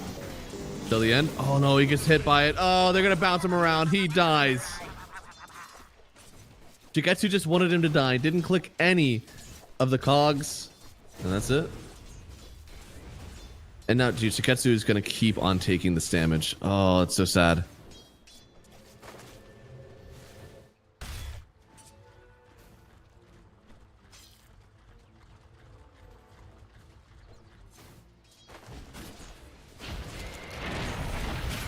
Oh, force. Could go down here. Cogs trying to separate them. Tag team. Is it enough? The right click at the very last second. It connects. Now Immersion. He's alive, but also very low. Yeah, has to drop a salve. A lot more regen coming out to make this happen. And with the Lotus coming up, Terrorblade almost has to beeline it to that Lotus, but Shigetsu, he just could push out this lane.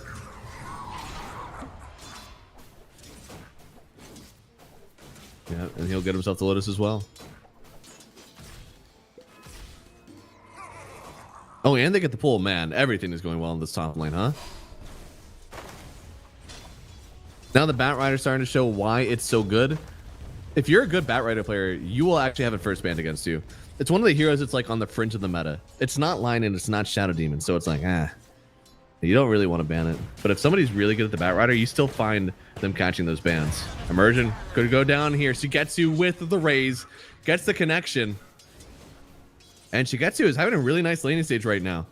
Going for the treads, not even going for a Falcon Blade. I've seen some people go for the Falcon Blade instead of the Null. I personally think that this game is a Falcon Blade game. I was talking a little bit with Ace about it, and he said when Arteezy was streaming, he would always do that Falcon Blade build whenever he could actually right-click because you want that extra attack damage, and the mana is always nice. That's part of why you're doing it, because no matter what, you're going to end up farming with your raises, so you need something with mana. But if you're in lane, and it's a mobile hero that you're not going to be able to... Oh, emptiness. Big pop on the Lotus and the stick. Alive for now. Now going to get bounced back, bringing in till the end, but he already dies now on Toby. 3 heroes brought into this bot lane. Olin has to stare at the wave. All right, clearly I'm going to get interrupted. So you go Falcon Blade if you're playing versus a mobile hero and you won't get triple raises. You go for a Null Talisman if you think that you're going to be able to hit your raises on everybody. This is a Clockwork, and I don't think he's going to let you get all these raises. I could be wrong. Maybe he will. Maybe you're just going to play to get them. Maybe Shigetsu doesn't even care and is going to go straight in for the Massive Madness. He won't even get a mana item, which is crazy if so.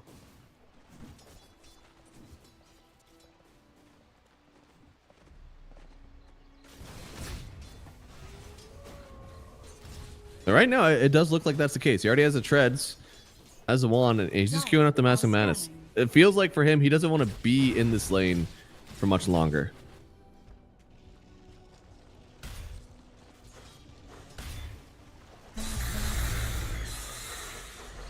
Yo, what's up, man?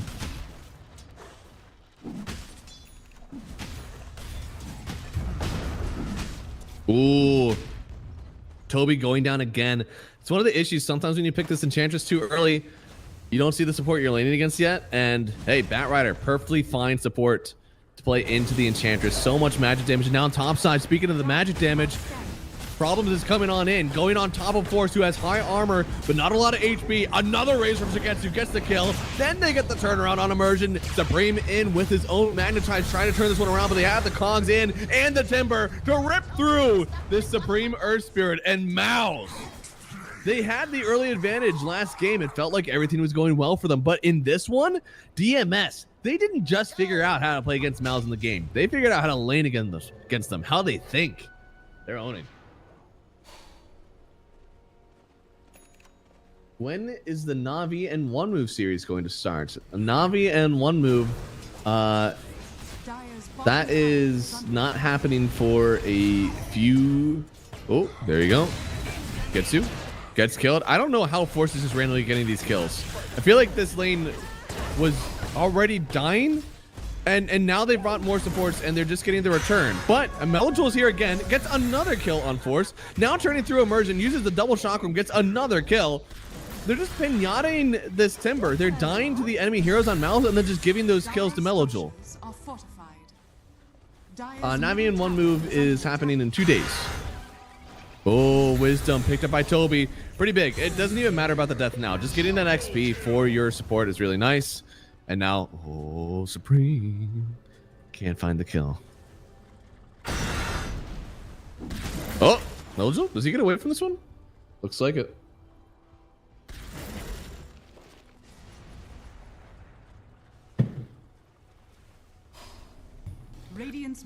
So there's been a lot of brawling. There are 11 kills on DMS. What does the net worth look like? Because the CS really doesn't matter anymore with 11 kills in the game. Oh, Clockwork. Tried to drop down the Cogs where he's going to end the roll, but just a little short on that one. But a nice Magnetize. Can he turn this one around? The Requiem hits. Supreme should be able to roll, but oh no, not for another 6 seconds here. Drops another rock. And the run through, it's not in time. The Supreme, he actually wants to go back in on Shigetsu here. With a double raise, it just gets the kill. Supreme does end up getting the gold, at least for killing this SF, but not the XP. Radiant's bottom tower is under attack. Holy moly. Holy moly. So net worth, it is, oh my god. There is a very farm Timber saw in this game. I don't know if you guys knew that. Emptiness also going to go down. Own it to pick up the kill. He needed that one. His lane hadn't been going the greatest, but now picking it up with that kill should start to really turn around after watching the Enchantress die a few times. They did end up taking the bot tower, it looks like, so that's something. Shigetsu, they're going to turn around and try to get the kill force, but he just gets eliminated in his metamorphosis. That is one of the worst metamorphosis plays I think we're going to see in this game. I don't think it gets much worse than that. Pressing it and immediately dying. Bounty. Mr. Pansashik, please. Could you show me the net worths of these heroes?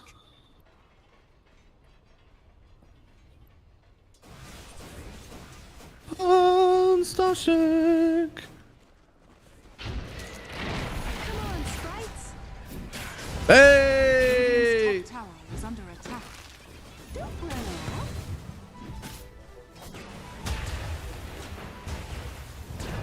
off. No way, till the end. Okay, he's actually a magician if he was able to get out of that one. He does die.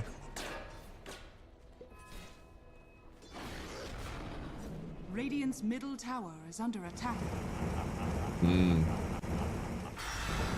Timbersaw feels like he's having a pretty good game. Rune doesn't get it here. Now the roll gonna finish on emptiness. Should get the chains on Supreme. He will. Now Luna coming on in. Onid actually getting into the river. The Magnetize doing a lot of damage, but I don't think it's enough. The Sunder immediately killing the TP. Then the Luna dies anyway. Shigetsu's in a little bit of danger, but the roll comes through in Immersion. He will fall as well. It's 3 gone. Mouz. They are getting trounced by this DMS lineup. Holy I didn't expect this. Radiant's middle tower Have is under DMS attack. and Mouz played a lot Radiant's before? towers are fortified. They have. 2 times in a row. This has been a Mouz 2-0. But in this one, they're showing what they're made of. In CCT Series 2 and 3, Mouz and DMS played against each other. And it was a Mouz victory 2 times. But I think the DMS has made some roster changes since those games. So let me see if I can verify that information.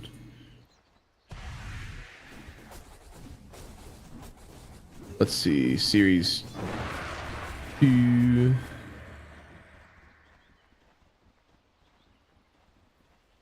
Oh no, yeah, the Hawk was on this one last time. I thought so, yep. And then yeah. So interesting. I mean, the Hawk is a very good player. I would never go on record and say that like getting rid of the Hawk makes your team better or something. That would be a crazy thing to say. But Emptiness is playing very well. Having 2 really good series, and now Supreme, a little bit of danger here, trying to get in with his clockwork, but Shigetsu's just sitting on the outside, beating into Immersion. Should take 2 more right clicks, does get it.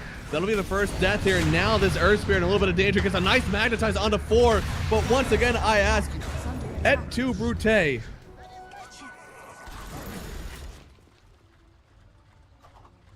need to look up what that means.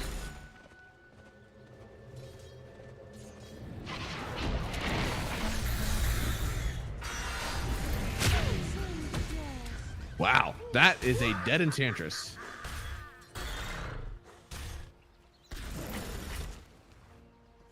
Radiant's middle tower is under attack.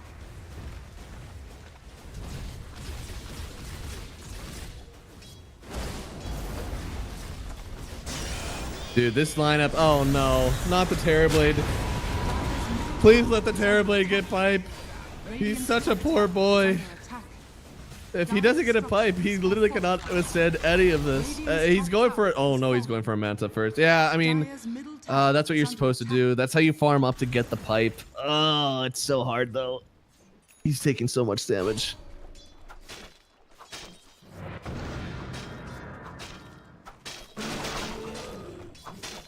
So with just a little bit of a roster swap here, DMS looking like a completely different team versus this Mouz lineup.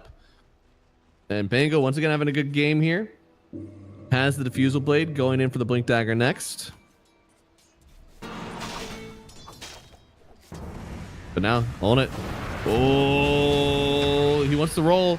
Sounds like connect. The hook shot was just short. All right, chat. Raise your hand if your hook has ever been too short, just by a little bit. No.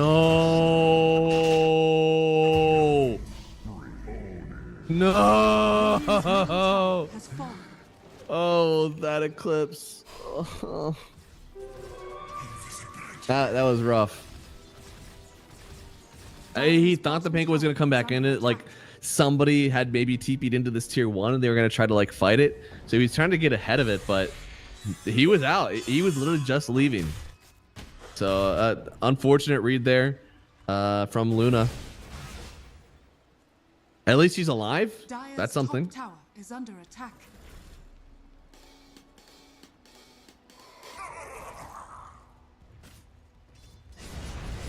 All right, now can Mouz come back? Boy, that is a hard one to answer.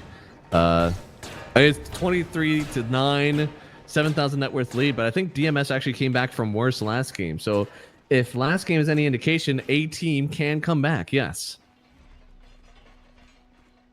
Mouz's lineup definitely ages a little bit better. Just because we need this pipe on TB. Are scanning. He's nowhere close. He's actually trying to go for the shard next because he feels like he's that far behind.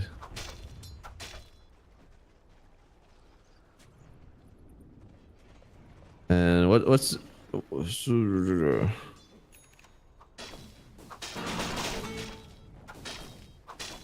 see. And this shard usually hits pretty well with the pipe because you have the extra health regen. So missing the pipe once again is going to really hurt them.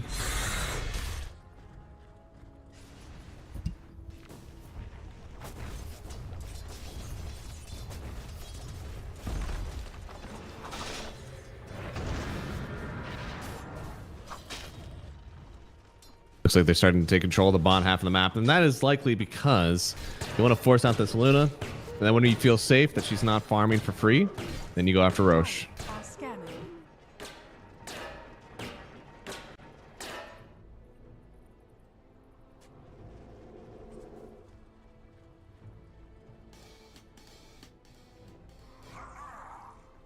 Ooh.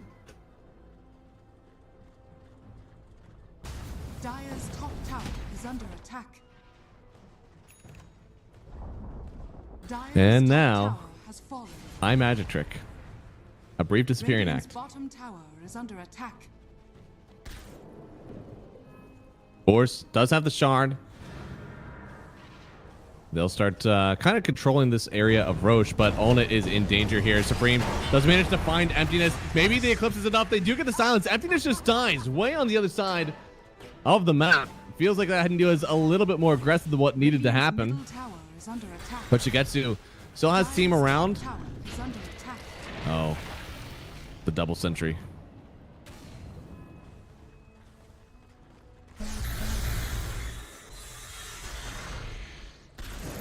Only a 5,000 net worth lead now after killing that Pangolier. Telling you, comebacks, it's possible. Grandmaster Luna. The Luna game is acceptable. Oh, Toby. That is through the untouchable passive. Shigetsu has so much attack speed. But he's also very fast. All right.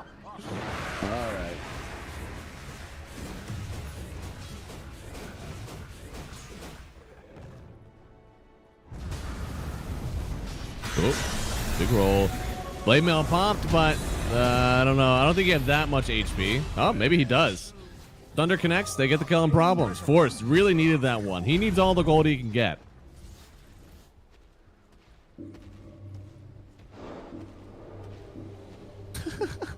Force wants to walk into that, but he is terrified that there's a Timbersaw on the other side. Dire's middle tower is under attack. It looks like Mouz might be playing for this next Roshan to come bottom, but if I'm DMS, you have Shigetsu. Surely you're able to just go and take Roche now. Oh, what?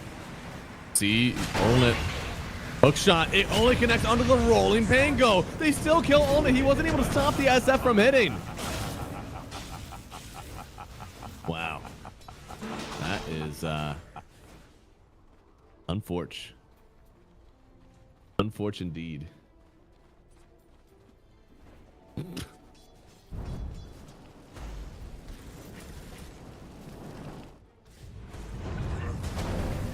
Dire's middle tower is under attack. It looks like they are in on top of Supreme, trying to roll away again to get the blade mail off. They couldn't all in Radiant's immediately. bottom tower is under attack.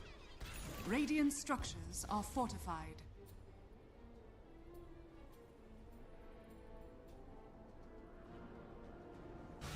But Shigetsu might just take this tower. He doesn't even have the talent yet. Allows him to do more damage to these towers, but he's still just sitting.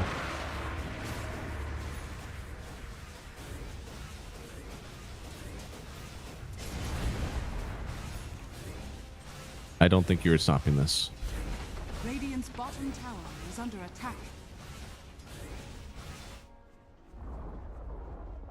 All right, easy tower pickup for him. Onit is actually on the other side of the map, trying to farm up anything he can. Because at this point, his part where he was farming, it's gone. Yeah, he has to try to dodge this wave. He can't show on it. Now he's going to show on a courier. I think Melojul. Oh. Is he scared? Interesting. Oh no, Luna. Poor Luna is running back and forth because she's like trying to stay alive while she's doing all this. But now she's not careful. A Batrider might pull up on her. She could go down. Middle tower is under attack. There it is. Eclipse first. But now Melojul will just tank it by himself. It's a lot of damage, yes, but now they have the lasso. And Melojul, Dire's middle tower he will grab the kill. Just a really unfortunate place for Luna to be. With the information she had, I think she made the best decisions she could. Just couldn't see everything. She couldn't see what all we saw. In reality, she could have cut that wave to start, then went back to the ancient camp, maybe sent out an illusion or two, and then just went back top. But she didn't see that. She thought she was being hunted and really had to dodge the wave so she didn't get caught. So really unfortunate for her. Is always a really hard place to make those decisions, especially when you're behind. Meanwhile, the decision that SF had to make was like, which slot do I move down so I can pick up my my Aegis? It's a much easier decision to make. Dire are scanning. Now he's got the Presence Aura affects buildings, so these buildings drop very fast. And DMS, after a long drawn out game number 1, where they actually came back and ended up beating Mounds after they had taken an advantage early on. They have just led this game the whole time, and their lead looks a little bit more dominant, especially knowing that we're still waiting for very key items. TB still doesn't have the pipe. I don't think... did he just complete the Manta? Has he completed the Manta? I actually don't know. Radiant's top tower is under attack.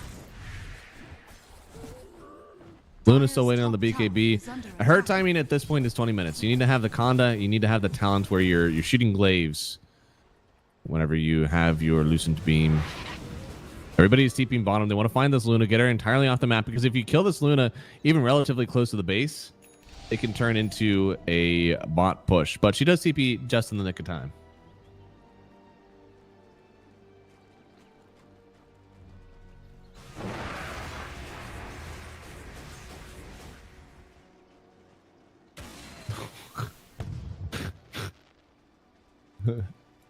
Interesting theory. Interesting theory.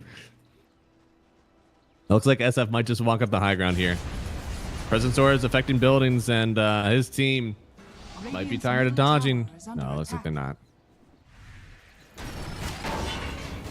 Hookshot connects. They will take down this Tusk. Pretty big find, actually, for Mouz. They need to get any pick they can for free. Actually being able to get kills and not lose anything in return is big for them. Shigetsu knows he's being seen. Will stand here by himself. Has 2 minutes left on his Aegis still. Supreme has DD. This is because he wants to go, and he does go all the way down. trying to find the Bangalore, has the silence up. Blade Mail as well. Emptiness getting stunned up. Can he get away? The roll. It's too late. Now Shigetsu is in danger. The Metamorphosis on the high ground. Shigetsu is in danger here. It was already the BKB popped. Now they get the first kill, but it's only first life. Still has the BKB. Could maybe turn around with his Requiem, but they've already lasted up all it. He's trapped in the middle, right in front of the SF. Now the turn on force. He can't get away from this one. 2 raises and Shigetsu with the double kill.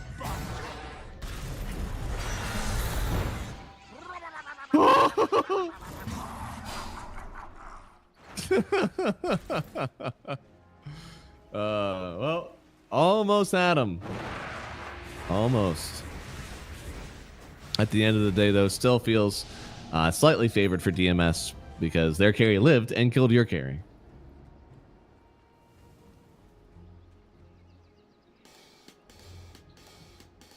Especially knowing that I think of all the items that really matter, Luna and TB are like top 2. TB, oh no, he's going for a Hurricane Pike. Is he actually... Who's going pipe on this team? Is anybody going pipe on this team? Oh no. Yo, Melojolt, that is a big kill. A 10 kill spree. Somehow finding this timber in the trees. Now till the end. He's also going to go down. That's a lot of gold.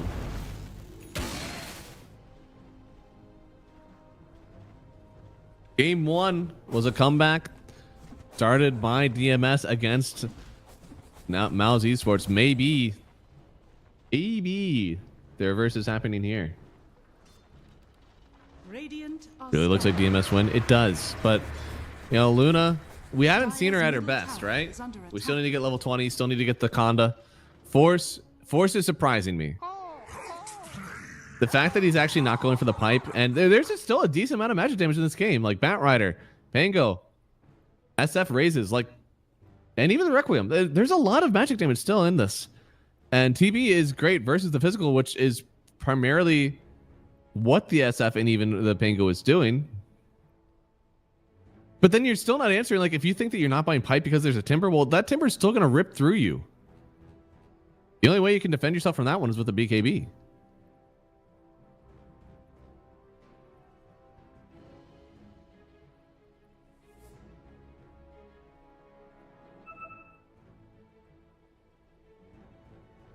Looks like they did reconnect here. I don't know. What's the dash status? It looks like everybody has decent ping now. So if anything, maybe he's experienced packs. Oh, no. Okay. So his reconnected, fix it. Coming back in. TB offline. It's been very popular, but I think the reason that this TB offlane started getting picked up was because of Doom. He's someone that's able to sunder the Doom target. He buys a pipe. Health swap, very good versus Doom. Even very good versus AA, but we don't see the hero. So it's been popular. Ace was the one who started it. It's getting picked in some other qualifiers with like a 70% win rate over many games. Not just like 3 games or something. Like it has a high win rate over plenty of tries. This game though is, I don't know.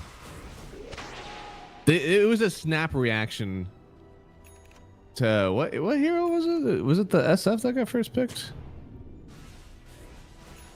I think it was SF. It was, I don't know, a little bit early, and it was a little perplexing to me because it's a mixed damage hero. I don't see how TB is like so good into SF other than creating an illusion for a little bit with his passive. That can't just be the only reason you're doing this. And the Doom was already out of the pool. I feel like you're only supposed to be picking this TB offlane versus Doom.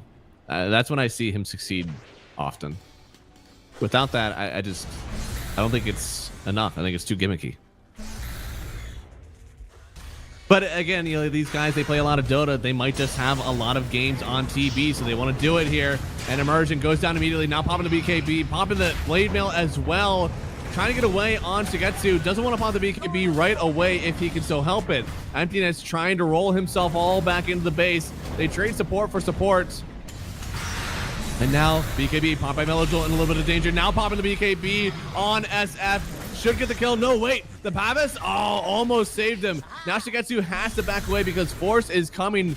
He really wants to get this kill, but in the end will be the only one reflected. And it'll be a 2-for-1 going the way of DMS. Dire's middle tower is under attack.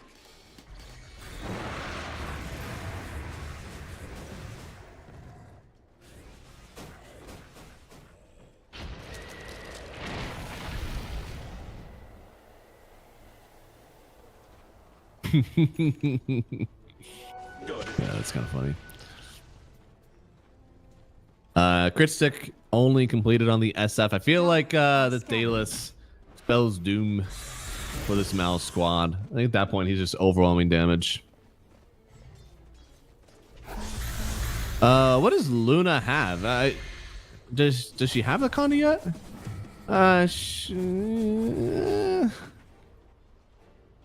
She's almost there. Like 300 gold, and then she'll have the phylactery. It feels so far away still. And there is going to be a Roshan attempt here soon. 1 minute, and then it'll be up for sure.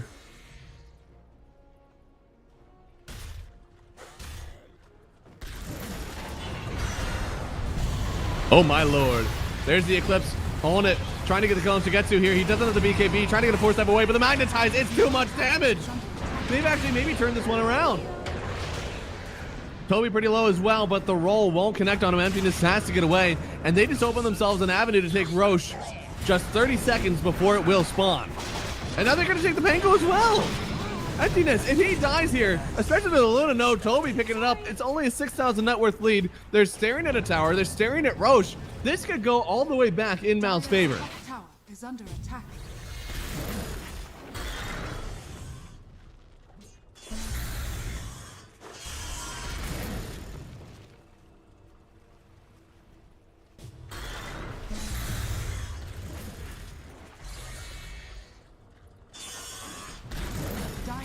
And Mouse, they're not a bad team. As I said, they absolutely could flick this one around. And now on it, having level 20. Shirley actually almost having the Conda now, thanks to all that gold that he just got in the last fight. We're staring at a brand new Luna. Supreme. Trying to get right in front of Melagol here. Shiva's first to knock down some of the healing. Silenced him up too. Now they have the impetus shot, but a 4-staff away. Pop the BKB, perhaps a bit early, but at least he's alive.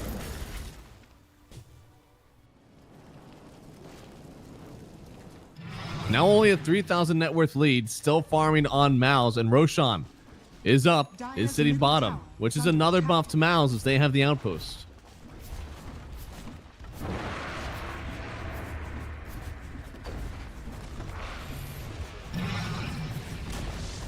Dire's middle tower has fallen. Dire's top tower is under attack.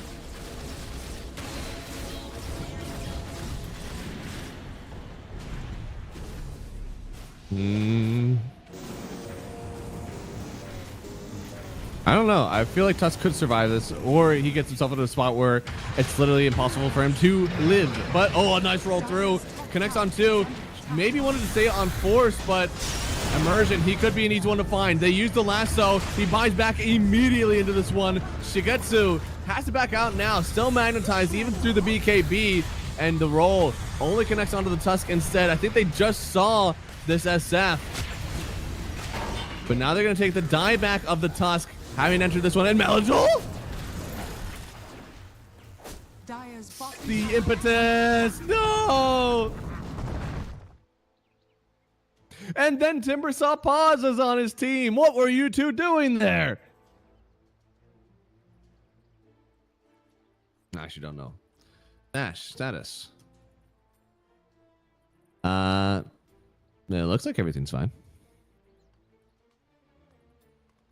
Well, that is, I think we're seeing exactly what we saw last game, where it was a good start, but now This lineup is starting to be a little bit under pressure, and they're cracking.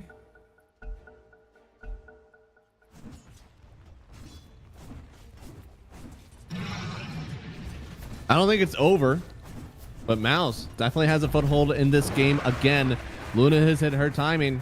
Radiant's courier has been killed. And honestly, if Terrorblade is going carry, he's just going to commit to this one. As he gets more and more items, hey, he's going to be strong. Dire's bottom tower is under attack.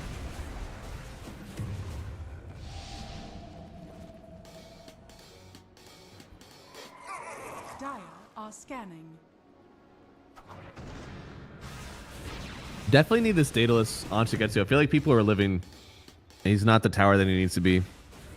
Once he gets this and his Satanic, he's definitely going to be a lot more scary. A lot scarier. Not more scary. Scarier.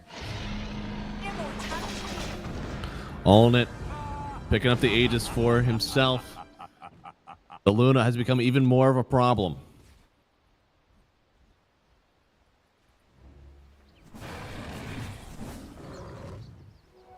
Going for the butterfly as well. They need vision. I think. Can you finish the Satanic?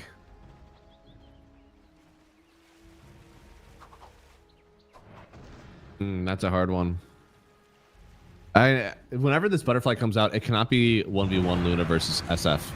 Her team, or the Sanofian team, has to be around. Hookshot misses. Shigetsu?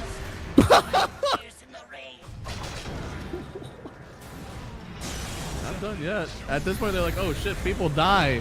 You mean we could just kill them like that? Toby in danger as well. They do turn for the kill on emptiness, though. He wasn't able to get his own roll off. Now, force that forward. Shigetsu in a little bit of danger, trying to get the heal off through the BKB. He won't take damage to the blade mail, but he still just doesn't have the HP to win this game. They'll take the first life of the Luna here. Now silenced up on this Timber. He'll fall. Force a little bit low. They are playing under a ward as well, but I don't think it's worth giving your life away to try to get a cheeky kill here on the SF.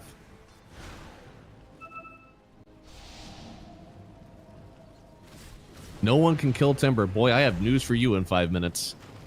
Some things have changed. Dire's top tower is under attack. Dire's top tower has fallen. I've been in a coma for 5 minutes. I just woke up, and I can't wait to see how my favorite team, DMS, won the game that they were so far ahead in the lead with.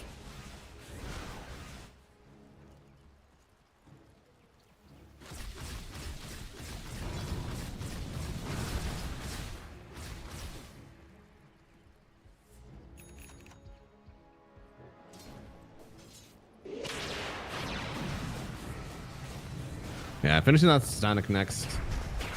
After the Satanic, then you need to get the MKB, and then maybe it's back on top for the SF. Maybe. His 25 is also pretty good at applying an attack on his raises. So that'll be a pretty decent power spike.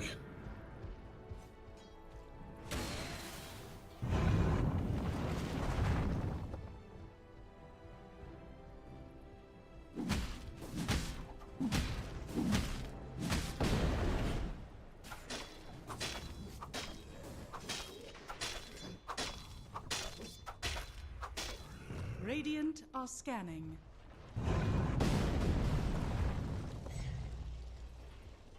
And Supreme has been having some really good initiations in this one, even when it feels like his hero should have just fell flat on his face. It's not doing it. He's getting really nice initiations, pumping the blade mail, make sure that he at least creates some time where he's still able to get more spells off, or else the enemy team will just die off of their own damage. Dire are scanning. Aegis already was reclaimed. Next Roche won't be available for at least another 4.5 minutes. So this is a difficult high ground for Mouz to go up with, since they don't have that extra life.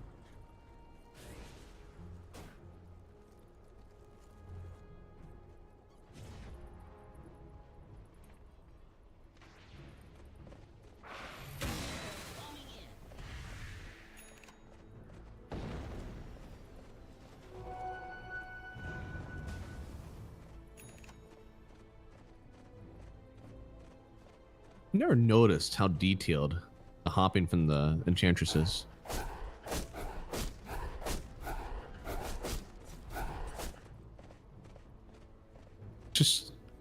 Rapid pitter patter. This is relaxing.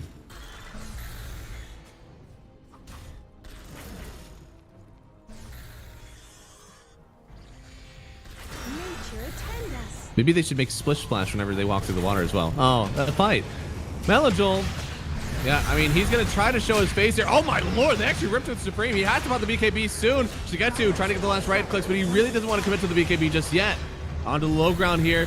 Pump faking his ulti, but Own It doesn't pump fake his own. They turn on it. Shigetsu, does he have the lifesteal? The lockdown, it's more than enough. They lasso the TB, but at the very last second, the damage has already been done. Own It with another kill. The rip through from the Timber does not connect, and Toby is beating into this Timber. Dire's bottom tower is under attack. Dire's structures are fortified.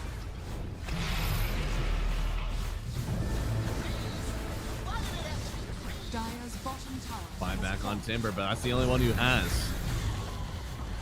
If he gets caught out here, Bottom barracks has I mean, fallen. the game is actually over. I think he's showing its buyback to just be like, you won't do it. You won't hit the high ground. But they will. Dire's middle He's trying to slow it down, create more time for the Pango, for the SF. Dire's middle barracks has fallen. Luna just completed her own Satanic. Has fallen. And now they're heading to the top side, Dire's looking to top finish tower off is under attack. this top racks. Dire's Melojol, structures are ooh, fortified. certainly is committing for this one a little bit. All right, they finally punch the Enchantress. Oh my goodness, she knows just how far she's ahead. Does she know? Does she really know? She doesn't know, but she does create enough space for her team to take Megas. Now they're going to lasso up the Earth Spirit. He doesn't get away. Now Force showing his face as well, trying to roll through, needs to connect onto this Terror Blade, keep him chain stunned up. They have him. They have the kill. It's a double kill from Melojol, but not before his team lost Megas. Upon a loyal warrior.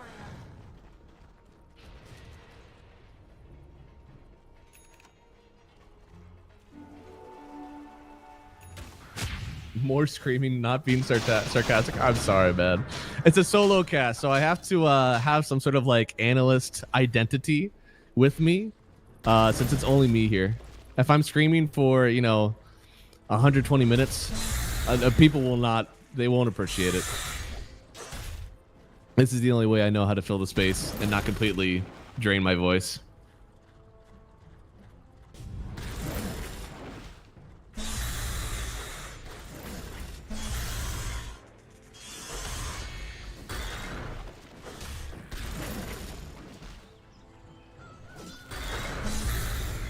I don't even know. I feel like Hex needs to come out from the Timber eventually. He doesn't really have space for it though. Maybe if he gets rid of the mana boots.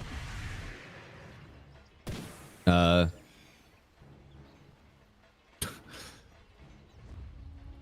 definitely needs an MKB. You really step up on the Luna, and maybe at that point you have it.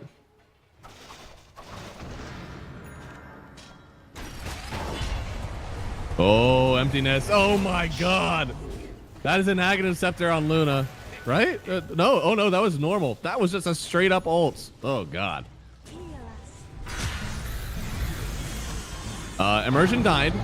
Melojol got the assassination. That is a really early Satanic now from Shigetsu, running to turn in and get a kill on anyone here. He shows himself with the right click. Oh, Shigetsu, he gets banished as well. Coming on in, trying to pop the Requiem. It's not in time. He still falls. It's a buyback for the Clockwork, and they'll just call it GG as his team is trying to fight for their lives. It's too late. Game number 2 going to Mouz Esports, and that means we're going to go to a game number 3.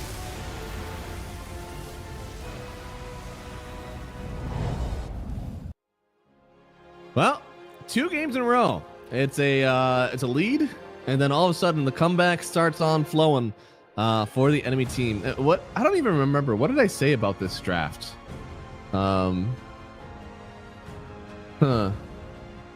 I gotten the call wrong 2 times in a row? I feel like whenever I saw this one, I was like, yeah, I don't see. You got a Luna that's in there. That hero is pretty good. I didn't believe in the TB. Man, I'm just wrong. I'm just overall wrong. So We're gonna go to a quick-ish break, and then we'll be back with game number 3, and we'll be done with the day then. So stick around, guys. One more game on the way.